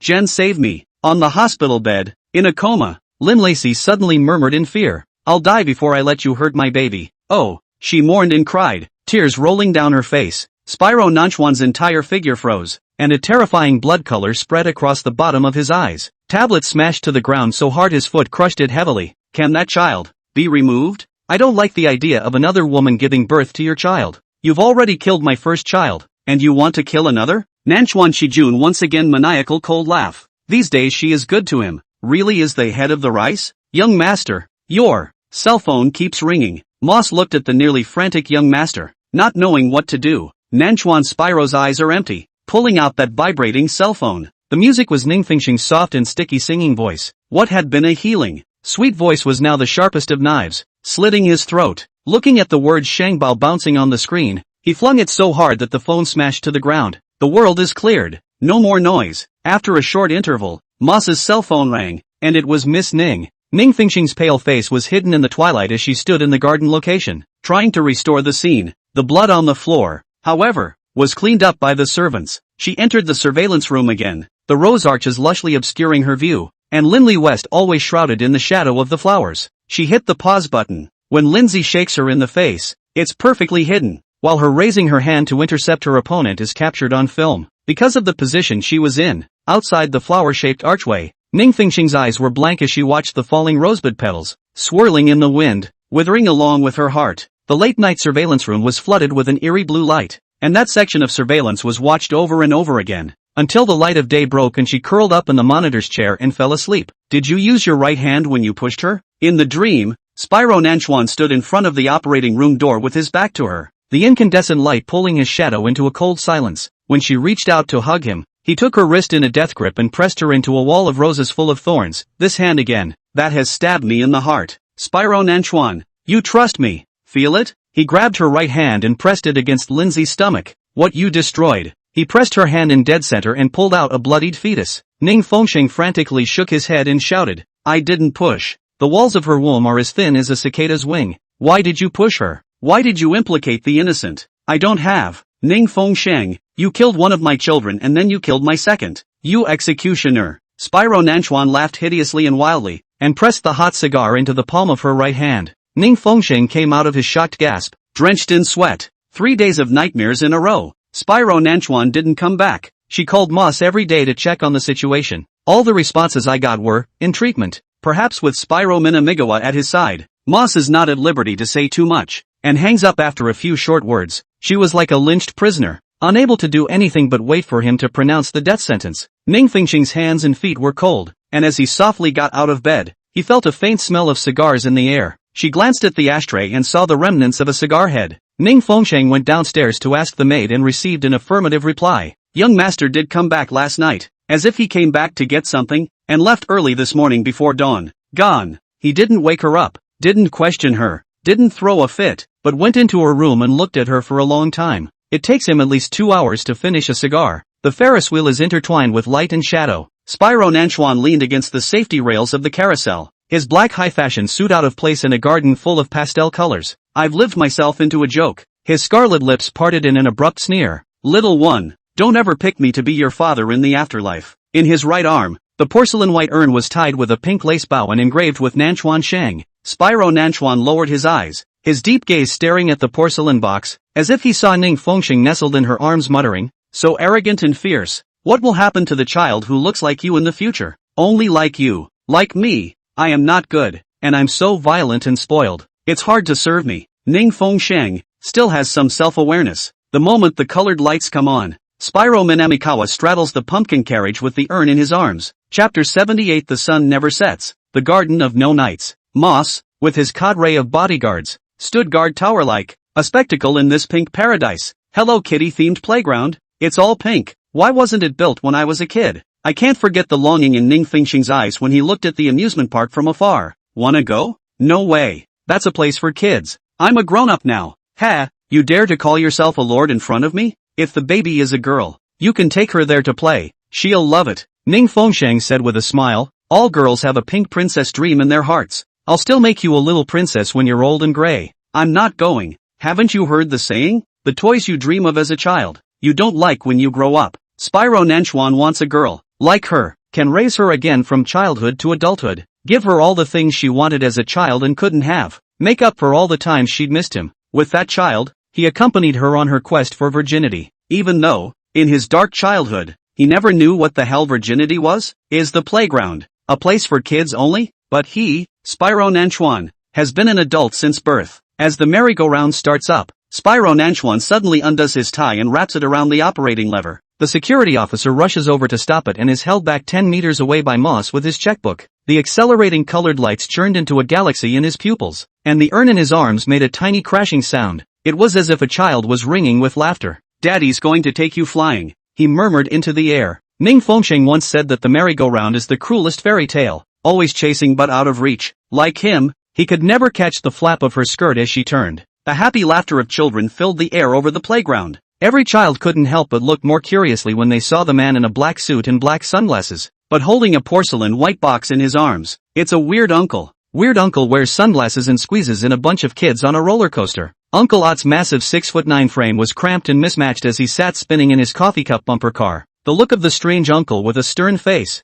coldly playing with a sledgehammer pendulum, is even more attractive to a group of young mothers. There is no doubt that the tall and imposing Uncle Odd became the center of attention of the entire playground and stood out everywhere he went. When balloon vendors push huge clouds of hydrogen balloons past, she likes pink. He stuck one hand in his pocket and nodded coldly at the largest bunch of cloud balloons. Wow! All the children around us squealed loudly with envy. Uncle Odd is so generous. He bought hundreds of pink balloons all by himself. Mom, I want a dad like that too. It must be very happy to be his baby. Daddy, look at other people's daddies. That's a super handsome daddy. Spyro Nanchuan stood in the middle of the bustling garden, surrounded by families of 3 coming and going. He was the only one in shape. He threw money at the park to clear it, but suddenly changed his mind and allowed countless strange children to witness his debacle. Just because Moss says, little miss will love the playground. Kids love a lively place. Hot. Spyro Nanchuan had always been accustomed to being a loner, and did not like humans who were wishy-washy. Divide it down. He left one pink Hello Kitty and had the bouncer hand out the rest of the balloons to the kids for free. It's the day of the Namchan sung,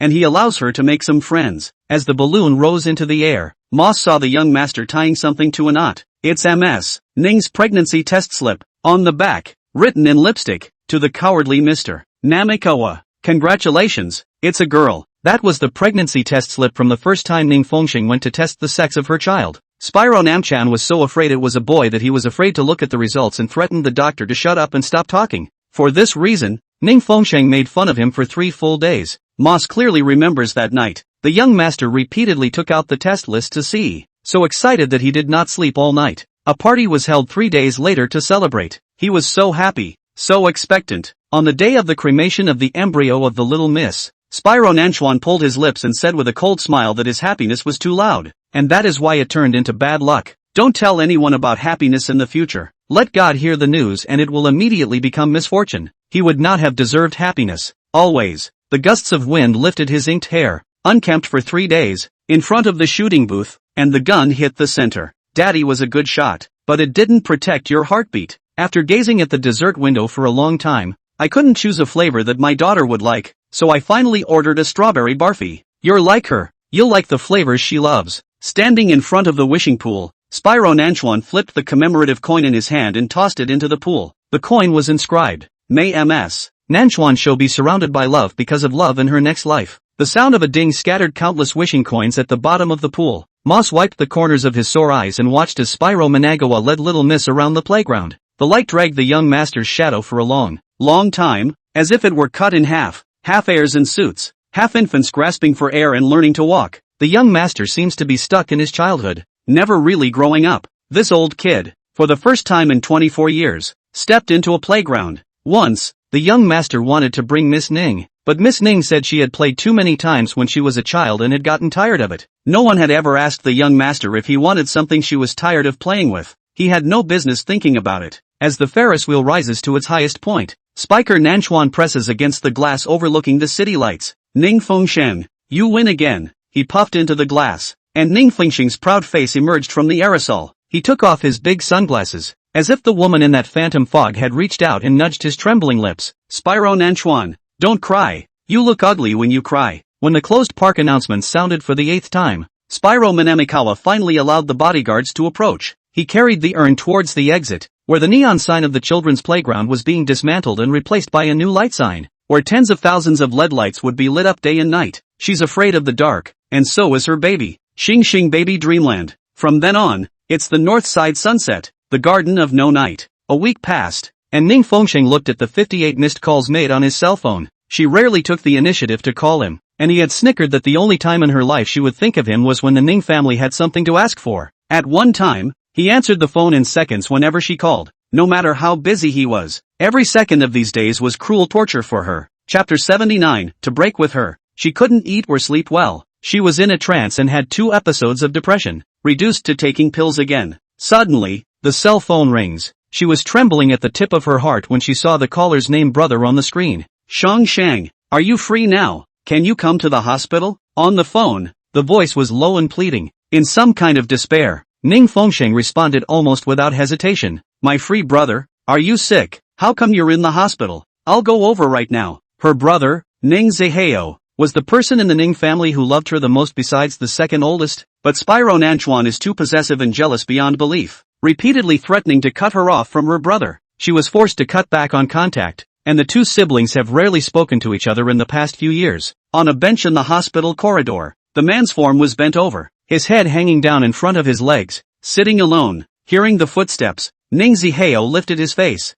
a pair of eyes bloody and red-filled, bearded, looking very wretched. Ning Fengsheng's heart ached so much, this pitiful look of his, that she couldn't help but think of the past, once guarding her hospital bed. He was also this disheveled and disoriented, as if he had lost an entire world. Second miss, you're finally here. Butler Zhang also had an anxious look on his face. What's wrong? Is someone sick? She surveyed Ning Ziheo, and aside from being particularly haggard, there was nothing unusual. It's Ms. Su. She fell on her head at the ski resort and bled profusely. Miss Su? Su Dance. Long time no see. Ning Fengsheng, originally welled up to the mouth, has a lot of words, and Ning Ziheo said. Sniffing, the heart of the throbbing immediately turned into ash. How did she forget that Su Dance is at this moment her brother's fiancé, his most beloved? She remembered her last life and how her brother had died tragically. He loved that woman so much he couldn't help himself. Unfortunately, Su Dance from the beginning to the end is just playing with her brother's feelings. The person she loves is Gong Yi. If I remember correctly, the second miss is also Rh-negative blood. The hospital blood bank is in an emergency. Miss Su is now in critical condition.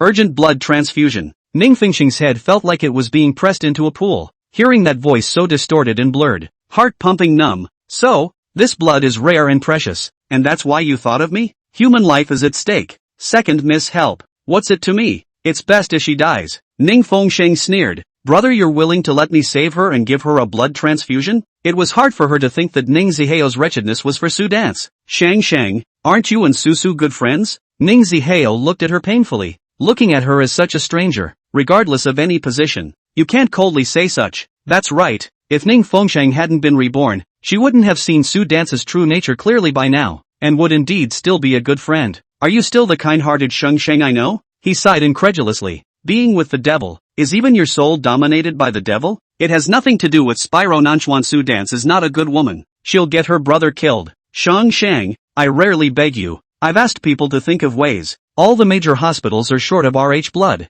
I won't beg you until it's absolutely necessary. Then do you know my health condition? I'm also anemic and in poor health. Take my blood, then what about me? Su Dance's life is a life, but not hers? There was a time when her brother put her on the tip of his heart and hurt her so much that he would be heartbroken if he grazed the skin a little. Ning Ziheo's pale lips moved. Drawing some blood won't do anything. You won't die. But Susu will. I will never save that woman, no matter who begs me. Ning Fengsheng pursed her lips. Even if she was misunderstood by her brother, Su Dance deserved to die, just in time to spare her from having to do it. Sheng Sheng, do you want your brother to get down on his knees and beg you? Brother, how good brother was to you when you were little. How he protected you and loved you. Have you forgotten all that? Ning Ziheo's eyes looked at her coldly, no longer having any semblance of affection from the past. Even if your soul was sold to the devil, for the sake of past affection, have pity on brother for once. If Susu dies, brother won't be able to live either. Ning Fengsheng's body trembled as he remembered that in his last life, his brother had lost his life for Su Dance. He used his love deeply. Before he saw the true face of Su Dance, he would really disregard his life. Ning Ziheo stood up from the chair. Save her this time. You and I, brother and sister love, can be ennobled. Ning Fengsheng could barely stand on her feet as raging tears filled her eyes. For the sake of that wicked woman, the brother who loves her the most is going to be cut off from her. Don't worry, whether I live or die in the future, I won't come begging you again. Ning Ziheo smiled coldly and slowly knelt down. Young master, housekeeper Zhang said in exasperation. Second young miss has a heart of stone. So cold. Thanks to the young master's love for you for nothing. Since you followed Mr. Nanchuan, you've completely changed. Ning Fengsheng's lips trembled. She changed as a person is to protect the integrity of the Ning family. Spyro Nanchuan's possessive, controlling nature is sickeningly perverse. She stayed away from the Ning family to protect them. If she hadn't been sacrificed, where would the Ning family be today? However, Ning's family had all misjudged her, and in her last life when she was bullied by Gong Yi,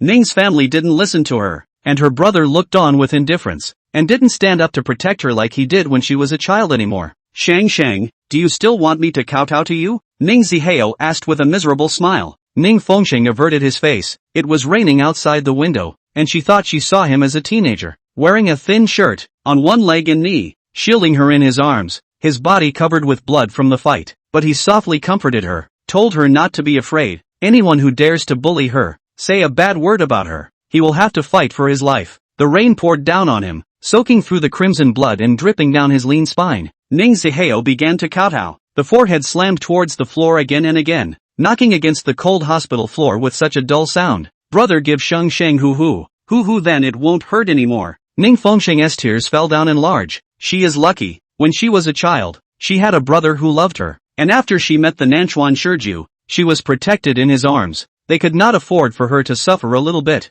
But she was unfortunate again. Precisely because she had been too pampered since she was a little girl. She was not able to recognize people well. And she was as miserable as she was in her last life. Su Dance, I hadn't wanted to clean you up so quickly. But now that you've bumped into me, I can't keep you. Good. She gritted her teeth. Brother, don't kowtow. I promise. Ning Ziheo stiffly knelt there and asked with a white face. Really? Take as much of my blood as you want, as long as you leave me breath. Chapter 80, the blood bag is destroyed. Ning Fengsheng's pale face smiled. She still had to save her breath and live to take revenge. Ning Ziheo looked complicated. Thank you. When did brother become so raw and polite with me? Think of it as brother treating me so well all these years, and Sheng Sheng giving you something in return. Ning Fengsheng clenched his fists, and in his heart he had a plan for revenge. To kill that woman with his own bloody hands, lest she continue to harm others. Before killing Su Dance, he also had to tear off her true face so that his brother could see it clearly. What are you talking about? Second miss. It's just drawing some blood. How could it kill you? After the nurse gave Ning Fengsheng a physical examination, she found that her physique was excessively frail and highly anemic. It's simply not appropriate to donate blood. Butler Zhang was silent when he heard this. Ning Ziheo clutched the blood donation slip in his hand, his face tense, deeply afraid that she would back out. Ning Fengsheng's heart sank as she looked at the man who once couldn't bear to see her catching cold in the wind. But now there was no more half-hearted affection for her in his eyes. She was so thin and emaciated. and he hadn't asked her a single word about her suicide by cutting her veins only 4 months ago. Didn't ask her how she was doing, if her body hurt, if she ate properly, why she was so thin. She was not asked why she was highly anemic and weak. In his last life, he died before her, so he didn't see her eventual tragic death. I wonder if he saw it. Would he kneel in front of her grave and shed a few tears for her? Ning Fengxing took the pen and dryly signed the blood donation sheet. Don't worry, brother, I'll never go back on what I promised you. It's dangerous to donate blood in your condition. The nurse disagreed. It's okay, you can't always die in the hospital, right brother? But we have rules at the hospital. Steward Zhang immediately pulled the nurse aside and took out a card from his arms and shoved it. Ning Fengxing was quickly placed in the ward, and Su Dance was lying on the bed on fluids, her heartbeat meter rising and falling weakly. The blood transfusion tube was stuck into her body, and the warm blood was collected into the transfusion bag little by little. As the blood flowed out, Ning Fengxing's body gradually became weaker. She hadn't slept well for a few days and drifted off to sleep. It was so cold in my dream. I heard someone talking in a trance. It's so meaningless. She's nothing more than that in Ziheo's eyes. That contemptuous laughter cut across his ears, and Ning Fengxing opened his eyes. Su Dance's agent was leaning against the bed, and when he saw that she was awake, he walked out of the room. Ning Fengxing looked violently at the bed on his side, suddenly startled by what? She took out her cell phone and quietly pressed the record button. Su Mai, are you still having fun pretending to be sick? I know you don't like brother. You and Gong Yi have long had a private affair, Ning Fengxing said with a cold smile. It was Gong Yi himself who told me that you've been seducing him. You also have no intention of marrying your brother, because he has always loved me, and you just want to take away his love for me. Of course Miyabi wouldn't say any of that. She was just using agitation. I also know that you have a different blood type than me. Shang Shang, you know a lot. Su Dance in the next bed half sat up, a dainty smile tickling the corners of her mouth. Ning Fengxing stared at the gauze bandage wrapped around her head. It's true that she deserves to be a film queen, so good at acting. Since you know all about it, I won't pretend anymore. Su Dance took out a Su cigarette and lit it, not expecting her disguise to be recognized. Ning Fengxing laughed coldly, just as she expected. It was all fake. This matches, that matches. How can they all match by coincidence? Su Dance has always been jealous of her and wants to take everything from her, including her blood, organs. The blood match this time was a fake, as was the heart match in the last life. Shang Shang, you're so weak. How did you get yourself into this mess? She surveyed Ning Fengxing's pale and weak face. Still needing IE to tell you, I've been waiting for this day for a long time, or else with your brain, you wouldn't have known until the day you died, right? Ning Fengxing pursed her thin lips. It was true that in her last life she didn't realize until she died. She was so stupid. Su Dance walked out of the hospital bed and probed to remove the blood bag from the high-hanging rack. The bag of blood was still warm and had just been picked up. It was supposed to be infused into Su Dance's body once the doctor had sterilized it. But Su Dance was alive and well and didn't need that bag of blood at all. You are so weak. So what if you know? Can't be my opponent. Su Dance squeezed hard. The bag of blood was squeezed through the opening, and suddenly bright red blood dripped down, dripping all over the place. Ning Fengxing heard his icy voice say, I will reveal your true colors. Who will believe you? The Ning family, or Zihao? Su Dance smiled daintily and raised the ring on her right ring finger. He loves me so much that he's willing to die for me. Brother was so good to you. Why did you hurt him? Blame him for being stupid. Or what? Love that is so easily obtained is really cheap. Su Dance gulped and smoke. Both of you siblings are stupid. Xingsheng. Don't admit defeat too quickly. Okay, the game has just begun. What do you want? I'm going to snatch everything that belongs to you one by one and watch you lose. Su Dance spoke gently, but her eyes glanced over a shadowy cold light. If I record your words and give them to my brother, record it though. As long as I play pathetic and say that you forged it, he will definitely believe me. Su Dance coldly smiled and raised her hand. The bag of squashed blood bag threw into the trash can. Splattered blood scattered all over the place. At the same time, the door to the hospital room was opened and the man wearing glasses walked in. Su Dance's manager. Mr. Ning, the blood bag is destroyed. Su Dance was already lying back on the hospital bed, her face pale as if she had never woken up. Soon, Ning Zihao's figure appeared in the doorway, approaching like a piece of cold ice. If you don't want to save lives, just say so. Don't trample on this blood. Which one of your eyes saw that I trampled on this blood bag? The agent followed in. It's just you and Susu in this ward. Blood bag squashed flat, blood dripping everywhere. Then why wouldn't it be Miss Su Dance herself? Ning Fengxing. Ning Zihao's voice was as cold as his face, never calling her by her first name like this. MS. Ning is joking. Susu's life is in danger and she's still waiting for this bag of blood to save her life. She's not sick. Her blood type isn't the same as mine at all. Ning Fengsheng glared at Ning Zihao. Brother, you're not only deaf but also blind. You've been tricked by this tactful scheming woman. Ning Zihao clutched her collar. A woman with a heart of gold. Shouldn't that be you? She has a heart? You want to hear the proof? Su Dance has been toying with your feelings, and I'm going to play it for you right now. Ning Fengsheng picked up his cell phone, and before he could press play, it was knocked away with a handful of shots. Chapter 81, Give me a clean bag of blood. Shang, how did you become like this? Ning Zihao's face huffed, his hand clenching into a fist. What? Is brother going to hit me? Ning Fengsheng's lips trembled as he looked at the fist he was squeezing. He had scarlet eyes and this furious look, as if he would strike at her at any moment in the next second. As a child, he used this fist to chase away her bullies, and now he's using it against her?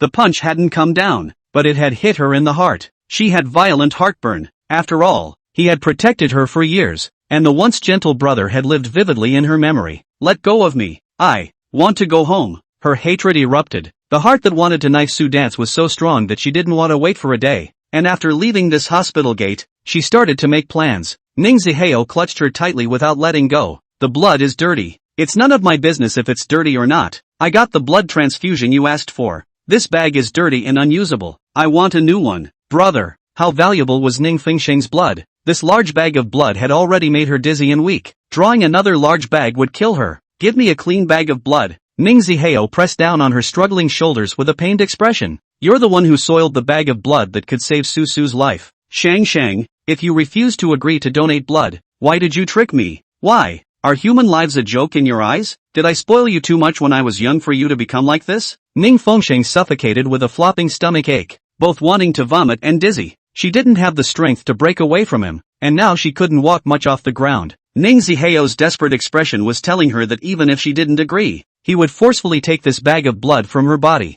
You won't let me go until I draw this bag of blood, will you? Xing, you've signed a voluntary blood donation agreement. Ning Fengsheng inhaled heavily, tears slipping down, large drops smashing onto the back of Ning Zihao's hand. His hand flinched suddenly, tensing his cheeks, his bangs falling down to hide those brooding, uncertain eyes. The agent had rung the call bell for the nurse to come and draw a fresh bag of blood. Ning Fengsheng averted his face, forced to hold back tears. He is no longer the brother who would feel sorry for her tears and aggression. Leaning back into the hospital bed, without a trace of blood on her face, she watched numbly as the nurse inserted the needle. It was as if she saw herself in that blood-filled bathtub. For Gong Yi, she was foolish enough to abort Spyro Nanchuan's child, foolish enough to not want her life. She took the light in her life with her own hands and rubbed it out. What's the difference between that stupid self and Ning Zihao? The two siblings have become the playthings in the palms of Su Dance and Gong Yi. The corners of Ning Fengsheng's lips twitched as he closed his eyes. Brother, they all wrongly accused Shang of stealing the pen.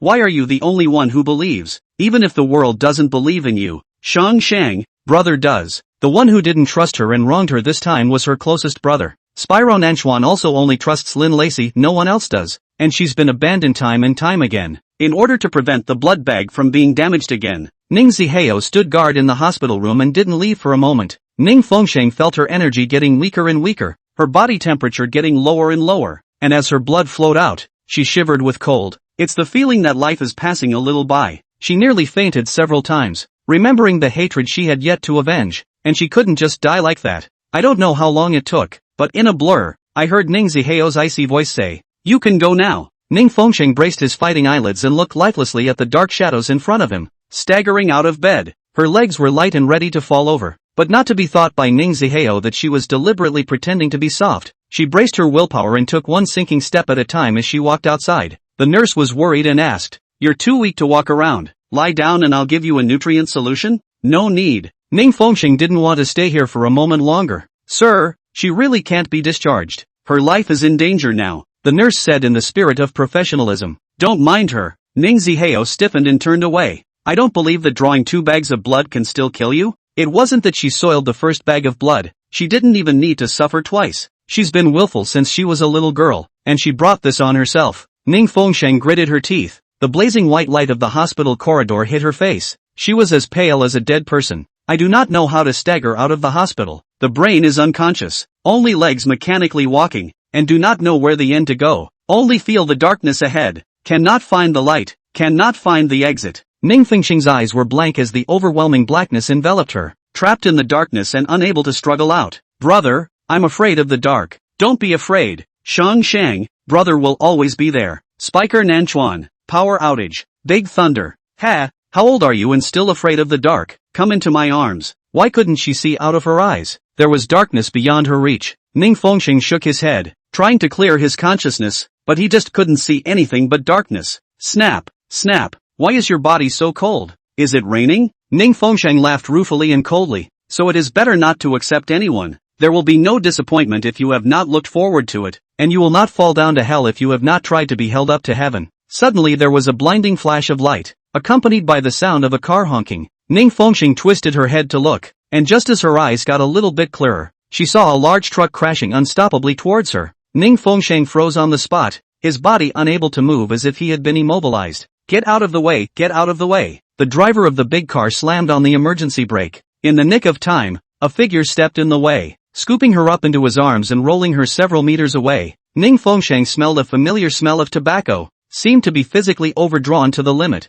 relying on that hot embrace, completely plunged into a dark coma. Doctors from hematology, general internal medicine, infectious diseases, oncology, orthopedics, and so on stood in rows, not daring to breathe. This young lady is indeed only severely anemic and has no other illnesses. The monitor emitted a regular ticking sound as Ning Fengxing lay on the hospital bed, the bruised pinholes between his wrists stinging his eyes. If we can't transfer Rh-negative blood in 10 minutes, this hospital will be in ruins tomorrow. Spyro Nanchuan's gaze was about to kill, and his neck exploded into veins with rage. The sound of hurried footsteps came from outside the corridor, and Moss was holding a blood donation agreement. Young master, it's been checked out clearly. Miss Ning donated blood voluntarily. Chapter 82, can't you see she's dying? Voluntarily? I allowed it? He shredded the agreement as he did. Her blood is my private property. Several bodyguards trailed behind, escorting Ning Zihao in. Spyro Nanchuan flung the man against the drug cart as soon as he could. The sound of glass bottles shattering. He raised his foot and kicked it one by one, stepping on Ning Zihao's head and crushing it heavily, the man's face grinding out blood marks on the rough ground. How dare you, touching my things? Spyro Nanchuan looked down on the mole under his feet and stepped on his chest, blotting out the blood. Didn't the doctor tell you that the blood collection meter had alarmed when he drew 800 cubic centimeters? Ning Zihao, bloodied, moaned in a low gasp. It was Shengsheng who volunteered. Spyro Nanchuan's fighting strength was so formidable that he was actually powerless to fight back. With so many bodyguards standing in formation, he wouldn't dare fight back. Watching her being drained of blood, your affection fed to the dogs? Spyro Nanchuan pinched the back of his neck and lifted him up, his fist slamming down with murderous intent. Punch after punch. Ning Zihao is out of breath. Young master, don't fight. Miss Ning will blame you if she knows you beat up Mr. Ning. Moss blocked. The last few words are very intimidating. Spyro Nanchuan's punching stopped. He hadn't forgotten that he had punched Ning Zihao twice, and how long Ning Fengxing cried and didn't care about him for a week. She has always loved her as a brother. The cynicism and anger in Spyro Nanchuan's heart was unspoken. Ning Fengxing defended this man so much, yet he disregarded her life and dragged her, who was anemic, to donate blood to another woman? Rubbish. How did she get this blind brother? Beating you is too dirty for my hands. Spyro Nanchuan took the handkerchief and coldly wiped the dirty blood from his fist. Ning Zihao was bloodied and sprawled on the ground, gasping for breath. Ning Fengxing, you will only be selfish in front of me, but you will be a holy mother to the wicked. Dark red blood filaments climbed into his eyes as he stared at the pale Ning Fengxing on the hospital bed. Then I will clean up these wicked people for you. Everyone is afraid to breathe. Bring that here. He wanted to see which would dare to enjoy Ning Fengxing's blood. Drain her blood. He grinned like a raving demon.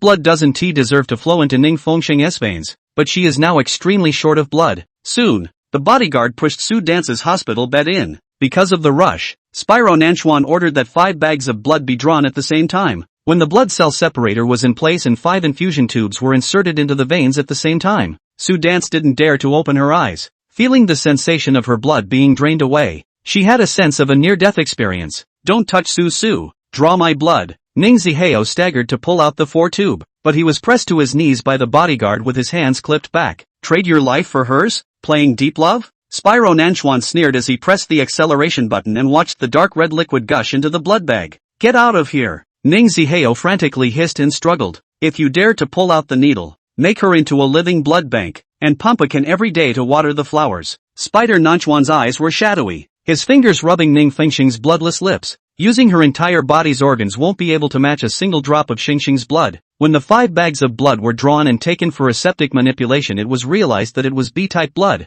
not Rh-negative. Spyro Nanchuan's face was filled with the aura of killing. It's not the same blood type. How did Ning Fengsheng donate blood? Where did the donated blood go? Could there be a mistake? Moss was amazed. The doctor fearfully replied, there will never be a mistake. The patient's blood type is B blood type. We checked several times. Ning Zihao, who was firmly controlled by the bodyguards, suddenly stopped struggling and looked at Su Dance with blank eyes. Spyro Nanchuan walked to Su Dance in large strides and picked up the woman's collar. Playing dead? Open your eyes. Asterisk asterisk asterisk asterisk. He yanked the woman's head and slammed it hard against the iron bed frame. Like to play sick? Tomorrow the whole town will know you're in the psychiatric unit getting electroshock treatment. Su. Ning Zihao frantically broke away from the bodyguards and pounced on the hospital bed, protecting the beaten Su Dance. Spyro Nanchuan once again became furious, clutching Ning Zihao and pressing him towards Ning Fengsheng's hospital bed, his body exuding a bloody and violent aura. Open your dog's eyes and see clearly. The woman you almost killed is here. Ning Fengsheng's face was greenish-white, and his body was still curled up in an insecure position in his unconsciousness.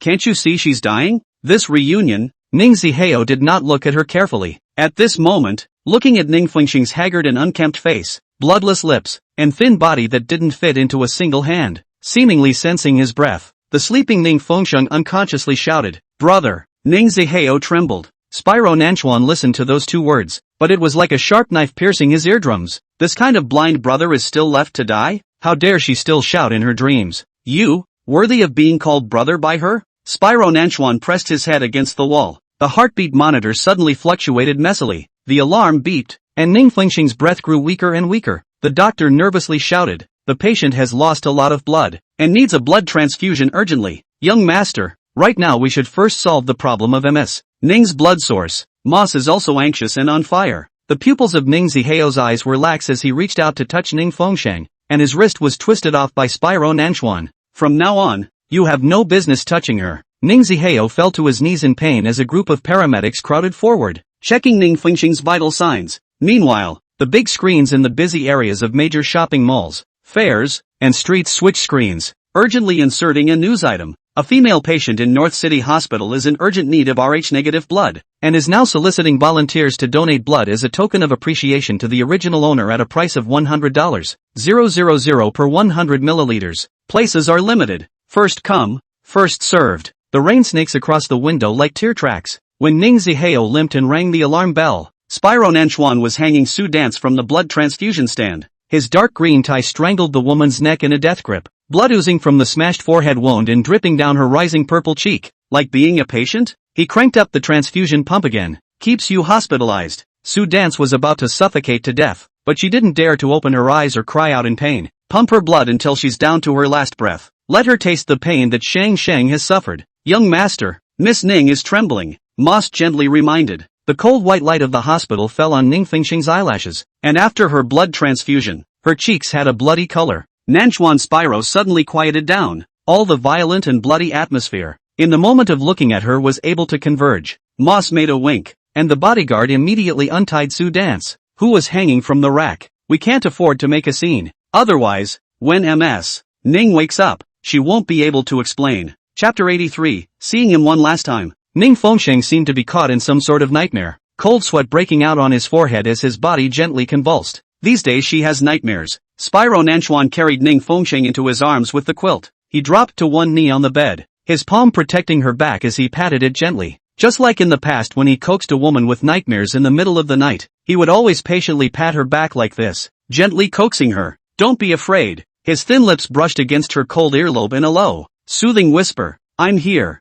Ning Fengsheng frowned tightly, his face pained. Ning Fengsheng, the knots in his throat rolled up and down, brushing against her open and closed eyelashes. If you dare to be this wretched again, I'll blow up the Ning family into fireworks. Where's your usual ruthlessness in dealing with me? He snickered and rested his forehead against hers. Letting your enemies kneel and lick your heels. Letting your betrayers rot in the mental hospital. Do I need to teach you these again and again? This woman, using all her tactics against him. The brother who should have rotted in the trash was treated like a treasure by her. He even touched a finger and she had to fight him. But he just touched it today and choked not just his fingers, but his whole wrist. He didn't care how much she'd hate him for it. She had enough hate for him anyway. She didn't care to add that much more. Young master, I've already ordered that tonight's events won't be known to Ms. Ning. Moss understood the young master's concern. Mr. Ning guarantees that he won't say anything. Spyro Nanchuan abruptly sneered. I'm afraid he'll say it? Young master, of course you are afraid. You're afraid Miss Ning will hate you. You had better not admit that you came.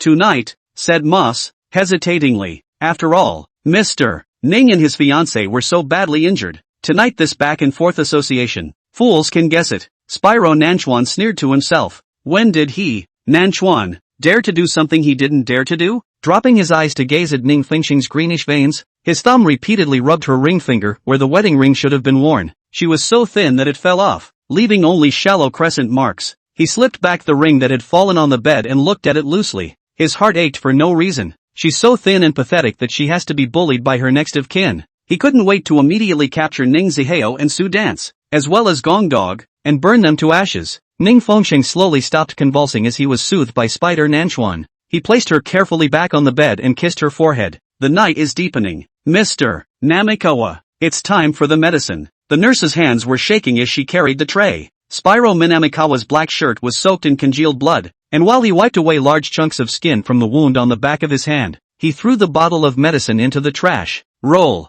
He picked up a bottle of alcohol without a care in the world and drenched it over the wound. Changed the curtains to blackout cloths. She's light shy in the morning. Watching the nurse take out several nutrients to push in for Ning Fengxing, Spyro Nanchuan snatched the injection and placed it on his chest to iron out the temperature. Her entire body was stiff and cold, and he hated to warm the pale shell with his own body heat. Ning Fengxing, live a long life and watch me go to hell. Ning Fengxing slept for a long time and didn't wake up until the morning of the third day. It had been too long since she'd had a good night's sleep, and her body was extremely weak, so this sleep was deep and deep. When she woke up, she was in a hospital room filled with the smell of antiseptic solution. The curtains were tightly drawn, letting in no harsh light. The young nurse guarding the bedside saw her awake and immediately gave her a basic checkup. It's good. Blood pressure is normal and everything is back to normal. Ning Fengxing turned his black and white eyes, searching for the figure. No Spyro Nanchuan in sight. No moss either. No ashtray on nightstand. Strong smell of disinfectant water in the air. No smell of smoke. What are you looking for,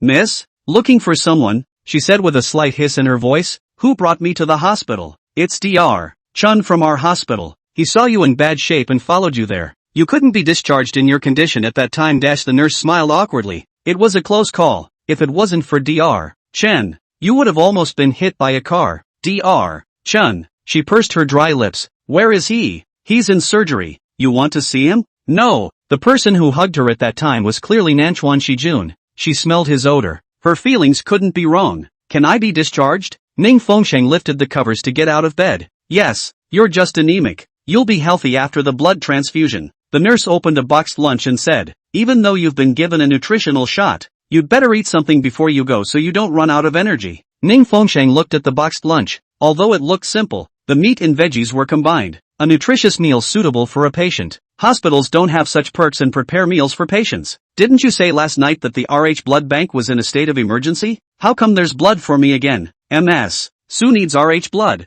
The hospital has been trying to figure out how to do it, and it just so happens that they have transferred this boxed lunch. Who bought it for me? It was Mr. Ning who ordered your hospital contribution, and he paid it. Ning Fengxing's eyes abruptly dimmed. It was her brother? Could it really be that she was overthinking? A hallucination bred from missing Spyro Nanchuan so much? If it's really Spyro Nanchuan, it doesn't make sense that his character would hide. I don't have an appetite. I don't want to eat. Always eat a little. The rice is still hot. Even just a few bites. The nurse was attentive in the wrong way. As a matter of fact, the nurses in the hospital are so busy that they don't have time to stay with the bed and keep watch. It's the way her brother is treating her right now that makes it impossible to hire a caretaker. And caretaker and nurse, not the same profession. Ning Fengxing took the lunchbox. They were all the dishes she loved to eat, and they tasted extremely good. Unlike the ones she could buy in the hospital cafeteria or nearby, she has such picky tastes, having been spoiled by Spyro Nanchuan over the years. What makes Ning Fengxing feel most suspicious is the tightly closed curtains. I've never seen any ward that is still tightly covered during the day. She dialed Spyro Nanchuan's number and he still didn't answer. She called Moss again, and Moss had the same old story that Lindsay was still on birth control and convalescing. I'm in the hospital now too. Which building and which ward is it? I'd like to go over and take a look. MS. Ning is coming over? Moss' voice immediately stuttered. If he doesn't want to see me, then I'll see you. I have something to tell you. What did MS. Ning have to say to me? Moss was even more surprised. Let's meet and talk. Ning Fengxing knew that Moss must have turned on the amplification, and the man could hear what she said. Moss hesitated for a moment. must have looked at Spyro Nanchuan's face before he reported the ward number to her. Ning Fengsheng closed the phone and saw him one last time. She was going to carry out her revenge plan. Chapter 84, the way she looks in her nurse's outfit. No matter what, she couldn't let Su dance and Gong Yi off the hook. If Spyro Nanchuan can stand behind her, they walk hand in hand. In his absence, she marches alone. The van. ITY mirror reflected the silk shirt that Spyro Nanchuan hadn't changed in 3 days. Bearded, hair disheveled, and eyes clouded from several nights of no sleep. He removed all of the liquor-soaked clothes, promising her no more alcohol, a scent she abhorred. Moss was in the hospital room packing up bottles of alcohol and having them sprayed with a strong antiseptic scent to repel the smell of alcohol. Didn't the young master say he didn't want to see Ms. Ning? This hearing that Miss Ning was coming to see him, the young master had packed up. Tequila. Spyro Namikawa's growling voice came from the washroom. Young master, the perfume wasn't brought to the hospital. Spyro Nanchuan poured a large mouthful of mouthwash into his mouth. Damn, he stank. His fingers brushed over the clean-shaven stubble jawline, the razor dangling above the knot in his throat and twitching. It's so tight it cuts through the skin and makes a new scar. As the water rushed down his shoulder blades, he heard footsteps coming from the door. He couldn't hear the rhythm of the footsteps through the current and was so startled that he nearly spilled his shower gel. Turn off the water valve and hear that the footsteps aren't her. The man in the mirror suddenly let out a low laugh, the knots in his throat rolling in the steaming vapor. TSK, what's the panic? He cleaned up as fast as he could and fastened the last button of his shirt, which was neat and without a wrinkle.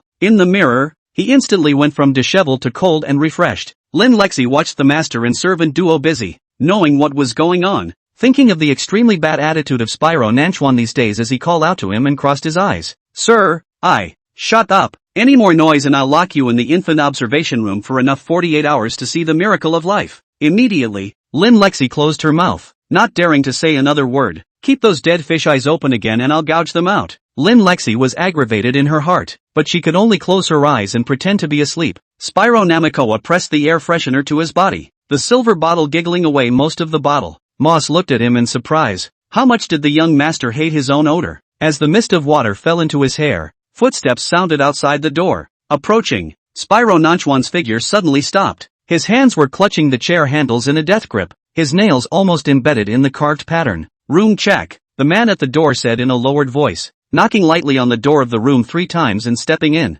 The breeze blew the pale green curtains. Ning Fengsheng stood at the junction of light and darkness, her pink nurse's outfit and nurse's cap making her look like a pink little pink rabbit. Most of her face was covered by a mask, with only a pair of bright, starry eyes showing. The eyelashes were thick and long, like they could strike strands. Spyro Nanchuan felt something stuck in his throat, and hot air trickled down his spine. Ha, she's even in disguise. You can recognize it's her just by her footsteps. The voice, no matter how low it was pressed, could be heard as hers. In the crowd, no matter how far apart, even if her figure shrunk to a tiny point and melted into the countless waves of people, he was miraculously able to recognize her at once. Moss didn't recognize it though. He could tell by the young master's glowering gaze. He deliberately cast his eyes to the green light of the monitor. Inspections are diligent. Ning Fengsheng was afraid that Nanchuan Shijun was hiding from her and avoiding her, so she thought of this method, wearing a nurse's outfit to blend in and then say. She approached with a silver tray, her form stopping beside him. The distance is extremely close, and you can smell the freshener smell emanating from his body mixed with the strong disinfectant smell of the room full of pungent.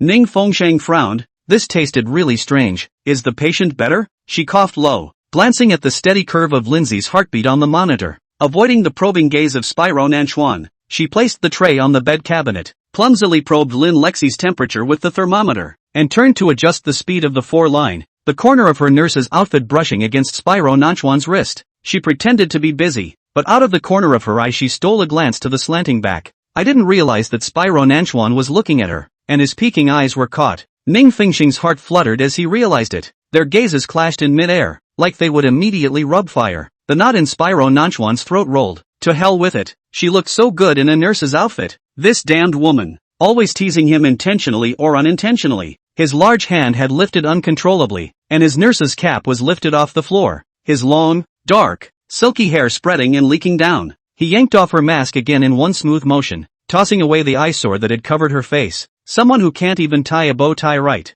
His fingertips skimmed over her neck, shivering with ice. Has the nerve to come and pretend to be a nurse? It's Ms. Ning. Moss pretended to be surprised. Why are you dressed like this? Ning Fengsheng bit his lower lip slightly, a moment of embarrassment. Now that he was recognized, He stopped pretending and turned to face the man. Spyro Nanchuan's fingertips paused on her cheek for half a second and then retracted stiffly. Almost. He was about to lose control and ravish her in his arms. Don't chase me away. I just wanted to come and see you. Ning Fengxing's trailing voice was soft and gentle, as soft as cotton candy. I haven't seen you for over a week. Spyro Nanchuan's heart, as if cut open by her soft voice. Don't worry. I'll just be watching you closely for a few minutes, and then I'll leave. Spyro Nanchuan's face was taut and as cold and hard as an ice sculpture. Seems to have lost a bit of weight. Ning Fengxing's fingers gently stroked across his cheeks. There are red bloodlines in your eyes. Didn't you sleep well? Did you just shave? She slid her fingers down to lightly touch the injury. Spyro Nanchuan saw his bruised jaw reflected in her clear pupils, where tiny cuts from the razor still remained.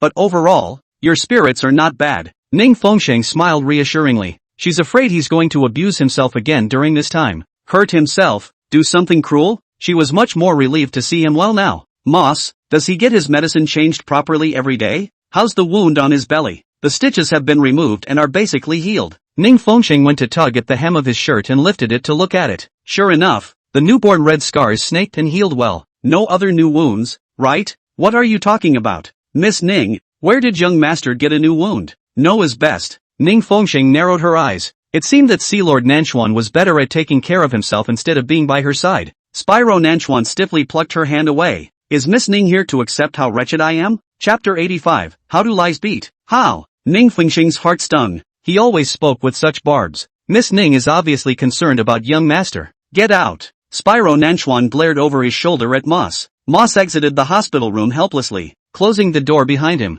I seemed to see you the night before last? Ning Fengxing stared into Spyro Nanchuan's eyes. Spider Nanchuan's attitude was cold, and the black and blue pupils of his eyes were like tides in the moonlight, tumbling silently. You were the one who stayed with me the last 2 days, weren't you? Not awake? Spyro Nanchuan snorted coldly. I have that kind of time to care about you? It really wasn't you? Nanchuan Shijun smiled even more coldly. One hand hooked her chin. What? Thinking about me to death? You're hallucinating that I've appeared? Usually, you don't treat me like a dog and hate me so much. When he says that, maybe it really isn't him and she's overthinking it. Even if it was him, if he was going to deliberately avoid and deny it like that, it was clear that he didn't want to make up with her. Ning Fengxing averted his face and looked at Lin Lexi on the hospital bed. Is the baby okay? Thanks to you, it won't die. When she's better, you can take her back to Mei Yan. I know you care about this child. It must be under your nose for you to feel comfortable. How long is this going to play out? Spyro Namikawa suddenly tugged at the waistband of her nurse's skirt.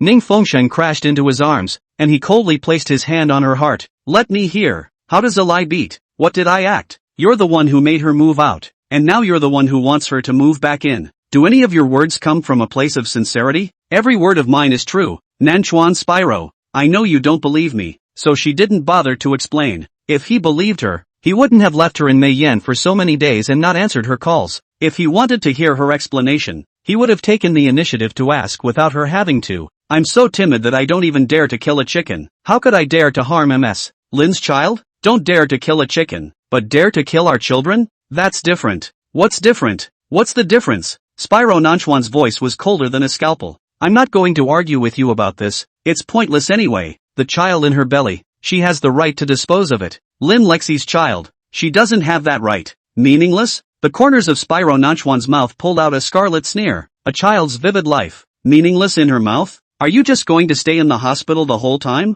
Ning Fengxing lowered his long eyelashes. How inconvenient it was here. There was nothing to want. Even the beard couldn't be shaved well. It's been over a week, so why don't you go home? Because I'm in Mei Yan and don't want to go back? That's your home. Her eyes were fixed on the bloodstain above the knot of his throat. You don't want to see me. I'm just not going. Spiker Nanchuan, I hope you are happy, but I'm the one who upsets you every time, and it's my presence that's the source of your misery. If it hurts so much to be near me, why do you approach me again and again? Spider Nanchuan's face was suddenly covered in hostility. His fingers ruthlessly pinched her chin. Using this trick again? Knowing that I care about you, to back down and blackmail me? Spyro Nanchuan growled lowly, the wound in his heart tearing open again. She had done something wrong, and with no semblance of an apology, she tried to leave without him. Ning Fengxing looked at his agitation and frowned. Don't be angry. I'm always pissing you off. It's my fault. She sighed softly. Don't be mad, okay? No more racing, no more drinking, smoke less, eat your meals on time, get less angry, get older easily. I've already knitted the scarf. It's on the chair you always sit on in your study. How will you receive that gift if you don't go home? Ning Fengsheng smiled reluctantly. Alright, I won't disturb Ms. Lin's rest. I'm done looking at you. It's time to go. Spyro Nanchuan's body tensed up as he watched her break his hand and disengage from his embrace. She turned to leave, her nurse's shoes making footsteps on the ground like the wail of his heart. The grooming mirror reflected her departing figure, her slightly reddened eyes. That blush color reminded him of last year's early snowy night, when she had the same red eyes and rebuked him accusingly. Spyro Nanchuan, you don't know how to love people at all. The smell of disinfectant water suddenly became pungent, and he stumbled into the chair, his fingertips still stained with the scent belonging to Ning Fengsheng. Ma stood outside and was very surprised to see Ning Fengsheng walk out. Miss Ning is leaving already? Moss, take good care of him. It is my duty to take care of young master. With you here, I'm very relieved. Ning Fengsheng smiled in relief and patted him on the shoulder.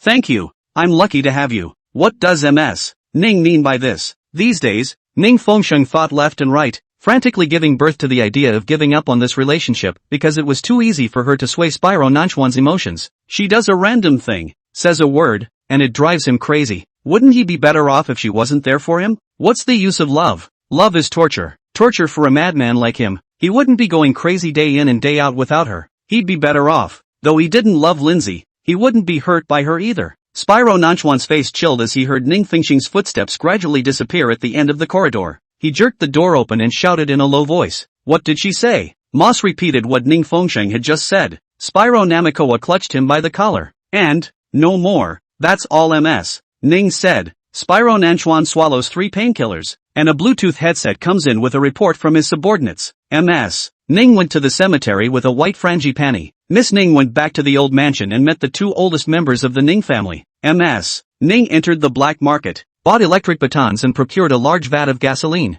The bouncer's voice mingled with the current murmur. Spyro Nanchuan's face suddenly sank. Electric baton? Gasoline? What does this woman want? Keep an eye on her. Drone location tracking. Ning Fengsheng drove the red SUV over the wild grass of the western suburbs. The laptop on the passenger seat was lit up with white light, and she used her hacking skills to log into Gong Ye's account. Inviting Sue Dance to meet here in that man's name, she promised. Spyro Minamikawa tugged his tie loose and watched the images coming back from the drone. She drove up and parked by an abandoned warehouse, touching up her lipstick in the rearview mirror, clicked and tried the sensitivity of the lighter. Blue flames swept across her pale face like the cold light of an incinerator. Chapter 86, Lowering My Grade. Ning Fengsheng smiled coldly and pulled open the trunk, bringing gasoline, electric batons, and a large bundle of twine to the warehouse. Creaking, the mottled iron door rusted and the bolt wailed with rust. The warehouse was in disrepair, with some large discarded instruments and a dusty floor. Ning Fengsheng's high heels struck the concrete floor, crunching sounds exploding in the empty space. Suddenly, all the surveillance images were snowed in.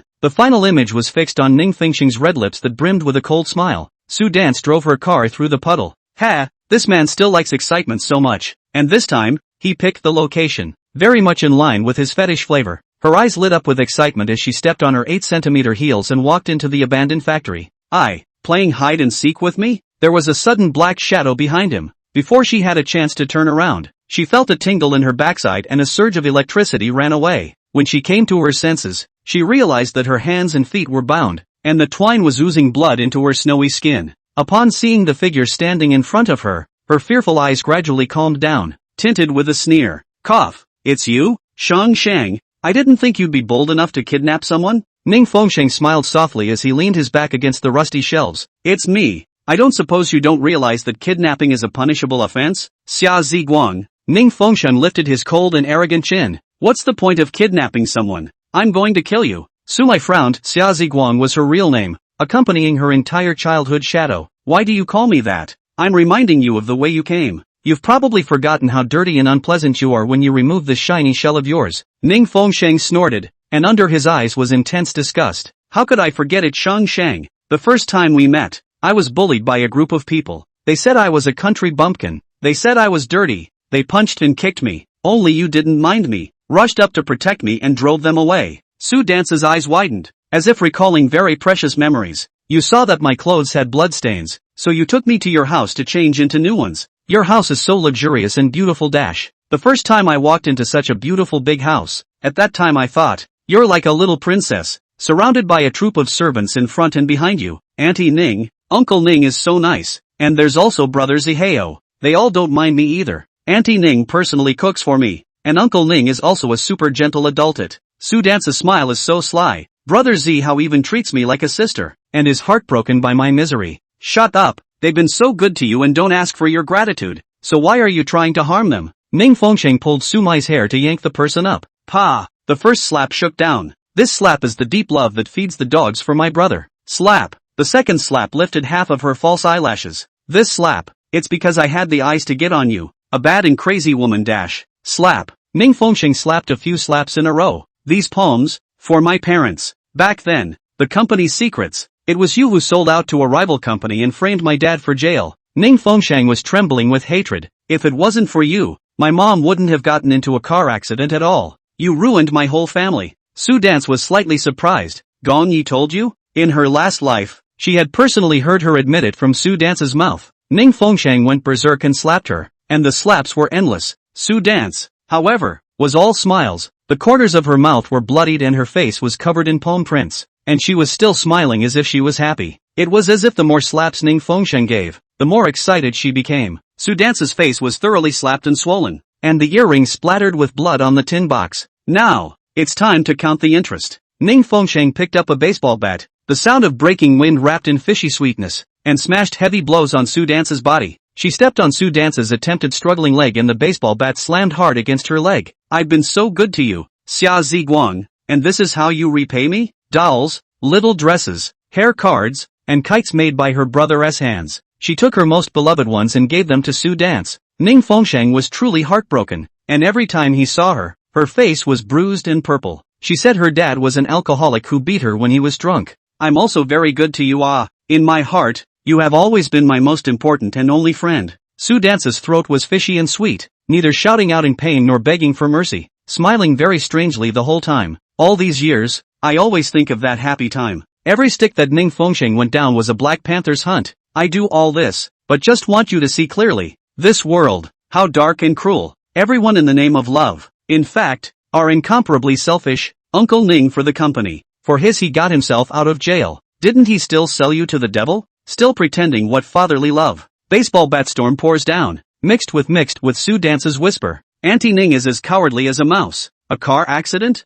Ha! She's just leaving you to seek death, and still has the nerve to say that a mother's love is the greatest. She was curled up and twitching on the floor in pain, her dress mixing with the blood more like a burning flame. The brother who said he would hold you in his heart. Where is he when someone bullies you? Not at all protective. The air was full of the smell of blood. Nanchuan Spyro tortured you to slit your wrists and abortions. Everyday life is worse than death. Is that love? The muffled sound of cracking ribs. Ning Fengsheng was tired and sweaty from the fight, and the baseball bat was pressed slowly down against Su Dance's throat. Which one of them is good to you? Which one of them dares to say they love you? And how much better than me? By the way, there's Gong Yi. How bad he is. Has been using you to eradicate the Nanchuan Spyro. You're afraid you don't know his true identity yet. He's Spyro Nanchuan's younger uncle. What else do you want to say? The moth fluttered into the dangling tungsten lamp, casting a shadow on the side of Ning Fengsheng's face. Ah, so you know it all. Then you are willingly being used by Gong Yi? Su Mai's eyes widened. Really stupid.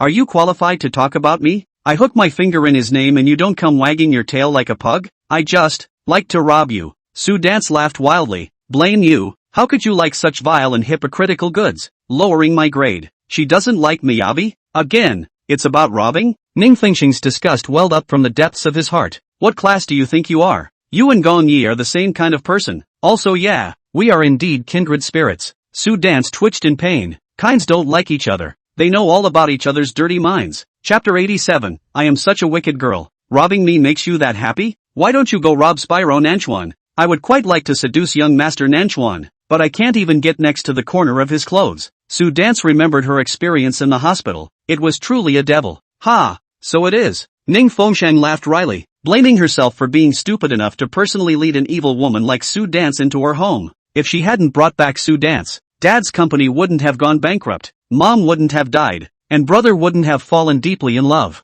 It's not good who you robbed. Whiny dash. Because I like you. Shang Shang. Su Dance narrowed her eyes. Not only like, but also jealous of her. Want to be her. Like her? Ning Fengsheng thought she had heard wrong, and her body was tingling. Today is the day you die. Any last words? I've never gotten affection and I want it. So why can't I have what Shang Shang has? Didn't you say you could share it all with me? I want to be the most important person in Xingxing's heart, but you love them the most, and I'm relegated to the bottom of the list. You all say that you treat me as a family, but Auntie Ning loves you the most, Uncle Ning loves you the most, and Brother Zihao loves you the most. You love them the most. What about me? Su Dance averted her face. I would be jealous. Jealous that you have so much love that I can't even ask for in my life. At the same time I'm also jealous. Jealous that they took away Shang Shang's love. Finished? Ning Fengxing's face was expressionless. His insides numb. You're so dark inside. It's not innocent to let you die. Today, she got rid of the damage herself. Su Dance looked at the killing intent under Ning Fengxing's eyes and sighed quietly,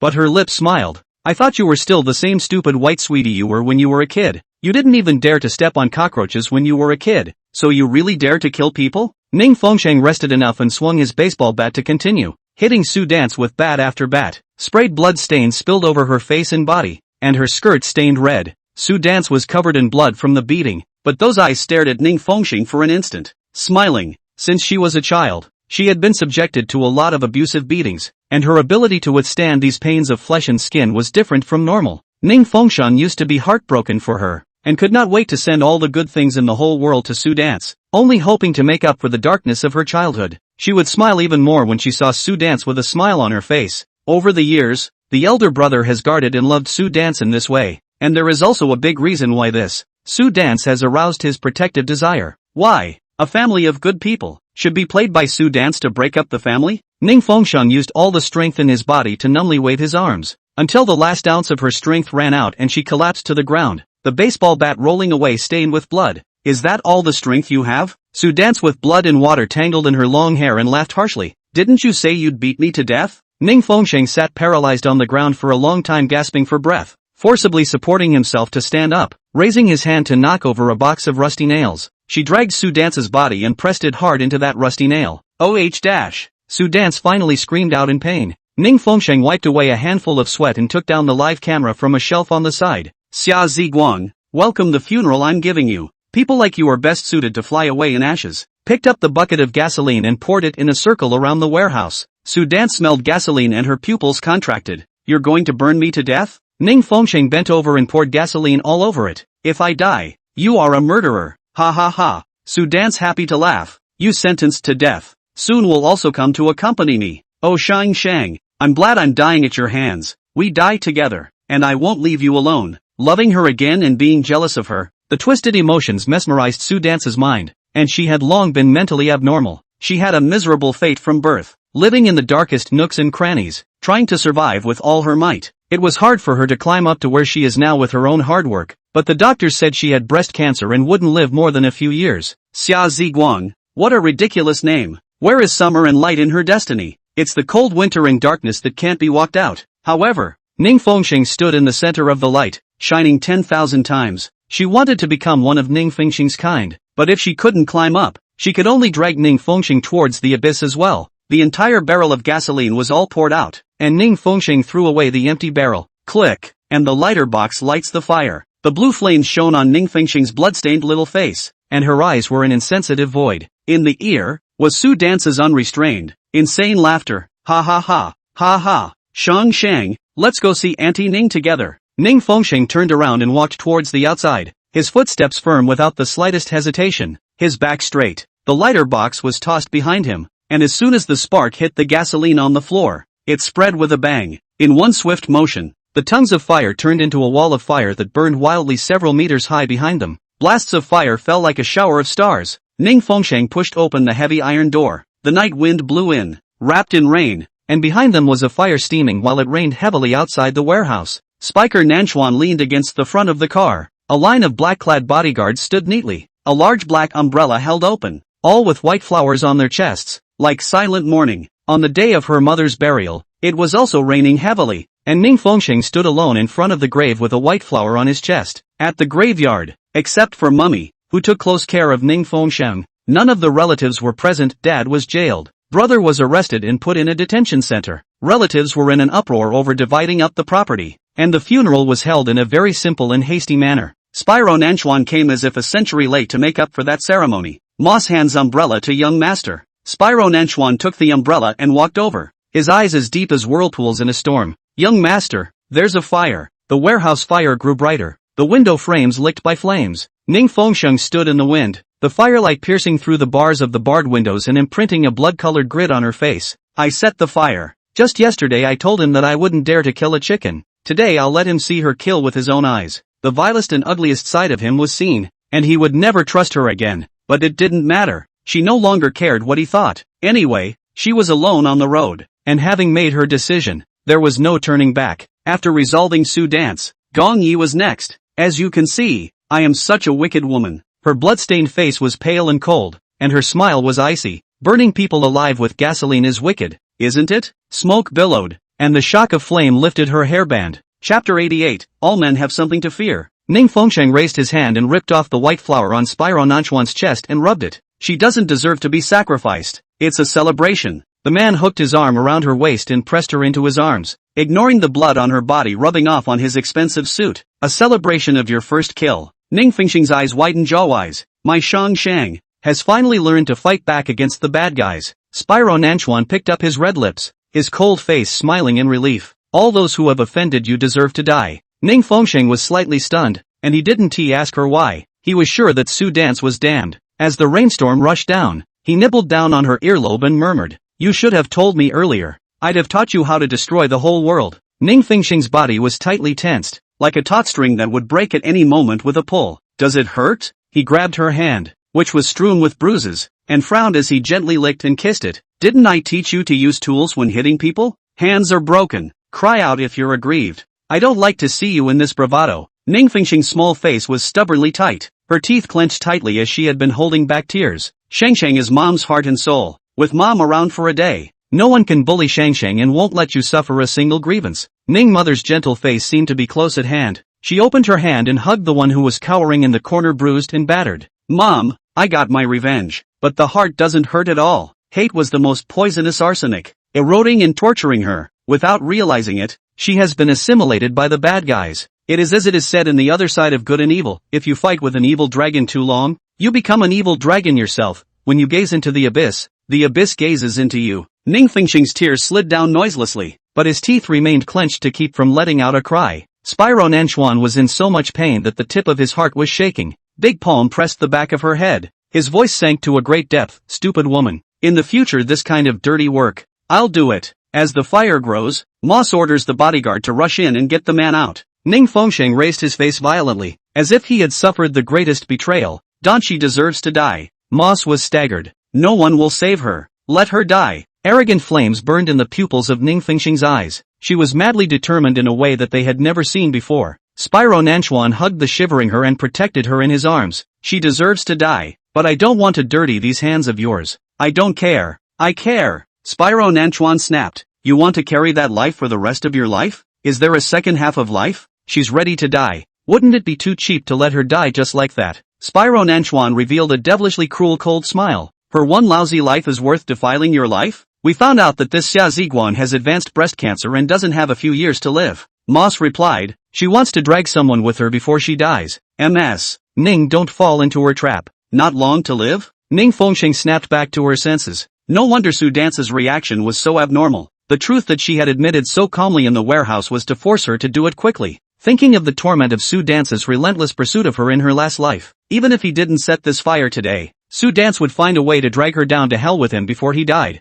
I want her to be tortured, in fear before she dies. Spyro Nanchuan took out a clean handkerchief and gently wiped the blood on her face. Guess what she is most afraid of? Ning Fengsheng frowned. What was Su Dance afraid of? She seemed to have nothing to fear except for that gloomy childhood. Does a man who is not even afraid of death have anything to fear? It's a human being who has something to fear. Spyro Nanchuan laughed evilly. You are too kind and not ruthless enough in your methods. Let the evil ghosts tangle with the more evil ghosts. They know how to torture people most painfully. A more evil ghost? A dozen bodyguards rushed into the fire and dragged Su Dance out like a dead dog. Let go of me. Shang Shang, didn't you want to kill me? Why did you backtrack? Are you that afraid of death? Su Dance's pimply head in tangled blood smiled miserably. Ning Fengsheng was trembling with hatred. Spyro Nanchuan patted her back soothingly and hooked his finger. A middle-aged man with a big belly and a fat head who had been hidden behind him came out. When Su Dance saw that man, her eyes instantly panicked, and the arrogance she had just felt was all gone. Xia Ziguang, you this? Lousy good food and drink for you. You climbed on a man and stomped lousy, but also incognito plastic surgery. Hiding. I didn't even recognize you. And you've become a big star. The man opened his mouth with vulgarity and fierce face. Go back with me. Don't want to just dump me. No, I don't know you. Get lost. Sue Dance was shivering. The shadow of her childhood was engraved in her bones, and fear made her square off. Mister, Summer will have to keep a close eye on her so she doesn't let out any more bites. Don't worry. I will go back and break her legs and beat her until she is paralyzed and can't take care of herself. This daughter is that I didn't teach her well and offended you big shots. I will be sure to discipline her well. The man had a face of fear for Nanchuan Spyro, trembling and almost kneeling to kowtow. Shang Shang, is this how you treat me? Sue Dance hissed in despair. Didn't you say you would always protect me? The light in Ning Fengxing's eyes flashed. When she tortured and beat Sue Dance like that in the warehouse, she was laughing. And at this moment, she revealed a look of fear. Tough. It's true that Spyro Nanchuan is tougher. Shang Shang, only I love you the most. We don't want men. Men are all despicable and shameless bastards. When Sue Dance saw Spyro Nanchuan, like he was greatly stimulated, he pounced like a mad dog. It took 4 bodyguards to hold her down at the same time. I didn't realize she was still so strong after being beaten and bruised. Shang Shang this world is ugly and dirty. Let's go to a clean world to play only our world. Crying and laughing, Sue Dance was thrown into a van by the bouncer, her mournful screams echoing long over the dark night. Ning Fengxing looked at the black gas spewing out of the rear of the car and was in a trance. Xia Ziguang had spent her entire life trying to climb out of the gloom of her childhood, only to end up falling back into the gloom she hated the most before she died. I don't know whether to hate or let go. I have mixed feelings. This woman is crazy. Sir Nanchuan furrowed his brows and protected Ning Fengxing tightly in his arms, deeply afraid that she would be carried away by a demonic wind. A terrible fire of light crossed his eyes. Damn, he guarded against a bunch of men. Didn't think even women would dare to come and get her. Don't worry, young master. I will send someone to watch and make sure that every day she spends the rest of her life is worse than death. Chapter 89. You want to leave me behind again? Ma said. Let her go to hell. In the midst of a combination of beatings and sickness, I thought it was a vendetta. Then it sounded like a love killing. Women like women? Love and ruin? Young master's love rivals are quite diverse. Don't mess with this kind of crazy person in the future. Spyro Nanchuan gazed down at her, his heart palpitating. Who let you come? I don't want you to meddle in my affairs. If Ning Fengxing had known that Sue Dance was so crazy, she wouldn't have dared to mess with it even if she was beaten to death. Pith. Spyro Nanchuan. I don't want you to mind your own business. Ning Fengxing pushed him away with one hand and was about to walk forward with soft legs, but it seemed to be so physically draining that she just felt her head spinning and fell forward. Spyro Nanchuan knocked her across his arms as the rain got heavier. Rose Garden. The bathroom was foggy. Ning Fengxing was placed on the soft sofa, her pink feet wiped clean. Nanchuan Spyro knelt down on one knee, wringing a warm wet towel little by little to wipe all the blood on her body clean. The water had been changed several times, and the faint scent of blood still lingered. Once all the blood had been dried, this was when he carried her and placed her in the bath and began to gently scrub her all over. Ning Fengxing's strength overdraft, still shivering from time to time, calf belly cramps up. The doctor said her emotional ups and downs, coupled with overwork caused. The man who once wouldn't dare kill a chicken is suddenly going to do it. This kind of shock is a very normal reaction. Spyro Nanchuan looked at her small, red, slightly swollen hands. Wouldn't you pick up a stick? Ning Fengxing laughed at herself inwardly. She is really useless. Beating people actually swollen her hand. This physique is too weak. Is it paper mache? She has to work hard to get stronger so she can't live under someone else's umbrella anymore. Spyro Nanchuan couldn't shelter her for the rest of her life. No one could, except herself. She closed her eyes. Her mind already had a plan to eliminate Miyabi and hoped that everything would go well. Spyro Nanchuan gently rubbed her hand. You brought a baseball bat and it didn't work? That's a decoration? I used it later. Next time remember to use it at the beginning. There will be no next time. He quickly changed his tone again. You will not be allowed to get involved in dangerous situations again. Am I a dead man? You won't find me? Beating people up is what I'm best at. Ning Fengxing didn't say anything and averted his face. She had a confession to make at the hospital, but his coldness held her back. In hindsight, she thought, don't be so selfish. Her personal grudge has nothing to do with Spyro Nanchuan. He went to tie the knot and be his dad. Spyro Nanchuan hugged her and soaked her in the bath. The mist misted his eyes, and his eyes had been sore and swollen. You only need to say one word, and I can make that woman die and live. Who told you to do it yourself? Don't send people to follow me in the future. What I want to do is my freedom. Without you, I can clean up Sue Dance without bothering you. Spyro Nanchuan's body stiffened as she drew a line in the sand with every word. From the moment she'd seen him outside the warehouse, her eyes had been pale and distant, her tone raw and cold, as if she'd cut him off from her world. Ning Fengxing, Ning Fengsheng closed her eyes. If it wasn't for the fact that her body was so soft that she had no strength, she wouldn't have even agreed to be brought back to May Garden by him. She did not expect the South River Spyro to track her, and had she known, she would have done it more closely. She was going to kill Su Dance, kill Gong Yi,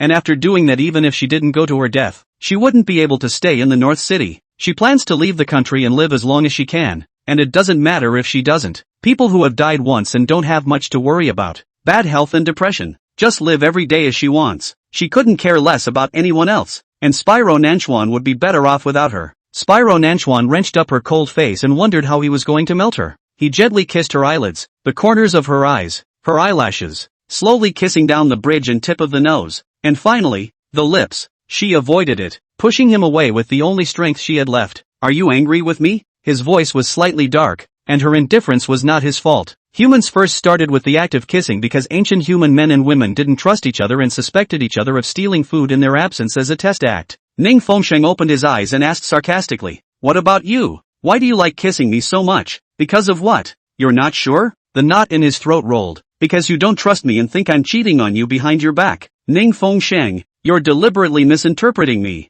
Spyro Nanchuan was stabbed by the indifference in her words, and shook a few words out of his chest. "Because of love. It will only be love that makes him want to be close to her. Kiss her. He's going crazy when she's cold to him like this." Hearing the word love, Ning Fengsheng's heart burned, and subconsciously resisted, clasping his hands over his head and covering his ears. She doesn't need love. She doesn't hear anything. As far as she was concerned, she really didn't feel much love from him either, and she wasn't even like an unborn child in Lin Lacey's belly. Thinking she'd remembered the painful memories, Spyro Nanchuan quickly washed and dried her and sent her to the king-sized bed. "I'm going to my own room." She braced her limp body and tried to get out of bed. Spyro Nanchuan pressed her shoulder. "I'll stay with you so you won't have nightmares." No need. It wasn't her first day having nightmares. She was used to it. "Ning Fengsheng, in the future, I won't even be afraid of nightmares." Ning Fengsheng lowered her long eyelashes. "And I won't be afraid of the dark. Mr. Nanchuan doesn't need to worry. I can live well enough on my own and don't need anyone to protect me."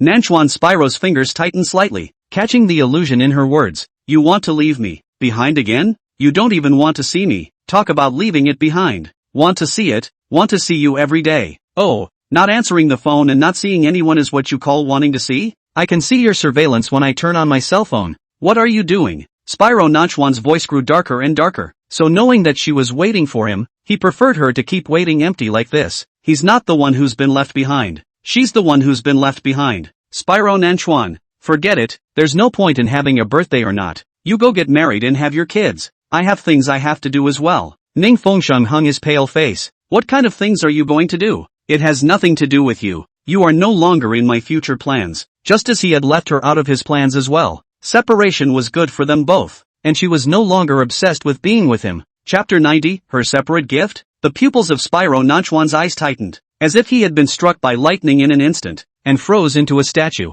At that moment, he was in so much pain that his internal organs churned up, and every word this woman said hit right where it hurt. Ning Fengsheng's figure sitting draped over the edge of the bed was appallingly thin, her shoulders still trembling, rising and falling slightly from time to time. "Are you angry that I don't trust you?" His voice was dark and pained as his hand reached over and his fingertips touched the ends of her hair. "I trust you." Ning Fengsheng dodged aside, the end of his hair sweeping across the back of his hand, like it was sweeping across his heart like a pinprick of pain. He stared at his arm hovering in mid-air, veins jutting under his skin. "It's too late for that. Doesn't matter. Ning Fengsheng, I'm so tired. I want to sleep." Ning Fengsheng's eyelids drooped. Indeed, he was exhausted to the extreme. He has determined that she pushed Lindsay and hurt his child, not listening to explanations and not intending to forgive her. If it wasn't for this incident with Su Dance, he would still be in the hospital with Lin Lacey right now, exhausted. Ning Fengsheng rolled up the quilt and lay down with his back to him. "You're out." Her low, soft voice sent him to hell, and he clenched his hands hard,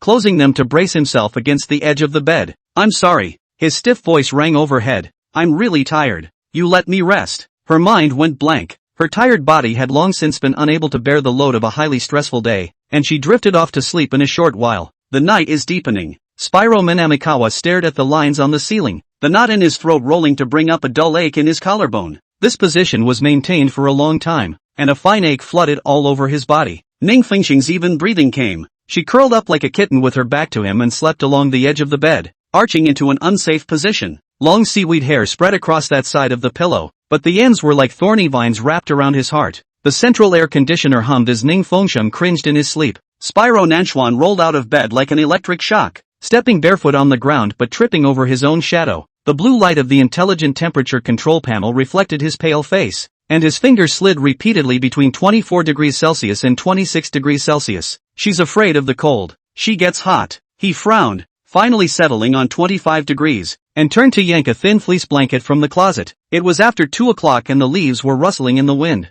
Ning Fengsheng, you really know how to torture me. He laughed bitterly, his hoarse whisper broken and unbearable. Spyro Namikawa tugged the neckline of his robe loose, as if that would ease the pain burning in his chest. He wandered around the bedroom like a wandering soul. Slippers kicked into the corner, the carved standing cabinet reflecting the man's disheveled form, collar wide open to reveal jagged collarbones, dark hair scratched and disheveled, revealing a few teenage-esque lugubriousness. Ning Fengsheng shallowly rolled over, his eyes snapped up to look at the person in the bed. She slept heavily, her breathing rising and falling slightly, like a snowy mountain that could never be approached. Nanchuan Shijun kicked down to the corner of the slippers picked up, eyes staring at the pink slippers stunned for a long time. Valentine's Day he was customized couple slippers. Her is a pair of pink and white bunny, his is a pair of black bow tie big gray wolf. Ning Fengsheng, don't think you can run away from me after wearing the shoes I bought you. Childish. I wouldn't wear slippers if I wanted to run. Even if you hid all the shoes she could wear in Mayenne, this woman would run out barefoot if she wanted to. He suddenly went mad and scrubbed at the stains on his slippers that he had kicked dirty, his fingers so hard that they rubbed out the creases, until the pink rabbit head suddenly fell off the slipper. Spyro Nanchuan's brow furrowed. What the hell? This quality was worse than his heart. Ning Fengsheng suddenly rolled over. Spyro Nanchuan shoved his slippers under the bed, bumped into the chest of drawers as he rose, and the enameled vase shattered with a muffled sound on the woolen blanket. He stiffened his spine and didn't dare turn around until he confirmed that Ning Fengsheng was still asleep. Spyro Minamikawa picked up the ceramic pieces, baffled, and stuffed the sharpest remnants into his robe pocket. It was only when the pain roiled up that he suddenly realized what a stupid thing he was doing. The pain of the cuts sobered him up as he looked at the blood cuts in his palms, and the pain in his heart slowed down quite a bit as he gave a cold smile of eerie relief. 3 o'clock in the morning. Spyro Minamikawa walked into the study and nervously wiped down the porcelain box of ashes. The white carved and sewn porcelain box was spotless, and the silk handkerchief was still mechanically rubbing back and forth until his fingers were hot from rubbing. Out of nowhere, he heard footsteps coming from the master bedroom. Ha, it's not even dawn yet and she's going to leave him and run away? He stiffened, cold sweat seeping down his back, jerking open the door connecting the living room and the study. He found Ning Fengsheng still sleeping peacefully on the bed. He stared at her sleeping face, half realizing that he had held his breath so long that a black mist had risen before his eyes. It was a long night, so slow that every second was torture for him. He panicked most of the night, like a death row inmate waiting to be shot at dawn. Burning with anxiety, he went again and again to confirm her steady breathing. She was asleep right under his nose, but it was as if he had lost her. A little after 4, Spyro Minamikawa stood in front of the dressing mirror tying a scarf, his pale fingers weaving between the brown knitted scarf countless times still unsatisfied. He's unlocked 10 ways to tie a scarf, and carefully removed it again, stroking it over and over, examining it. On the logo, Capricorn came alive in gold thread embroidery, and the letters S*J burned his eyes. The mirror reflected his surly appearance, sweaty robe clinging to his waist and stomach, blood crusted on his lips from the bite, and the ends of his eyes flushed with a bright red that covered the sore spots. No more racing, no more drinking, fewer cigarettes, meals on time, less anger, easy to grow old. I've knitted the scarf and it's sitting on the chair you always sit on in your study, so how are you going to receive that gift if you don't come home? Pain and bitterness flooded the tip of my heart. This gift he's been begging for is her parting gift? The painkillers took a couple of pills that didn't have the slightest effect. It wasn't just his heart. His head started buzzing and exploding with pain. What about tomorrow, when the sun comes up? Damn. Growing sore, he walked into the check room and buried his face in the jacket she always wore. The smell of her scent is the best analgesic. 6 o'clock in the morning. Spyro Minamikawa burst into the kitchen, pulling heart-shaped omelette molds out of a drawer and giving the unfamiliar utensils a whirl. A loving breakfast was playing on an iPad off to the side. He learns the ropes, but the smell of charring fills his nose. Spiker Nanchuan found another pair of heart-shaped plates from the dining cabinet. This was a dinner plate that they had DIY made in honor of the first time Ning Fengsheng had fried an egg for him to eat. There's a pair. The plate engraved with the word Xing reads, "You are the table where I can't live without every day." The plate engraved with the word Zhen reads, "Kiss you until you beg for mercy if you dare to leave food on the table." Chapter 91, Follow the Nanchuan family rules. Spyro Nanchuan didn't usually bother to take it out and use it, and he carefully placed the pith dinner plate on the glazed table, eggs simmering in a pan bubbling with burnt flavor. He panicked and went to shovel the omelette, only to hear a small crash. Spyro Nanchuan almost lunged over to rescue him, but all he could do was watch as the dinner plate shattered to the ground. He went to gather up the pieces with his bare hands, beads of blood splattering on his suit pants. "Young master!" Moss screamed in fear. Spyro Nanchuan looked at the debris on the ground and suddenly let out a low laugh. The heart shape of the broken dinner plate seemed to suggest their fractured relationship. There is no possibility of repair. Spyro Nanchuan had never been so desperate. Grabbing a handful of shards with his bare hands and clutching them tightly, the pain burned down the nerves into the heart, and it was actually more painful than the dull ache that had been there all night. He leaned against the cupboard and slowly slid to a sitting position,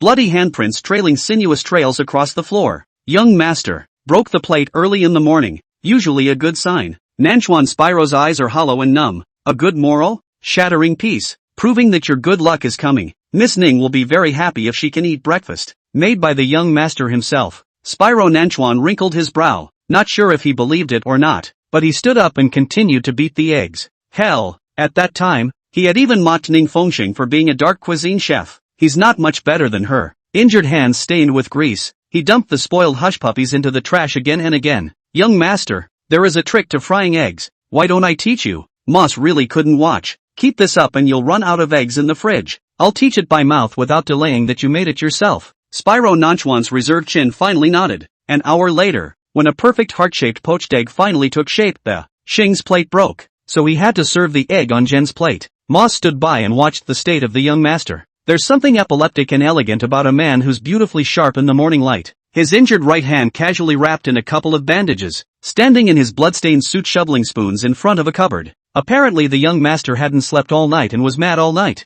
The morning rose garden was fragrant and the birds chirped. Spyro Nanchuan stood in front of the mirror and put on his tie, his black suit wrapped around his reserved figure, and even the gauze seeping blood from his hands was wrapped elegantly and properly. Only the lashes of the man in the mirror were excessively wet, and the ends of his eyes were flushed with a thin red, like a beast drenched in rain. He walked to the side of the bed, leaned over and kissed Ning Fengxing's forehead. His thin lips opened and closed, the words welled up to his mouth and he swallowed them raw. Spyro Nanchuan stared at her for a long time, and finally pulled out a crumpled letter of apology and shoved it into her pillow. He left softly and the door closed silently. Ning Fengxing's eyelashes fluttered slightly as he opened his eyes. A glance at the letter of apology on her pillow, which she did not open. She had always been soft-hearted and didn't want to see anything that would affect her decision. Going into the bathroom to get cleaned up and recuperate from the night, she had much more energy. She had slept heavily that night, not realizing how Spyro Nanchuan had wandered off into a frenzy. She pulled out her cell phone and checked the date. Tomorrow, a good time to take away Miyabi's dog's life for the first time in 100 years.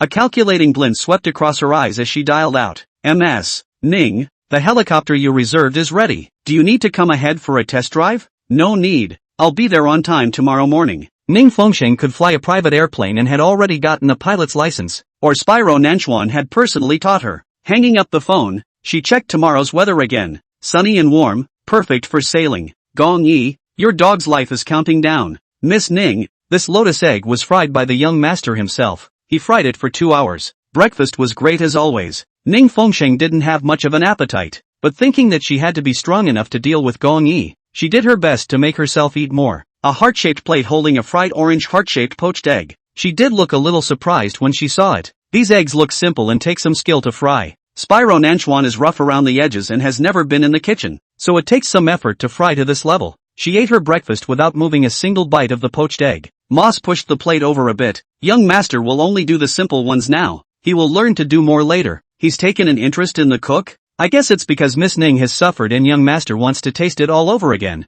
Ning Fengxing lowered his head and ate quietly, not speaking anymore. Luckily there was no sign of Spyro Nanchuan. She would have lost her appetite even more if he was sitting at this table with a dark face. "Miss Ning, young master panicked and didn't sleep all night. Did you have another fight last night?" "There was no fight. Just getting some things off my chest that needed to be said." Ning Fengxing ate his fill, looked at the sky outside the window, got up and headed out. "Miss Ning is leaving?" "Young master's apology letter. I tore it up," Ning Fengxing said in a faint voice. "Moss, don't try to persuade me. No one can make sense this time." Moss found that today's Miss Ning was extraordinarily unapproachable. Her face was pale, and she didn't look pleasant even to him. Things were more serious than he thought. Seemingly, there is no room for spin. For a moment, he didn't know how he was going to reconcile it. At the foyer stood a staid, dark figure. Spyro Nanchuan stood there at an unknown time. Please family law. Ning Fengsheng was stunned as the obsidian floor was covered in angular glass slag. He bent over, crumpling to his knees in a pile of broken glass. His suit pants instantly soaked in blood to a dark color. The bodyguard standing beside him, his hand shaking as he held the whip.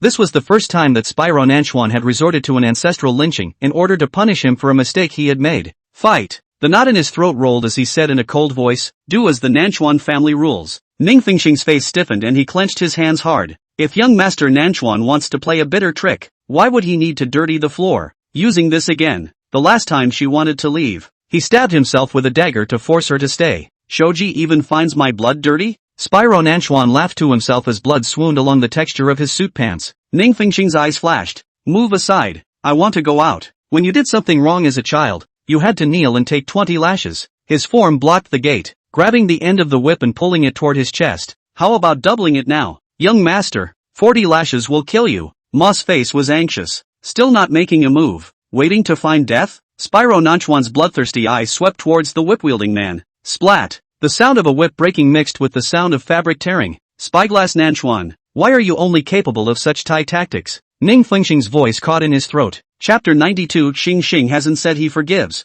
Tai? She has no pain in her eyes and says it's a cheap trick for him to get down on his knees and admit he's wrong. Spyro Nanchuan's blue-black eyes looked as if they had been gouged out and were empty as he looked at her. Does Ms. Ning know why young master knelt on glass slag? Ma suddenly spoke. When he was 5 years old, the young master made a mistake and was locked in the wine cellar, stepping on the broken bottles all over the floor and crawling all night. Shut up! Spyro Namikawa snapped, his knees grinding deeper blood into the glass slag. Ning Fengsheng's blood curdled all over his body. It wasn't that she wasn't heartbroken, but she couldn't show it and fall for his trap again. Snap dash another whip hit him in the back. Ning Fengsheng, don't look, go on. When the third whip fell, Ning Fengsheng finally pounced over to grab the whip. The man took the opportunity to hold her into his arms. The smell of blood invaded the breath. Nanchuan Shiji tightly clasped the back of her waist. Hot lips grazed her earlobe. You touch me, even if it is forgiven. Crazy. He clutched her wrist and pressed it to his violently heaving chest. Count it. Every beat here says I love you. Cold sweat condensed on his forehead, but he looked like a child who had gotten away with his mischief. Enough with the fighting. Not enough. Spyro Namikawa moved her body carefully out of the way of the broken glass crumbs on the floor, his knees grinding blood as he moved. Keep hitting. Don't stop. He stared deeply at her, his jaw straining into a fragile arc, his eyes scarlet. The whip wielder struck down again, and Spyro Nanchuan leaned forward with a muffled grunt as he held her in his arms. One palm braced against the glass debris. Ning Fengsheng's face was pressed against his chest, smelling a rush of blood. Suddenly she remembered how his big hands had held his ferret cloak and waited for her all night in the snow at the winter solstice last year. And at the moment, both of the man's hands were bloody. The bandage wrapped around his right hand was soaked with blood. The left hand that had pressed over the glass slag was dipped in blood and drew a heart shape on the ground, a demonic red curling the corners of his mouth. Spyro Nanchuan, why are you being like this? Ning Fengsheng's voice trembled. Instead, the more he did, the more he solidified her decision to go. Only she, who would let him torture and abuse himself like this. No one in the world could hurt him one bit except her. Shang Shang. He laughed lowly as he looked at the person in his arms, his blood-stained fingertips gripping the hem of her skirt. When I taught you how to play chess back then, I said that there were no regrets in the fall, but I now regret that my bones are aching. I did something wrong and deserve to be punished. Spyro Nanchuan spoke coldly. Don't plead for me. This is what I deserve. Your so-called punishment is to beat yourself to a bloody pulp? Pain teaches the deepest lessons. I should remember this pain firmly if I ever dare to wrong you again. Young master, stop fighting. Moss also begged bitterly. Fight. Fight until you're so angry you'll forgive me. Do not forgive. Ning Fengsheng said with trembling lips. Never forgive. Ever forgive you. The pupils of Spyro Nanchuan's eyes cringed as he watched her shedding tears and choking helplessly. Such a self-harming punishment. Trying to pray to gain my forgiveness. I don't agree. Ning Fengsheng clutched his collar in death. You're threatening me, clearly not sincerely apologizing. You staged a bitter trick for me to try to soften me up, and you didn't even apologize with any sincerity, or your usual overbearing ego. Spyro Nanchuan's cheeks tensed. You always say that I'm the best at playing pitiful. You're, Spider Nanchuan, the best at acting. Ning Fengsheng's heart throbbed violently when he saw him hurting himself like this. Not only was it painful, she was scared. It's horrible that he's so deranged and abusive when he gets mad. I have good faith. Is this your sincerity? After all these years, he still can't learn to apologize properly and only hides his true heart in self-abusive bitterness. What does it take to forgive? You teach me? Spyro Nanchuan was suddenly afraid. Give me another chance. I will never make a mistake again. What does young Master Namikawa think he can get in exchange for pain? Compassion? Pity is not bad. You're so kind. Take pity on me. He pulled at his crimson lips, his smile self-deprecating and humble. You sympathize with the bad guys. Can't you sympathize with me for once? Where am I kind? I even killed your child. A murderer like me is not kind. I'll trust you and only you from now on. Doesn't young Master Nanchuan believe in seeing is believing? Am I blind and I crush my eyes? The expression on Spyro Nanchuan's face wasn't a joke, and he had that sly look in his eyes, as if he would really crush his eyes blind if she nodded. Ning Fengxing suddenly raised his hand and viciously slapped him in the face. Spyro Nanchuan, I really want to wake you up. Your whole body is mine. You are not allowed to hurt yourself again, and if I find out once more, I will never forgive you. Before Spyro Nanchuan could react, Ning Fengxing suddenly bit down hard on his shoulder. Pain mixed with tingling ran up his spine, and he heard the most beautiful verdict of his life. Your life is all mine, and you're not allowed to die without my consent. You owe me your life. Did she finally realize that his life was hers? Spider Nanchuan's breath burned. His dark eyelashes looked like they were wet with rain. Sheng hasn't said he forgives. Ning Fengxing just leaned against his shoulder dripping tears. Didn't you understand what I just said? Young master, you must listen to Miss Ning. Moss waved his hand, signaling the whip wielder to step back. Spyro Nanchuan, go treat your wounds. Ning Fengxing began to blame herself. She should have gone quietly, not letting him have the slightest notice. I wish I hadn't said those irritating things last night. I should have known he was crazy. However, she was holding in too much aggression and she just couldn't get it out. Right now she could only calm him down and find another chance to leave. The plan won't change. This madness on his part made her even more certain that she shouldn't stay with him. The doctor rushed to the sitting room on the second floor, checked the young master's wound, and repeatedly assured him that it was only a flesh wound and that the injury was not serious. Luckily the back called it quits after only 3 lashes. His knee was bloodied from the glass slag and he had to use tweezers to pick the crumbs out little by little. Ning Fengxing stood in front of the window with his back turned, his hands and feet cold, not even glancing at him. She was afraid that if she saw all that blood, her heart would ache and she would weep. Miss Ning, young master is just used to being punished since he was a child. Every time he made a mistake, it was always this kind of punishment. So the young master thought that as long as he punished himself, he would be understood. Moss softly defended the young master. Ning Fengxing pursed her lips white. She also knew that Spyro Nanchuan's childhood was unfortunate, which was what led to his twisted personality. But she couldn't save him. Young master cares for you too much to go to some extreme lengths to keep you. Chapter 93. Master is so flirtatious. Don't you speak for him. Adults are responsible for their own behavior. Young master is an adult on the surface, but he is actually child-minded. MS. Ning has to treat him in the same way she would treat a child. She's never been around kids before. How would she know what to do with him? Besides, there aren't many difficult, cranky kids like him in the world. Are there? He goes crazy whenever he touches me. It's much better when I'm not around. Miss Ning just needs to obey the young master dash. Think I'm dead deaf? Saying what unseemly words to sneak around? Spyro Nanchuan's violent voice came out. These two were muttering away, their voices lowered so that not a word could be heard. Nanchuan Shijun lying on the bed to heal his wounds. Originally looking at Ning Fengxing indifference to his back was enough anxiety. The two also talked bad behind his back. You saw it, his temper. Ning Fengxing pulled his lips. There was no need to mess with him at all. He blew up on his own at any time. The corner of Moss's mouth twitched. Young master, I am saying good words for you. You are. Shang, come here. Spyro Nanchuan softened his voice and was about to get out of bed when the doctor stopped him in a row. Ning Fengxing helplessly walked over to the bedside and shook off his coldly reaching hand. Don't move. Treat your injuries properly. Spyro Nanchuan stared at the indifference on her face. His heart shattered into glass slag. He fished a leather collar from his pillow, still adorned with gold bells and tags. The South River family trains their dogs to wear collars. He slipped it around his neck to himself. From now on, I'm your toy. The black collar snapped shut with a crisp click. He tugged on her hand and pressed it to the knot in his throat, gently rubbing her fingertips. Wolf, can you touch your head for a change? Ahem. The doctor who was treating the wound almost knocked over the medicine tray. Young master, this play the love interest is really chic. Moss was also speechless. The young master was so flirty that he didn't even need to regulate it. Ning Fengxing's fingertips trembled. This man who turned the tide in the North Continent country. At this moment, his cheek pressed against her hand and rubbed lightly. As your toy dog, as your foot cushion, as your outlet. As long as you don't look at me with a look of garbage again. Ning Fengxing struggled to retract his hand, but he wrapped the chain around his waist.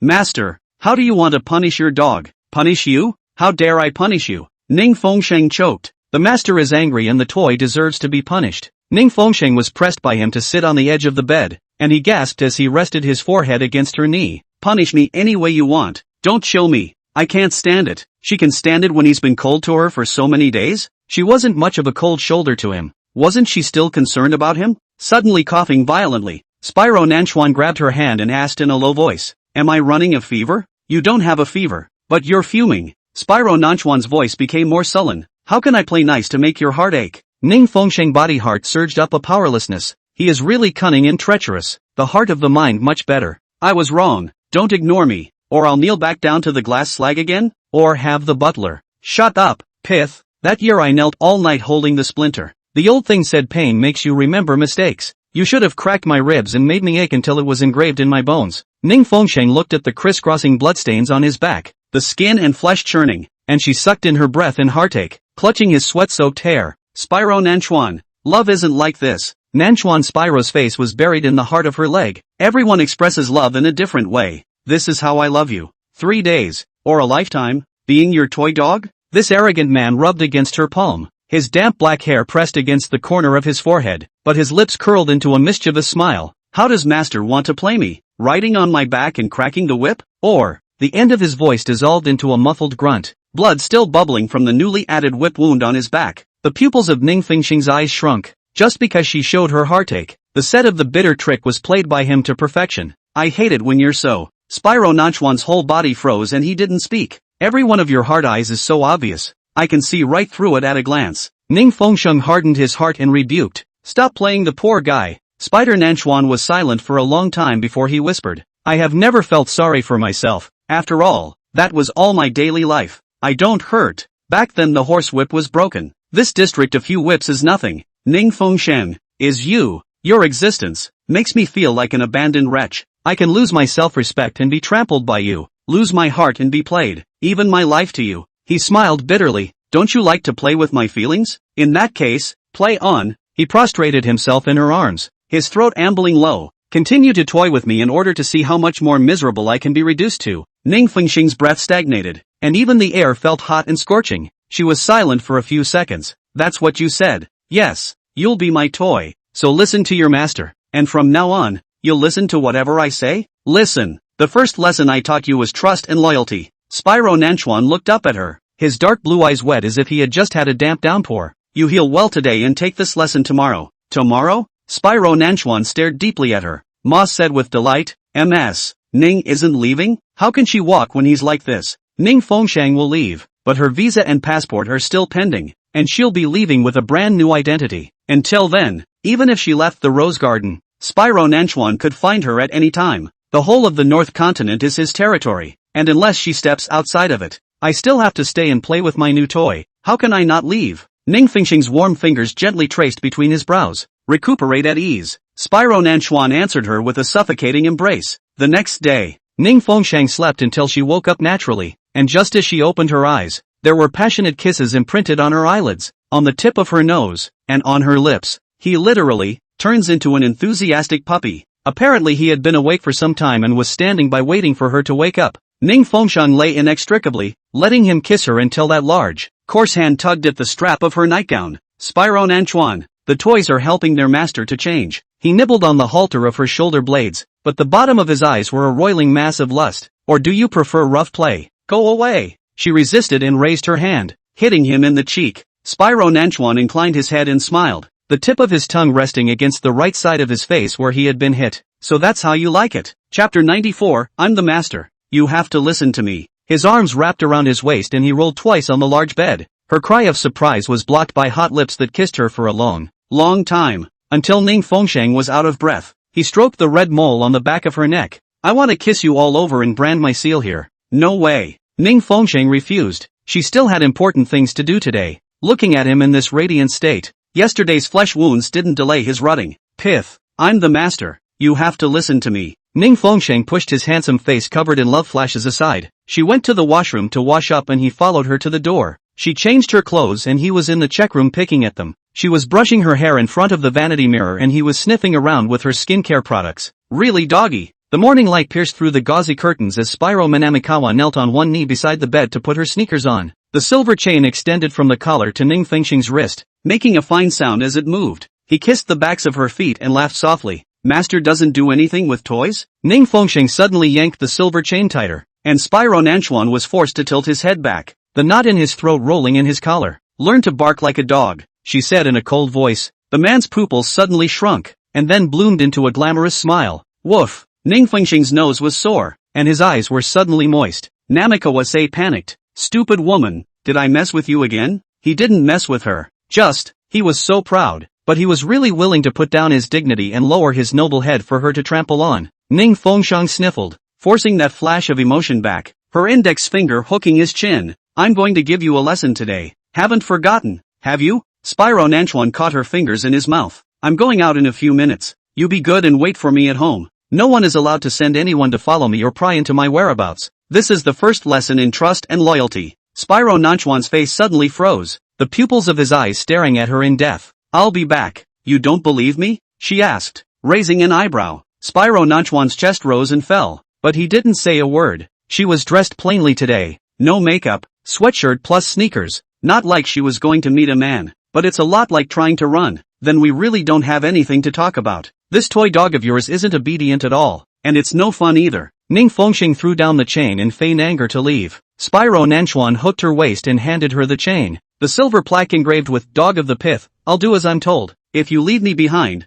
Shijun Nanchuan, will be a lost dog from now on. Ning Fengsheng smiled and narrowed his eyes. It won't. If he had been so good, she would have honored her promise to let him stay with her until after her birthday. Counting passport visa time. It's about that time. Spyro Nanchuan asked in a muffled voice. To do what? Toys are not allowed to pry into what their masters do. Don't worry, I'll be back as soon as I'm done. When? Soon. Before dark. Spyro Nanchuan was sent all the way to the gate and watched her get into the car. And instead of refusing to let the chauffeur take her there, she called a cab. The man in the rearview mirror stood in the wind, the collar around his neck striking. When he appeared in this image, all of the servants in the May garden were shocked and stunned, until Nanchuan Shiju's long silhouette turned into a small black dot. Ning Fengsheng returned to his senses in despair, and he never obeyed. Meekly. But today, he should be good for once. Mount you. A sea of clouds rolls in. Gong Yi stood in front of the altar, his fingers brushing over the cold surface of the monument. 20 years, mother. He smiled softly with downcast eyes.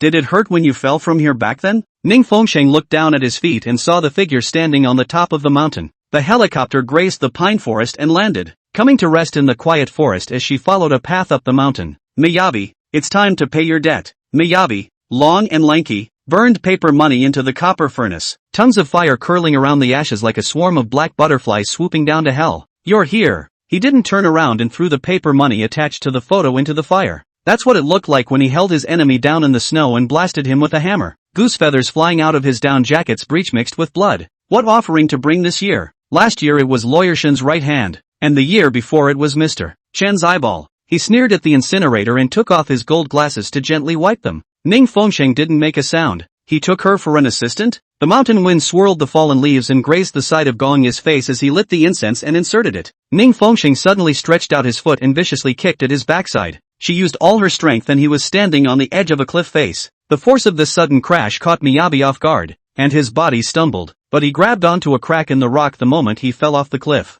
Ning Fengsheng looked at the hand that had climbed up, and as if he had expected it, he raised his foot and viciously crushed it. Shang? Gong Yi looked at the woman in front of him who leaned down to look at him, very surprised. The corners of his mouth hooked into a strange smile. How did you know I was here? In his last life, after they got married, he brought her to the festival every year. As her wife, it was only natural that he should bring her to his mother. I know all your vile and dirty deeds, and I'm here today to take your dog's life. Sure, a good girl shouldn't know that. Miyabi smiled and climbed upwards, the Buddha beads on his wrist seeming to wrap around the person's neck. Miyabi, do you know how many seconds it takes to fall to hell? How about pithing yourself, to perform for me? He suddenly lashed out and clutched at her ankle. Ning Fengsheng's speed was faster than his, clutching the dagger and stabbing it viciously towards him. Gong Yi laughed as he held the blade, letting the blood soak through his white suit. Harder, he gasped and sneered, his gold-rimmed glasses hanging crookedly from the bridge of his nose. Back then, my mother's blood was splattered on my father in the same way. Ning Fengsheng viciously drew back his dagger and watched the blood splatter.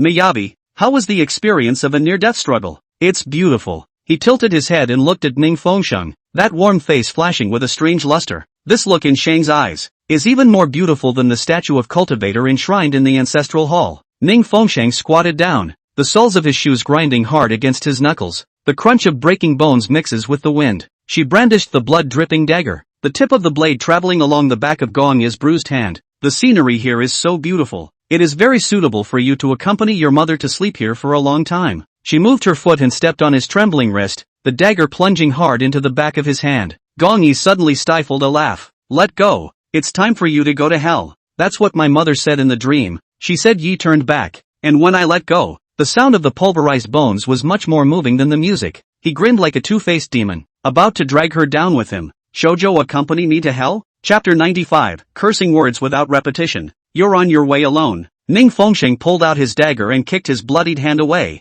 Ha! The heir of the Nanchuan family won't end up like this. The gusts of wind engulfed his last murmur, and he was forced to let go of the rocky crevice as his body plummeted downward. The heir to the Namikawa family? Just him? Ning Fengsheng wiped the dagger clean of fingerprints and threw it down the mountain as well, briefly cleaning the blood from his hands and turning to leave. Rose Garden. The cell phone vibrated on the sandalwood table. Spiker Nanchuan unlocked and locked the screen. Of spam. Not her. Get rid of the company that sends me spam. Moss sneaked a look. Young master, this seems to be a scam text message. Which ungrateful fraud gang dared to send spam messages to the young master's cell phone? For general business matching, contact Special Assistant Mr. Lee. Fraudulent company? Spyro Nanchuan sneered. Eradicate them by the roots. Young master, you're doing a good deed, ridding the people of evil. There's a lot of offshore scams these days. He grabbed a pen and signed the document, the ink blotting through the back of the paper. The financial data reported by the secretariat scratched out. The clock hand can barely cross 10 o'clock. Ning Fengsheng left home for more than 2 hours. He tugged his tie loose in annoyance, his mood getting even more irritated. He was staring at his computer screen when the maid pushed the door in, his fingertips tapping mindlessly on the desktop in a messy rhythm, like some sort of countdown on the verge of collapse. Young master, the perfume you requested. The crystal bottle was respectfully handed to him. Spyro Nanchuan threw down his fountain pen and rubbed his fingertips over the engraving on the perfume bottle. Shang. He pressed the nozzle into the air and a fine mist of water dispersed, the aroma floating through the air like a wisp of illusory embrace. Spyro Nanchuan closed his eyes and took a deep breath, but his brows furrowed slightly. It wasn't her scent. But this is as close as it gets. R&D is a bunch of retards? Young master, the scent on this person is really hard to develop. It's already tried its best. Spyro Managawa stood up and sprayed around the room almost rudely, the scent of perfume quickly filling the space. A light scent, crisp, clean, trying to cover the fact that she was not there. He took a few deep breaths and finally managed to sit back in his desk chair, his fingertips resting against his temples. The video conference for the AGM has been automatically connected. The executives at the other end of the screen reported the quarterly data with trepidation, and he didn't listen to a word of it until a certain number was off, and he slammed the table. His voice as cold as ice. Redo it. What's the use of me raising you bunch of mealies? Nanchuan Spyro was on fire for 10 minutes, and his curses were not repeated. Moss slammed his mouth as he listened from the sidelines. A dog passing by at this time of the day would have to be slapped by the young master. The meeting ended in dead silence, and Spyro Nanchuan threw away the papers, the words on the contract twisting into blurry black lines in his eyes. He hadn't slept a wink last night, and his eyes were faintly green underneath, but his brain was horribly clear. The ticking of the clock felt like torture, and he was lashed repeatedly with a growing sense of anxiety. He looks totally sleepy, but can jump up and cuss in a cranky state at any time. Moss went and returned, holding a handbag. Young master, Miss Ning's belongings are all here. Spyro Namikawa jerked his head up and snatched the bag almost as if it were a grab, his fingertips rummaging through its contents: lipstick, cell phone, keys,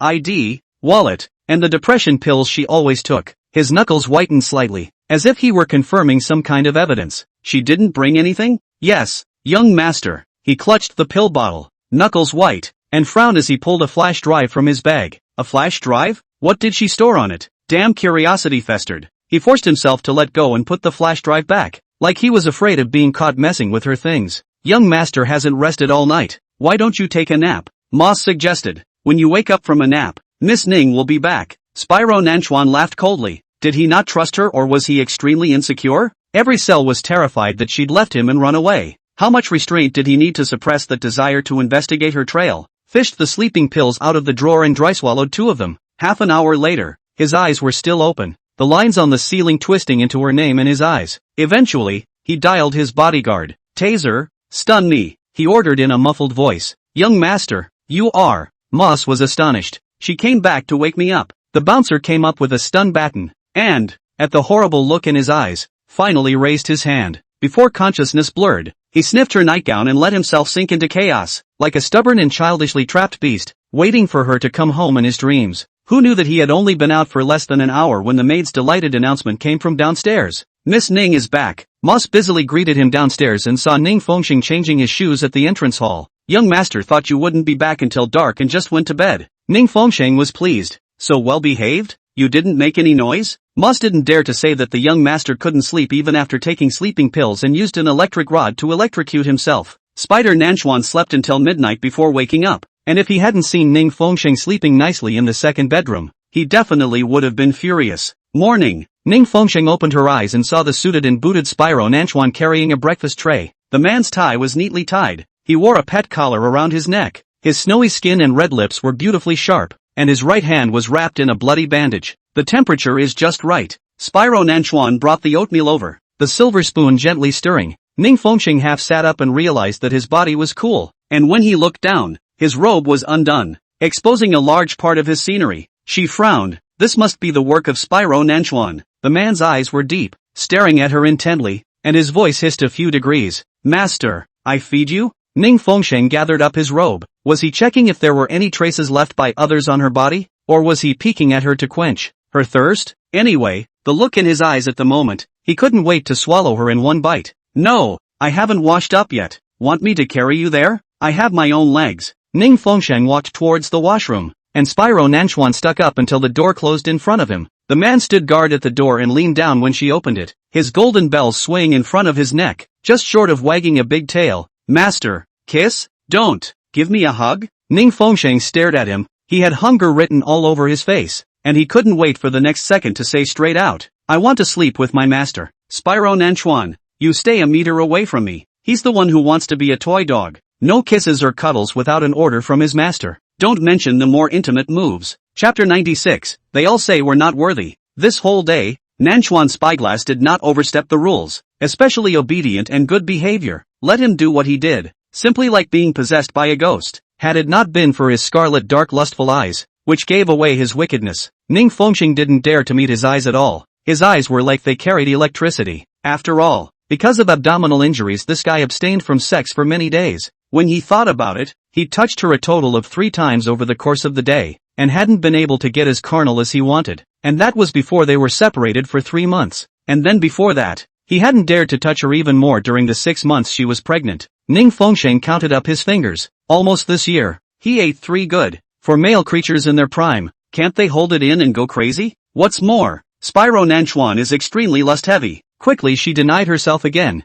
Who knew if he had touched Lindsay? At night, Ning Fengxing ate the fruit fed by the man, lazily lying on the soft couch and brushing the short video, her white fingertips sliding on the screen, occasionally spilling out a few soft laughs. Spyro Nanchuan was taut and wanting to crack, radiating a strong hormonal aura. Rough fingers were kneading slowly along her bare spine, palms rubbing against her skin, on the verge of teasing out the fire. Moss passed by and felt that the young master was so flirtatious that all the cats in the garden bowed down to him. On the contrary, Miss Ning didn't pay any attention to him at all, her eyes glued to the screen of her cell phone. The knot in Spyro Nanchuan's throat rose and fell. This woman was maliciously tormenting him. On the cell phone screen, some male dancer is ripping his shirt open for the camera, his abs rippling in the light. Spyro Nanchuan's fingertips lurched unexpectedly. "Want to grab him in person and twist him in front of you yourself?" His voice was low, with a dangerous undertone, but his fingers still pressed fondly against the socket of her waist. Ning Fengxing glanced at him, and his entire face sank from jealousy. She narrowed her eyes slightly, a nasty grin rippling through them.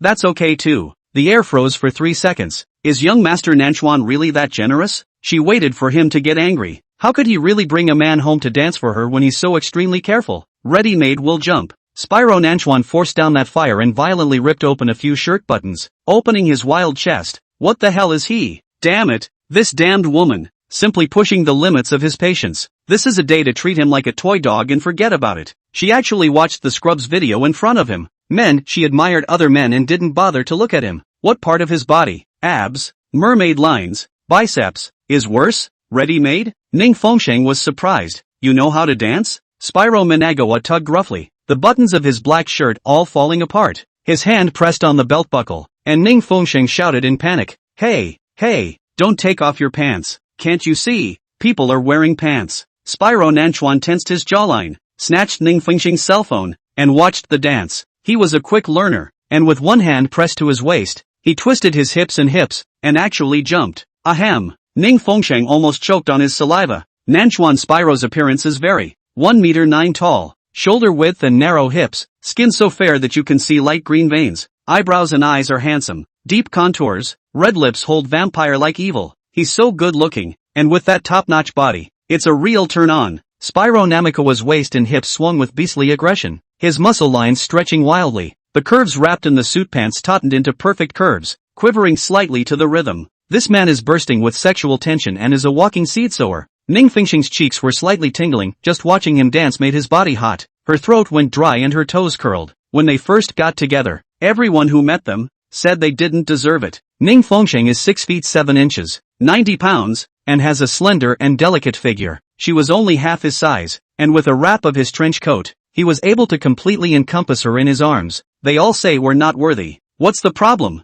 Body type or size? Spyro Nanchuan laughed coldly. If my size doesn't match, I'll eat one less bowl of rice per meal. If my size doesn't match, you can't castrate me? As it turns out, their physical fitness really doesn't match. At first she really couldn't stand him. He was so tough she almost thought she would die in his arms. Then slowly, under his conditioning, she actually adapted. People are so inclusive. Ning Fengxing's cheeks are getting redder and redder. Spyro Nanchuan's deep gaze stared at her reddened cheeks. Thinking about what? It's up to you. You, turn around. Deeply afraid of what he might see, she ordered him to turn around and whirled around to turn on her cell phone's video, aiming it at his taut hip line to film and record it. Nanchuan Spyro is also quite talented in dancing well. Twisted really sexy. Swing your hips and twist a few more times. People really do laugh when they're speechless. Ning Fengxing was laughing so loudly at the moment. Spyro Nanchuan listened to her suspicious laughter and crossed his large palm over. Delete it. Who gave you permission to take a sneak peek? I'm the owner and it's not okay to shoot my own toy dog? Ning Fengxing took the opportunity to grab his loose tie. 5 stars to you. He smoothly took her into his arms and nibbled on her earlobe, his teeth grinding with an intensity that made the person beneath him tremble. I want other rewards. What?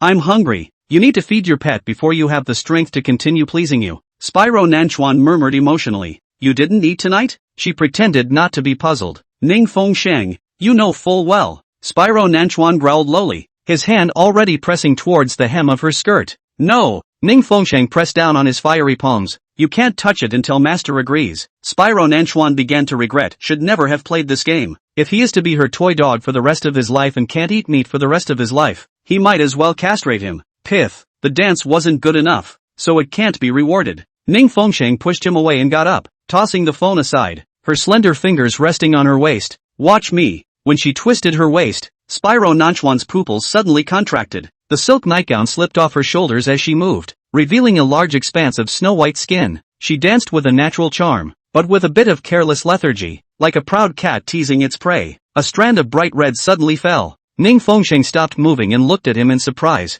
You got a nosebleed? The private doctor came quickly, and the diagnosis caused the entire space to fall into an eerie silence. Young master, this is caused by a high level of lust and a long period of time without diarrhea. Chapter 97, give him some laxatives. So, prescribe him a couple of laxatives? Hearing Ning Fengxing say that, not only young Master Nanchuan, but Moss and the doctor were stunned. Spider Nanchuan's face was horribly sullen. Is this woman dead set on not letting him touch her? He was hard and sore from holding back, and she knew exactly how to make him comfortable, but she had the doctor prescribe him a laxative. Spyro Nanchuan fumed and turned away, the door slamming shut so loudly. Moss grimaced bitterly, and Ning Fengxing raised his eyebrows and said not to worry about him. He would come back when his anger subsided. As soon as the words left her mouth, the door was opened again, and Spyro Nanchuan stood in the foyer with a dark face, saying that he needed a kiss and a hug from her to be coaxed. Moss. Ning Fengxing didn't expect him to come back so quickly. Moss felt really sorry for the young master. Ms. Ning,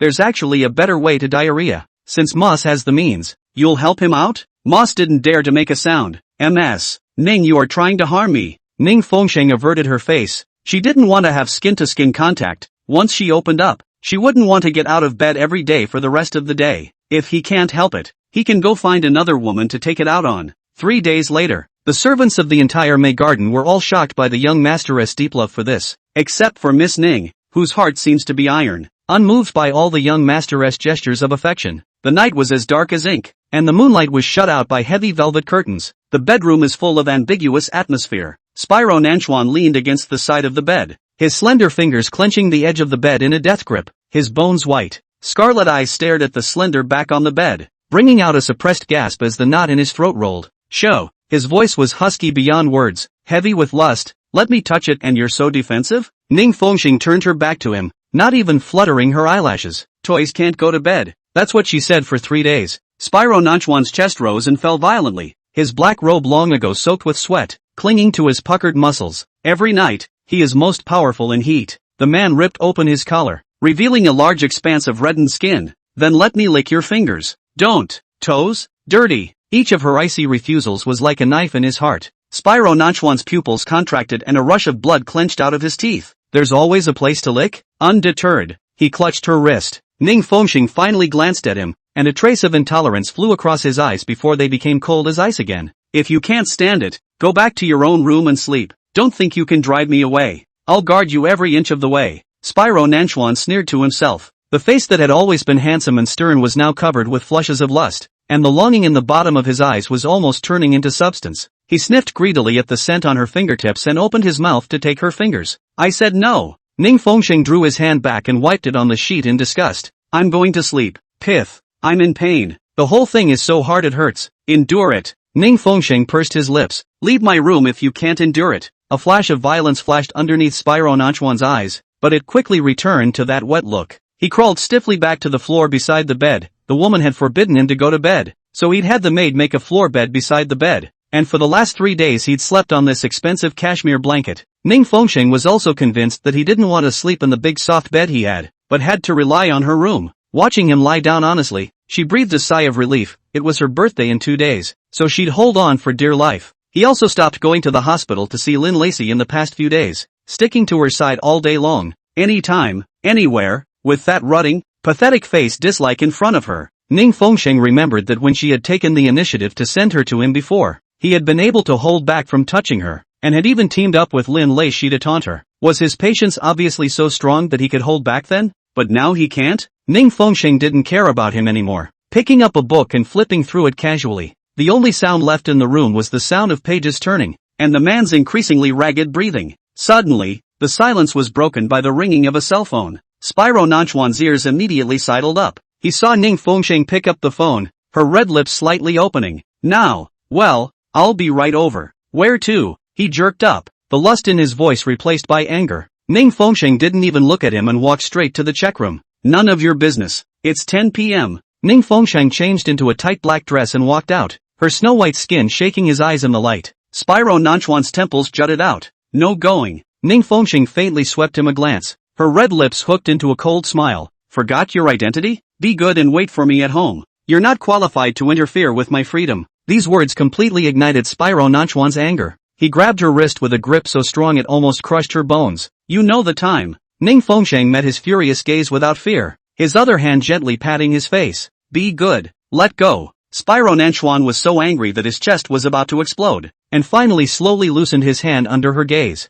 As he watched her walk toward the door, he suddenly grabbed the crystal ashtray on the coffee table and smashed it hard against the wall. Bang! "Ning Fengxing, you've been playing me for a fool these days. You're the one who told me to keep playing. Didn't you want me to play you? This is too much to bear?" Ning Fengxing lightly threw down a sentence. "No more smashing things. Remember to clean up." The moment the door closed, Spyro Nanchuan completely exploded. He flipped over the table lamp and was so angry that his body was on fire. He couldn't wait to smash everything in the room, and remembered what Ning Fengxing had said on his way out. "Damn it! Moss hears a commotion and comes knocking." Spyro Nanchuan's fists were clenched to death, his scarlet eyes shivering in fear of Moss. "Get out, MS. Ning just went out. Need you say more?" He flared up even more. "Young master, it's been a few days and you still haven't coaxed Miss Ning? Why don't you try coaxing her?" Spyro Nanchuan's eyes were sobbing. This woman was super hard to coax. He's pissed that she kisses him just fine. It's his turn and she doesn't even react when he gets naked in front of her. He restrained his anger over and over again, collapsing onto the bed and burying his face deep into the pillow that Ning Fengxing had slept on. Her scent still lingered on the pillowcase, mixed with the fresh scent of shampoo, making his blood boil again. "Damn!" He cursed through clenched teeth, but his fingers honestly brushed against his taut abs. "There's a feeling, it's a strong feeling." Outside the window, the sound of a car engine starting faded away. Spyro Nanchuan's brow furrowed in a hideous sneer. Chapter 98, You're welcome to kill me. Inside, I'm bouncing back and forth between is this toy still a good idea or not? What if she runs away? Being in the moment again. He was really holding his breath. And to think she just answered the phone with such gusto. So reserved in front of him? Going out when she's told to? Who is it? What kind of bastard dares to call his woman out in the middle of the night? She wears little black dresses that are still tight, but did have a long-sleeved jacket on. Spyro Nanchuan's teeth were about to clench, hating the fact that the person who had made the appointment to meet Ning Fengsheng would disappear forever. CK Club. Ning Fengsheng pushed open the door of the second floor box, and the large screen that met his eyes was playing real-time images from the day the warehouse was set on fire. Su Dance was beaten by her, a bloody face magnified. Ning Fengsheng received a call from his older brother, Ning Zihao, whose voice was unusual over the phone. She sent the video in the morning, wanting her brother to see the true face of Su Dance. The man sat on the leather sofa, his eyes behind his gold-framed glasses glowing with cold light, but his lips held a warm, jade-like smile. Shoji is so beautiful when he punches someone. Gong Yi? Ning Fengsheng stiffened as the door closed and locked behind her. He gently applauded, the Buddha beads between his wrists swaying and swaying, setting people on fire, murdering them from a cliff. What else does Sheng Shang not dare to do? Surprised I didn't make it? How can he die so easily when the scourge will last 1,000 years? At the edge of the cliff, he was just teasing her by stepping on the stone treads under his feet. I thought this woman would be so scared to hide after she killed someone, but she acted like nothing happened. Is this the same timid, soft, helpless, stupid woman who used to just cry? Where's my brother? Ning Fengsheng's nails pinched into her palms. Damn it, she was trapped. Gong Ye's injured hand wrapped in bandages, smiling, threw a pile of spells of the past life into the fire pot. The firelight on his gold lenses flow, like the reflection of the scales of a viper when it spits out its letters. Want to start by guessing what I'm going to get you tonight? A gift? Ning Fengsheng stared at that fire pit. Could it be that Ning Zihao had? Who are you? You overtaking? The CFO who drowned in his own pool last month? Or the audit chief who set himself on fire in his garage last week? Gong Yi inclined his head and thought, there's too much blood on those hands for me to remember if you ask me. However, the person who deserves to be superseded the most hasn't died yet. Gong Yi nodded at the ebony urn placed on the side. Young Master Nanchuan's urn. It's been deposited with me for several years now. Thanks for the reminder. Ning Fengsheng smiled coldly. It's just as well to use this box to contain your own ashes. Ha ha ha ha ha. Gong Yi let out a loud laugh. Ning Fengsheng had already pounced. He sidestepped and dodged with the grace of a twirl on a dance floor, but deliberately let the tip of the knife slice through the side of his neck. Beads of blood splattered on Ning Fengsheng's eyelashes, and he suddenly clasped the back of her waist. So eager to kill me? Why don't you take a look at the person you're pining for first? He snapped his fingers. The image of the TV screen switched instantly. Ning Zihao was tied to an iron chair,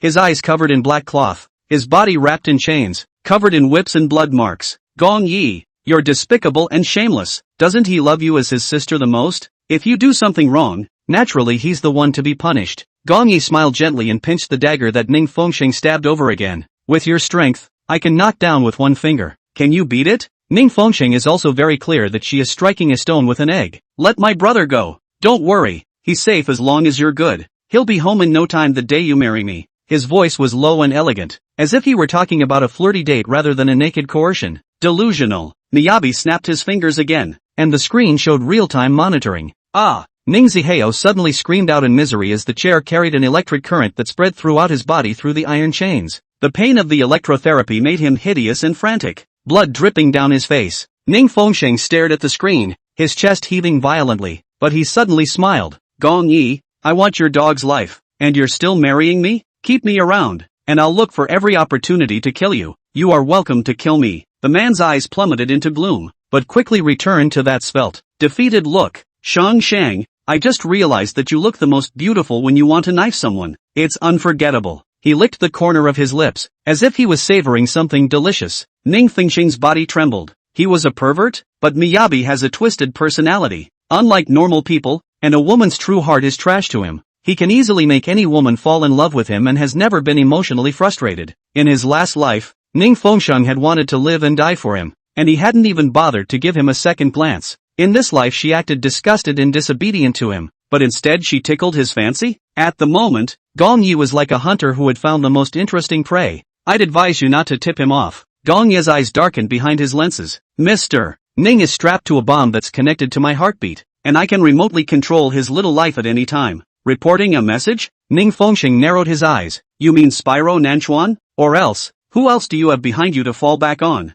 I don't need to rely on anyone. Against you, I'm enough on my own. I don't need him to make a move. Maebe laughed again at her cocky tone. It better be, or else. Or what? She raised her chin provocatively. Kill my brother? Then what else can you threaten me with? He was stunned for a moment, then laughed lowly. Did you forget that there are still the 2 old babies of the Ning family? Gong Yi, if you dare to touch them, I will let you die a horrible death. Well, pithy, I just want to move you. Let me move you, okay? His gaze became astringent, and he pulled a delicate spray from his suit pocket, moving so fast that he was caught off guard. Ning Fengxing's pupils suddenly shrunk, subconsciously trying to dodge, but the hand on her waist firmly imprisoned her. Don't be afraid, he laughed lowly, his eyes dark behind his lenses, just making you behave. A thick, pungent mist greeted him, and Ning Fengxing held his breath, but still inhaled the sweet, greasy scent. What's this? Alarm bells went off all over her. Ecstasy. Gong Yi's slender fingers undid his tie and loosened the collar slowly.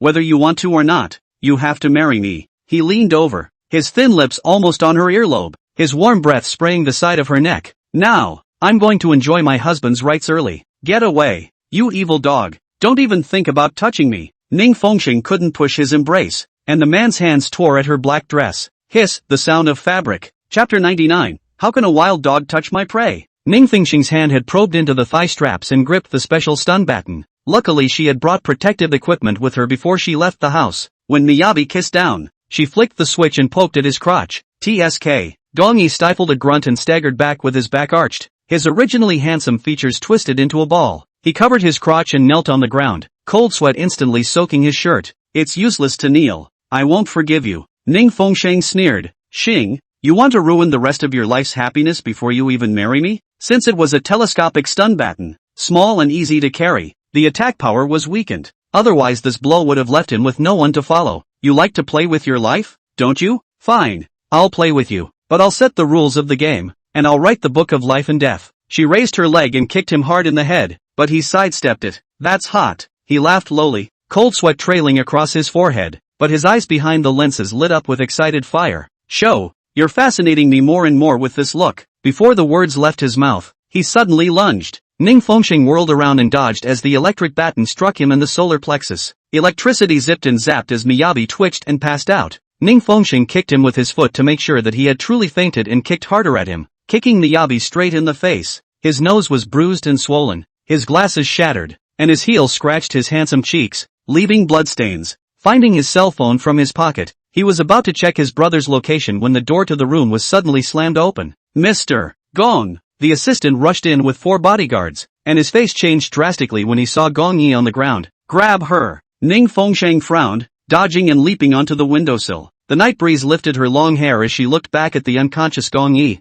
her red lips curling into a cold smile. Tell him that next time I'll cut that thing off of him and make wine for him to drink. The back garden on the first floor of the club is hosting a dinner party. Ning Fengxing leaped down. Puff, and the pool, which was covered in rose petals, splashed with water. The guests turned around with a gasp, only to see black skirts blooming like algae in the pool. Ning Fengxing broke out of the water, her wet hair sticking to her porcelain white cheeks, her little black dress clinging to her figure, causing the entire room to catch their breath. What a beautiful woman, unbelievably beautiful. The 2 noble dudes exchanged glances and headed toward the pool in unison. The first man to reach out got a splash from her. Asterisk asterisk asterisk asterisk off. She climbed up on the poolside handrail, drops of water sliding down her skirt. Damn, the drugs are starting to take effect, and my whole body is going limp. Ning Fengxing violently bit the tip of her tongue, the sharp pain barely keeping her awake. She weaved her way through the crowd, stumbling and crashing through the security tunnel, several figures already trailing in the shadows. No good,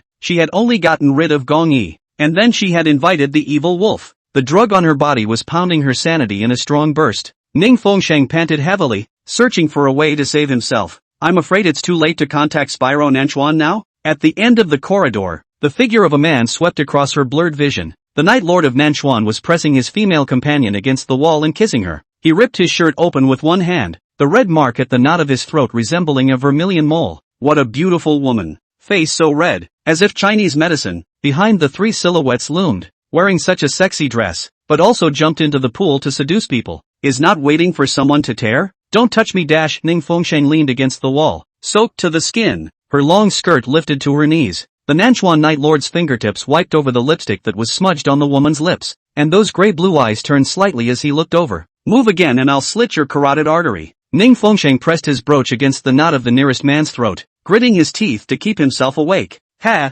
This little drunken cat is quite fierce and can bite. The men coaxed laughter and surrounded her. Ning Fengsheng suddenly raised his leg and viciously kicked. Her legs were so incredibly soft that she lifted them so high that her heels poked the other woman in the eye. Ah! The man covered his face and stepped back in pain. She turned and ran, crashing into the arms of the Night Lord of Nanchuan. Help me! The female companion's exclamation of surprise was blocked by Lord Knight Nanchuan's raised hand as he lowered his eyes to survey the person in his arms. Help you? Or I'll tell Spyro Nanchuan that it was you. Night Lord, who touched me tonight? South River Night Lords. Seeing that he did not have the slightest intention to make a move, Ning Fengsheng turned to look at the three men. The people of the Nanchuan Night Lords. You dare to move? Nanchuan Night Lord? The three men stood abruptly. He's young master Lord? How can that be? Is the Lord's young master not for us mortals to see? You almost kicked me in the eye. I want you to cry under me. The man with the bleeding right eye lunged with his eye covered, but suddenly fell down in convulsions. The Nanchuan Night Lord's leather shoes kicked him squarely in the knee. With the same precision as the tipping point that crushed his opponents when he was maneuvering stocks, the two accomplices looked at the bloody cold light that shot through the Nanchuan Night Lord's eyes and ran away in fear. But behind them came his quenching whisper. Tomorrow, your bank accounts will have an additional 10-digit deduction for charitable donations. Their fleeing backs stumbled. Miss Ning is now like a peeled sea urchin. The Nanchuan Night Lord let out a light laugh, his fingertips tracing across the side of her neck. It looks like it's full of poisonous thorns, but in fact, its insides are incredibly soft. The medicinal effects within Ning Fengsheng's body grew stronger. She stuck a brooch into her thigh, and the pain was exchanged for 2 minutes of lucidity. Touching your brother's woman. You want to die? I just called him. He's on his way over. If you don't want to cause trouble, send me to a safe place. The Nanchuan Night Lord suddenly pinched her jaw, the light reflecting his feminine face and double-sided. You think I'm afraid of him? The heir to the Namikoa family. It's him. In terms of power, Spyro Nanchuan is the future king of the North Continent Kingdom. Young Master Lord doesn't lack women. He won't offend him for a mere woman? It's not worth the loss. But you're the first woman who dares to threaten my Night Lord. He threw the woman at his hand away as a rotten rag and pressed her against the wall, his snake-like breath pouncing on his face. MS.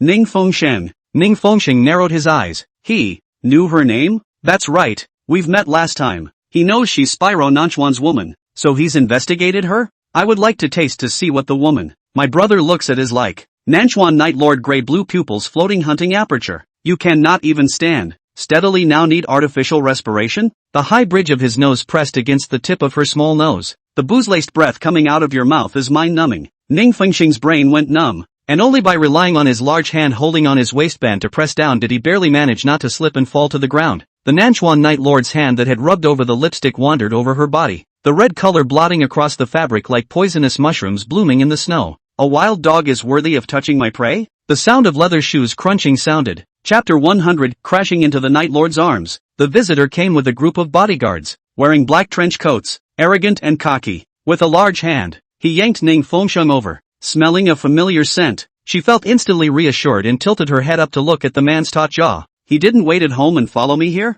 Didn't your father teach you to look at whose name is engraved on the neck ring of the prey before grabbing the food? Spyro Nanchuan's handsome face was a bloodthirsty horror. Your father? Our heads are the same old thing, but we really haven't been taught. Nanchuan Night Lord gangly smile. I'll teach you. Spyro Nanchuan hooked one hand around her. The barrel of the gun pointed straight at Night Lord Nanchuan's forehead. Learned it now? Young master, don't be impulsive. Moss waved his hands in fear. The Nanchuan Night Lord laughed gaudily. Brother is now like a vicious dog that protects its food. So enraged over a woman that you're going to take a swing at him. Hand to hand? Move again. Spyro Namikoa's grip on the gun slid down to rest against the other man's heart. And I'll let the bullet test the hardness of your heart. He just helped me. Ning Fengsheng finally found a trace of sanity. It's none of his business. The medicine wasn't from him. It's so hot. Help you? Spyro Nanchuan deadlocked the back of her neck. This damned woman ran out in the middle of the night. How dare she even bump into the arms of the Nanchuan Night Lord? She was clearly warned to take a detour when she saw this dog. To add to his anger, she was drugged and hot and limp. MS. Ning's angle of kicking people is wonderful. Night Lord Nanchuan faintly quirked his lips. Much more elegant than a certain fiery mangaka. Since it is a misunderstanding, it is best that the second young master is not short of women. How could he miss the young master's man? Moss snatched the gun away. Don't mess with my stuff or... Spyro Nanchuan raged. Your clothes will become a shroud. Ha ha. Nanchuan Night Lord laughed out loud. Brother, you moved sincerely? I'm really looking forward to how the old thing feels when he realizes you're protecting a woman so much. Nanchuan Night Lord narrowed his eyes. It's a big no-no. You're not only harming her, you're also harming yourself. Something flew across Spider Nanchuan's eyes, and Moss tensed. Second young master is overthinking it. Our young master is just having fun on a whim. Nanchuan Night Lord's smile is not to be denied. Is it just for fun or is it serious? Would he, a man who is a wanderer in love, still not be able to tell the difference? Hot. I'm so hot. Ning Fengsheng hung onto Spyro Nanchuan in a manageable manner. One small hand groping around carelessly. Spyro Nanchuan's gaze was scarlet as he slung the man over his shoulder and turned around. The line of cars winds forward on the road. Spyro Nanchuan pressed the person into the leather seat and slapped away her hand that climbed up her chest. Move again and I'll throw you out of the car. He paddled his tablet with one hand as the security feed showed someone being held down in the parking lot to unload their arms. The screams leaked out of the Bluetooth headset. Ning Fengsheng bit down on his shoulder, her shell teeth lightly rubbing against his skin through his shirt. It was killing her. Spyro Nanchuan pinched her chin and looked at her with his eyes flowing. Help me. If it's Lord Dog sitting next to you, you let him help you too? Well, I'm so hard. Hardly. It's time to taste being on fire more often. Ning Fengsheng curled up in pain, his sanity fading in and out. When awake, she would try to restrain the scorching fire that surged through her body. The one who touched your waist was the third youngest member of the Zhou family? Spyro Nanchuan scratched the car's monitor screen. His tailbone shouldn't be able to spell the full shape now. As the words fell, the sound of crisp bone cracking came from the Bluetooth headset. There are more than 3 men who asked you to the banquet. Spyro Nanchuan sneered, checking the security footage from the banquet. Surveillance shows that Ning Fengsheng went to the second-floor Supreme Private Room and was later targeted when he fell from the window ledge to the first-floor pool. To get rid of the 3 men, she pestered the Night Lord. Sparks ignited in Spyro Nanchuan's eyes. She was really good at choosing an antidote for herself. It's not good to choose anyone but the Night Lord and take the initiative to crash into his arms. I warned you to go around him, but you're good. You picked him? Spyro Nanchuan's jealousy completely overturned. In that situation, what can I do? Ning Fengsheng suppressed the effects of the medicine. If I hadn't gone over, you were going to climb into the Night Lord's bed? Spyro Nanchuan pinched her small chin. You're still jealous at a time like this. Ning Fengsheng choked on her words in anger. I was just looking for him. For help. I knew you'd come. Why should he help you? I'm hard to. Ning Fengsheng lost his mind again and crawled over. The man had clearly been in heat for the past few days and was itching to eat her. Right now there's such a great opportunity and all he does is get jealous. Spyro Nanchuan was bursting with fire, staring indifferently at the in-car screen, and a certain director's hand was shoved into a bucket of crushed ice. Nanchuan Spyro. Ning Fengsheng's drug strength came up, holding his cheeks to be kissed. You help me first. I'm very hard. Spyro Namikawa braced her face and rummaged through the medicine cabinet for the freezing spray. Thumbs down, pressing the valve against her flushed face. Sober? Ning Fengsheng trembled violently. You bastard. Weren't you the one who always wanted to touch me? He's so pissed off. He's still in the mood? The tail of Spyro Nanchuan's eyes were scarlet, and he sneered wildly. Tie your hands up if you move again. You have to take this time to humiliate me. Ning Fengsheng didn't want to lick her face and go over there, but she really couldn't suppress it. You asked for it to humiliate Ning Fengsheng. Don't ever touch me again if you have the balls. Spyro Nanchuan's face turned blue as a report came from his Bluetooth headset. Gu Xiao's left only is cracked. Not enough. He tugged his tie loose, the knot in his throat rolling as he swallowed the bitter taste of violence. Anyone who touched her, pull all 10 fingers. Ning Fengsheng suddenly crashed into his arms, tears smashing into his chest. Nanchuan Spiker. I hurt. Sobs wrapped in hot air sprayed on the side of his neck. You can obviously help me. Spyro Nanchuan's heart stung, and he almost couldn't help but press her into his arms. You shouldn't even go to appointments at night. Who was the person who asked you out? Ning Fengsheng didn't dare to say that mentioning Gong Yi at this time would undoubtedly add fuel to the fire. But it's just, young master, we've found it. That private room is Mr. Gong Ye's. The debriefing in the Bluetooth headset was like a smothering blow. We arrested Mr. Gong's people and forced them to question him, and said that Miss Ning tried to drug Mr. Gong, and that she took a lot of it herself, and that Mr. Gong threw her off the ledge and into the pool in a fit of rage. Spyro Nanchuan was like a frozen cast. Evidence? The knot in his throat rolled hard. That box is Mr. Gong's private domain. The monitors have all been torn down. Can't find out what happened. Chapter 101 Brother Nanchuan. Please, Nanchuan Spyro. Ning Fengsheng was still softly crying out in pain in his arms. Spyro Nanchuan hated to strangle this woman, clutching her shoulders and forcing her to ask her. Watching her fumble with her small hands, he pulled off his tie to bind his wrists. You dare to cry out in pain? Remember this pain. His pupils contracted violently as his fingertips touched her hot tears. Her pain was no more than physical torture, whereas he, on the other hand, was torture of the soul. She's so mean. Ning Fengsheng cried out in pain, like an aggrieved kitten. Spyro Nanchuan's fists clenched and he slammed his fist into the car screen so hard that the screen shattered. These days she refused to be touched by him, but she went to nightly private meetings with Gong Yi, drugged him, and tried to climb into his bed? Moss didn't dare say anything in the passenger seat. With this furious look on the young master's face, he was lucky not to have sunk those men into the sea. Neon penetrated the glass car windows, and the watery light under Ning Fengsheng's eyes shattered into stars. She held out her bound hands, her wrists bloodied from the fierce struggle. She stumbled and climbed out of the leather chair and sat on her knees in front of his legs, a small face buried between his thighs rubbing. Brother Nanchuan. Spyro Nanchuan's back suddenly trembled, and his entire body was scalded by the title, causing his veins to ripple. What did you call me? Brother Nanchuan, please. Ning Fengsheng's sanity had completely collapsed, his body burned red, and his eyes were lax. That tender voice with that title floating in his ears was killing him. For a moment his mind went blank and all his anger was thrown to the back of his head. Endure well. He pulled the person into his arms. Your Nanchuan brother will be here soon. Dare to faint and wait to collect the corpse. In the morning, the sun was shining. Moss beamed, and the servants rejoiced. It is said that a dozen or so dirty towels were gathered from the young master's sitting room. Several soiled pillows. The room was in a mess. Bedding fell on the bed, and the washroom was covered with water. Everywhere, the frenzy of last night was evident. This fire of the young master was finally released, and once the young master was in a good mood, the entire May garden did not have to be shrouded in bloom. Ning Fengsheng rolled over in the big bed, and his head pressed against something hard. The thing was still talking. Brother Nanchuan, I like you. Brother Nanchuan is so nice. Brother Nanchuan. Ning Fengsheng rubbed his bleary eyes and saw that the object was a recording pen. Nanchuan brother. Oh, Nanchuan brother, I don't want it. Ning Fengsheng listened to that dainty voice.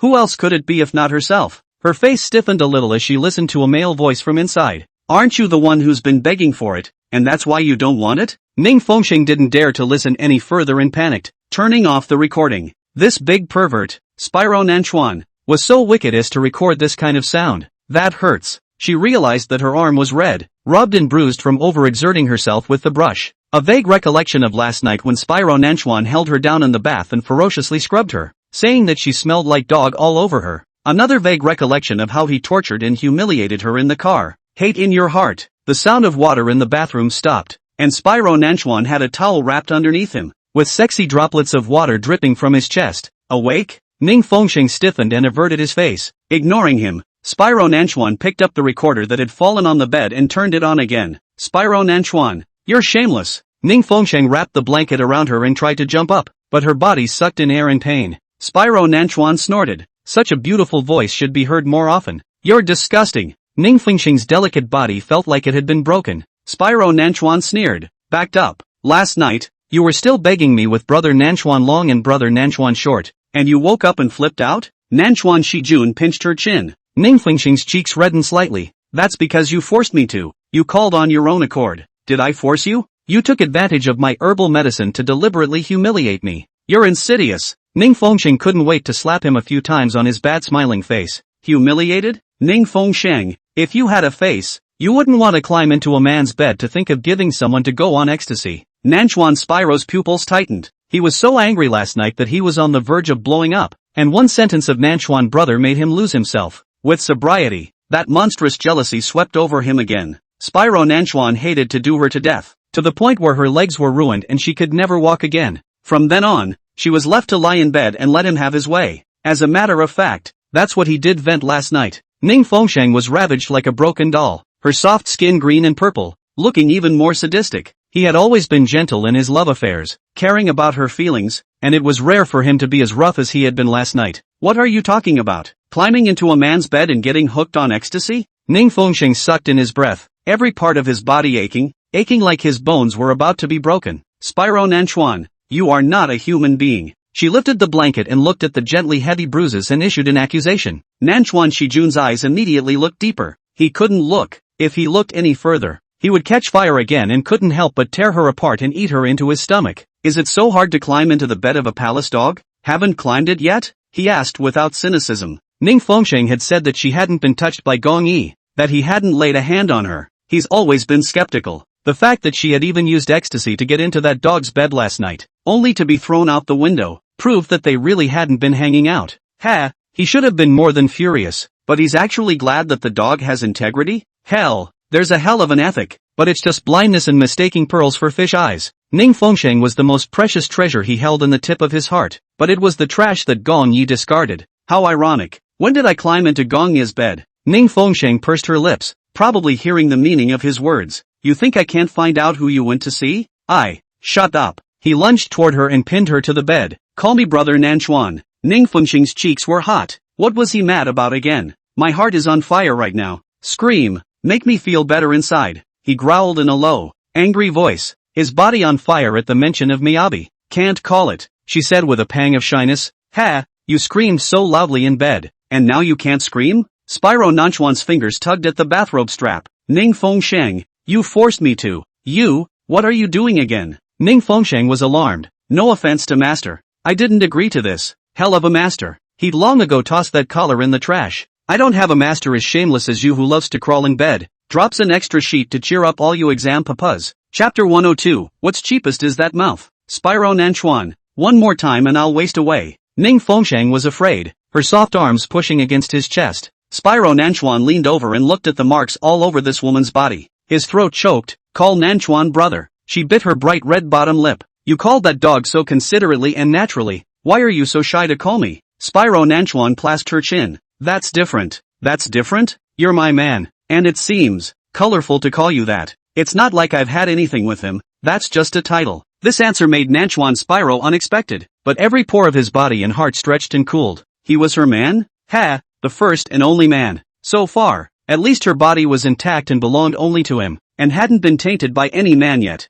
The door was knocked on and the maid brought medicine. Spyro Nanchuan returned with the tray. There was a bowl of rich black medicinal soup, a box of vitamin C, and ointment to apply. Ning Fengsheng glanced at the medicinal soup, and his brows furrowed. Contraceptive pills again? Spyro Nanchuan stiffened and coldly lowered his face. Tonic. So what I was given to drink last time was also a tonic. Because of the smell, it looks similar to the last bowl. A dull voice vibrated out of Spyro Nanchuan's chest. Aha! Ning Fengsheng was speechless. Didn't you say birth control pills? Spyro Nanchuan clutched the bottle of vitamin C and sneered grimly. You're the only one allowed to lie to me? You once put birth control pills into vitamin C and thought you could fool me. Ning Fengsheng's heart was weak. He knew everything? I switched out the pregnancy aid in your regular vitamin C box a long time ago. Surprise dash? Ning Fengsheng looked at him in shock. No wonder she had been on birth control at the time. Yet she had gotten pregnant with that baby, the sinful child you aborted in the first place. His eyes were deep. Can now be conceived anew.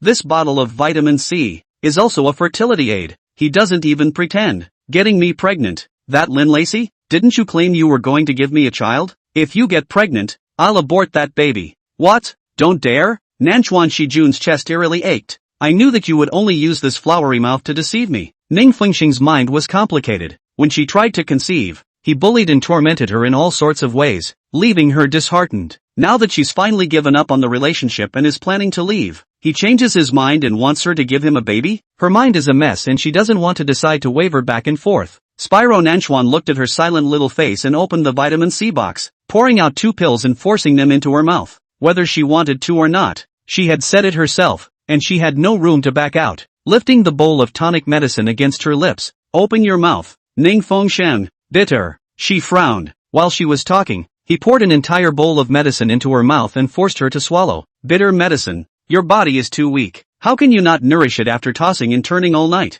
Nanchuan Shijun until the last drop of soup was fed into her mouth. This body of yours must be properly nourished. Ning Fengsheng did not say anything. His brother is in the hands of Gong Yi. The lives of the 2 oldest members of the Ning family are also clutched by Gong Yi. She's too full of revenge plans to have a baby right now. Spyro Nanchuan pulled a tissue and wiped her mouth, took her out from under the covers, squeezed the cold ointment and carefully applied it on her body. Looking at the red marks all over the soft skin, his voice hissed, Beast, cursing who? Who else to curse but me? After a moment's interval, he cursed again. Asterisk asterisk asterisk asterisk. Still cursing you? There is scolding yourself? What are you looking at? Never seen it. Spyro Nanchuan was annoyed. He was indeed cheap. The corner of Ning Fengsheng's mouth tugged, and he smiled coldly and uncontrollably. Knowing that you're cheap and beastly, you still did that. You're the one who pissed me off. The more Spyro Nanchuan rubbed, his black blue eyes tightened so much that every bruise was an eyesore. Ning Fengsheng, are you made of paper? So fragile. Don't always bully me if you know I'm fragile. Bullying you? He sneered to himself. You're not the one always bullying and torturing me? Humph. You were so rough. Last night, Ning Fengsheng snorted from his nose, his voice glutinous, his tiny nose slightly flared. Nanchuan Shijun only felt his body's blood boiling, and the desire to want was madly surging up again, only wanting to attack her immediately. He forced down the intense feeling and forced himself to focus on rubbing the medicine in. Damn, gotta slow her down. She can't afford to be tossed around again. Huge sweat slid down Spyro Nanchuan's forehead, his brow furrowed in pain, his bathrobe soaked to the skin. I had just taken a shower, and I was sweating like a pig at the moment. Ning Fengsheng looked at him in surprise. Rubbing medicine was such a simple job. He was more painful than doing hard labor. Spyro Nanchuan was in so much pain that he let out a muffled grunt. Shang Shang, come, again. Ning Fengsheng knew what he was thinking just by listening to his voice. You didn't get enough to eat last night? Ha, what do you say? Spyro Nanchuan laughed coldly. After starving me for so long, another 3 days and 3 nights won't be enough. Ning Fengsheng's legs shivered, and he shouted anxiously. Don't even think about it. I won't move you during the day. You recover well. Eat more and rest your strength. Spyro Nanchuan wiped the medicine, his fingertips traveling over her back with electricity. I'll hurt you until you cry at night. I don't. It's useless if you don't agree. You can't even take a step out of your room right now. Spyro Nanchuan smiled with a triumphant face. Ning Fengsheng didn't believe it and broke away from his embrace. Favoring the ground, Guan was in pain just from moving on the bed. But her toes touched the ground, and only when she stood up did she huff in pain. When she attempted to walk, it hurt even more, her thighs aching and weak at the heart. The guy on the other hand was laughing at her. Lame ass. Spyro Nanchuan, you really are cheap, and the cheapest thing is that mouth. Ning Fengsheng was so angry that he wanted to punch him, and he saw that he couldn't stand up and fell forward. Spyro Nanchuan's large hand wrapped around her, setting her on his lap and continuing to apply the ointment. Ning Fengsheng relied on his hot chest. The sticky sweat on this guy's body rubbed against her. She couldn't stop her cheeks from heating up even as she listened to his increasingly heavy breathing. When the ointment was applied to her body, his coarse fingers traveled down to the base of her leg. Ning Fengsheng clutched his lapel. What do you want? And there's no medicine rubbed in the most critical places. No, don't. You want to keep hurting and be a crippled donkey for the rest of your life? Spyro Nanchuan gently bit her ear. It's all swollen. Peeing will hurt. Chapter 103, eating all kinds of vinegar will only sour you to death. Ning Fengsheng's entire body stoked for a moment, and her cheeks were even more blushing. It was better if he didn't mention it, but when he did she really had the urge to pee. Want to pee? Spyro Nanchuan watched as she clamped her legs together, her posture a bit squirmy. Then pee before rubbing the medicine. So that you don't rub the medicine and then get it rubbed in dirty. I'm going on my own. Shame on you. What kind of appearance have I not seen before? Spyro Nanchuan sked and picked her up to stride to the washroom, only to frown in dissatisfaction as he weighed her. Too light. Eat more. If you can't keep up with your physical strength, how are you going to give birth to my child? Ning Fengsheng was speechless. She hadn't even agreed to give him another child. What was he trespassing on? She sat down on the toilet and this man was standing in front of her like a doormat, wet wipes already waiting in his hand. Ning Fengsheng only draped in his shirt, buttons vainly buttoned a few, legs without a thing. The image is too much to think about in detail. You turn your back. What kind of person stares at someone going to the bathroom? Spyro Nanchuan tugged his lips. No one is better. I'm just different. Wasn't complimenting you. Ning Fengsheng's palms itched, really wanting to hit him, this brazen fellow. Good thing he turned his back and didn't embarrass her too much. Ning Fengsheng lightly bit her lower lip. Her fingers pressed the flushing valve and listened to the sound of water coming out before she dared to urinate. This big guy's voice laughed low above her head. It's not like I haven't heard it before. Spyro Nanchuan, shut up you. Ning Fengsheng looked at the sky speechlessly. Luckily, Spyro Nanchuan loved cleanliness and washed her clean after the affair. And while she was bathing, the maid changed the sheets. By that time she was physically exhausted and in a coma. Fuzzy recollection of the last time. It was daylight. A whole night of endless torture. No wonder she couldn't take it. Ning Fengsheng was still in a daze, and this man had already lifted her body and wiped her clean with wet wipes. She leaned limply into his arms, not having the strength to stand up straight.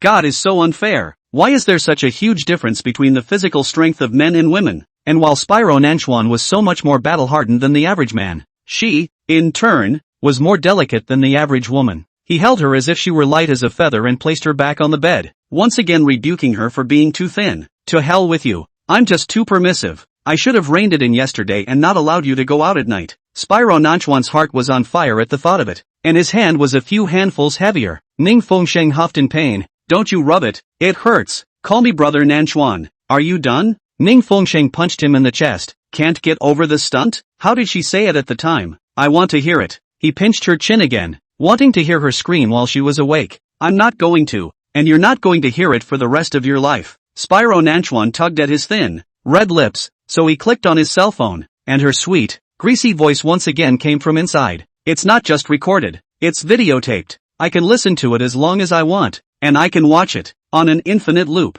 Spyro Nanchuan wrapped her in his arms and exhaled wickedly. Want to relive it together? Ning Fengsheng went to grab the cell phone and was firmly suppressed by him, his hot lips swirling and pressing against hers. Her lips were swollen from his kisses last night and hurt when she touched them, sucking in her breath. Nanchuan Shijun gently licked and wiped that medicine on her lips. In the future, wipe wherever it hurts. This medicine is very effective. Don't be reluctant to use it. Ning Fengsheng just felt his lips cool and was kissed by him again. While kissing, Spyro Nanchuan dipped his fingers into the ointment and rubbed it down. Evening, young master. These days that wild bird called Beta often frequents the vicinity of the rose garden, and judging from the monitors, it appears mostly at night, and it seems to be monitoring young master's whereabouts. Ning Fengsheng heard Moss's voice. Beta is an eagle, captive of the Lord's young master, and follows only his commands. Bang! Spyro Nanchuan's fist slammed heavily on the table. Surveillance? Moss didn't dare to say anything. The young master had always lived in the rose garden, but the second young master had never been interested in the young master's private life.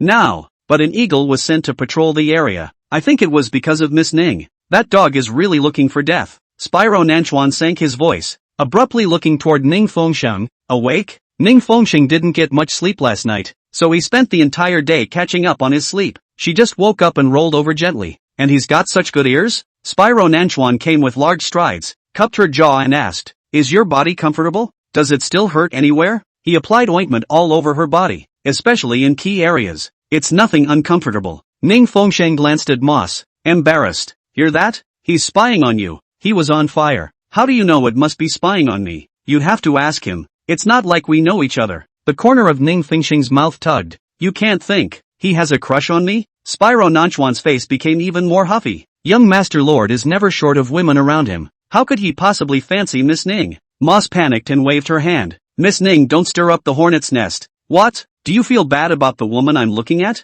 Spyro Nanchuan's terrifying eyes stared over. No. Young Master's vision is certainly good. Perhaps the Lord Young Master really fell in love with Miss Ning at first sight. You fart dash. Spyro Nanchuan's eyes were bloodshot. This dog, dare to snatch food from my mouth? Moss grimaced bitterly, crossly saying that the young master wasn't happy either way. Nanchuan Spyro, you're not right. Anything vinegar will only sour you to death. Please use your brain to think about it. What kind of status is he? How can he play secret love? What kind of woman has a member of the Nanchuan family not seen before? How can he fall in love with her after meeting her? Please figure it out before you lose your temper. Spyro Nanchuan was silent. Of course he would investigate. It seemed that last night's warning had fallen completely on deaf ears for the Nanchuan Night Lord. Ning Fengsheng revitalized her muscles and bones, and after she had a big sleep, her body was much more comfortable and didn't hurt as much. Turning his head, he noticed the computer on the nightstand was on. Stuck with a file. Nanchuan Night Lord, male, 23 years old, height 187 centimeters, second youngest master of the Nanchuan family. Attached was a photograph of the handsome, demonic-looking man in the black velvet chair with his long legs folded,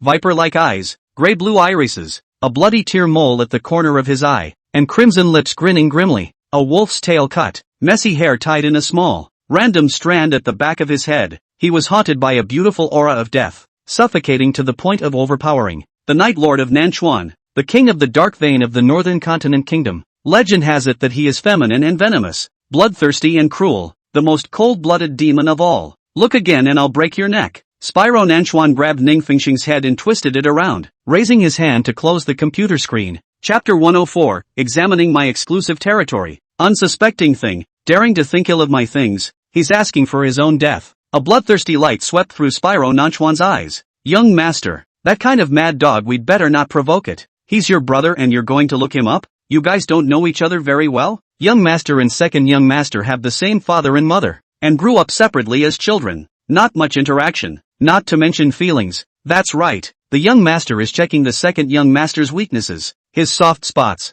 And did it check out? Moss was bitter. If he had found it out, would the young master still be angry here? Don't think I don't know that you picked me out of that bunch of old men back then, the day you picked the Night Lords. You've got very long eyes and you know to pick the handsome ones. Ning Fengsheng, she would have had eyes okay, is a woman is also so choose so you can't wait for him to like you. He's so brainwashed. You were already in his bed last night if I didn't show up in time. I spoiled you? Spyro Nanchuan. That's enough. Don't think about something that didn't happen. You want to have had sex with him? Spyro Namikawa gritted his teeth. She was targeted by the Night Lord of Nanchuan, the kind of debauched man with countless women around him. Could he resist not coming for a lick? Ning Fengsheng, you're my woman for the rest of your life. Not just in your head, in your heart, in your body. It can only be me. Ning Fengsheng stared at him like he was looking at a monster. If you dare to have anything with Nanchuan Night Lord, I will never let you two go. Night Lord Nanchuan clutched her body. His eyes took on a dark color of jealousy. You watery woman, you're with me every day, and you still presume to seduce other men.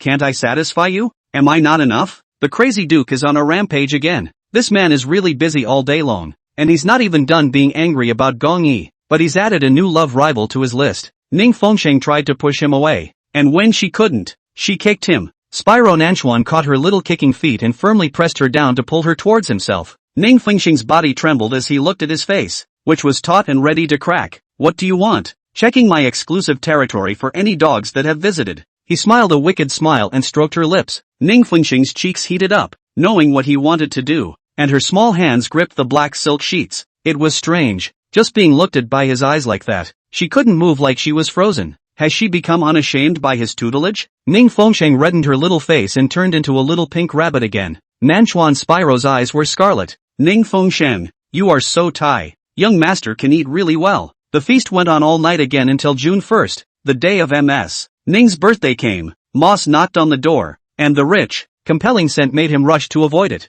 his old face reddening. Young master, the clothes are ironed. Will you try them on now? Spyro Namikawa's magnetic voice said. Wait. A few moments later, he came out looking radiant, not at all like he hadn't slept through a night of fighting. Young people are just physically fit and can't afford to be tossed around. The corners of the eyes of Spyro Nanchuan's eyes flew up, and he seemed to be in extraordinarily better spirits than usual, exuding a tawdry aura of insatiable appetite. There were many ironed gowns hanging in rows in the check room, and since they didn't know which one the young master was going to wear, they had ironed some of the expensive ones. Nanchuan Spyro picks and chooses on the hanging rack. This set is too formal. That set is too bored. This set is too colorful. The elliptical prism shone on his upright form, and he was handsome enough to be a heartbreaker, even in his robe and disheveled hair. On the contrary, Spyro Nanchuan was very dissatisfied. The 12th barge collar suit was tossed aside. Young master, you have already tried on the spring high fashion collection. With your figure, any of the pieces will make the women spring,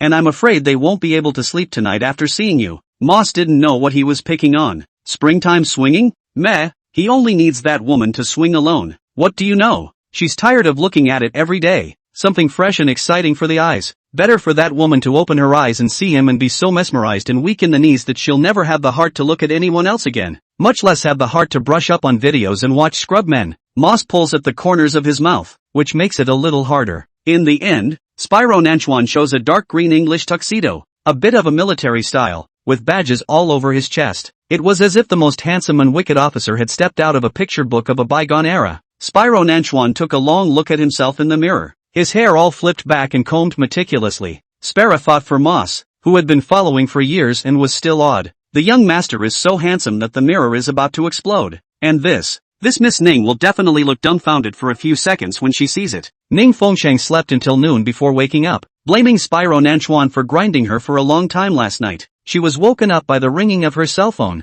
The two oldest members of the Ning family wanted to see her and insisted that she go back to the old mansion. Her body was sore and limp, and it was a good thing he had been much gentler last night and had rubbed her ointment on her immediately after finishing. She wasn't as miserable today. Lunch table. Ning Fengsheng, say that again. Clang. The fork landed heavily on the dinner plate. When Spyro Nanchuan's face changed, the atmosphere of the entire restaurant became stagnant, and the servants didn't dare to move. I'm going back to the old mansion this afternoon, so don't follow me. Ning Fengsheng took a sip of soup. I'll be back before dark. What do you take me for? Spyro Namikawa's jaw tightened. He'd been changing clothes all morning, doing his hair, and making himself look handsome. But this woman has not looked at him squarely since she woke up, and has not complimented him. Every servant's eyes glazed over when they saw him, and they couldn't move their feet when they walked. His self-confidence, it all collapsed with her. Young master made a special trip today to put off all his business just to accompany Miss Ning on her birthday. I'll let you accompany me for the rest of the evening, can't I?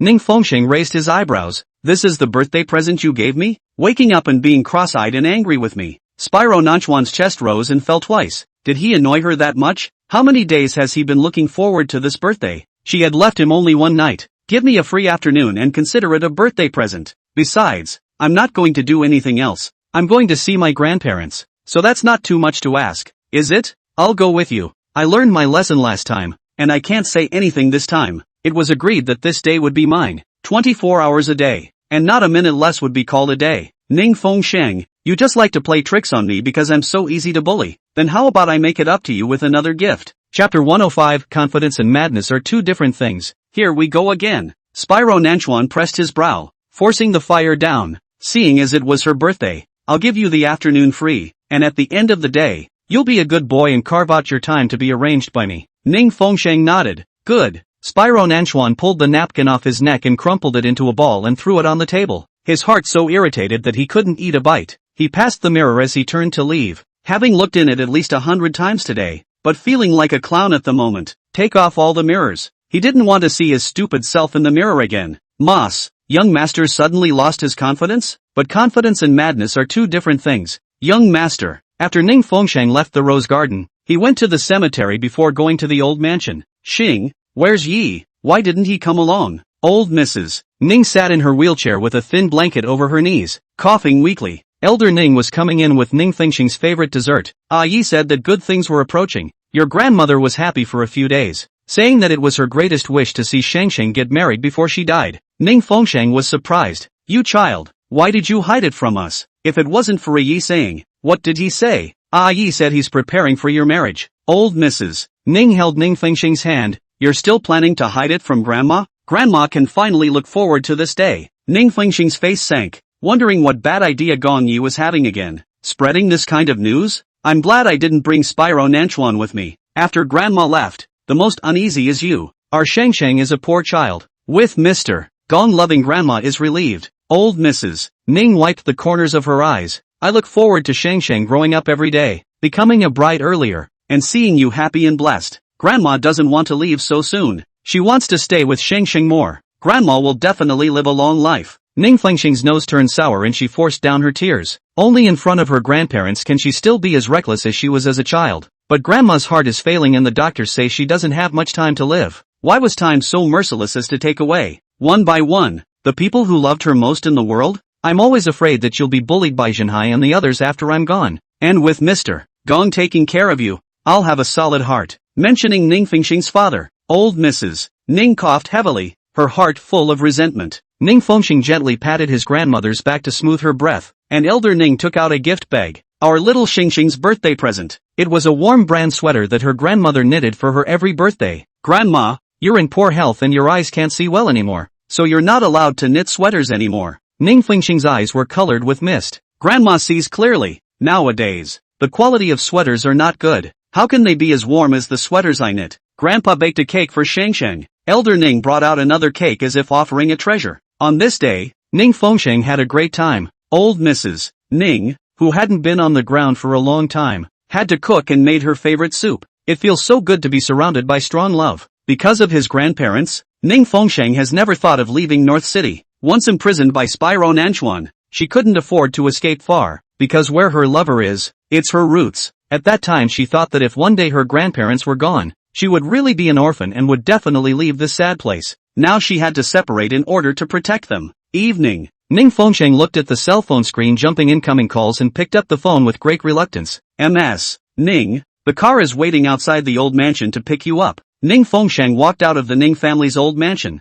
and sure enough, he saw a caravan parked under the banyan tree. Moss was dressed smartly and wore white gloves. Happy birthday Ms. Ning, please get in the car. Spyro Nanchuan sat in the car, his two long legs crossed, his hands scratching his tablet, seemingly in a bad mood. Ning Fengsheng bent down to get into the car and carefully placed the gift from his grandmother and hid it under his feet for fear that he would see it. No one is going to touch your junk. Spyro Nanchuan gave a cold giggle. He clearly didn't look at her, but he knew every little move she made. Ning Fengsheng glared at him. You followed me? Miss Ning went to the cemetery. How not to let the young master accompany? Come to see the two old people in the Ning family also have to come alone. The young master is very sad. Moss got into the passenger side, and the caravan started. These things, it is more meaningful for the young master to accompany you. Noisy. Spyro Nanchuan coldly grimaced. Shut up. Ning Fengsheng glanced at him. Accompanying her on her birthday? Who's that smelly face for? He suddenly and violently removed his tie and blindfolded her. Ning Fengsheng fell into darkness before her eyes and clutched his sleeve. Black. Is this bit of blackness worth being afraid of? Spyro Nanchuan shouted fiercely. No picking. What's with the blindfold? It's so mysterious. But Ning Fengsheng has already received many expensive gifts from him and has experienced all kinds of surprises. Even if he played up tonight, she'd be in waves, and have to go along with his surprise or the man will put on even more of a stink face. Ning Fengsheng sighed. In fact, she didn't need these rituals at all. Arriving at her destination, she couldn't walk with her eyes blindfolded, so naturally she was carried in the arms of Spyro Nanchuan.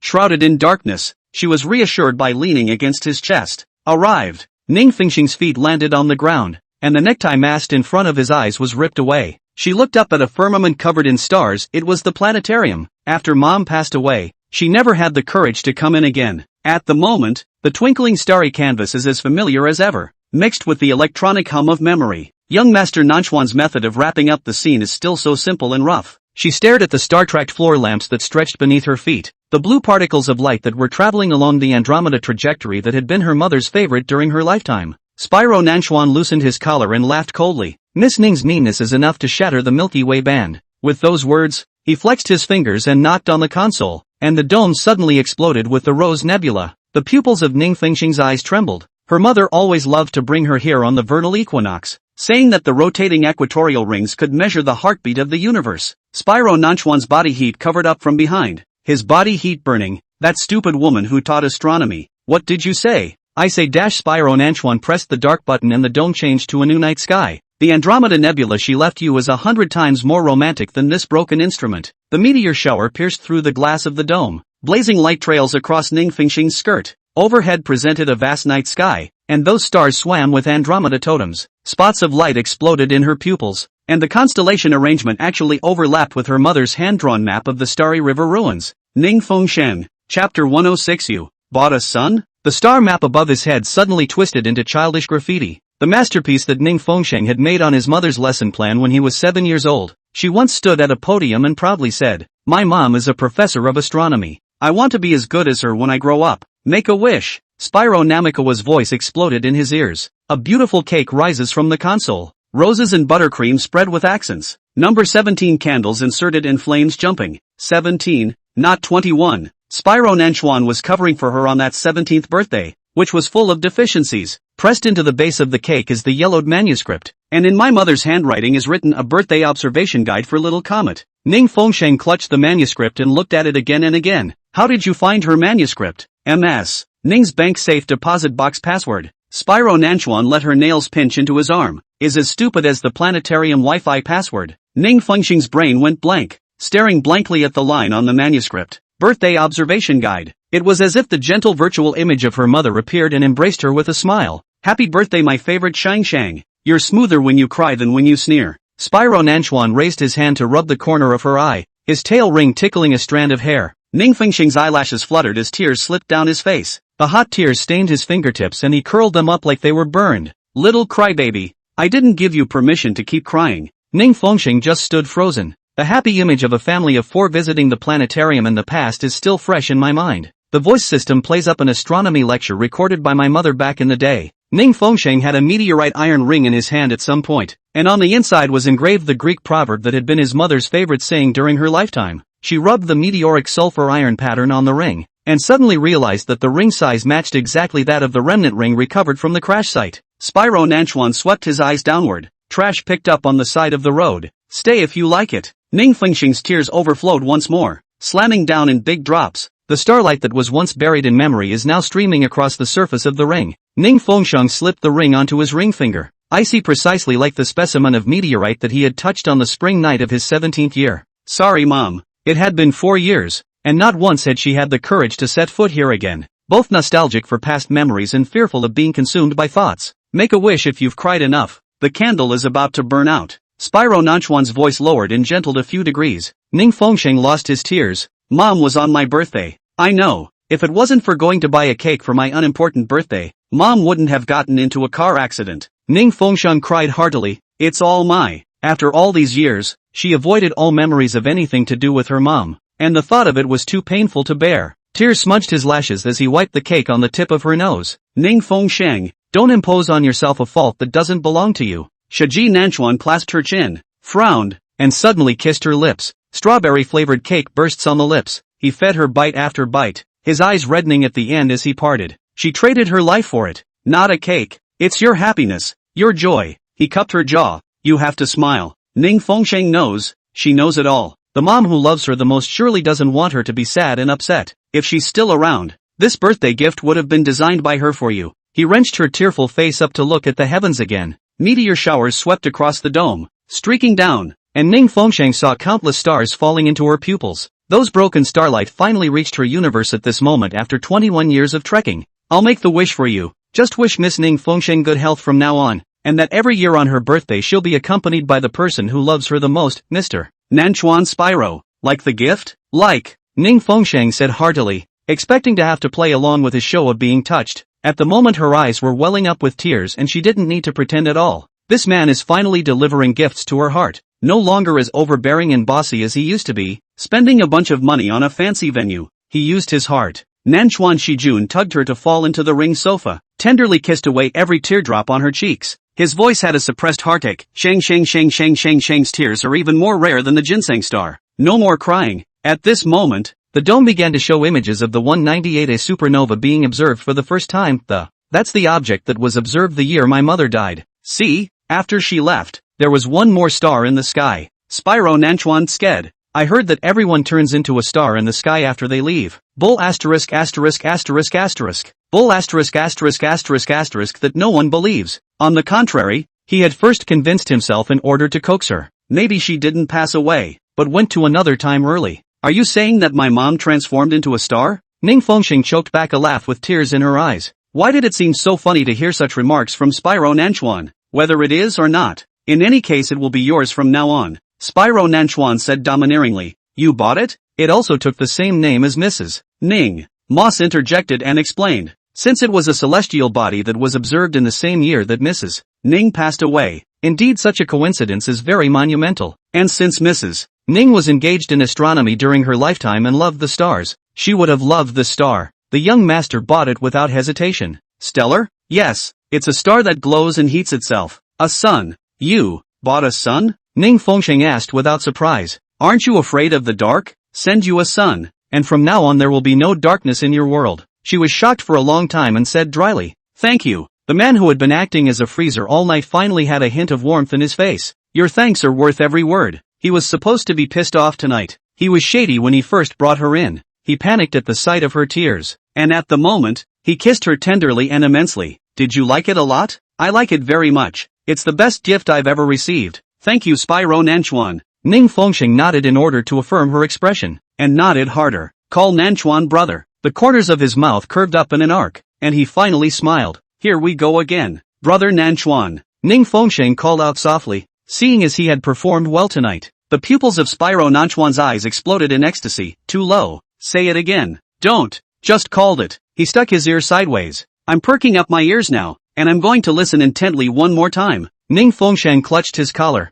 probed over, and kissed him on the lips. Chapter 107, A Special Gift. Spyro Nanchuan's crimson lips grinned completely as his large palms wrapped around her waist. Want to see that son of yours? Ning Fengsheng nodded his head. Mom didn't disappear from this world, but turned into a star. In the future, she will have a place to send her thoughts, and she can look to the sky when she misses her mom. Spider Nanchuan adjusted the telescope and took Ning Fengsheng to observe the starry sky for a long time, and also checked out that sun. Being so far, far away, it looked like an unobtrusive bright spot. Young master also has a special gift for Miss Ning. Moss handed over a gift box. And a present? That's enough surprises for tonight. This one is even more surprising. Ning Fengsheng didn't believe it. There was no way she would ever receive a better gift than this. Open. Spyro Nanchuan gathered her slender waist, actually looking forward to opening the gift box even more than she was. Ning Fengsheng smiled as he unwrapped the ribbon and opened an exquisite blue velvet box, which held a round celestial body. the black outer ring flaring with deep blue, radiant and fascinating. Does Ms. Ning see it? The man cupped her chin and turned to him. At the moment, his blue-black pupils seemed like brilliant planetary bodies. Can't you recognize it? It's the same color as your iris. Ning Fengxing knew the first time he saw the celestial body. Miss Ning has a good eye. This one is a miniature sun modeled after young master's eyes. Moss breathed a sigh of relief. It was fortunate that Miss Ning recognized it, or else a certain president would be depressed again. A miniature sun? It's a sun? Ning Fengxing carefully took the sphere out. It glows when it's energized, and the state simulates a 198A supernova. A 1-to-1 simulation. Moss replied, but the temperature of the sun is too hot, so the heat doesn't reach it, and the brightness isn't as blinding. Spyro Nanchuan grabbed her hand and pressed it to the fingerprint lock on the base. The sphere instantly emitted a coronal halo. Kinda like a little sun. Ning Fengxing reached out and touched it, and the sphere extinguished into a blue-black astral body. She touched it again, and the sphere blossomed into a million shining lights again. In the future, Ms. Ning will bring her own little sun when the power goes out. Moss teased and smiled. Too small? I'll have Mooney Labs build a bigger one. Where do I mind? This is just the right size to carry around. Ning Fengxing gazed at the sphere's flowing light and saw that his mother's English name, Cecilia, was engraved on the base. Nanchuan Spyro was so thoughtful. She doesn't even have to look up at the sky when she misses her mom. This sphere also has a projection function, recording some memories of Miss Ning and Mrs. Ning's pleasant times. Moss reminded, when Miss Ning is alone, she can play it alone and watch it slowly. Ning Fengxing was even more touched. So detailed? You went to the Ning house and found it? Who can stop me from what I want to get my hands on? Spyro Nanchuan pinched her nose and tugged. Ning Fengxing zipped into his arms, her tear-stained little face rubbing against his chest. Spyglass Nanchuan, I loved tonight's gift so much. Loved every single one of them and they all made so much sense. And? Spyro Nanchuan asked in a muffled voice. And? Ning Fengxing thought for a moment, looked up at him and said, you're so handsome today. I like it too. Nanchuan Shijun tensed up all over his body. His jaw tightened in a line, and only after a long time did he stifle his voice from his chest. I thought you were blind and couldn't see, but it turns out you can see? Moss smacked his lips. Young master just laugh out loud, holding it in too hard. Of course I saw it. I woke up in the morning. You got all dressed up for my birthday? You saw it early and turned a blind eye? Ning Fengxing. Nanchuan Shijiajuan gritted his teeth. She clearly knew exactly how to make him happy. She just had to hold his emotions. Don't put on a stinky face if you're so handsome. Ning Fengxing pinched up his cheeks. You look good when you smile. Spyro Nanchuan. Really? I like to see you smile. Ning Fengxing's eyes widened. Will you smile more in the future? Don't move and lose your temper. Which woman is always making me angry? The corners of Spyro Nanchuan's mouth hooked up. If you want to see me laugh, say something I'll be happy about. I just complimented you. Isn't that enough? Not enough. I want to hear good things for the rest of my life. Ning Fengxing's voice choked slightly as he instantly fell out of his dream into reality. Her original plan was to leave after this birthday. However, at this moment, seeing Spyro Nanchuan's sincere face, her heart tugged and ached. I would like to go to the washroom and wash my face. You run away when I tell you to say something nice. Ning Fengxing, you're so good. Ning Fengxing held the Cecilia sphere and fled away in haste, his head hanging deeply, his mind complex. Young master, you're making Miss Ning shy. Spider Nanchuan looked at her escaping back, his red lips pulled up, and his smile was deep, deep. Moss looked at the smile and froze in amazement. He had been by the young master's side for many years and had never seen him smile so purely and happily, shining brighter than the sun's rays. Ning Fengxing stood in the washroom, slapping his face with cold water. The scales of the heart tilt. She couldn't imagine how devastating it would be for him after she left. Her cell phone vibrated in her pocket. She pulled it out and looked at it. There were a few missed calls from the second oldest member of the Ning family. The latest to jump is a strange phone call. Ning Fengxing thought it was the second old man and immediately picked up. Hello? Show, blackballed me? Gong Ye's voice poured down like a tub of cold water. The smile at the corner of Ning Fengxing's mouth froze, and he coldly lowered his face. About to hang up the phone, he immediately said, you don't even want the two oldest members of the Ning family? Have a fart. I got them to live in a more tranquil environment, which is conducive to the health of the elderly. Gong dog, I'll kill you. Moving back to the Ning family from May Garden. You're my fiancé. How can you keep living with another man? Gong Yi said lazily, if you haven't left by tomorrow, I'll give you a hand and have Nanchuan kick you out. Ha, he's capable of getting Spyro Namchan to kick her out? By spreading false rumors about their marriage? Whatever it is, Miyabi is mean and sinister and definitely can't hold his farts. My grandparents, they'll be there on our wedding day. Happy birthday, Shang Shang. Gong Yi smiled and said, I will accompany you on your birthday every year from now on. Ning Fengsheng was trembling with anger, and before he had time to curse, this grandson had already hung up the phone. I was in a good mood, and it was all spoiled by the phone call, but Gong Yi's call woke her up. With this dog, she and Nanchuan Spyro can't be good. The man had a fiery personality, blew up at the slightest point, and had no trust in her. Chapter 108, I'm not worthy of my status. After leaving the planetarium, Ning Fengsheng's interest is not too high. Several times Nanchuan Spyro spoke, she was distracted and did not hear. Spyro Nanchuan's thin lips pursed into a line as he saw her looking out the car window in a daze. The neon flickered and flashed outside the window, flashing him. Tired? He pulled the woman's body over and encircled her in his arms. Ning Fengsheng sniffed the scent of his body and zipped her little face into his arms, breathing greedily. She actually couldn't leave him. The passport documents will be ready tomorrow. And according to the original plan, she was to kill Gong Yi before escaping. But with grandparents and brother in his hands, plans change. She was going to flee abroad and hide for a few months first. With her gone, Gong Yi's threats wouldn't work. When he released her grandparents, she'd sneak back and knife Miyabi. That man is insidious and cunning. She hit the grass to scare the snake. At present, want to find the opportunity to strike is indeed quite difficult. We can only hide for a while. Returning to the rose garden, Ning Fengsheng washed his face and reviewed his plan again, and was in a better mood. The black shadow of Spyro Nanchuan suddenly loomed over her. Where's the gift I sent? Ning Fengsheng froze. Oh no, you forgot? Spyro Nanchuan's fingers stiffened. In the car. Forgot to bring it up. Ning Fengsheng, how dare you forget? Nanchuan Shijun was so angry that he grabbed her and shook her. Didn't you say you really liked this gift? I do love it. Just went off thinking about things. Thinking about what's going on. You can forget to take a gift from me? Spyro Nanchuan radiated displeasure all over his body. Don't be mad. It's just that I'm thinking of my mom and I'm a little sad. Spider Nanchuan, however, glared at the paper bag beside Ning Fengsheng. That old thing gave you a gift, but you remembered to take it. Really just picked it up in passing. As soon as he snatched the paper bag, Spyro Nanchuan took out a beige cashmere sweater rolled in a cloud pattern. Thought it was something precious, just a regular sweater. I've known this stitch since I was 7 years old. Spyro Nanchuan giggled coldly, his voice sour, and I can knit 10 in 3 days. Ning Fengsheng took the sweater back and carefully put it into a paper bag. Just bragging.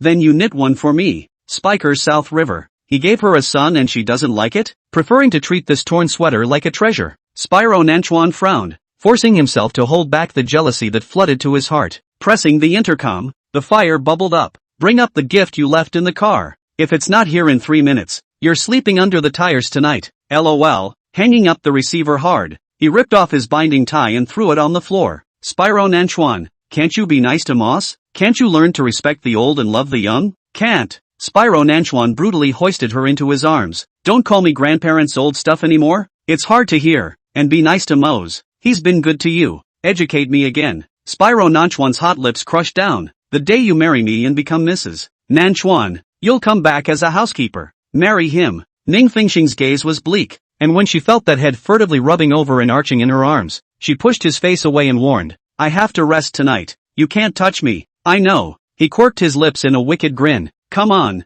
Speak properly. Ning Fengsheng's face reddened. How come you're not talking properly anymore? You understand yourself. Ning Fengsheng pounded his chest, and he purposely bit his voice heavily when he said a certain word. Ha, Ning Fengsheng, you're pretty on the ball after following me. Too lazy to care about you. I'm going to take a shower. Ning Fengsheng escaped from his embrace into the washroom, her heart aching vaguely. This is likely to be their last night. Tomorrow she is leaving. After she killed Miyabi, she was a murderer and had no future. Don't want to go that far. Just take a step. After shedding many more tears at the planetarium, Ning Fengsheng's eyes were sore, and after taking a shower and climbing into bed he quickly fell asleep. Late at night at 3 o'clock, she got up to go to the toilet, and she didn't see Spyro Nanchuan, but the connected study was leaking light. Pushing open the door and bumping into the wool rolling all over the floor, Spyro Nanchuan was deep in the woolen sofa that had been twisted into a ball, and 5 maids were in a semicircle with iPads, the screen playing a knitting tutorial. Young master, the 3rd needle should be pierced with a small hole. Annoyed, he yanked off the errant knitting wool and smashed it open, choking off 2 needles. Hell, you can't even teach basic stitches? Young master, we taught. It's you who can't learn. Moss warily handed over the stick needle. Young master, should we let the Milan artisan?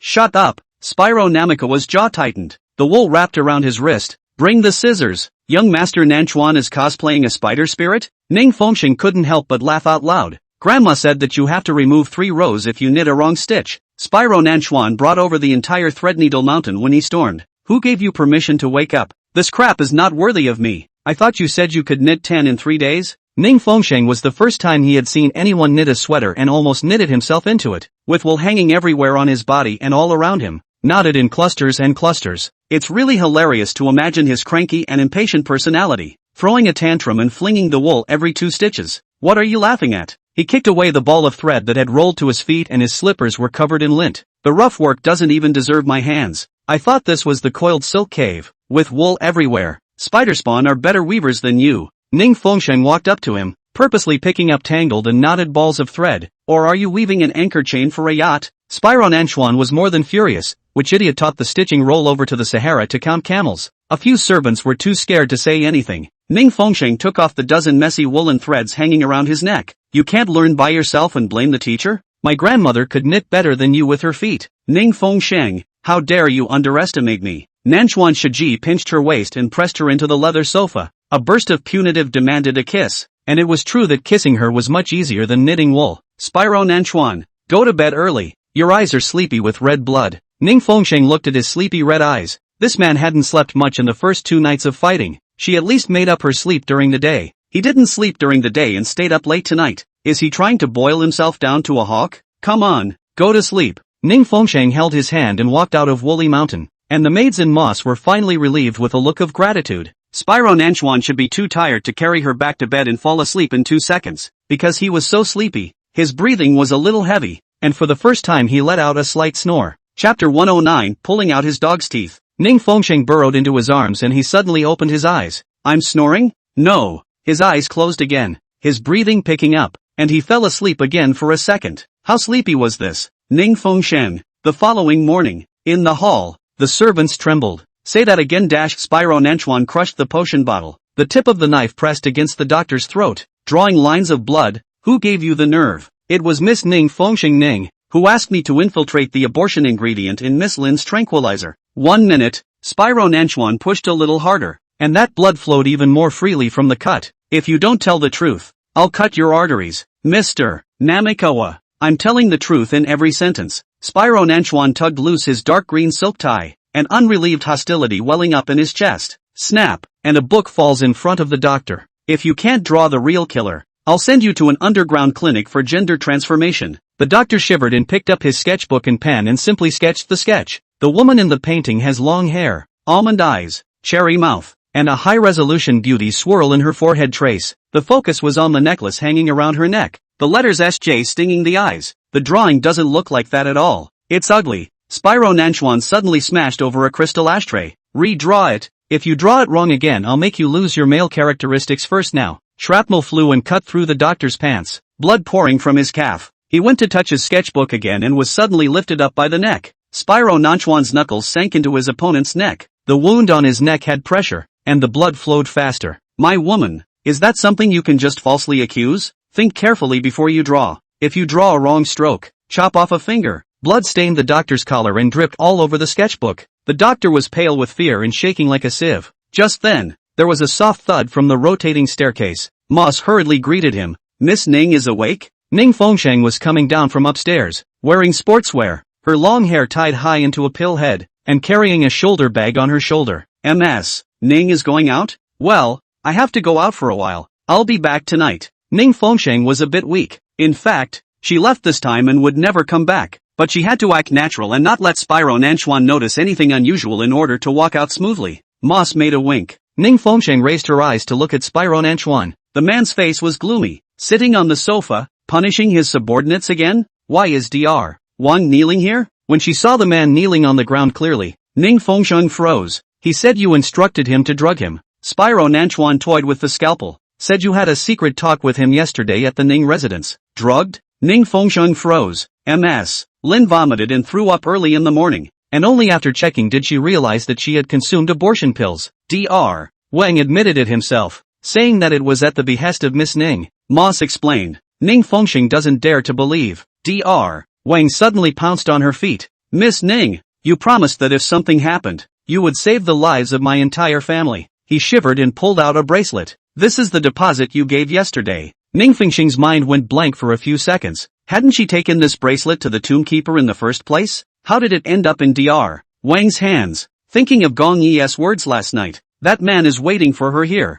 Yesterday we agreed. Dr. Wang begged bitterly. You promised to let my son into the medical association when it was done. Shut up. I didn't say that. Ning Fengsheng said in annoyance. I did see you yesterday. But you were giving Grandma a foot massage. We only talked about Grandma's condition. Spyro Nanchuan got up and walked over, strangling Dr. Wang's hand. Your dirty hands are worthy of touching him? Ah, Dr. Wang suddenly screamed miserably. Spyro Namikawa strangled 3 of his fingers with the grace of a cigar trimmer. The doctor curled up and fell to the ground in pain, but he was still muttering. Miss Ning, why don't you admit it? Spyro Nanchuan's pupils tightened as he pressed Dr. Wang's head and escorted it into the ice bucket. Sober. Melted ice mixed with blood splattered his black handmade shirt as he asked in a low voice. Who is it? Any more nonsense and I'll pull your teeth out of this mouth. It's really Ms. Ning. Spyro Nanchuan grabbed the back of the man's neck and threw it to the bodyguard. Pull out his mouthful of dog teeth. Barking is too unpleasant. Mr. Namikawa. Last chance. He flung open the platinum lighter box, the flames reflecting his cruel, bloodthirsty face. Several bodyguards pressed the struggling Dr. Wang, and one of them took out pliers from the toolbox and pried open the doctor's mouth to pull. Spyro Nanchuan, you should at least ask clearly before. Ning Fengsheng parted his face, pleading for mercy? Spyro Nanchuan took a hard drag on his cigar. He framed you and you still speak for him? No, I just want him to tell the real killer. He's hard as nails and has to be tortured to get the truth out of him. You believe that it's not me? Ning Fengsheng asked in surprise. Spyro Nanchuan took a drag on his cigarette. You just said it's not you anymore. So it's not. Ning Fengsheng's body swayed heavily for a moment, and a never-before-seen surprise exploded in his chest. The kind of trust that doesn't ask for a reason fills her with a sense of security. You were the one who said that I should learn to trust. Spyro Namikawa smiled to himself. I'm learning. How's that going? Ning Fengsheng's lips moved, and his heart was suddenly filled with guilt. Sir Nanchuan had finally learned to trust her, and yet she was going to leave him alone and sneak away? She suddenly regretted it. Maybe if she stayed and made peace with it, he would stand behind her and help her along against Gong Yi. An abrupt cell phone rings. Instinct told her it was Miyabi's dog. Spyro Namikawa's gaze shifted down to stare at the beeping cell phone in her pocket. Of course he saw her in a going-out outfit and carrying a duffel bag. Going out? He asked, cigarette in hand. Seeing who? Palace dog? At the mention of Gong Yi, all of Spyro Nanchuan's calm and self-assuredness disappeared, and his eyes took on the light and fire of jealousy. I'm not going. Actually Ning Fengsheng wanted to explain something when his cell phone rang again. Spyro Nanchuan's blood-stained fingers reached out and pulled his cell phone out of her coat pocket. Since you're not going, I'll refuse for you. Spyro Nanchuan. He sneered, his long fingers pressing the answer button. Shang, you've done a good job. That evil bastard shouldn't be able to stay. But I heard that Dr. Wang was arrested. Are you okay? Move fast. I'll send someone to pick you up. Spyro Nanchuan's face suddenly became distorted, the pupils of his eyes scarlet and sobbing, and his entire person transformed into a raging demon. Ning Fengsheng, do I look like a joke to you? I'm not even as good as a 3-year-old retard. Chapter 110, All a Sign of Weakness. The rainstorm came down suddenly, washing over the rose garden Gothic rose window, and the crystal chandelier shook in a shock of thunder. Dr. Wang wailed and suddenly fainted. The smell of blood in the air. It wasn't me. Ning Fengsheng's back stiffened, tilting her head back to look directly into the scarlet eyes of Spyro Nanchuan. If I say that all of these things were done by Gong Yi alone, that he set up a trap for me just to frame me, do you believe me? Spiker Nanchuan swooshes with a beastly aura. Spyro Nanchuan, you've promised to take that baby out as soon as I'm pregnant, so why should I do more than that? Because you can't wait to stay with me, and every second of it makes you sick. His raspy voice rolled in his throat. Ning Fengsheng laughed miserably. In his eyes, she loved Miyabi to death, and had been working for Miyabi all the time, and he treated them as if they were in cahoots. Dr. Wang's perjury plus Gong Yi's phone call plus Nanchuan, who is paranoid by nature equals guilty as charged. For every piece of incriminating evidence, she had no explanation, and he wouldn't believe it. Reason? He tugged at his lips in a sneer. The reason he set you up? Gong Yi wants to marry me, want to force me to leave you, so away from our feelings. This reason is true, but when she said it, she even knew how untenable it was. Spyro Nanchuan reached out violently and grabbed her by the neck. You could have made up more seamless reasons to fool me, so why are you being so lame? Is it because I'm not worth the elaborate lies you're using against me? I'm not lying. Ning Fengsheng, in your eyes I don't have any intelligence at all. I'm the biggest idiot in the whole world for you to not even make a draft? Thunder flashed across the stained glass, casting a demonic blue on his face. His deep profile tightened into a knife-edge shadow. I have never taken you as a fool. You are very smart. Nanchuan Shurji, you are just a bit grumpy, and you can easily lose your mind. You think about it. No need to use your eyes. Use your heart. Can't you feel my feelings for you at all? The corner of Ning Fengxing's mouth pulled through the bitter taste. Feel what? Spyro Nanchuan asked sarcastically. Is it the fact that you drugged him and crawled into bed only a few days ago? Or the fact that you betrayed me and dealt with me in those gimmicks over and over again for his sake? He wants to marry you? It's you who's crazy for wanting to marry him. Ning Fengxing choked and coughed a few times. I didn't drug him. That night it was him who drugged me. He wanted to sleep with me. I wasn't thrown out by him. It was me who escaped and jumped off the ledge. MS. Ning ran to his evening appointment not to spend the night together? The sarcasm in his words was like a knife in her heart. I stabbed myself in the thigh with a brooch to keep him away. You know. Surveillance shows that you stabbed it to keep it away from the ugly men who were molesting you. What about the surveillance in the box? Didn't you check it? That's Mr. Miyagi's turf, and the surveillance in that room is all torn down. Moss watched the pair bicker again. Anxious. Ning Fengxing was silent for a moment and said, I wanted to kill Gongyi, and when you heard that, you would definitely laugh at me and not believe me. But one day he died. Killed by my own hands. It wasn't until that day that you could believe that I, Ning Fengxing, had never lied. Spyro Nanchuan, you said you learned to believe me, but you never believed me at all. And every word I explained became sophistry. But I don't blame you.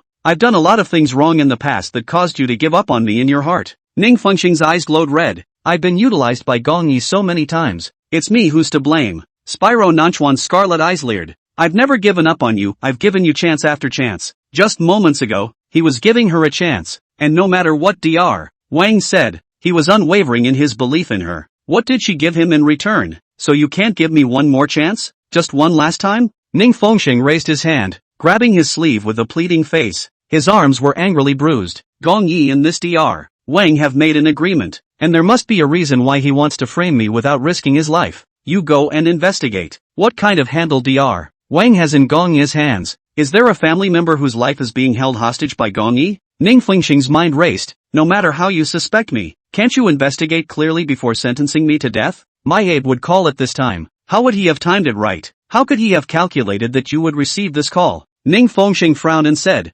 unless Wang has been bugged since he was brought in. Gongyi heard every word of our conversation. Spyro Namikawa's thumb pressed against her throbbing carotid artery. What did you say? Search Wang. There must be a listening device on him.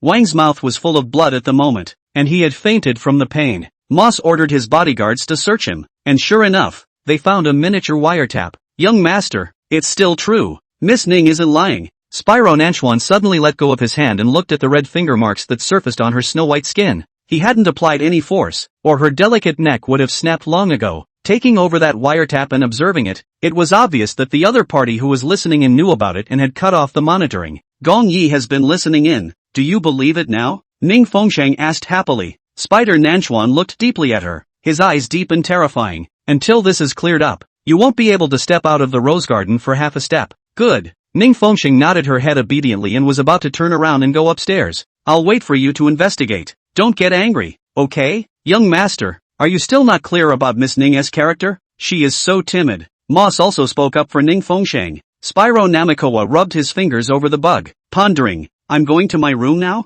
I'm not leaving until the investigation is clear, okay? Ning Fengxing said obediently, and was about to turn around and go upstairs when the duffel bag behind her was yanked. Spyro Nanchuan's long hand hooked around the strap of her bag, his face cold. Give me the bag. Ning Fengxing's shoulders shook. What do you want the bag for? Check. There's nothing in there. Even if the wiretap is Gongyi's handiwork, who can guarantee that you are not accomplices? Spyro Nanchuan gazed deeply at the panic on her face. Aren't you going out to meet him? I'd like to see what you've brought with you to meet him. Spyro Nanchuan, I've said I didn't have to meet him. Ning Fengxing's eyelashes fluttered slightly as he tightly shielded his backpack. Don't do this. Give it to me. Don't make me do it. Spyro Nanchuan's voice rasped for a few moments. This nervous look of hers gave away even more of her bottom. To Spider Nanchuan, it was all a sign of weakness. Chapter 111, Goodbye Spyro Nanchuan. What's loaded? So afraid of being seen by me? He simply yanked off the bag chain. Inside the bag, besides Ning Fengxing's belongings, there was also a birthday gift from him. A sweater purely hand-knitted by old Mrs. Ning.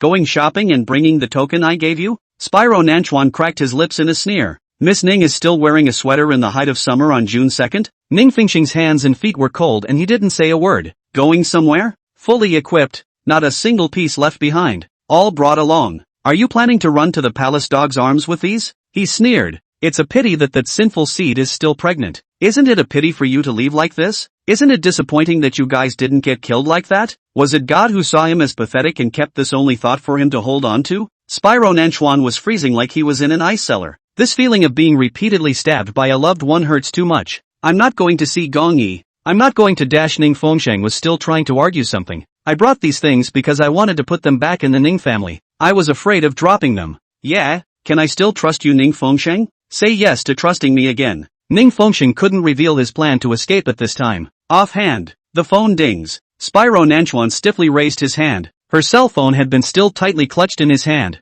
seething with sweat. Just one glance was like being struck by lightning. He stiffened and scratched the screen, tapping in to read the message for a long moment. Then the smile on his lips became even more terrifying, scarlet like a demon that had just licked blood. Flight at 3 p.m. to New Zealand, and a new identity. Ning Fengsheng's mind went blank, and in an instant he was struck with a death sentence, and it was useless to say anything. Ms. Ning is going shopping that far away? He clutched his cell phone with a burst of maniacal laughter. Ha! Ha ha ha ha ha. That laughter mixed with the occasional blasts of thunder outside the window was frightening. Moss was scared straight back. The young master's smile was sly and scary. It's more scary than him smashing things in a fit of rage to get out of the fire. Spyro Nanchuan laughed as his tall form arched up and pressed his hand to his chest before clenching his fist and pounding it down hard. Damn! This broken heart was starting to ache insanely sharp again. How does it have the right to hurt? What right does it have to hurt? He slammed his chest ferociously, like he was trying to break that heart. Ning Fengsheng was also stunned. Spyro Nanchuan,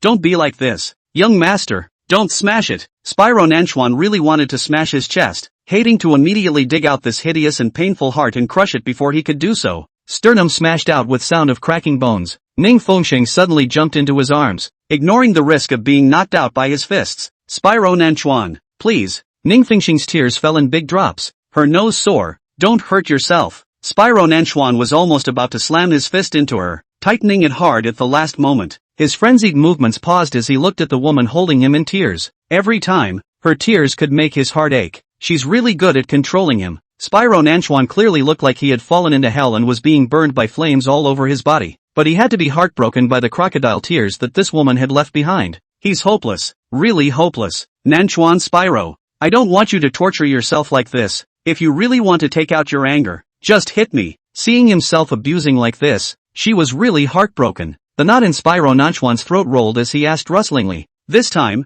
how long will it take to go? Ning Fengsheng was trembling, tears flowing one after another. Going to New Zealand, with Gong Yi, to leave me behind forever, aren't you? There's no my Abe, there's only me. There's only me. I stopped loving him a long time ago. I was planning to leave, but to escape from Miyabi. I'm sorry Spyro Nanchuan, it's all my fault. Thunder rolled and shook as if the sky would fall. Spyro Nanchuan embraced her, his face pained. I don't love Gong Yi. I don't love him, do you believe me? Ning Fengsheng, would you love someone twice? Spyro Nanchuan laughed oddly. I would. I had already said in my heart that I would hate you, forget you, and never love you again, but you appeared in front of me again to shake my eyes. His face twisted in pain. Not only twice, 3 times, 4 times, my life is over. I will repeatedly fall in love with you, woman. Ning Fengsheng's heart ached violently, and this moment felt so sinful to her. You say you don't love him anymore and that you will love him again. After all, you loved him for so many years. No, I lost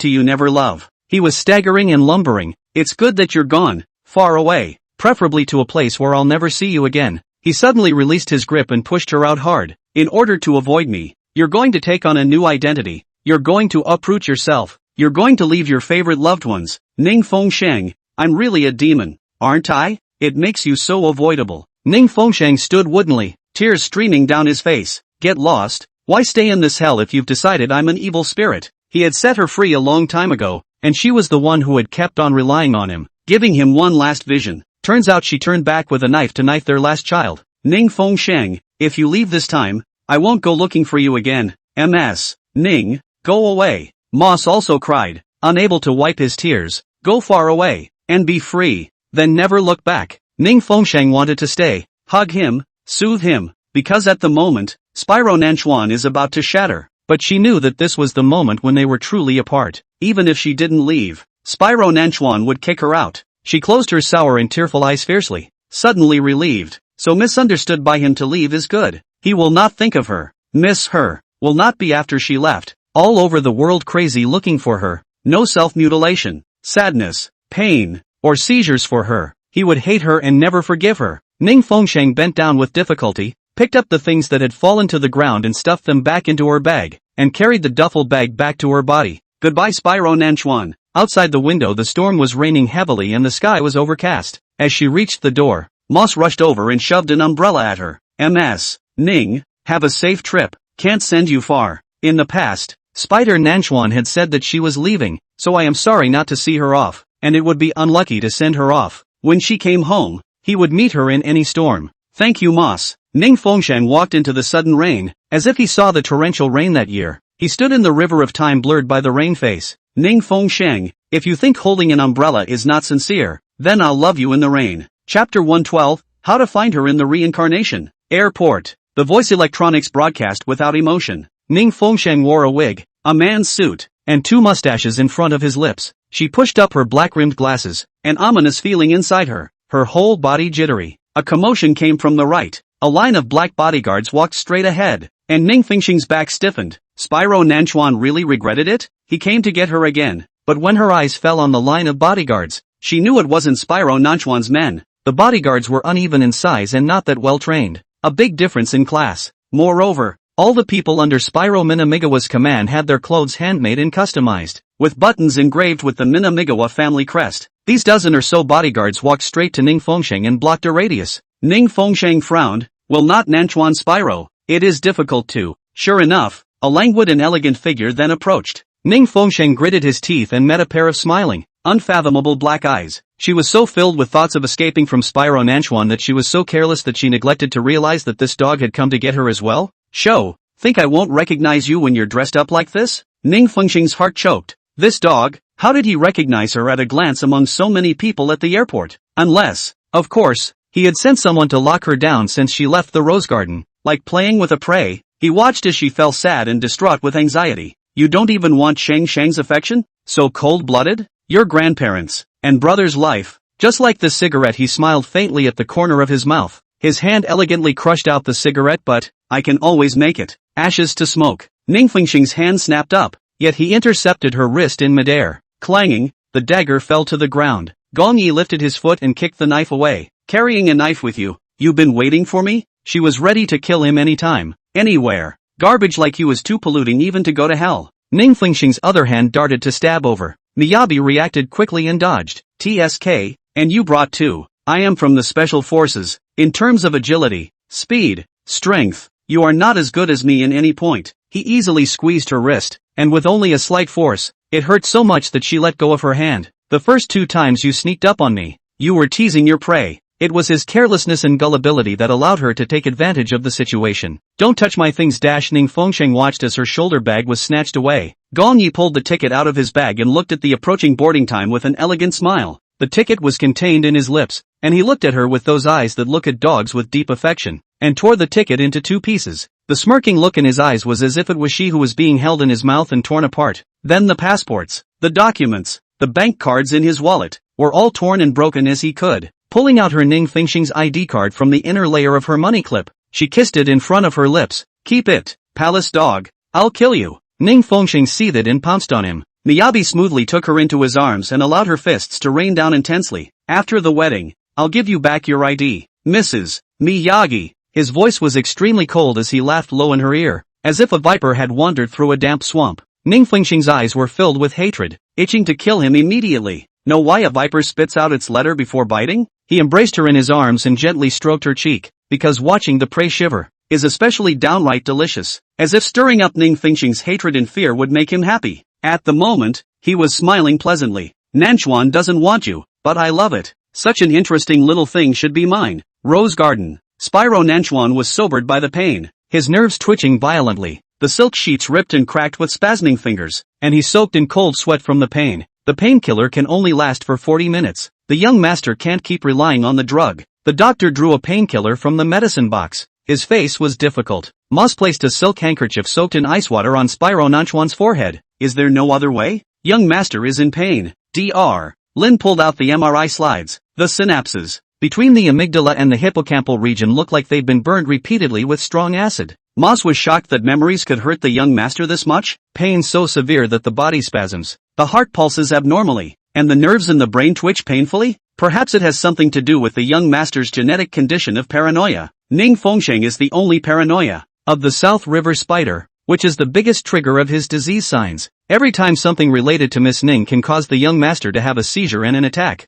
it is a disease in the true physical sense and a type of mental illness. Now that Miss Ning is gone, the young master's body can't take it. Then how to be good? Moss looked at the young master's neck, floating veins of green veins. Anxious and sweating. Young master, nerve headache only triggered by high fever. Hanging drops cannot come down. Injections and medicines are useless. Oblivion surgery. The doctor was silent for a moment and said, the crux of young master's problem is inner pain, and to completely eradicate it, the only way is to erase all the painful memories. The newly developed MRI-guided focused ultrasound can cauterize specific neural pathways in the hippocampus. The hippocampus governs human memory. The only way to forget is to tinker with the hippocampus area. All memories? Moss asked in a shaky voice. All memories, good and bad, forgotten? Of course, after the operation, the young master will retain his language and cognitive abilities. Just the memories about specific people will be forgotten. Moss didn't dare make a sound. People suffer because they have had happy memories. The happier you are, the more painful the loss will be. Young master, you heard? Moss looked at the man's half-closed brow. Nanchuan Spyro was sweating like a pig in pain. Even the quilt was soaked through and has been changed several times. Medicine, he ordered in a low voice. You've had 3 analgesic injections already. The medicine contains marjoram, which has an addictive component. Spyro Nanchuan's scarlet and horrible eyes shot out. The doctor didn't dare to be disobedient. Injecting the 4th analgesic and using tweezers to hold the blood-stained cotton. He tried to take out the earring in the young master's palm. It was the one that had fallen on the ground when Miss Ning had left the May garden 3 days ago. The young master just clutched it in his hand, and it was actually embedded into the flesh and blood. Or, just do what the doctor said and erase the memory. If I dare to forget. Spyro Nanchuan laughed coldly, the cold light reflecting on his sickly handsome face. Forgetting all about her. How can I find her in reincarnation? Moss moody. Young master, it's impossible for you two to be reincarnated in this life. So what do you care if you don't recognize each other? Chapter 113, Never have offspring. Young master should not still consider. Don't do it. This paranoia of yours shouldn't even be in love with anyone. This agonizing torment is so long and mentally fraught that you'll end up half crazy like your lordship. Shut up. Spyro Nanchuan suddenly had to sit up and stormed. Where's that scarf? Young master is covered in sweat. Sleep still tied scarf. I'm afraid you strangled uncomfortable neck took off. It's June, and even though the room is centrally air-conditioned, it's not appropriate to wear a scarf. Bring me. Lie still, young master. I'll bring it to you in a moment. Moss carefully removed the scarf from the hanging rack and held it over. Spyro Nanchuan wrapped the scarf a few times around his neck and tied it, as if Ning Fengsheng's soft arms were wrapped around him. Filled with a sense of security, he stroked the scarf fiendishly, a self-deprecating sneer pulling at the corners of his mouth. Liquid dripping from the corners of his eyes as he turned his face sideways mixed with sweat and swallowed away. Moss sighed, turned around to receive a phone call, and said incredulously, Miss Ning didn't even leave? Spyro Nanchuan opened his eyes again. She went back to the Ning family with Mr. Gong. Half a month later, on the English sofa, Spyro Namikawa's knuckles glowed with a morose greenish-white color. The church relief on the edges of the hot-stamped invitation twisted and distorted in his palm as if it were the grinning fangs of a messenger from Hades. Miss Ning's wedding is scheduled to be at St. John's Cathedral, the same church as your wedding, with Miss Lin. Moss's voice caught in his throat. Spiker Nanchuan leaps overboard and sneers. A wedding? Her and the palace dog? Saying something about going to New Zealand, with a new identity and airfare ready. She had temporarily backtracked on staying behind, preparing for the wedding under his nose, and had the nerve to send him a new wedding invitation. Young master, should we blockade that church? Moss asked warily. Bang! Spyro Nanchuan's fist slammed heavily on the table. Blocking her and not getting married? Did Ning Fengsheng go wherever he got married and he blocked it? This is the image the surveillance team sent back this morning. The bodyguard held his breath as he handed over the tablet, and in the screen Ning Fengsheng was adjusting the bow tie for Gong Yi, tiptoeing gently. Spyro Nanchuan suddenly let out a low laugh as the invitation shattered into two in his hand.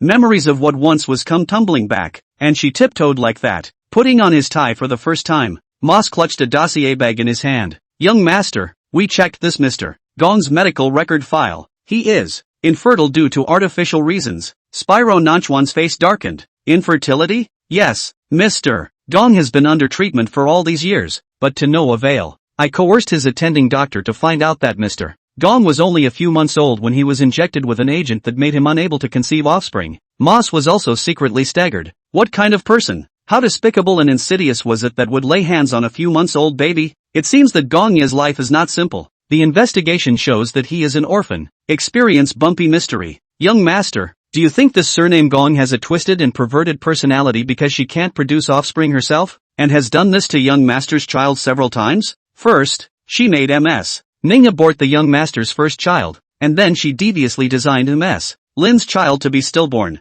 Otherwise, what deep hatred does the young master's child have with Gong Yi that warrants him to do it again and again? Spyro Nanchuan looked at the data file and rubbed his brow. Gong Yi was infertile, which meant that Ning Fengsheng would never have offspring. She's not going to give that palace dog a bunch of retarded pups. Spyro Nanchuan was both grateful and furious. This dog deprived Ning Fengsheng of her right to be a mom. God damn it, does she know? She might have known better and preferred to stay with the dog and not have the baby. Spyro Namikawa annoyingly crumpled the information into a ball and picked up a pile of photos and flipped through them. These are all Mr. Gong's girlfriends. There are current, former, and have historically dated almost 100. Moss said breathlessly, I didn't expect this Mr. Gong to look elegant and considerate on the outside, but he is so flirtatious. I don't know if Ms. Ning knows about this. If all of Mr. Gong's girlfriends were called to the wedding site, this could make up a few tables of banquet. Spider Nanchuan threw the photos away casually. Those rouge and vulgar powder. A glance at it is not appetizing. Which one can compare to Ning Fengsheng?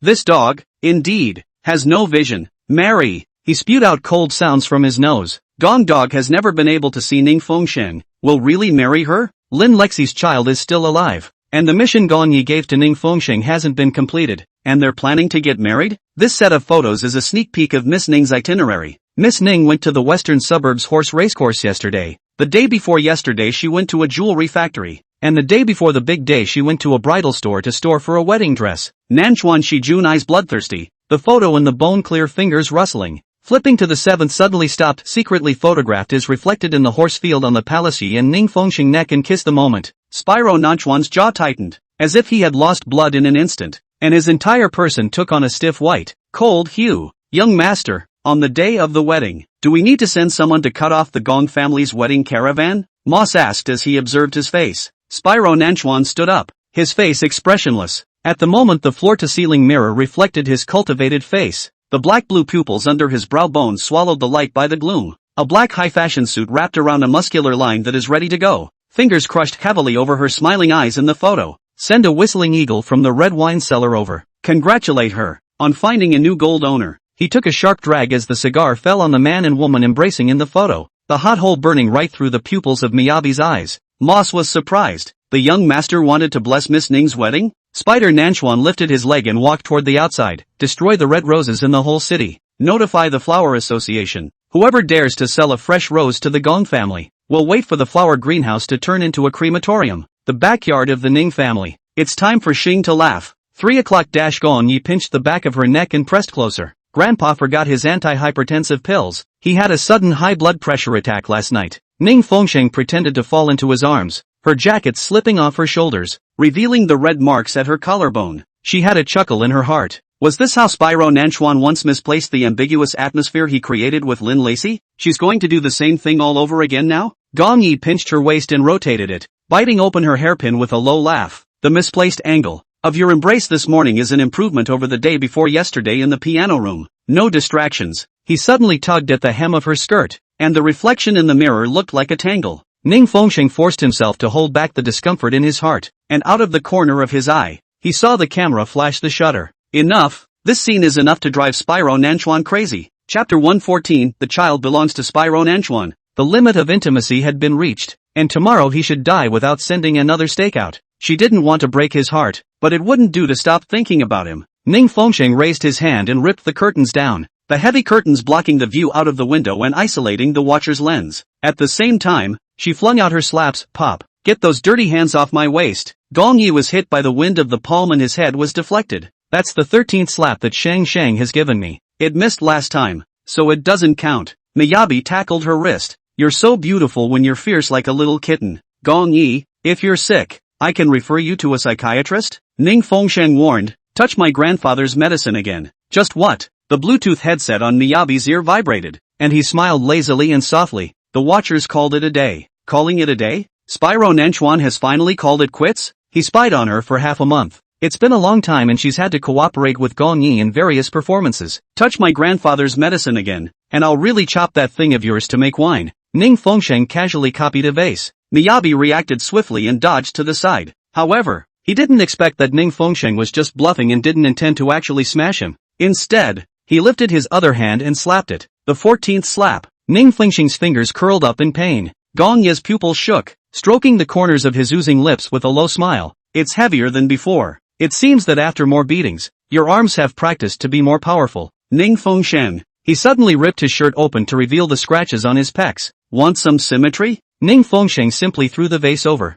Gong Yi dodged lightly and pressed her against the window, the dusk light rendering a warm halo over the two. I like it when you're spunky, and the spunkier you are, the better I like it. Ning Fengsheng rolled his eyes. He was again today. He really was a good bastard. Shang Shang, I forgot to tell you about our wedding invitations. I'll have someone send a copy to Nanchuan in the morning. I invited him, and I don't know if he'll come on the big day. Miyagi, why did you have to mess with him? I like it. Miyabi smiled and narrowed her eyes. Stealing his favorite thing, I'd love to see him cry in pain. This dog is really psychopathic and twisted, isn't he? Ning Fengsheng grabbed a ceramic ornament and was about to smash it when the door was knocked twice. Morning Mom's voice, Missy, a butler named Moss says he wants to see you. See? Gong Yi immediately straightened his collar and hooked a smile at the corner of his mouth. Nanchuan's dog is here. See? Why not? Ning Fengsheng. A moment later, Gong Yi walked downstairs holding Ning Fengsheng's hand. Moss stood in the parlor and said with a smile, MS, Ning, you didn't go to New Zealand?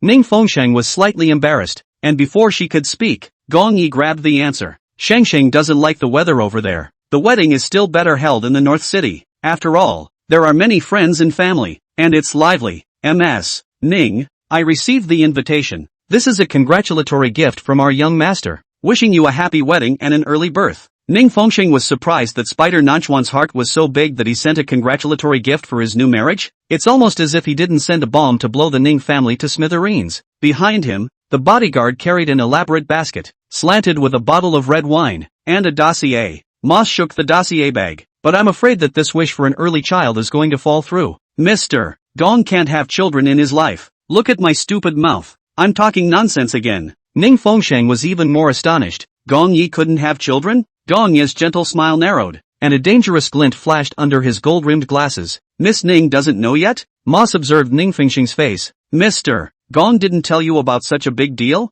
Ning Fengsheng's mind was complicated. If Gong Yi couldn't have children, then whose child was she carrying in her last life? Mr. Gong has been injected with an agent that kills sperm since he was a child. Poor thing. This is something that even a godly doctor reincarnated can't cure. Moose shook his head in mock regret and handed the dossier bag to Ning Fengsheng. MS. Ning will be getting married soon, so she should have the right to know. So you might as well take a look? Gong Yi's face was gravely serious. The usual elegant and calm disappeared. Thank you, Moss. MS. Ning, you should be careful with your life's events. Ning Fengsheng squeezed the dossier bag tighter, knowing that Spyro Nanchuan wasn't that kind. He was here to give a downward spiral. Miyabi couldn't have children, and if this was true, her child from her last life wasn't Miyabi's. Thinking about the time Gong Yi never touched her after the marriage, the only time, she was so drunk in the clubhouse, and then, having sex with men. Drunkenness, she did not know who the man was, only called him Gong Yi brother. Now that she thought about it carefully, that man's body temperature, touch, frequency, and the habit of caressing her were all the same as Spyro Nanchuan. He was the only man she ever had. Haven't compared how others are different, so don't really notice an anomaly. In retrospect, I realize how wrong she was. How is it possible to feel the exact same aura as Spyro Nanchuan on another man? The man from that night was clearly him. That child is Spyro Nanchuan's, and he's the one who had sex with her, where she couldn't see. Spyro Nanchuan had been silently watching her from the shadows. How else would he be able to come in and out of her customized box at will when she was drunk? In his last life, Gong Yi couldn't have children, knowing full well that the baby wasn't his. That's why he was so cruel to kick it to death. Coldness flooded Ning Fengsheng's back. I'm afraid that Gong Yi knew that the person who had sex with her that night was Sir Nanchuan, but didn't deny it when she mistakenly thought it was him. The insidious dog. By the way, before leaving, Moss said as if he remembered something. MS. Ning, borrowing this kind of game. It is the young master playing the rest of. The game has long been quite a study. Isn't it strange that there's not a single photo of a proper kiss? And the angles are all just right? I didn't expect Miss Ning to fall in love with this kind of game now, and to play it with pleasure, and it's hard for Mr. Gong to accompany him in his appearances. Ning Fengsheng, why is it that Spyro Nanchuan's brain is not smart enough at critical moments, but at times like this, he has grown an extra brain? After Moss left, Gong Yi grimaced and snatched the dossier bag, only scanning it a few times before viciously tearing up the information. Ning Fengsheng was not interested in anything about him in the first place, and faintly asked, "You really can't give birth? What? Pith wants to have a baby with me? That's great. Scum like you can't have little scum to plague the earth." Chapter 115, Victorian Love. Shang, without children, I have you and that's enough. Gong Yi cupped her chin. You can have my exclusive favor all to yourself. Is it because you can't have children that you hate the Namikawa family kids so much? You're wrong. He smiled. I hate all Nanchuan descendants. The person who injected you with the potion wasn't Spyro Namikawa. You should go after that person, who made him the heir to the Namikawa family. It makes sense for me to retaliate on him.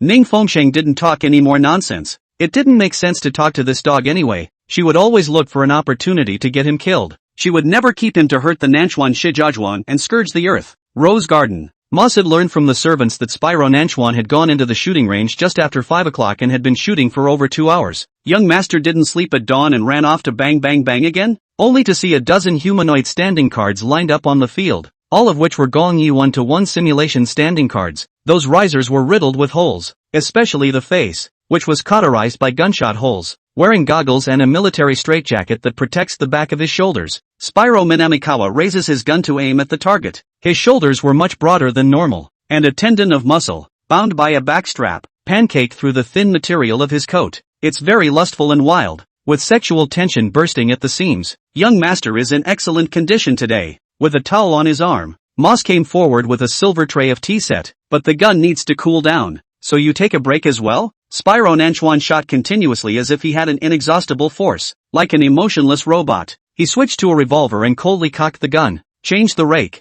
The row of bodyguards standing guard immediately stepped forward and replaced the smashed standing sign with a new one. Spyro Nanchuan grabbed the teapot and drank it all in one go, turned to stare at the gentle face of Gong Yi, and once again raised his gun to aim. Did you say? The sound of a gunshot ripped through the air. That the bullet was faster. Or his dirty hands? How can you touch Ning Fengsheng with these hands? Break them all. The corneas of a palace dog are fed to dogs that won't eat them. Another continuous thumping sound. Spyro Nanchuan sneered and left gun holes in all the eyes of each standing sign in turn. These dog eyes, unworthy of staring at Ning Fengsheng, all poked blind. And then next is the heart of the standing card, the legs of the standing card, and the head of the standing card. Spyro Nanchuan is like a snow leopard trapped in a cage, tearing at unseen shackles with every shot. Moss watched the fuming young master from the sidelines. This was not a bad way to vent his anger. It was better than holding himself back and sulking. You also get to practice your marksmanship along the way, and it's been an immediate success over the past few days. With 100 shots.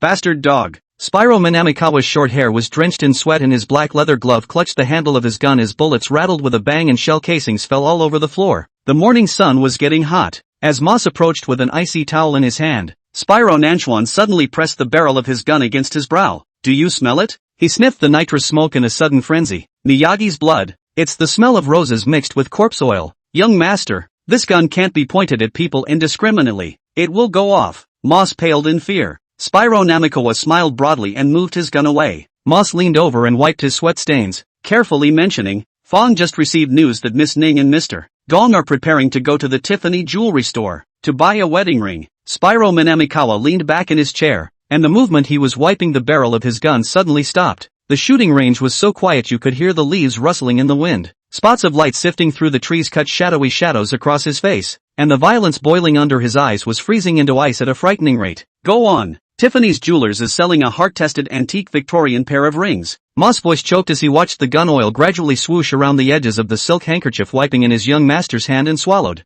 It said that only fated lovers are worthy of that pair of rings. Bang! The sudden gunshot hit the rosebush vines, and Spyro Namikawa, holding the turned muzzle, watched as the bullet grazed between Moss's ears. Fated lovers? He snickered and flung away the smoking revolver. Miyagi dog also matching the ring finger of Xing Xing? Moss was scared out of his wits by that shot. Young master, don't shoot recklessly with this gun. He's buying that pair of rings? Recently there have been a lot of lovers going there, all for that pair of rings, but so far there hasn't been a couple that has stood the test. Mr. Gong took Miss Ning, naturally, Moss guessed. Spyro Nanchuan took off his military straitjacket and got up to move forward. Prepare the car. Young master, you're going like this? You are covered in sweat, don't you change? Spyro Nanchuan paused in his footsteps, originally heading toward the garage, turned around and headed back to the villa. Raindrops fell on the windows. The emerald pair of rings in the display case glowed with an ethereal light that seemed to have an invisible air of sadness. Miss Good-Eye. The manager raised his hand to introduce. This is the 19th century Persian king for the sick princess designed jewelry, named after the princess,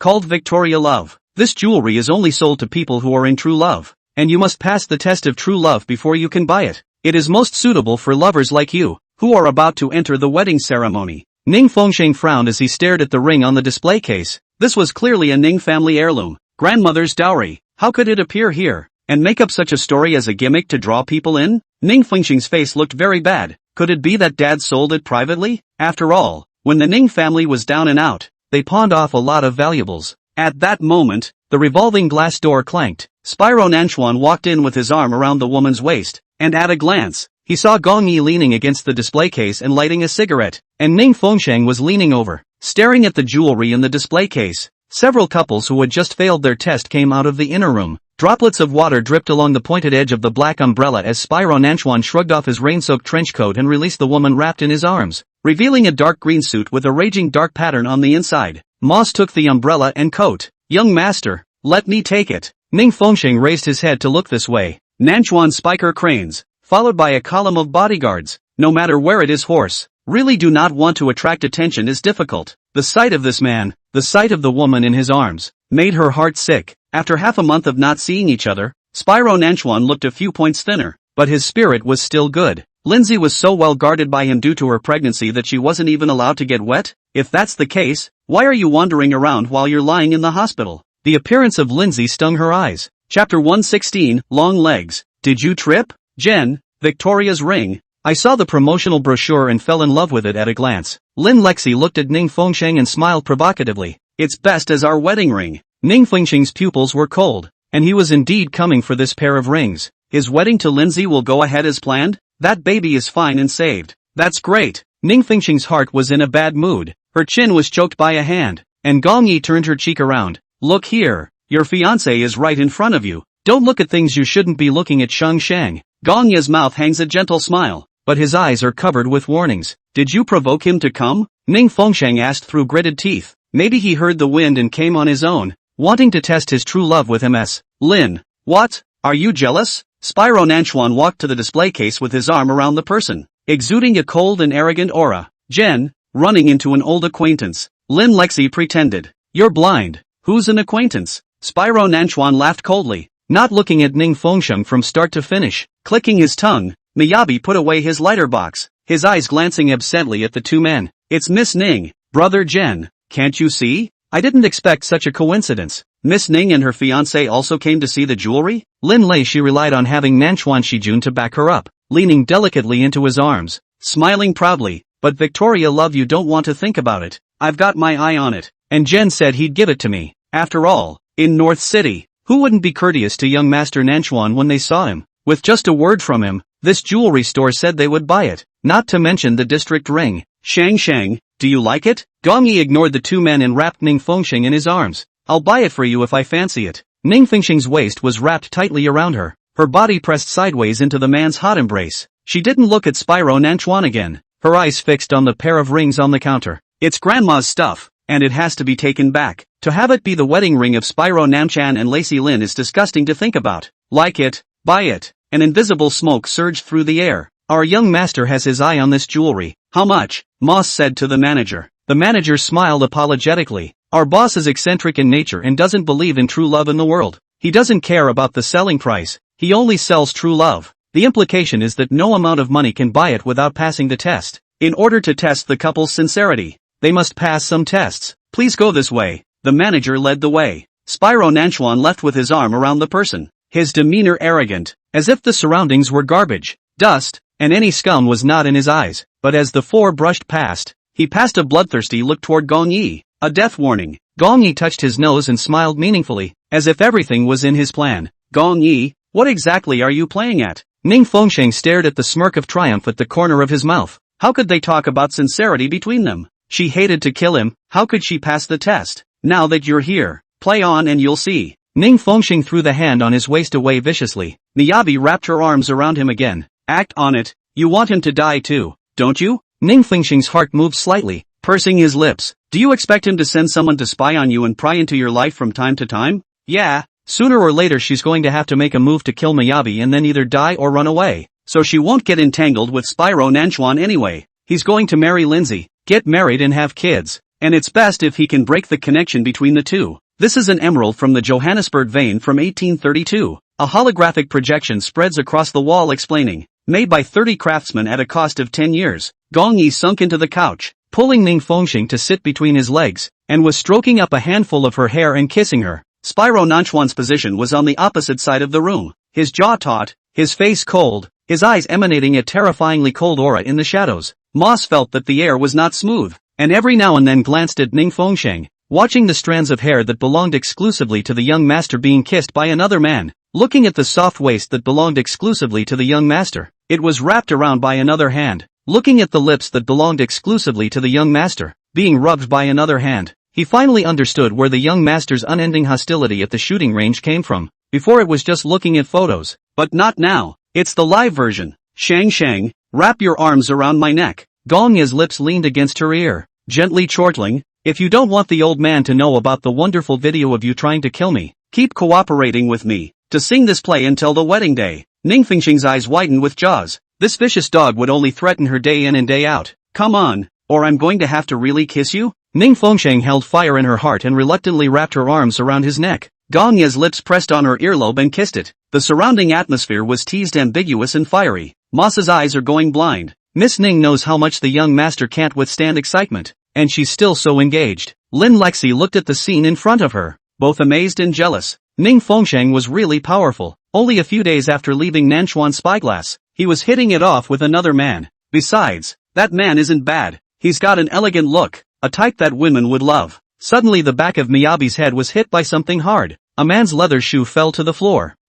Moss looked at the missing shoe on Spyro Nanchuan's high-cocked right leg and laughed awkwardly. There were cockroaches. Our young master missed. Sorry, Mr. Miyagi. Gong Yi swept a meaningful glance. Mr. Namikawa should change into a pair of sterile socks. The smell is a bit smoky. Spyro Nanchuan sneered. Where did his feet stink? The other shoe ruthlessly smashed over. It's no better than the smell of on you. Spicy eyes. Gong Yi raised his hand to catch the pair of shoes and smiled a gentle smile. Shang likes my smell. Saying it's manly. Nanchuan Spyro's face is gloomy and horrible, and he sees that a war is about to breed. The manager on the other side was scared and had to make a sound to stop it. He had just talked about the rules of the game for half a day and these people weren't listening at all. I'm sorry, please start the test straight away. Ning Fengxing smiled apologetically. The manager held up 4 tablets and handed them out, telling them to sit separately and answer the questions individually. Shang, then let's separate for a while. Don't miss me too much. Gong Yi hooked Ning Fengxing's small nose. Ning Fengxing resisted the urge to retch in disgust and hated to tell him to get lost. Miyabi smiled and got up to walk towards the other couch, just in time to collide with the tall figure coming at him.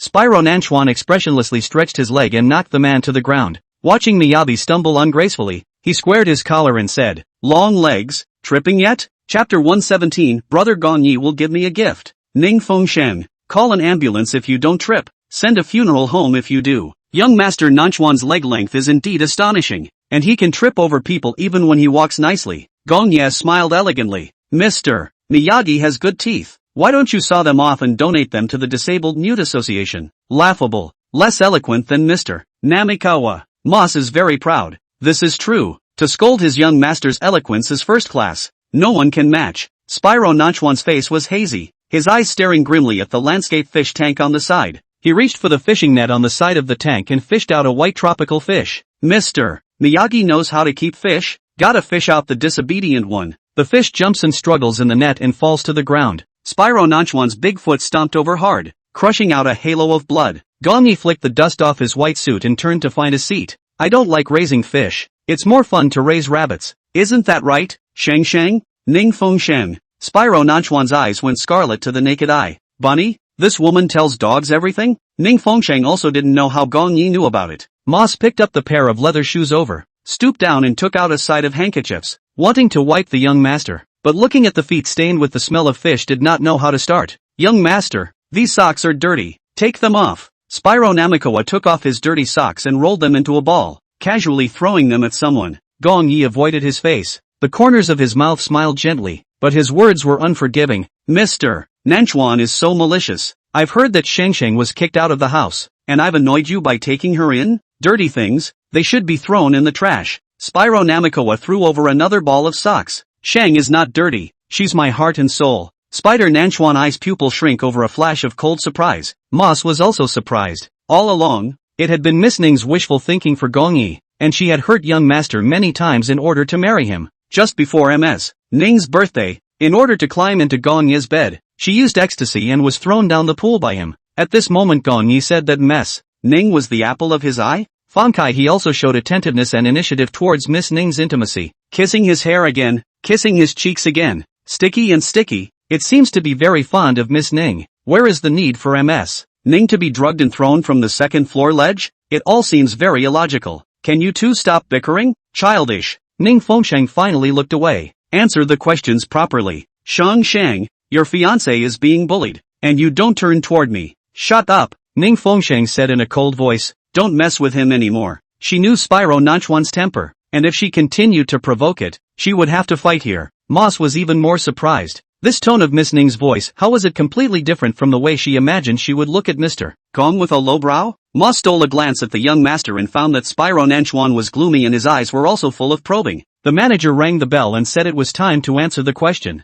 Ning Fengsheng swept a glance at the tablet. There were 2 answer sheets. One for his lover and one for himself, both with the same title, 100 likes and dislikes. A 90% overlap is required to pass the test. Ning Fengsheng had been married to Gong Yi in her last life and knew everything about him, and she could write these answers with her eyes closed. It was Gong Yi. On the contrary, who could answer her likes and dislikes? Ning Fengsheng was even more puzzled by the fact that Spyro Nanchuan could answer Lin Leixi's. How much did he know about that woman? Just as Ning Fengsheng's probing gaze looked at Spyro Nanchuan, she realized that the man's burning eyes were also looking at her. Those eyes were full of questions. How well do you know him? More than you know me? Ning Fengsheng, try answering correctly if you dare. Ning Fengsheng parted his eyes as if nothing had happened and began to answer the questions. Half an hour later, the manager rang the little golden bell. Gentlemen, it's answer time. Please submit your exams. Ning Fengsheng had long since finished his answer, thinking that it was his grandmother's dowry item, and that it must not fall into Lin Leixi's hands and be defiled. Submit your answer and the caption when pops up on the big screen. Passed? The answers overlapped 98%. Ning Fengsheng frowned at Gong Yi. He knew her that well? Phew. Congrats to Ms. Ning for passing. Moss congratulated conspiratorially, a face that was twisted into a twist. Miss Ning, why don't you answer a few questions wrong on purpose? 98%? How angry do you make the young master feel? When the young master is angry, the entire May Garden underlings, including me, can the days still be good? Over there, Spyro Nanchuan and Lacey Lin also submitted their answers. The caption when still popped up on the big screen, and not only did it pass, the answers overlapped 100%. Ning Fengsheng looked at the screen in a daze. His heart couldn't tell what he felt. How could Spyro Nanchuan know Lin Lacey so well? Phew. Congrats to Mr. Nanchuan for clearing the level as well. Ning Fengsheng learned Moss's tone and disliked him sourly. The corner of Moose's mouth twitched. That's because when Miss Lin first entered the Rose Garden, it was in the form of a stand-in, and the young master threw a Miss Ning's likes and dislikes book for Miss Lin to familiarize herself with and memorize. And coincidentally, it happened to be 100 items. It seems that Mr. Nanchuan is very fond of his beloved wife. Gong Yi smiled as he walked back to sit beside Ning Fengsheng, one hand resting on her shoulder. Spyro Nanchuan's smoldering eyes stared at Gong Yi's hand. Jen, I answered them all. Lin Lexi ran back to Spyro Nanchuan's side to take credit. Luckily she was smart enough to know that she couldn't answer her own question, or she wouldn't know how she died today. Spyro Nanchuan gave her a cold, sidelong glance. Reward. He. Thanks Jen. Lin Lexi smiled with her eyebrows raised. Although Spyro Nanchuan has a fiery personality and a bad temper, he is generous and generous. Follow him and rake in the mansions, jewelry and whatnot. Phew, there's a gift reward. Ning Fengsheng skimmed his lips, his sneer intensifying. What? You want a piece of it too? As Spyro Nanchuan listened to her sour tone, the bruised breath in his chest evacuated for a few moments. Ning Fengsheng, however, took the initiative to wrap her arms around Gong Yi and said with a cold smile, no need, brother Gong Yi will send me. Gong Yi looked deeply at Ning Fengsheng, his smile inscrutable. What kind of reward does Sheng want? Let's talk about it at home. Ning Fengsheng was really angry. He said he didn't want Lin Lacey to call him brother Jen again, but now he's doing it again? And wrapped this woman in a coat and ran to hang out in front of her and grab her wedding ring. Dare to answer 100% of the questions. That's good. Spyro Nanchuan. Am I some kind of a bully? Ning Fengsheng remembered all the bullying he had been subjected to in the May Garden before, and absolutely couldn't bear it. Chapter 118, 3rd level. Lover's Wine. She had to be angry at Spyro Nanchuan even if she was threatened by Maebe anyway, so she might as well treat Maebe as a tool person and take the initiative to be a bit angry at him. Who made this man such a that he came here to find his own anger? He deserves it all. Ning Fengsheng Spyro Nanchuan's fists clenched, veins popping out. Call MS. Ning, it's not like we know each other well. The atmosphere suddenly became weird. Moss was so scared that he couldn't stop checking Spyro Nanchuan's face. His ironic look, like a dead man's face that could swindle at any time. The manager coughed twice and rang the bell. Now for the second session. As soon as the words were out of his mouth, 10 salesmen came through the door and rolled in 10 empty buckets each. The manager explains that you have to fill one of the mates in, find each other accurately by telepathy, and for every wrong guess, discharge a shot into one of the barrels. The first hurdle is passed by many couples, but the second hurdle, it stops 90% of them in their tracks. Play that big? Moss said incredulously. Who would put their life on the line for a pair of rings? Our boss is a person with an eccentric temperament. He is very paranoid that there is no love in this world, the manager said helplessly. Gong Yi rather found this test interesting, his fingers tickling Ning Fengsheng's hair. Are you afraid? Ning Fengsheng sneered and asked back. Are you afraid? She was scared less. It would be great if she took the opportunity to beat Miyabi to death, and she could still say it was manslaughter. The manager has just said that you have to sign a life and death contract to play this game, and once you get hurt and die it's purely voluntary. Maebe smothered a low laugh. It won't take 3 minutes. I'll find you in 10 seconds. Ning Fengsheng's face froze. Wasn't it you who went into the barrel? Grandpa said it. Sheng Sheng is timid. Gong Yi patted her back. Don't worry, just stay in the barrel and wait for me to find you. Ning Fengsheng gritted her teeth. This dog brought out her grandfather to pressure her again, but by the look of his sure-footed grin, he clearly has a way. If you two have a disagreement, you can leave at any time. The manager was not surprised. There were many couples who came to challenge them, but they would all give up. Ning Fengsheng glanced at Spyro Nanchuan out of the corner of her eye, his back to her, looking at the holographic projection on the wall. There seems to be no intention of quitting. Young master, this can't be played with. Mind your business? It's MS. Ning who's going to go into the barrel and get shot. Jen, I'm pregnant. I can't afford such a big stimulation. Lin Leixi's small face was white. Yes young master, it's just a pair of rings. Just let Miss Ning have them. Let. The tail of Spyro Nanchuan's eyes reddened, and he said in a gloomy manner, in my Spyro Nanchuan's dictionary, is there the word let? His eyes carried a murderous viciousness. Jen. Spyro Nanchuan glared fiercely at her with undoubted terror in his eyes. What? You don't want to? I'll listen to Jen's. Lin Lexi eyes reddish red. Her life is pinched in his hands. Have a choice? Spyro Nanchuan stuffed a handkerchief into her arms. This handkerchief is Ning Fengsheng's, soaked with her perfume that was developed, and every time he goes out he sprays it with the Sheng fragrance. With her scent, he'd definitely find it. The manager first invited everyone out, leaving Ning Fengsheng alone and letting her enter the barrel. Waiting for everyone to enter again, Gong Yi took off his gold-rimmed glasses and wiped them off, walking past the barrels one by one and, suddenly, standing still in front of one of its barrels, the manager raised his hand, aiming strikes toward the other barrel hearts. Pick one? My bullets don't hesitate. The gun is aimed at the heart of the barrel. A bad shot to the head and heart can really kill you. Lindsay was a little excited. I wish I'd seen blood. Moss looked at Spyro Nanchuan. Does the young master really not care? In case the guess is wrong. Gong Yi leaned over slightly, his fingers lightly snapping the lid of the barrel. Come out. Then, Ning Fengsheng literally lifted the lid and drilled out of the bucket. It's okay. Moss wiped his sweat. MS. Ning, next time don't participate in this kind of dangerous game.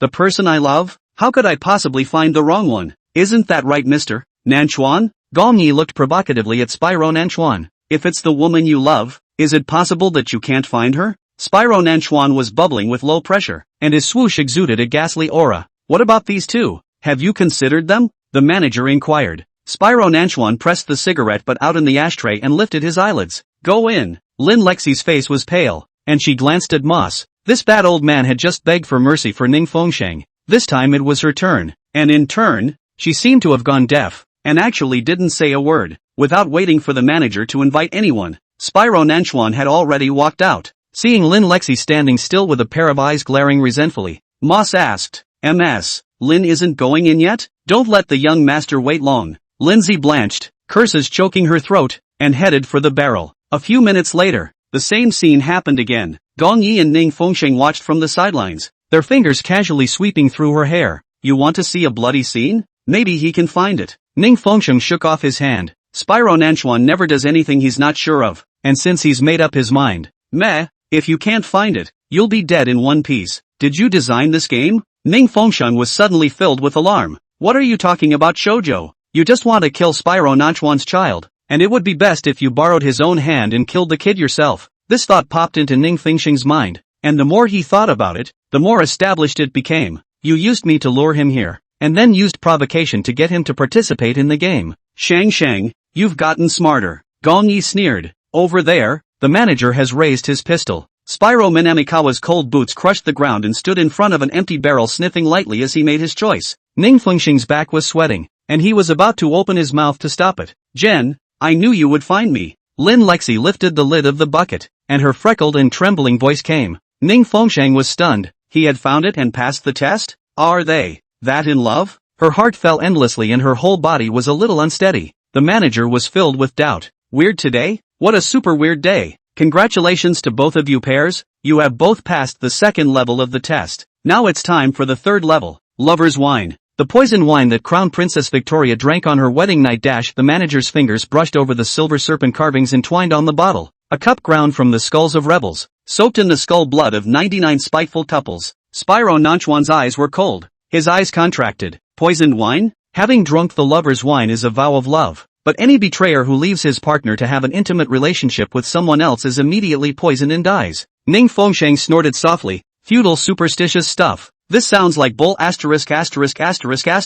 It's another part of the game that Miyabi made up, isn't it? Chapter 119, giving her a wedding ring as a parting gift. I saw Gong Yi pick up one of the cups of poison wine. Shang, I've chosen you. Ning Fengsheng was on the verge of laughing out loud. This man had toyed with countless women and hung out in the flower world. He would go ashore because of her? This set of tricks was done for Spyro Nanchuan, but also good. Completely cut off Spyro Nanchuan, not wanting to see him and Lin Lexi as an eyesore again. Brother Gong Yi, I choose you too. She took the cup of poison wine and drank it down. You're crazy, Ma shouted in fear. It'll kill you. It won't, as long as you don't betray the oath. How could it kill you? Ning Fengsheng sneered and glanced at Spyglass Nanchuan. Drinking this cup of wine meant that she would be Gong Yi's woman from now on. Gong Yi picks up the rest of the poison wine and is suddenly tackled by the wrist. Spyro Nanchuan seized the cup and drank the poison wine in it. Dark red liquor snaked down the knot of his rolling throat. Everyone froze, not expecting him to act this way. The manager shouted, "This is a drink for lovers. Why did you drink the other one?"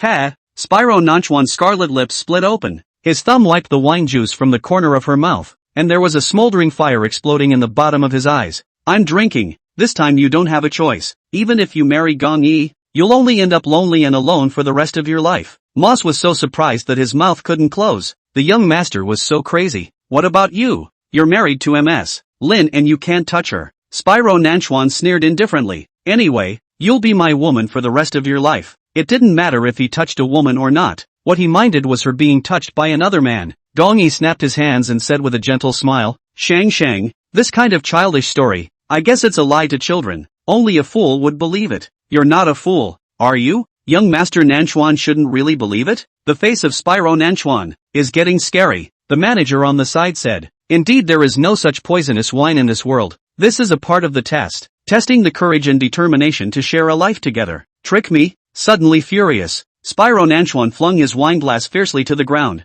Even dare to trick me? The manager was baffled. How could this gentleman be so annoyed? Seek death. Spyro Nanchuan suddenly drew his pistol, the barrel of the gun straight to the manager's head. Damn the test. Damn the game. Treating him like a little cutie. Like a fool. If he hadn't wanted to see how Ning Fengsheng chose, how could he have the leisure to play these retarded games? Sir, you, don't be angry. Don't be angry. Want me to wash the store in blood? Or sell me the ring? Sell. Sell you. Now the manager shivered and took out the brocade box. Which is to buy and what is the difference between open robbery? Spider Nanchuan pushed open the brocade box, looked at the pair of rings, picked out the female model and clutched Ning Fengsheng's finger and set it on. It was actually just the right size. To confine one should also use my shackles. He slipped the men's model toward his fingers, the size small, and didn't care if it squeezed the flesh, stuffing it so hard that the skin wore out. Gong Yi cold eyes. Male ring is his size. Female ring is her size. He got it wrong.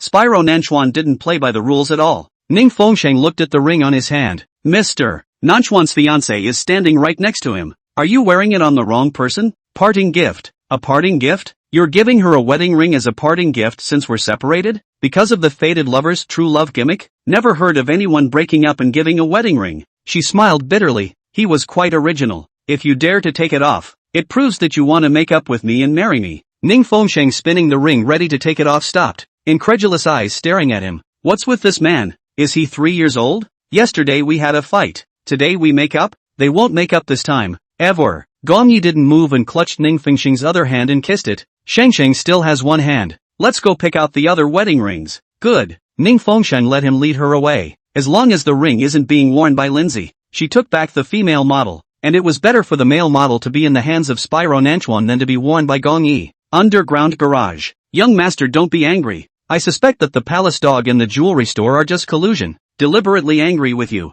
Moss and his party purchased jewelry to return to the journey. Was attracted by a strange movement. A sports car stretched across the large parking lot, blocking the necessary exit from their parking. The car was vibrating like it was drunk. Lin Lacey laughed uproariously. Having fun in the middle of the day. How come it's blocked here? Moss was full of embarrassment. So wide place does not stop. Favor blocking other people's way? Spyro Nanchuan was already looking strangely pale and full of fire. And now his entire person was more like a gunpowder pot that was about to explode. Who is it? Dare to block Jen's way? Don't want to die. Lin Lexi saw that the car was shaking more and more vigorously, and wouldn't stop for a short time. Spyro Nanchuan suddenly clutched her chin. Call me what? The force was like trying to break her jaw hard. Jen. Lin Lacey sucked in a huge breath of pain. Young master, I'll let them take the car away. Moss jogged up and knocked hard on the window. Inside the car, Ning Fengsheng looked at Moss's face that was plastered on the window and magnified. Luckily there was a peep-proof film. Her hand twisted hard on Gonya's leg and she lowered her voice. Stop shaking. What kind of crappy car did he buy that has a car shock feature? This sinister took her to the car and stretched it across the place, saying he wanted to get it warmed up for a dance, and it just quaked awkwardly. She had finally seen a man who was even younger than Spyro Nanchuan. You have 3 minutes to move your car or suffer the consequences, Moss warned as he banged on the car window. Seeing that the time was almost right, Miyabi pressed the remote control twist and the car finally stopped shaking awkwardly. In the next second, Ning Fengsheng was enveloped by the figure. Stuck between the man's chest and the seat, Miyabi rolled up her skirt and ripped open the bodice of her shirt, exposing most of her chest, before pressing the window. Moss at the window had a straight face and was about to snap and reprimand. Suddenly, he saw the head turned in the car, causing him to gasp. Mr. Gong. Ning Fengsheng panicked to hide his face away. Obviously did not send anything. This posture, this scene, her long white legs are still hanging around the man's waist. It's ambiguous enough to be evocative. Moss' face stiffened just by looking at the pair of silver high heels. Ning. Miss Ning. A few meters behind him, a certain violent beast suddenly looked this way, a pair of eyes so scarlet that they were sobbing for blood. Chapter 120, Mr. Gong will be killed. Sorry for getting in Mr. Namikawa's way? I'll move out of the way right away. Miyabi smiled wistfully, punched the window back up, and moved from the back seat to the driver's seat. Before the car could start, bang! Suddenly a strong force slammed down hard on the body of the car. As if a giant hammer had fallen, Spiker Nanchuan smashed the entire bodywork vigorously with just his fists. Get out! Spyro Nanchuan's terrible voice roared. Gong Yi curved his red lips, looking out the window. The more angry the people, the more arrogant the smile at the corner of his mouth. Damn it, get out of the car. Spyro Nanchuan's sanity collapsed as much as he could. His fist smashed the car hard, itching to overturn the whole car. Ning Fengsheng looked through the car window and watched as the man raged with more than just anger. She had seen Spyro Nanchuan get angry countless times, but this was the most terrifying. Gong Yi grabs the steering wheel and hits the gas. Gong Yi started the engine and drove the car out, the smile floating at the corner of his mouth gradually increasing. Ha ha, ha ha ha ha ha ha. Sheng Sheng, did you see his frenzied look? Sure enough, it was something about Ning Fengsheng that couldn't afford to be agitated even a little bit. Ning Fengsheng's face was chilling. Are you a psychopath? Will you die if you don't provoke him for a day? I would indeed die of boredom if I missed out on such a fun toy. Miyabi smiled nastily. Ning Fengsheng's head was big, and from the rearview mirror, he saw Spyro Nanchuan get into the car and frantically chased after him. Squeak, crunch, the wheels grated against the ground, making a piercing sound in the quiet underground vault. Left behind, Moss and Lindsay chased after the car. Young master, you mustn't be impulsive. Young master. Ning Fengsheng was shocked and watched as Spider Nanchuan's Rolls-Royce rushed up despite everything. The man was so angry that he lost his mind and didn't want to die. He crashed into it. The pupils of Ning Fengxing's eyes trembled. How unlucky was she to meet a madman? A pervert? TCH? This is crazy. Gong Yi skimmed, clutching the steering wheel to make a sharp turn to avoid the impact. Ning Fengxing's body shifted in the back seat and hit the car glass. Put on your seatbelt, Xing. It's all because of you. You pervert. What's the point of messing with crazy people for no good reason? Knowing full well that Spyro Nanchuan is crazy. Very crazy. Miyabi probably didn't expect to play it off and watched as Spyro Nanchuan drove recklessly, overtaking, circling and crashing over again and again, like it's going to be a game. Ning Fengxing is sitting in the car and he doesn't care? Completely lost his mind? Gong Yi cold down the eyes, with super high car skills left and right to avoid, but after all, it is still in the underground garage. The road is narrow, the curves are super, and the parking spaces are all cars. Nanchuan Spyro steps up to the plate and is a thoroughly deranged beast. Moss chased after him from a distance, shouting under his breath, but he could only watch the young master descend into madness. The screech of tires rubbing the ground like the hiss of a trapped beast. It's bad. It's bad. Something big is going to happen. Spyro Nanchuan held the steering wheel of the Rolls-Royce Phantom with one hand, and with the other hand, he ripped off his tie, revealing the rippling veins of his neck. The rearview mirror reflected the scarlet tails of his eyes like a blood-licking beast. His mind was filled with images of Ning Fengxing being pressed down by Gong Yi, stimulating his blood to boil. A few meters away, Gong Yi's silver sports car was speeding towards the exit. Want to run? Spyro Nanchuan laughed maniacally and pressed the gas pedal to the floor. The engine erupted with a deafening roar. The body of the car grazed the concrete pillar, and the red paint on the bumper cut a hideous red mark. Gong Yi glimpsed the approaching black shadow in the rearview mirror, and he jerked the steering wheel as the sports car flung itself into the A-curve. The Rolls-Royce, like a bone, crashed straight into it with the momentum of the same death. Clang! The sound of metal on metal shook the overhead lights. The left door of the sports car was instantly dented and shards of windshield rained down. The corner of Miyabi's forehead hit the car window hard, and his gold-rimmed glasses slid down the bridge of his nose. He spat out a mouthful of bloody foam. Shang,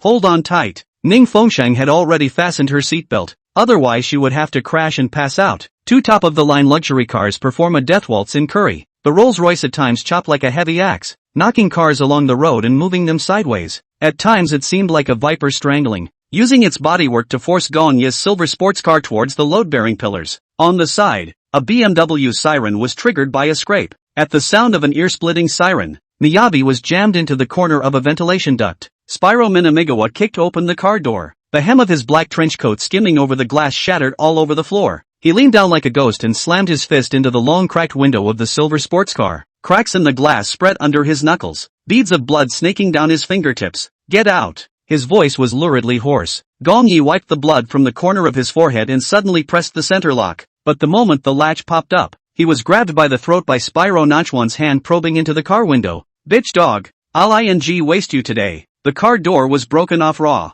Spyro Nanchuan grabbed the man out of the car and pounced on him like a panther tearing into its prey. Miyabi's backhanded punch grazed the side of Spyro Nanchuan's ear, leaving a bloodied dent in the wall. Spyro Namikoa bent his knee into his ribs and heard the bone make a toothsome creak. Nanchuan Shijun grabbed Gong Yi's collar and lifted the person up, kicking him hard a few times, his eyes rolling with a tyrannical whirlpool. These kicks, are they cool? Gong Yi laughed lowly, his blood-stained teeth white in the cold light. Not as cool as Shang kissing me. Before the words left his mouth, a hook slammed hard into his cheekbone. Young master, stop fighting. Moss arrived panting, looking at the two men who were wrestling into a ball at a loss for words. Ning Fengxing pushed the door down from the back seat, and when she saw that Spyro Nanchuan was agile and punched people ferociously and powerfully, she leaned against the sports car with confidence and watched. A dozen rounds down, Gong Yi gradually in the wind. TSK, didn't he say that he was from the special forces and was very capable of fighting, but he couldn't beat Spyro Nanchuan. But Nanchuan Spyro was originally a strong fighting force, and now it is angry and berserk state.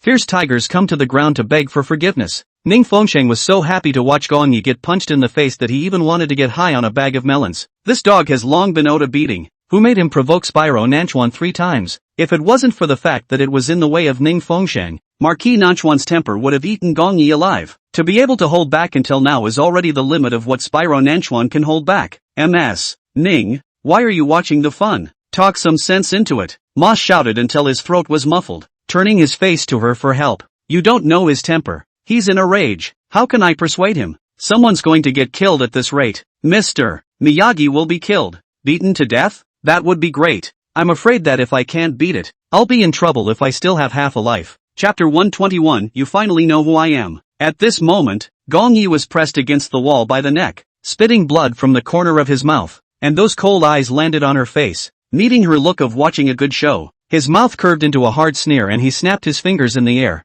Ning Fengsheng, this crazy dog, threatening her again. Every time he snaps his fingers, his brother gets an electric shock. Thinking that his grandparents' lives were still in his hands, he couldn't just die. Enough, she finally spoke. Spyro Nanchuan, stop fighting. Spyro Nanchuan's fist hung in midair, and he turned his head mechanically. The corner of Moss's mouth tugged, his throat was muffled from shouting, and the young master acted like he was deaf and couldn't hear. The moment this Ms. Ning opened her mouth, it was as if he had been hit with the pause button. Lin Lexi, who was watching from a short distance away, was also filled with jealousy. Do you want to beat someone to death? Ning Fengsheng walked towards the two. Get out of the way. His throat rolled and his knuckles made a horrifying crunch. I'll beat him to death today and leave you a widow for the rest of your life. Ning Fengsheng, I'd rather you hate me for the rest of your life than jump into the fire pit. Spyro Nanchuan seems to have hit red. Ning Fengsheng also wants Gong Yi to die. But, the damned Gong dog can't die yet. Stop fighting. Ning Fengsheng dodged over and stood between the two men.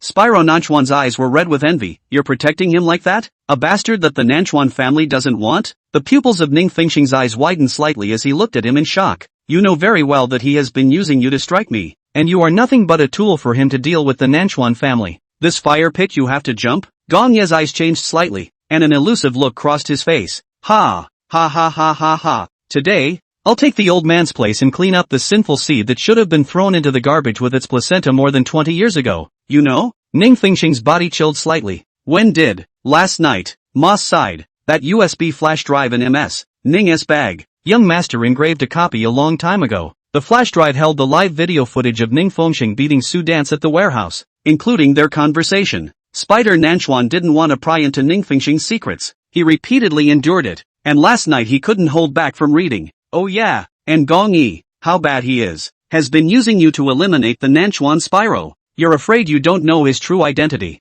I'm afraid you don't know who he really is. He's Spyro Nanchuan's brother-in-law. What else do you want to say? Ah, so you know all about it. So you were willingly used by Gong Yi? It was a conversation that he had looped back and forth countless times. How much does it hurt? All these years, Gong Yi had been scheming against him, and the truth was actually like this. No wonder it was so intolerant of his children. It all makes sense. He deserves to die. I should have killed him a long time ago. Spyro Nanchuan lifted Ning Fengsheng off his feet. This time, no one can stop me, including you Ning Fengsheng. Gong Yi's eyes radiate a strange luster. Dripping blood at the corner of the mouth hooked with a demonic smile. Not the slightest fear of death look. He can't die yet. Spyro Nanchuan, calm down and listen to me. Ning Fengsheng pounced on it in a hurry. Spyro Nanchuan's fist, which had failed to collect momentum, grazed her ear, and the strong wind lifted her hair. Ning Fengsheng only felt a dull pain in his brain, and his eyes suddenly went black. The muffled sound of something heavy crashing to the ground froze time. Ning Fengsheng collapsed by the scattered pieces of headlights. Her long black hair spread out messily. Lines of blood trickled down the corners of his forehead across his porcelain-white face like drops of vermilion on snow. The two men stayed in a rigid position, as if they were being manipulated as puppets on strings. In the distance came the ticking of a leaking fire hydrant, like a countdown to the second hand. Ms. Ning. Moss was the first to return to his senses, and his face changed drastically. Shang Shang. Spyro Nanchuan's fingertips began to shake, and all of his rippling veins hibernated, frustrated throughout and trembling with fear. His knees smashed with a muffled thud as he fell to his knees, carefully lifting the back of her neck to find the palm lines were being stained red with warm blood. Gong Yi braced himself against the wall and leaned over to check, but was nailed in place by the blood-red eye winds of Spyro Nanchuan. Young master, there's still air. Don't worry. First send to the hospital. The way that Madman picked up Ning Fengsheng and rushed toward the Rolls-Royce just as Moss' words fell reminded him of the Wolf King who had had his pups taken away. All that was torn and cracked under the elegant skin was dripping madness. The Phantom crashed through the horizontal obstacles and rushed for the exit, and Miyabi felt for the blood-stained car keys in his pants pocket. He looked in the direction where the taillights had disappeared and smiled lowly, only to cough up more blood froth from his wound. Nanchuan, you finally know who I am. The scene, finally, is coming to a climax. Hospital. The smell of disinfectant mixed with blood festered in the air. The ghastly white overhead lights cast a shadowy pall over Spyro Minamikawa's face. Half of his body was drenched in dried bloodstains, and under the torn collar of his black shirt, blood was slowly oozing from a cut on his chest from a sharp object. but his palms were still clasped dead center on the hospital bed railing as if he were trying to squeeze the metal out of shape. Mild concussion. Bruised frontal corner. The doctor wiped his sweat and repeated the diagnosis for the third time. There's really no need to be nervous. Roll. The low voice made the nurse knock over the tray in shock. Spyro Nanchuan's gaze was lowered, always locked on the woman's pale face. Ning Fengsheng fell into a coma, and the hint of scarlet seeping out from under the gauze at the corner of his forehead stung his pupils. She actually rushed up to protect Gongye without any regard for death. What if his fist had been heavier and killed her dash? Spyro Nanchuan's eyes were scarlet and the knot in his throat rolled heavily as he reached out to touch her cheek, but froze in midair. The fingertips were still stained with Miyabi's blood. Too dirty to be worthy of her. Ning Fengsheng, you know that he is using you. Still willingly being used by him? Ning Fengsheng breathed shallowly. To give up even your life for him? Aren't you stupid dash? The hospital room was quiet and no one could respond to his pain. I'm even dumber than you. Knowing that you're a puppet at his mercy, yet I'm willing to sink for you. Ha! The door was pushed open in a ho-hum fashion. Gongyi stumbled in holding onto the doorframe. His silver-gray suit drenched in dark red, his gold-rimmed glasses half broken, the cracks in the lenses cutting into his warm smile. How's it going? He raised his hand to wipe away the bloodstains at the corner of his lips, his movements elegant as if he was wiping red wine. Is Sheng Shang's condition serious? Spyro Nanchuan slowly got up. His body full of wounds seemed to explode between his movements, but his spine remained straight. He blocked in front of the hospital bed, his bloodstained fingertips pinching Gongye's throat. Dare to touch her for a moment, and I'll immediately abolish you. My own fiancé can't be touched? Gongyi laughed and coughed. Nanchuan, you're like a mad dog now, biting people when you see them. Even Sheng Sheng was bitten by you. Chapter 122. Take your pig feed and get out. The air froze for a moment. Spyro Nanchuan's fist smashed over with the sound of wind, and Gongyi sidestepped it as if he had expected it. So angry? Gongyi licked the corners of his torn lips. How about we make a deal? You give me the inheritance of the Nanchuan family, and I'll return my fiancé to you. You want the inheritance? Spyro Nanchuan suddenly laughed, his blood-stained thin lips curving into a sneer. This dog tortured Ning Fengsheng beyond recognition and ruined her whole life. But for the Nanchuan family's inheritance? You want this position? Take it. Gongye's smile finally solidified. As if talking about unimportant garbage, Spyro Nanchuan casually threw him. He watched the family seal that Spyro Minamigawa had flung at him tumble to his feet. The dragons carved in pure obsidian spattered with blood like some sort of mocking totem. Young master, are you crazy? Moss bent down to pick it up. How can this seal be given to an outsider? Give it to him. Spyro Nanchuan sneered. I'll help him set up the stage for the play of a bastard as heir. Miyabi vibrated out of the depths of his chest with laughter. The power he once craved was unattainable, and Spyro Nanchuan ceded it easily and effortlessly. Thinking there was a nasty battle to be fought, he made preparations to game it. All these years of planning have turned into a joke. Spyro Nanchuan leaned down slightly, his bloody breath spraying on Gongye's miserable face. The condition is to break off the engagement and get out of her world. Miyabi suddenly let out a low laugh. At this moment he realized that it was never the aspiration of power that he wanted. It's the hate of being abandoned as a child and struggling in the deep mire. It was the hatred that racked him every day and every night, longing for the one who had abandoned him to look up to him and regret it to the point of crying out in pain. It turns out that you don't need to get supremacy to make the other person suffer and repent. Gongyi took off his broken glasses, a twisted excitement showing under his eyes. But I don't want to be the heir now. He reached out and stroked Ning Fengsheng's long hair scattered on the pillow. I want to marry her and have her stay by my side forever. Bang! Spyro Namikawa's fist smashed his unfinished words. Miyabi knocked over the equipment cart and the syringes and potions crackled and smashed all over the floor. He curled up in the glass slag and smothered a laugh, blood dripping from his fingers. Shing loves me so much. She should really see you like this, like a wild dog that has been robbed of its bone. With a low growl of rage, Spyro Nanchuan lifted him by the neck. The two bloody men crashed and twisted, startling Moss into begging for a halt. Why do you think she agreed to propose? Gongyi choked and squeezed out a vicious smile. How much she loves me. She wouldn't give up her life for me. She won't survive if you kill me. Spyro Nanchuan stiffened, his pupils shrinking to pinpoints. Gongyi coughed out a mouthful of blood. Bless us, Nanchuan. In terms of seniority you call me little uncle. After the big wedding, you should call Sheng Sheng an aunt. Once again, Spyro Nanchuan was more than furious, dragging Gongyi into another violent beating. The two fought until the ward was a mess, until Ning Fengsheng's bed was also collapsed. Ning Fengsheng dropped to the ground, his pale lips opening and closing slightly. Well, Spider Nanchuan. The murmur was like an ice spell, freezing all the violence. Spyro Nanchuan froze in place and watched as Miyabi fell to the ground gasping for breath. You're calling me? Ning Fengsheng, I am. She called him by his name. It was him, not the palace dog. The woman's thin body was picked up and placed on another steel-framed bed. Ning Fengsheng didn't wake up, still trapped in a stupor, and gently called out again, Nanchuan Spyro. Nanchuan Spyro's chest rolled so hot that all the violence melted away in her murmurs. His bloodstained hands held her cold fingertips, his forehead against the back of her hand, finally allowing himself to show the color of pain. He's been a mad dog for a long time. From the moment he met Ning Fengsheng 4 years ago, his fangs had been retracted only for her. Don't marry him, he'll only use you. Ning Fengsheng, are you a pig? I can give you anything you want, except that I won't let you marry him. Ning Fengsheng, he's a fire pit to bury you in, and I forbid you to step into it with 1 foot. The following morning, the sun was shining nicely, and the gauze curtain was lifted up by the morning breeze. The sunlight that leaked in just happened to pierce on Ning Fengsheng's eyelids. Her eyelashes fluttered, and before she could open her eyes she heard the crunch of metal on metal. Bang! The movement of the thermos slamming into the wall shook the bottle. Nanchuan Shijun choked Gong Yi's neck and pressed the man against the wall. His scarlet eyes seemed to be dripping blood. If you dare to touch her with your dirty hands again, I'll break your neck right now. Miyabi's gold-rimmed glasses were askew, but he maintained a svelte smile. His gauze-wrapped hand gently rested on Spyro Nanchuan's wrist, his voice so gentle it was creepy. Dirty hands? Shangsheng can sleep on my arm every night. You seek death. She called my name yesterday. Ning Fengsheng lifted his eyelids, his eardrums buzzing with pain at the sound of these two people's voices. It's noisy. Both men froze at the same time. Nanchuan Shijun violently rushed to the front of the bed. Stern eyebrows tightly wrinkled through the panic. When did you wake up? Does your head still hurt? Should I call a doctor? You were too loud and woke up Shangsheng. Gong Yi slowly straightened his tie. His body had multiple wounds. His eyes were bruised, and his left hand was wrapped in a bandage. Beaten badly yesterday, though not fatally. He picked up the thermos box that had tumbled to the floor. Take your pig food and get out. Spyro Nanchuan roared violently, pressing the phone in his hand to urge the errand boy. On the way. Don't rush our young master. Moss returned. Miss Ning woke up?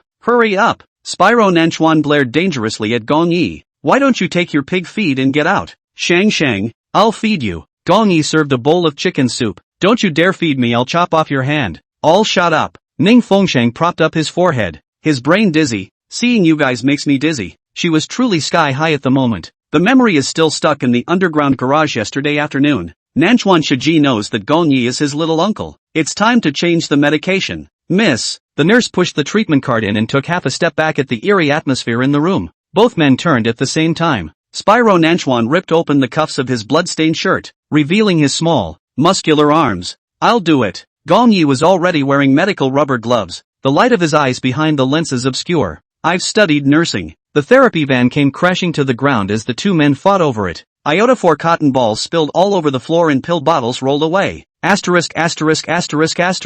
Believe it or not, I'll break your dog's legs right now. Get out. Both of you get out. Ning Fengsheng closed his eyes, his head spinning even more, afraid that they would fight here again. Chapter 123, Did you go out on a date again? Spyro Nanchuan's pupils shrunk, like a tamed beast putting away its fangs. Concussion. The doctor told you to recuperate. No anger. So you guys don't mess with me. Ha, don't get mad. We won't mess with you, Shang. Miyabi held up her hands as well, laughing softly as she backed away from the window. The ward finally returned to silence. The little nurse unwrapped the gauze on Ning Fengsheng's forehead and changed her medicine again. The entire time she was being stared at by two men. The little nurse's face was bashful. One was as powerful and handsome as a beastly boy, the other as graceful as an aristocratic gentleman. After changing the medicine, Moss was coming in with a food box and a fresh aroma of sea cucumber porridge wafted out. Spyro Nanchuan couldn't hold back and went straight to his hand, saying he would feed her. Over there, Gong Yi also opened the thermos box and served a whole bowl of chicken soup. Seeing Gong Yi move one step faster, Spyro Nanchuan suddenly stormed up, his long legs sweeping across. The porcelain bowl arced through the air and the soup splashed onto Gong Yi's shirt, scalded him with a muffled grunt. Slippery feet. Spyro Nanchuan pulled the corners of his mouth, picked up the porridge and sat on the edge of the bed. I'll feed you. Ning Fengsheng looked at the silver spoon that was passed to his lips, and before he could open his mouth, Gong Yi suddenly crashed over. The steaming hot porridge water splashed as much as it could on Spyro Nanchuan's chest, dripping down his muscular chest. Sorry, didn't stand still. Gong Yi's voice was light. Spyro Nanchuan's fists are clenched and Gong Yi is ready to counterattack at any time. You guys fight, I'll go. Ning Fengsheng was about to get up, when he suddenly covered his forehead and staggered back down, so dizzy. Is concussion so dizzy? Both men reached for help at the same time, and slammed away from each other hard the moment their fingertips touched. Don't touch her. You're the one who should get out. Spyro Nanchuan took the opportunity to grab a glass of water and slam it. Miyabi dodged it. The glass hit the wall and the splattered shards of glass cut into Moss's arm. He cried out in an ouch. Young master, Mr. Gong, you should stop fighting. The doctor said Miss Ning needs to recuperate. What's all this? He can get an unwarranted injury even when he's standing up for good. Spyro Nanchuan pursed his philtrum lips, his arrogant chin taut in a line. Gong Yi hooked his lips in a smile, his warm mask cracking into a shadowy slit. The air is surging with the fire of war. These two men are like hibernating vicious wolves, both wanting to strike at each other to the death. Fight again, Ning Fengsheng said breathlessly as he leaned on the bed. It's best to beat each other to death and save me the trouble of doing it. MS. Ning, eat something first. Since you passed out yesterday until now, you haven't had a bite of hot food yet. Moss warily rearranged the dishes as the two men formed a standoff across her hospital bed. In order to avoid them arguing again, Ning Fengsheng asked to eat it himself, and no one was allowed to touch it. In the afternoon, the doctor came over to take a look at it and said it would take one more day of rest and recuperation before he could be discharged. Ning Fengsheng was half leaning on the bed, her pale face sunk into the pillow. A cloud of irritation pressed under her black eyelashes. She was dizzy in the head, and as soon as she got up, the sky swirled around, and she couldn't go anywhere. On the contrary, there was a plague god standing on the left and right sides. The two men couldn't be driven away, and it looked like they were going to stick around and both stay with them all night tonight. Spyro Manhwa sat in the left chair with his long legs stretched out, his black high-fashion suit wrapped around his tight muscles, his fingertips playing with a scalpel. The cold light refracted from the blade was directed at Gong Yi on the right. The latter scratched his cell phone slowly and methodically, deliberately revealing the intimate photo of Ning Fengsheng and him embracing on the screensaver, his eyes behind the lenses seemingly smiling. Are you deaf? Didn't you hear the doctor? Shengsheng needs to recuperate. Spider Nanchuan suddenly spoke, the tip of his knife clanking into the bedside table. It's time for the idlers to get out. Gong Yi was as if he hadn't heard, took the grapes handed by his assistant, and carefully peeled off the skin with his slender fingers. Young Master Nanchuan may not know that 60% of the equity of this hospital is under my name. Acquisition. A violent aura surged past Spyro Nanchuan's brows.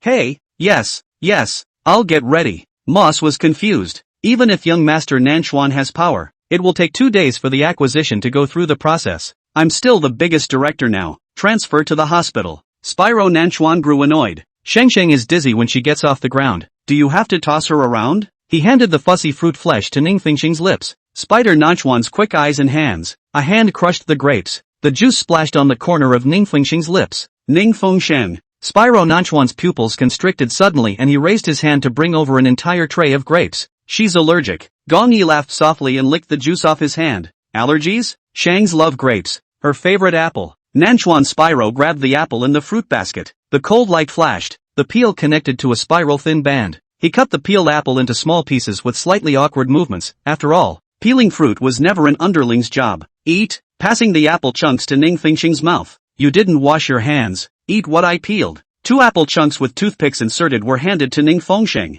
Spyro Manamikawa's blade suddenly turned and accurately stabbed the back of his opponent's hand. Miyabi grabbed an apple and raised his hand to block it. The moment the tip of the knife stuck into the apple, Ning Fengsheng couldn't bear it and grabbed a pillow and smashed it over. Go out and fight. Spyro Nanchuan took the lead in walking outside with his long legs, followed by Gong Yi. If he doesn't beat this dog to the ground today, he'll be reading his name backwards. The two men were about to walk out one after the other when Ning Fengsheng said in a leisurely both voice, whoever makes the first move will get out of my sight. Both figures froze at the same time. Ning Fengsheng really didn't want to care about them. Beating them to death would be best. But Gong Yi couldn't die yet, and Spyro Nanchuan couldn't get hurt again. Young master, Mr. Gong, for the sake of Miss Ning's face, why don't you just bear with it? Stop fighting. I'll listen to Shang. Gong Yi smiled gently. Never do it again. Spyro Nanchuan. Our young master is also obedient. The young master listens to Miss Ning the most. Moss said. Ning Fengsheng inhaled heavily. It was best to do as she was told.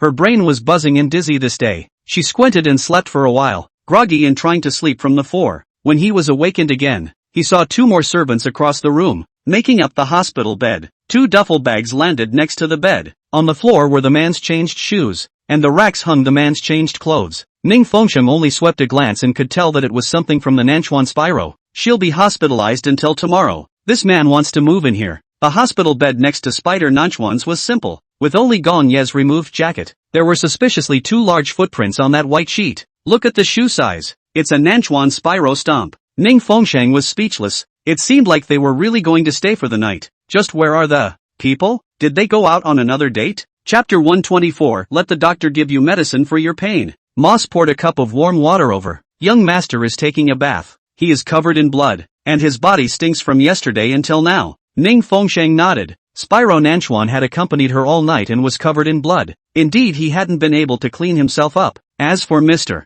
Miyagi, seems to have gone to the supermarket to buy groceries. Buying groceries? Ning Fengsheng drank a large amount of water and took the medicine with it, looking out the window as it was getting late. No fights? No, Miss Ning has given the order. How would young master dare to do anything? Moss assured. Ning Fengsheng laughed wryly. It was rare that two arch-rivals could be in the same space, both hating each other in their hearts and wanting to kill each other 800 times, but getting in the way of her being able to coexist peacefully? Click. The door to the washroom opens. Spyro Nanchuan walked out wrapped in a bathrobe with big slippers on his feet as if he was in his own home. Awake? Feeling better? Not bad. Ning Fengsheng, if you're comfortable, I'll carry you out of the hospital. Spyro Nanchuan didn't want to wait here for a moment. Ning Fengsheng averted his face. Carry me out of the hospital where? I'm not going back to the Rose Garden. Spyro Nanchuan's face sank. Then where do you want to go back to? The Ning family? Back at Ning's house. Gong Yi followed him there just the same. It was crowded and Ning's father's family was there. Go back wherever you want. And anyway, hurry before that dog comes back. Mr. Nanchuan, you can leave on your own if you want to. Where I want to go back to is my business. Ning Fengsheng's tone was cold. Hadn't he said he wouldn't come to pester her anymore? What was he doing following her now? That mouthful of old blood in Spyro Nanchuan's chest was almost out of her breath. Footsteps sounded outside the door as Gong Yi returned, followed by his assistant. The two of them bought a lot of ingredients in big bags. Miyabi piled all the purchases into the ward's built-in kitchen. Sheng has a weak stomach, so I'll cook it myself. He tied on his apron, unbuttoned his cufflinks, and rolled his shirt up to his elbows, revealing his small arms with smooth lines. I've heard that young master Nanchuan only fries the kitchen. The veins at the corners of Spyro Nanchuan's forehead rippled. With goods like him who can't distinguish between sugar and salt, how dare anyone eat the pig food he makes? Gong Yi smiled indifferently. A few moments later, the kitchen came duck duck cut vegetables sound. Then, the assistant's exclamations came one after another. Mr. Gong's knife work is outstanding. Tian, just look at the clean way of killing the turtle. It's an old hand at it. Mr. Gong's craftsmanship is comparable to that of a 5-star master. MS. Ning will be blessed tonight. Spyro Nanchuan's face darkened and sank. Noisy. This ING palace dog can cook? A good cook? Didn't Moss say the man was bad at everything but basketball? Meeting the young master's terrifying gaze, Moss smiled awkwardly. Young master, I ordered a 7-star meal tonight. To keep Miss Ning's love. Why hasn't it arrived yet? Moss looked at his wristwatch. Almost there. Doing a bit of fancy stuff so time is slowing down. I don't believe that Gong Ye's handiwork is comparable to that of a professional level chef. Nanchuan Shijun's face was only slightly better. Sitting in front of Ning Fengsheng, ripping open his robe to reveal the wounds on that body, and smearing them with iodine vapors himself. Ning Fengsheng took a look. All flesh wounds. That dog hit really hard. Shang. Spider Nanchuan stared deeply at her. It hurts. Let the doctor rub it in if it hurts. Moss snickered. Mr. Gong was beaten so badly, and he was still frying vegetables in the kitchen. Young master fell and shouted about pain. Your hand works better than medicine. You touch me. Spyro Nanchuan came over, like a puppy begging for his master's petting. Don't come closer. Ning Fengsheng hardened his heart and pushed his head away. A fresh scent wafted from the kitchen. Ning Fengsheng's nose twitched slightly. The fresh flavor of the soup wafted in, and it was actually the same as her grandmother's wacken soup that she remembered from the depths of her memory. Her throat rolled involuntarily, and she was suddenly pinched by Spyro Nanchuan's chin. No sniffing. Moss was happy. How come the young master was also going to plug up Ms. Ning's nose with a ball of paper? Miss Ning should be hungry. The food I ordered will be arriving soon, so Miss Ning will endure a little longer. Ning Fengsheng didn't say anything, just sniffed the aroma again. Sheng's favorite food is crab meat lion head. It's being made. Gong Yi Gong is carrying a soup cup with a smile. I'm afraid you've waited a long time. I stewed the soup before I went to buy food. Drink a bowl of soup first to pad your stomach. The color of the soup was as clear and bright as amber, and the ginseng whiskers stretched into a delicate arc with the heat, which was precisely the Ning family's ancestral 8 precious complimentary soup. When did my Abe learn how to do that? Grandma taught me how to make it. Gong Yi scooped up a spoonful and blew on it. She said to pass it on to me, that someone would have to take care of you when she was gone. At the mention of old Mrs. Ning Fengsheng's eyes began to redden. Grandma truly wished her well, but it was a pity that she was not able to read people well enough to think that Gong Yi was a good man worthy of her trust. Taste it? Put it away. I don't want to drink it now. Ning Fengsheng parted her face with difficulty. If she ate it, some gas tank must have exploded with gas. Gong Yi's face turned slightly cold as he snapped his fingers. I wonder if Grandma has eaten yet. Miyabi, I learned it just for you, so try it at least? Ning Fengsheng's chest rose and fell twice, and he was about to take the bowl of soup when Spyro Nanchuan sneered viciously. There's hair in the soup. Gong Yi elegantly stirred the silver threads in the soup. Mr. Nanchuan really hasn't cooked before. This is years of precious snowbirdness lassie. Watching Ning Fengsheng drink it into his mouth, savoring it, with an expectant look on his face, my Abe asked, how was it? It tastes exactly the same as what Grandma made. Ning Fengsheng smiled bitterly. The corners of Gong Yi's mouth unfolded into a smile. It was very rare to smile so purely. If you like it, I'll make it for you every day in the future. No, she didn't want to drink his cooking. Show is unable to spare me too much labor? It's my honor to cook for you. Gong Yi took off his glasses and pinned them to his collar. Drink slowly. I'll go make the rest of the dishes. What's the big deal about knowing how to make a soup?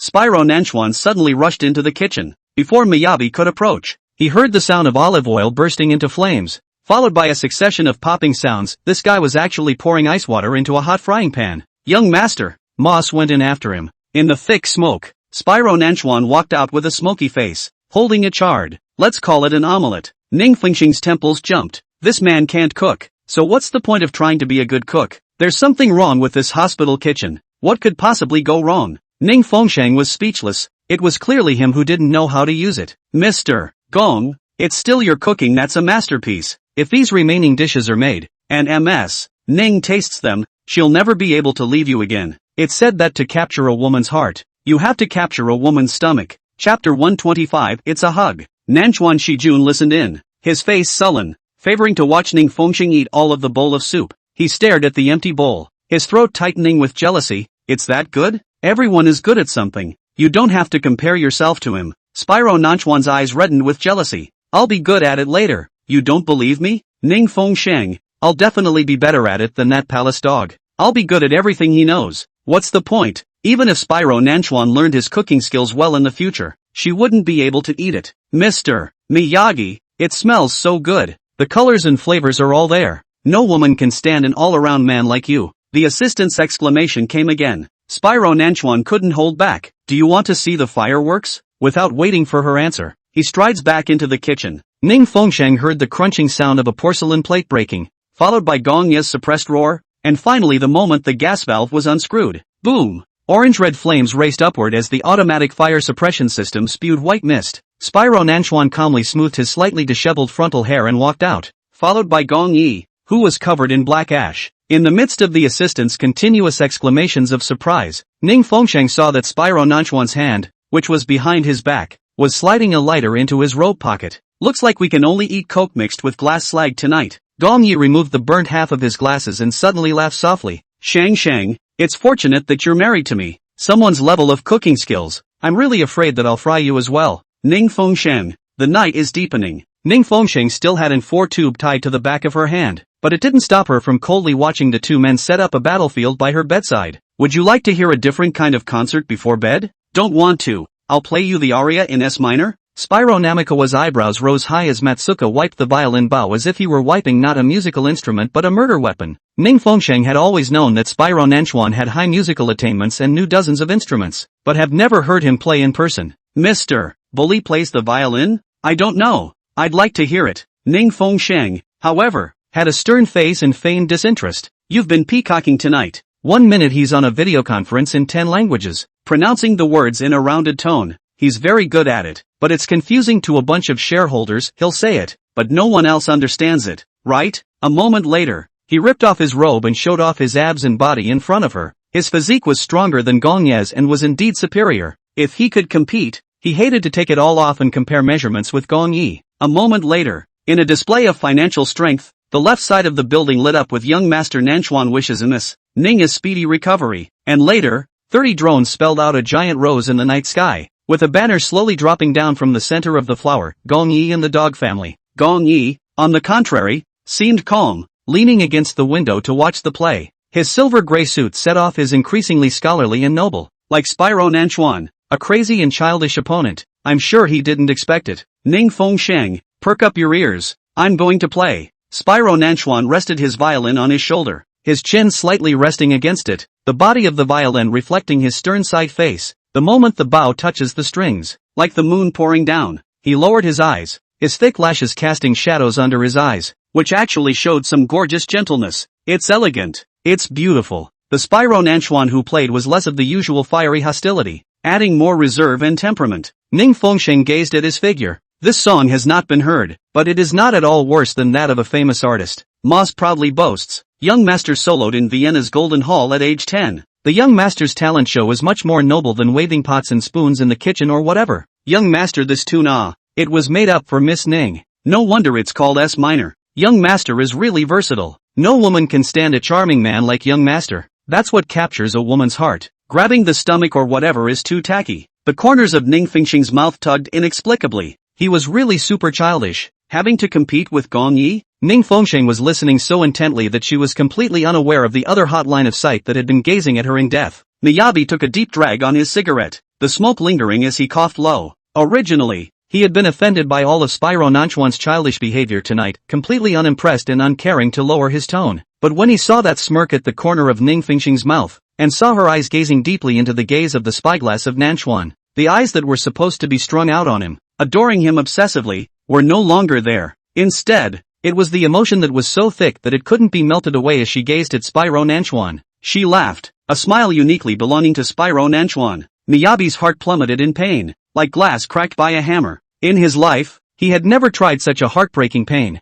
Originally thought he was a demon without a heart. Yet at the moment, where was that insanely twisting, stabbing, aching, desperate pain coming from? His fingertips twirled with cigarette butt sparks, and his skin burned as if he were unaware of it. Moss sniffs. Who's burning pig's hair? A smell of burnt meat came. Shortly afterward, the door slammed open and a couple of bouncers brought in a drum set. It's an improvisation taught to me by the chief of the Berlin Orchestra. Gong raised his voice in a blast of drums. Does show like the drummer, or the bass. A dense drum beat rings out, breaking the playing of Spyro Nanchuan. Ning Fengsheng was surprised, not expecting Gong Yi to participate in such a childish competition. Spyro Minamikawa played his violin loudly, but it was so obscured by the drums that he couldn't hear the meter. Bam! Spyro Nanchuan stormed out, his bow piercing the drum. He ripped his tie and wrapped it around his palm, swinging his fist at Miyabi's cheekbone. The two men momentarily wrestled together, knocking over the floor stand and gulping saline on the floor in dark trails. Ning Fengsheng pulled out the needle and stepped on the mess on the ground with his bare feet. Get out! Go to the morgue if you want to fight. Both men settled into a stance at the same time.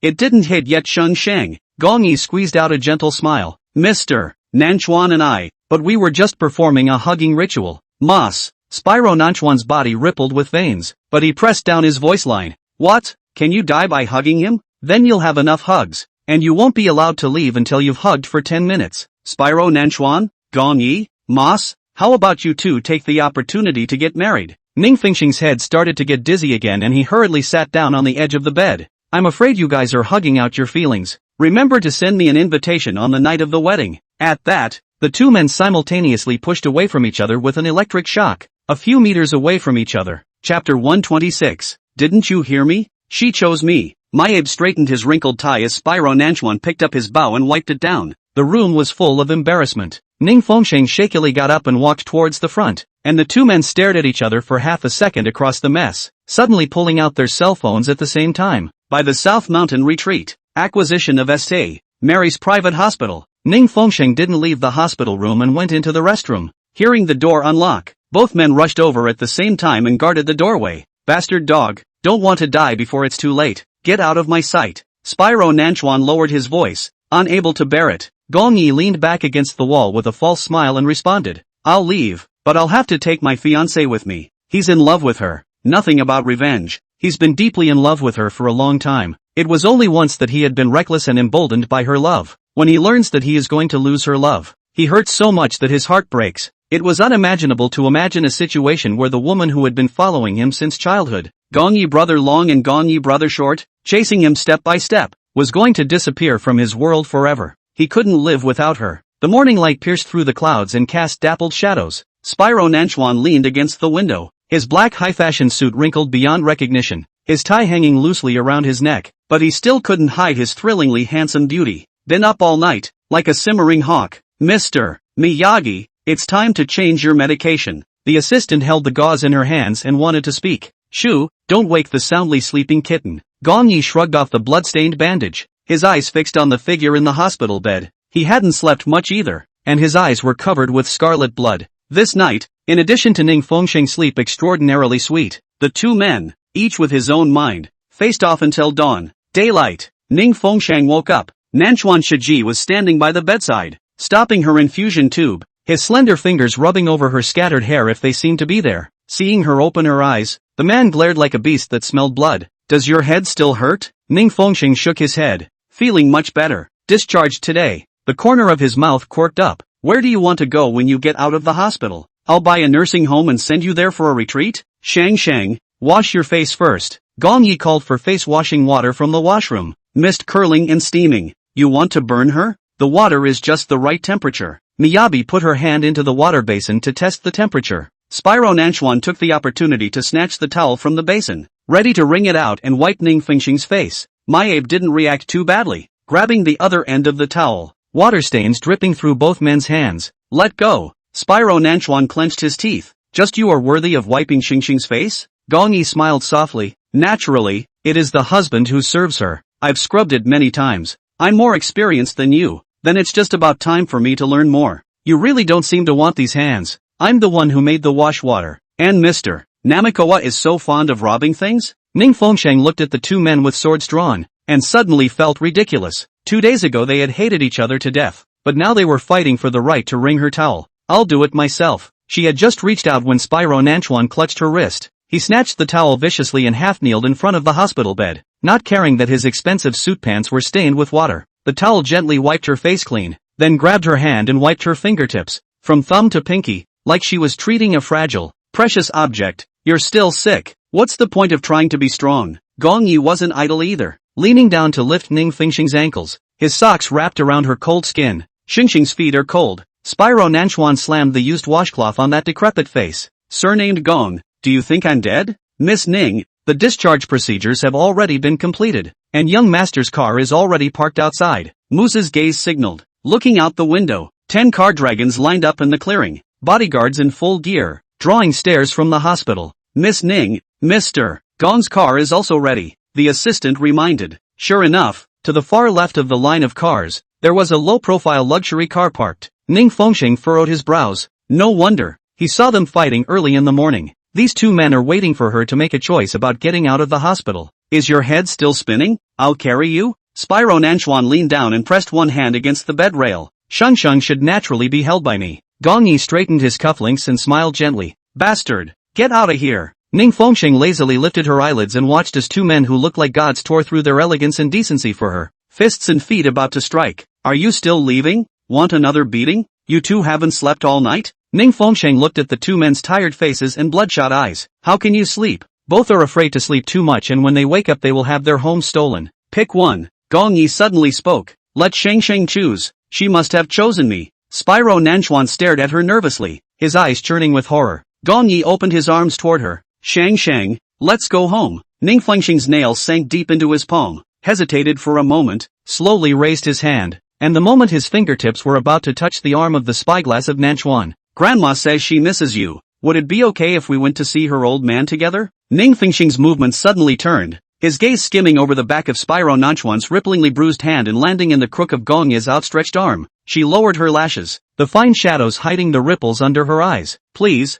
Mr. Gong. She almost went into the arms of Nanchuan Spyro out of habit. Calling me brother Miyabi is so out of the ordinary? Ning Fengsheng. Nanchuan Shijun clasped her wrist with a force so great that it felt like it was going to be seared into her bones. Don't you dare let him touch you. Gong Yi flicked away Spyro Nanchuan's hand. Didn't you hear me? She picked me. Spyro Nanchuan's chest plummeted in pain. You're going with him? Weren't you the one who said I should choose? Spyro Nanchuan suddenly laughed. His face was ferocious, his scarlet eyes staring deathly at Ning Fengsheng. Good enough. He took 2 steps back and squeezed out a few words through his teeth. I'd like to see how he can hold it. The moment Gong Yi bent over, Spyro Nanchuan kicked over the medical cart next to him. The sound of metal clashing startled the assistant to take 2 steps back. Mr. Gong's body is afraid that the injuries. Spyro Nanchuan swept over Gong Yi's body full of wounds, but then he saw the man's palm press against Ning Fengsheng's thin spine. Hold on tight, Shengsheng. Gong Yi whispered in her ear, provocatively hooking his lips in a smile. Ning Fengsheng vaguely encircled Gong Yi's neck.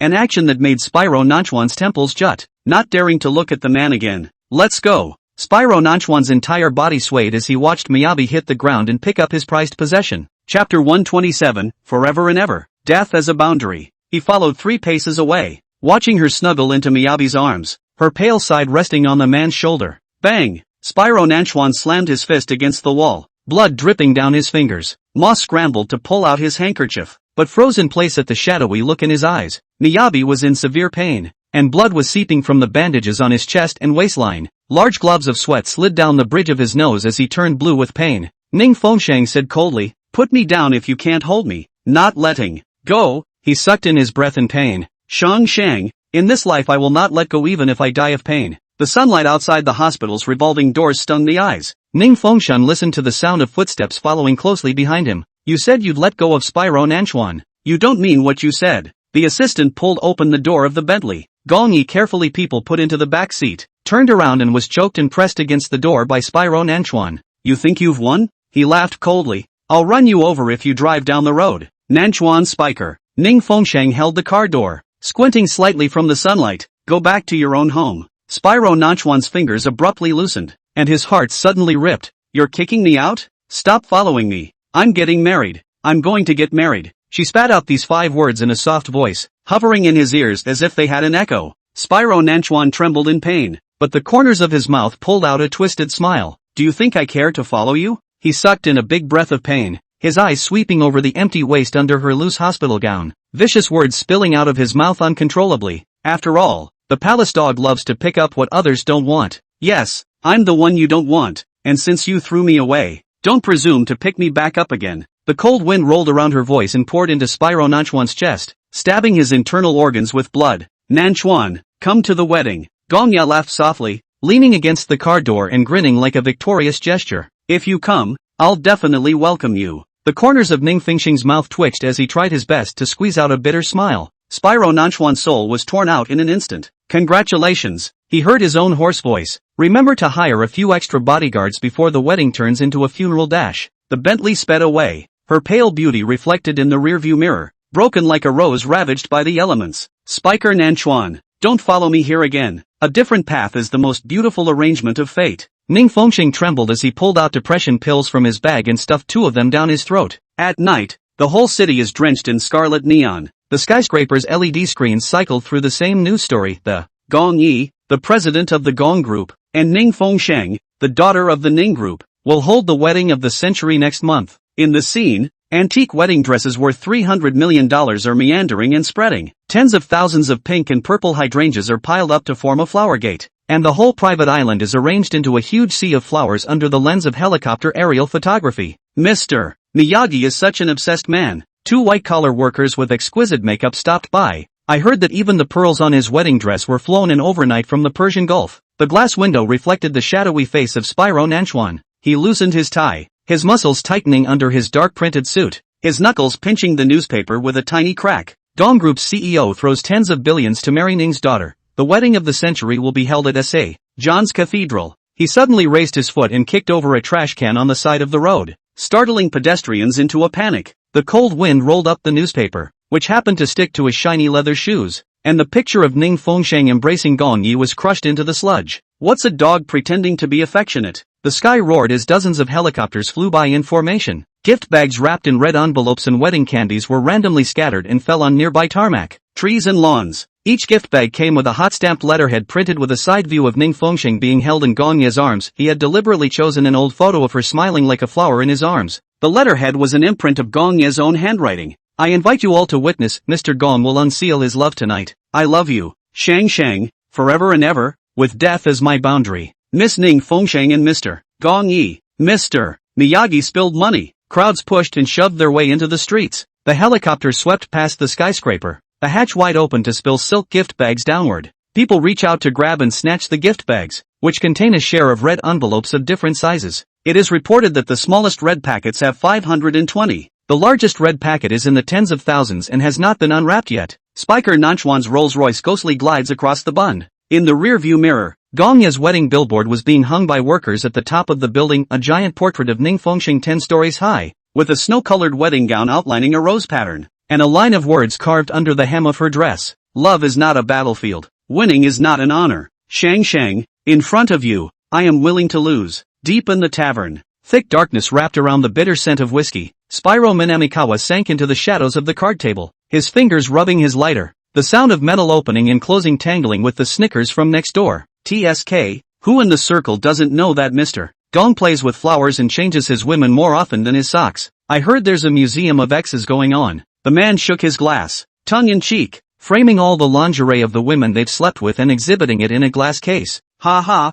any cup, exciting. What's this? Scarface moved closer to his companion. Last month a starlet slit her wrists for him, and the bloody book was laid in front of the Gong family's house. And guess what? As the crowd held their breath, he slammed the table. That maniac actually wiped his shoes with a bloody book. In the laughter, the middle-aged man in a suit lowered his voice, to say that this Mr. Gong is really blessed with a lot of sex. I heard that this Miss Ning family has been played by young Master Nanchuan long ago. Young Master Nanchuan? Are you guys talking about the Black Emperor King of the North Continent Kingdom? Who else could it be? Back then, young Master Nanchuan wrapped up the whole Times Square to celebrate her birthday, only to throw it away now that he's tired of playing with it. If you ask me, how could Mr. Miyagi look at such dirty and worn shoes? He's always been picky about women. This is the leftover broken shoes of young Master Nanchuan, the one you can't even hold up if you want to. Click. The lighter cap suddenly closes with a sound like a bullet being loaded. Spyro Nanchuan got up, the light flowing over his knife-like jaw.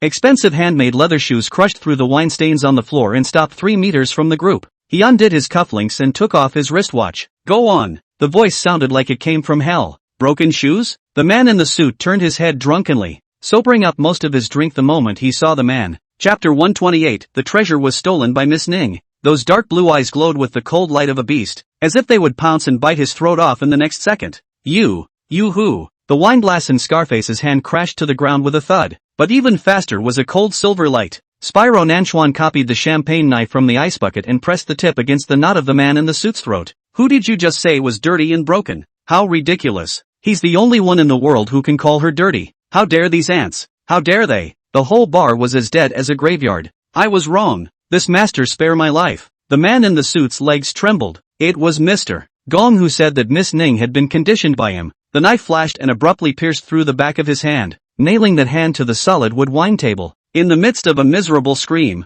Spyro Nanchuan leaned down close to his twisted face. Conditioning? Crystal wine bottles burst one after another. Amber liquid mixed with blood splattered all over his handsome face. Where is the mad dog? For a pair of broken shoes. Scarface copied a chair and smashed it. Before the words left his mouth, his wrists had been twisted backwards behind his back. Spyro Nanchuan ripped off his tie and wrapped it around his neck. The heel of his shoe crushed his kneeling knee, and when he leaned down, his blood-stained, broken hair swept across the man's horrified pupils. Ragged shoes? Then let you not even be worthy of wearing shoes. Scarface let out an inhuman howl as his leg bone was broken by the kick. When the alarm sounded, the tavern had become a hell on earth. The Ning family was organizing a big banquet, inviting many famous guests. Mr. Gong is really an infatuated kind. A certain bejeweled noblewoman lightly shook her red wineglass. Off of this helicopter spreading red envelopes, he threw away several $100 million. More than that, the banker wearing gold-rimmed glasses lowered his voice. Gong's group just announced yesterday the acquisition of European wineries, castles in South Asia, and villa bays in Chile, all of which have been allocated to Ms. Ning's name. Also acquired 3 private hospitals, said to specialize in conditioning Miss Ning's body. The laughter was disturbed by the roar of helicopters. 30 black cars piercing the night. The bouncers roamed into the ballroom like a black tide, frightening the crowd into commotion. Some spilling caviar, some knocking over champagne towers, some stepping on each other's skirts. The helicopter landed in the front yard of the Ning family, and the man walked down the steps, crushing the stars of the night. The black couture suit cut the contours of his broad shoulders and narrow waist, and the cufflinks were 2 emeralds that glowed like the pupils of beasts as he walked. A sinuous chain brooch of evil dragons coiled in forbidden places along the barge-shaped neckline. When he walked into the Ning family hall, his face was still a cold white tone, much whiter than anyone else in this room, with those bright lips that look like they've been smeared with red blood, those exquisite features, that thick lingering aura of death. It's young Master Nanchuan, someone exclaimed. The gown-wearing celebrities suddenly held their collective breath. Mom, is that really the legendary young Master Nanchuan? A certain young lady asked in a trembling voice. God, too handsome to be human. A man like that should be put in the temple. Don't stare. The noblewoman panicked and covered her daughter's eyes. I heard that last month Senator Lee took one more look at him and went blind the next day. Amidst the rising and falling huffs, Spyro Nanchuan took off his black gloves, his pale knuckles tracing across Ning Jinhai's stiff shoulder line. Young Master Nanchuan has come to visit. Ning Jinhai's throat knots rolled, trembling with fear. Why didn't you inform me in advance? Looking at the uninvited Buddha, everyone was terrified. Miss Ning's wedding celebration banquet naturally didn't notify Spyro Nanchuan. How could he come? Our young master lost something. Moss raised an eyebrow. I hope Mr. Ning returns it to its rightful owner. What? Lost something? It was a treasure of great value and beauty. Moss sneered. The hall was in an uproar. I Ning never dared to steal. Is it a mistake? Ning Jinhai knelt in front of Spyro Nanchuan's feet. Are you saying that our young master could be mistaken? Moss's voice rose a few pitches. Ning Jinhai was on the verge of crying. No, I'll go look for it now, right away. For a while, the Ning family came out en masse, rummaging through the cupboards and boxes, taking out all of their collection of calligraphy and painting antiques and placing them on the table. Spyro Nanchuan reclined on the French sofa, his long legs folded, lazily picking up a pile of wedding invitations on the coffee table and tearing them up for fun. Mr. Ning, how dare you bring such an inferior product to fool our young master? Moss spoke coldly. This is really all the valuables of our Ning family. If young Master Nanchuan doesn't believe it, he can go and search. Ning Jinhai was so shocked that he cowed out his head and heard the muffled sound of his spine making a withered twig snap. Spyro Nanchuan crossed his long legs, the tip of his shoe hooking up Ning Jinhai's trembling chin. The treasure I want. Does Mr. Ning really not know about it? The treasures of the Ning family, all of them are here. These pieces of trash are worthy of exchanging for my treasures? Is it possible that young Master Nanchuan is talking about? A certain bold old rich man had just opened his mouth when he was cut off by the butler's cold eyes. No one dared to make a sound in the entire ballroom, and the crowd held its breath. In the dead silence, Spyro Nanchuan high-fived 3 times. Everyone wipes their sweat in fear. Something tragic isn't going to happen tonight. Is Mr. Nanchuan looking for Shang? Ning Jinhai's disconnected brain finally connected. Did she steal your treasure? Mr. Ning, you're finally on the right track. Moss let out a sigh of relief. Indeed, that treasure was stolen by MS. Ning, where's Shang? Ning Jinhai shouted. Quickly get her back. The crowd began to whisper. It had long been known that Ning Fengsheng had been captive bred by young Master Nanchuan, and had been the canary in his cage. I did not expect that the hands and feet are not clean, but even dare to steal the treasures of the young master of Nanchuan. This time it's good to catch a thief to catch the Ning family. Today we have a good show. Young Master Nanchuan, I've already sent someone to look for it. Wait a moment, Shang will be right back. Ning Jinhai wiped the sweat from his forehead trace. Spyro Nanchuan's cold gaze was fixed on the large pedestal clock on the side. The clock is pointing at 10 p.m. Your daughter often stays out at night? Moss asked. No such thing. What kind of treasure did Shang steal? I'll teach her a lesson when she comes back. I heard that Ms. Ning is getting married soon. So congratulations to your Ning family, it's just about to become extinct. Moss pulled his voice up to the highest level to ensure that every guest present could hear. What do you mean by that? Ning Jinhai's brain buzzed. Moss snapped his fingers and the bodyguard immediately turned on the projector and the medical report was projected on the wall. The words azoospermia were put to the maximum, and on that diagnosis, Gongya's warm and jade-like picture appeared in the medical image. The crowd clamored. If Mr. Ning doesn't believe me, he can ask Mr. Gong himself if he's infertile. As soon as the words left her mouth, Shenma reported, Miss Ning and Mr. Gong have returned.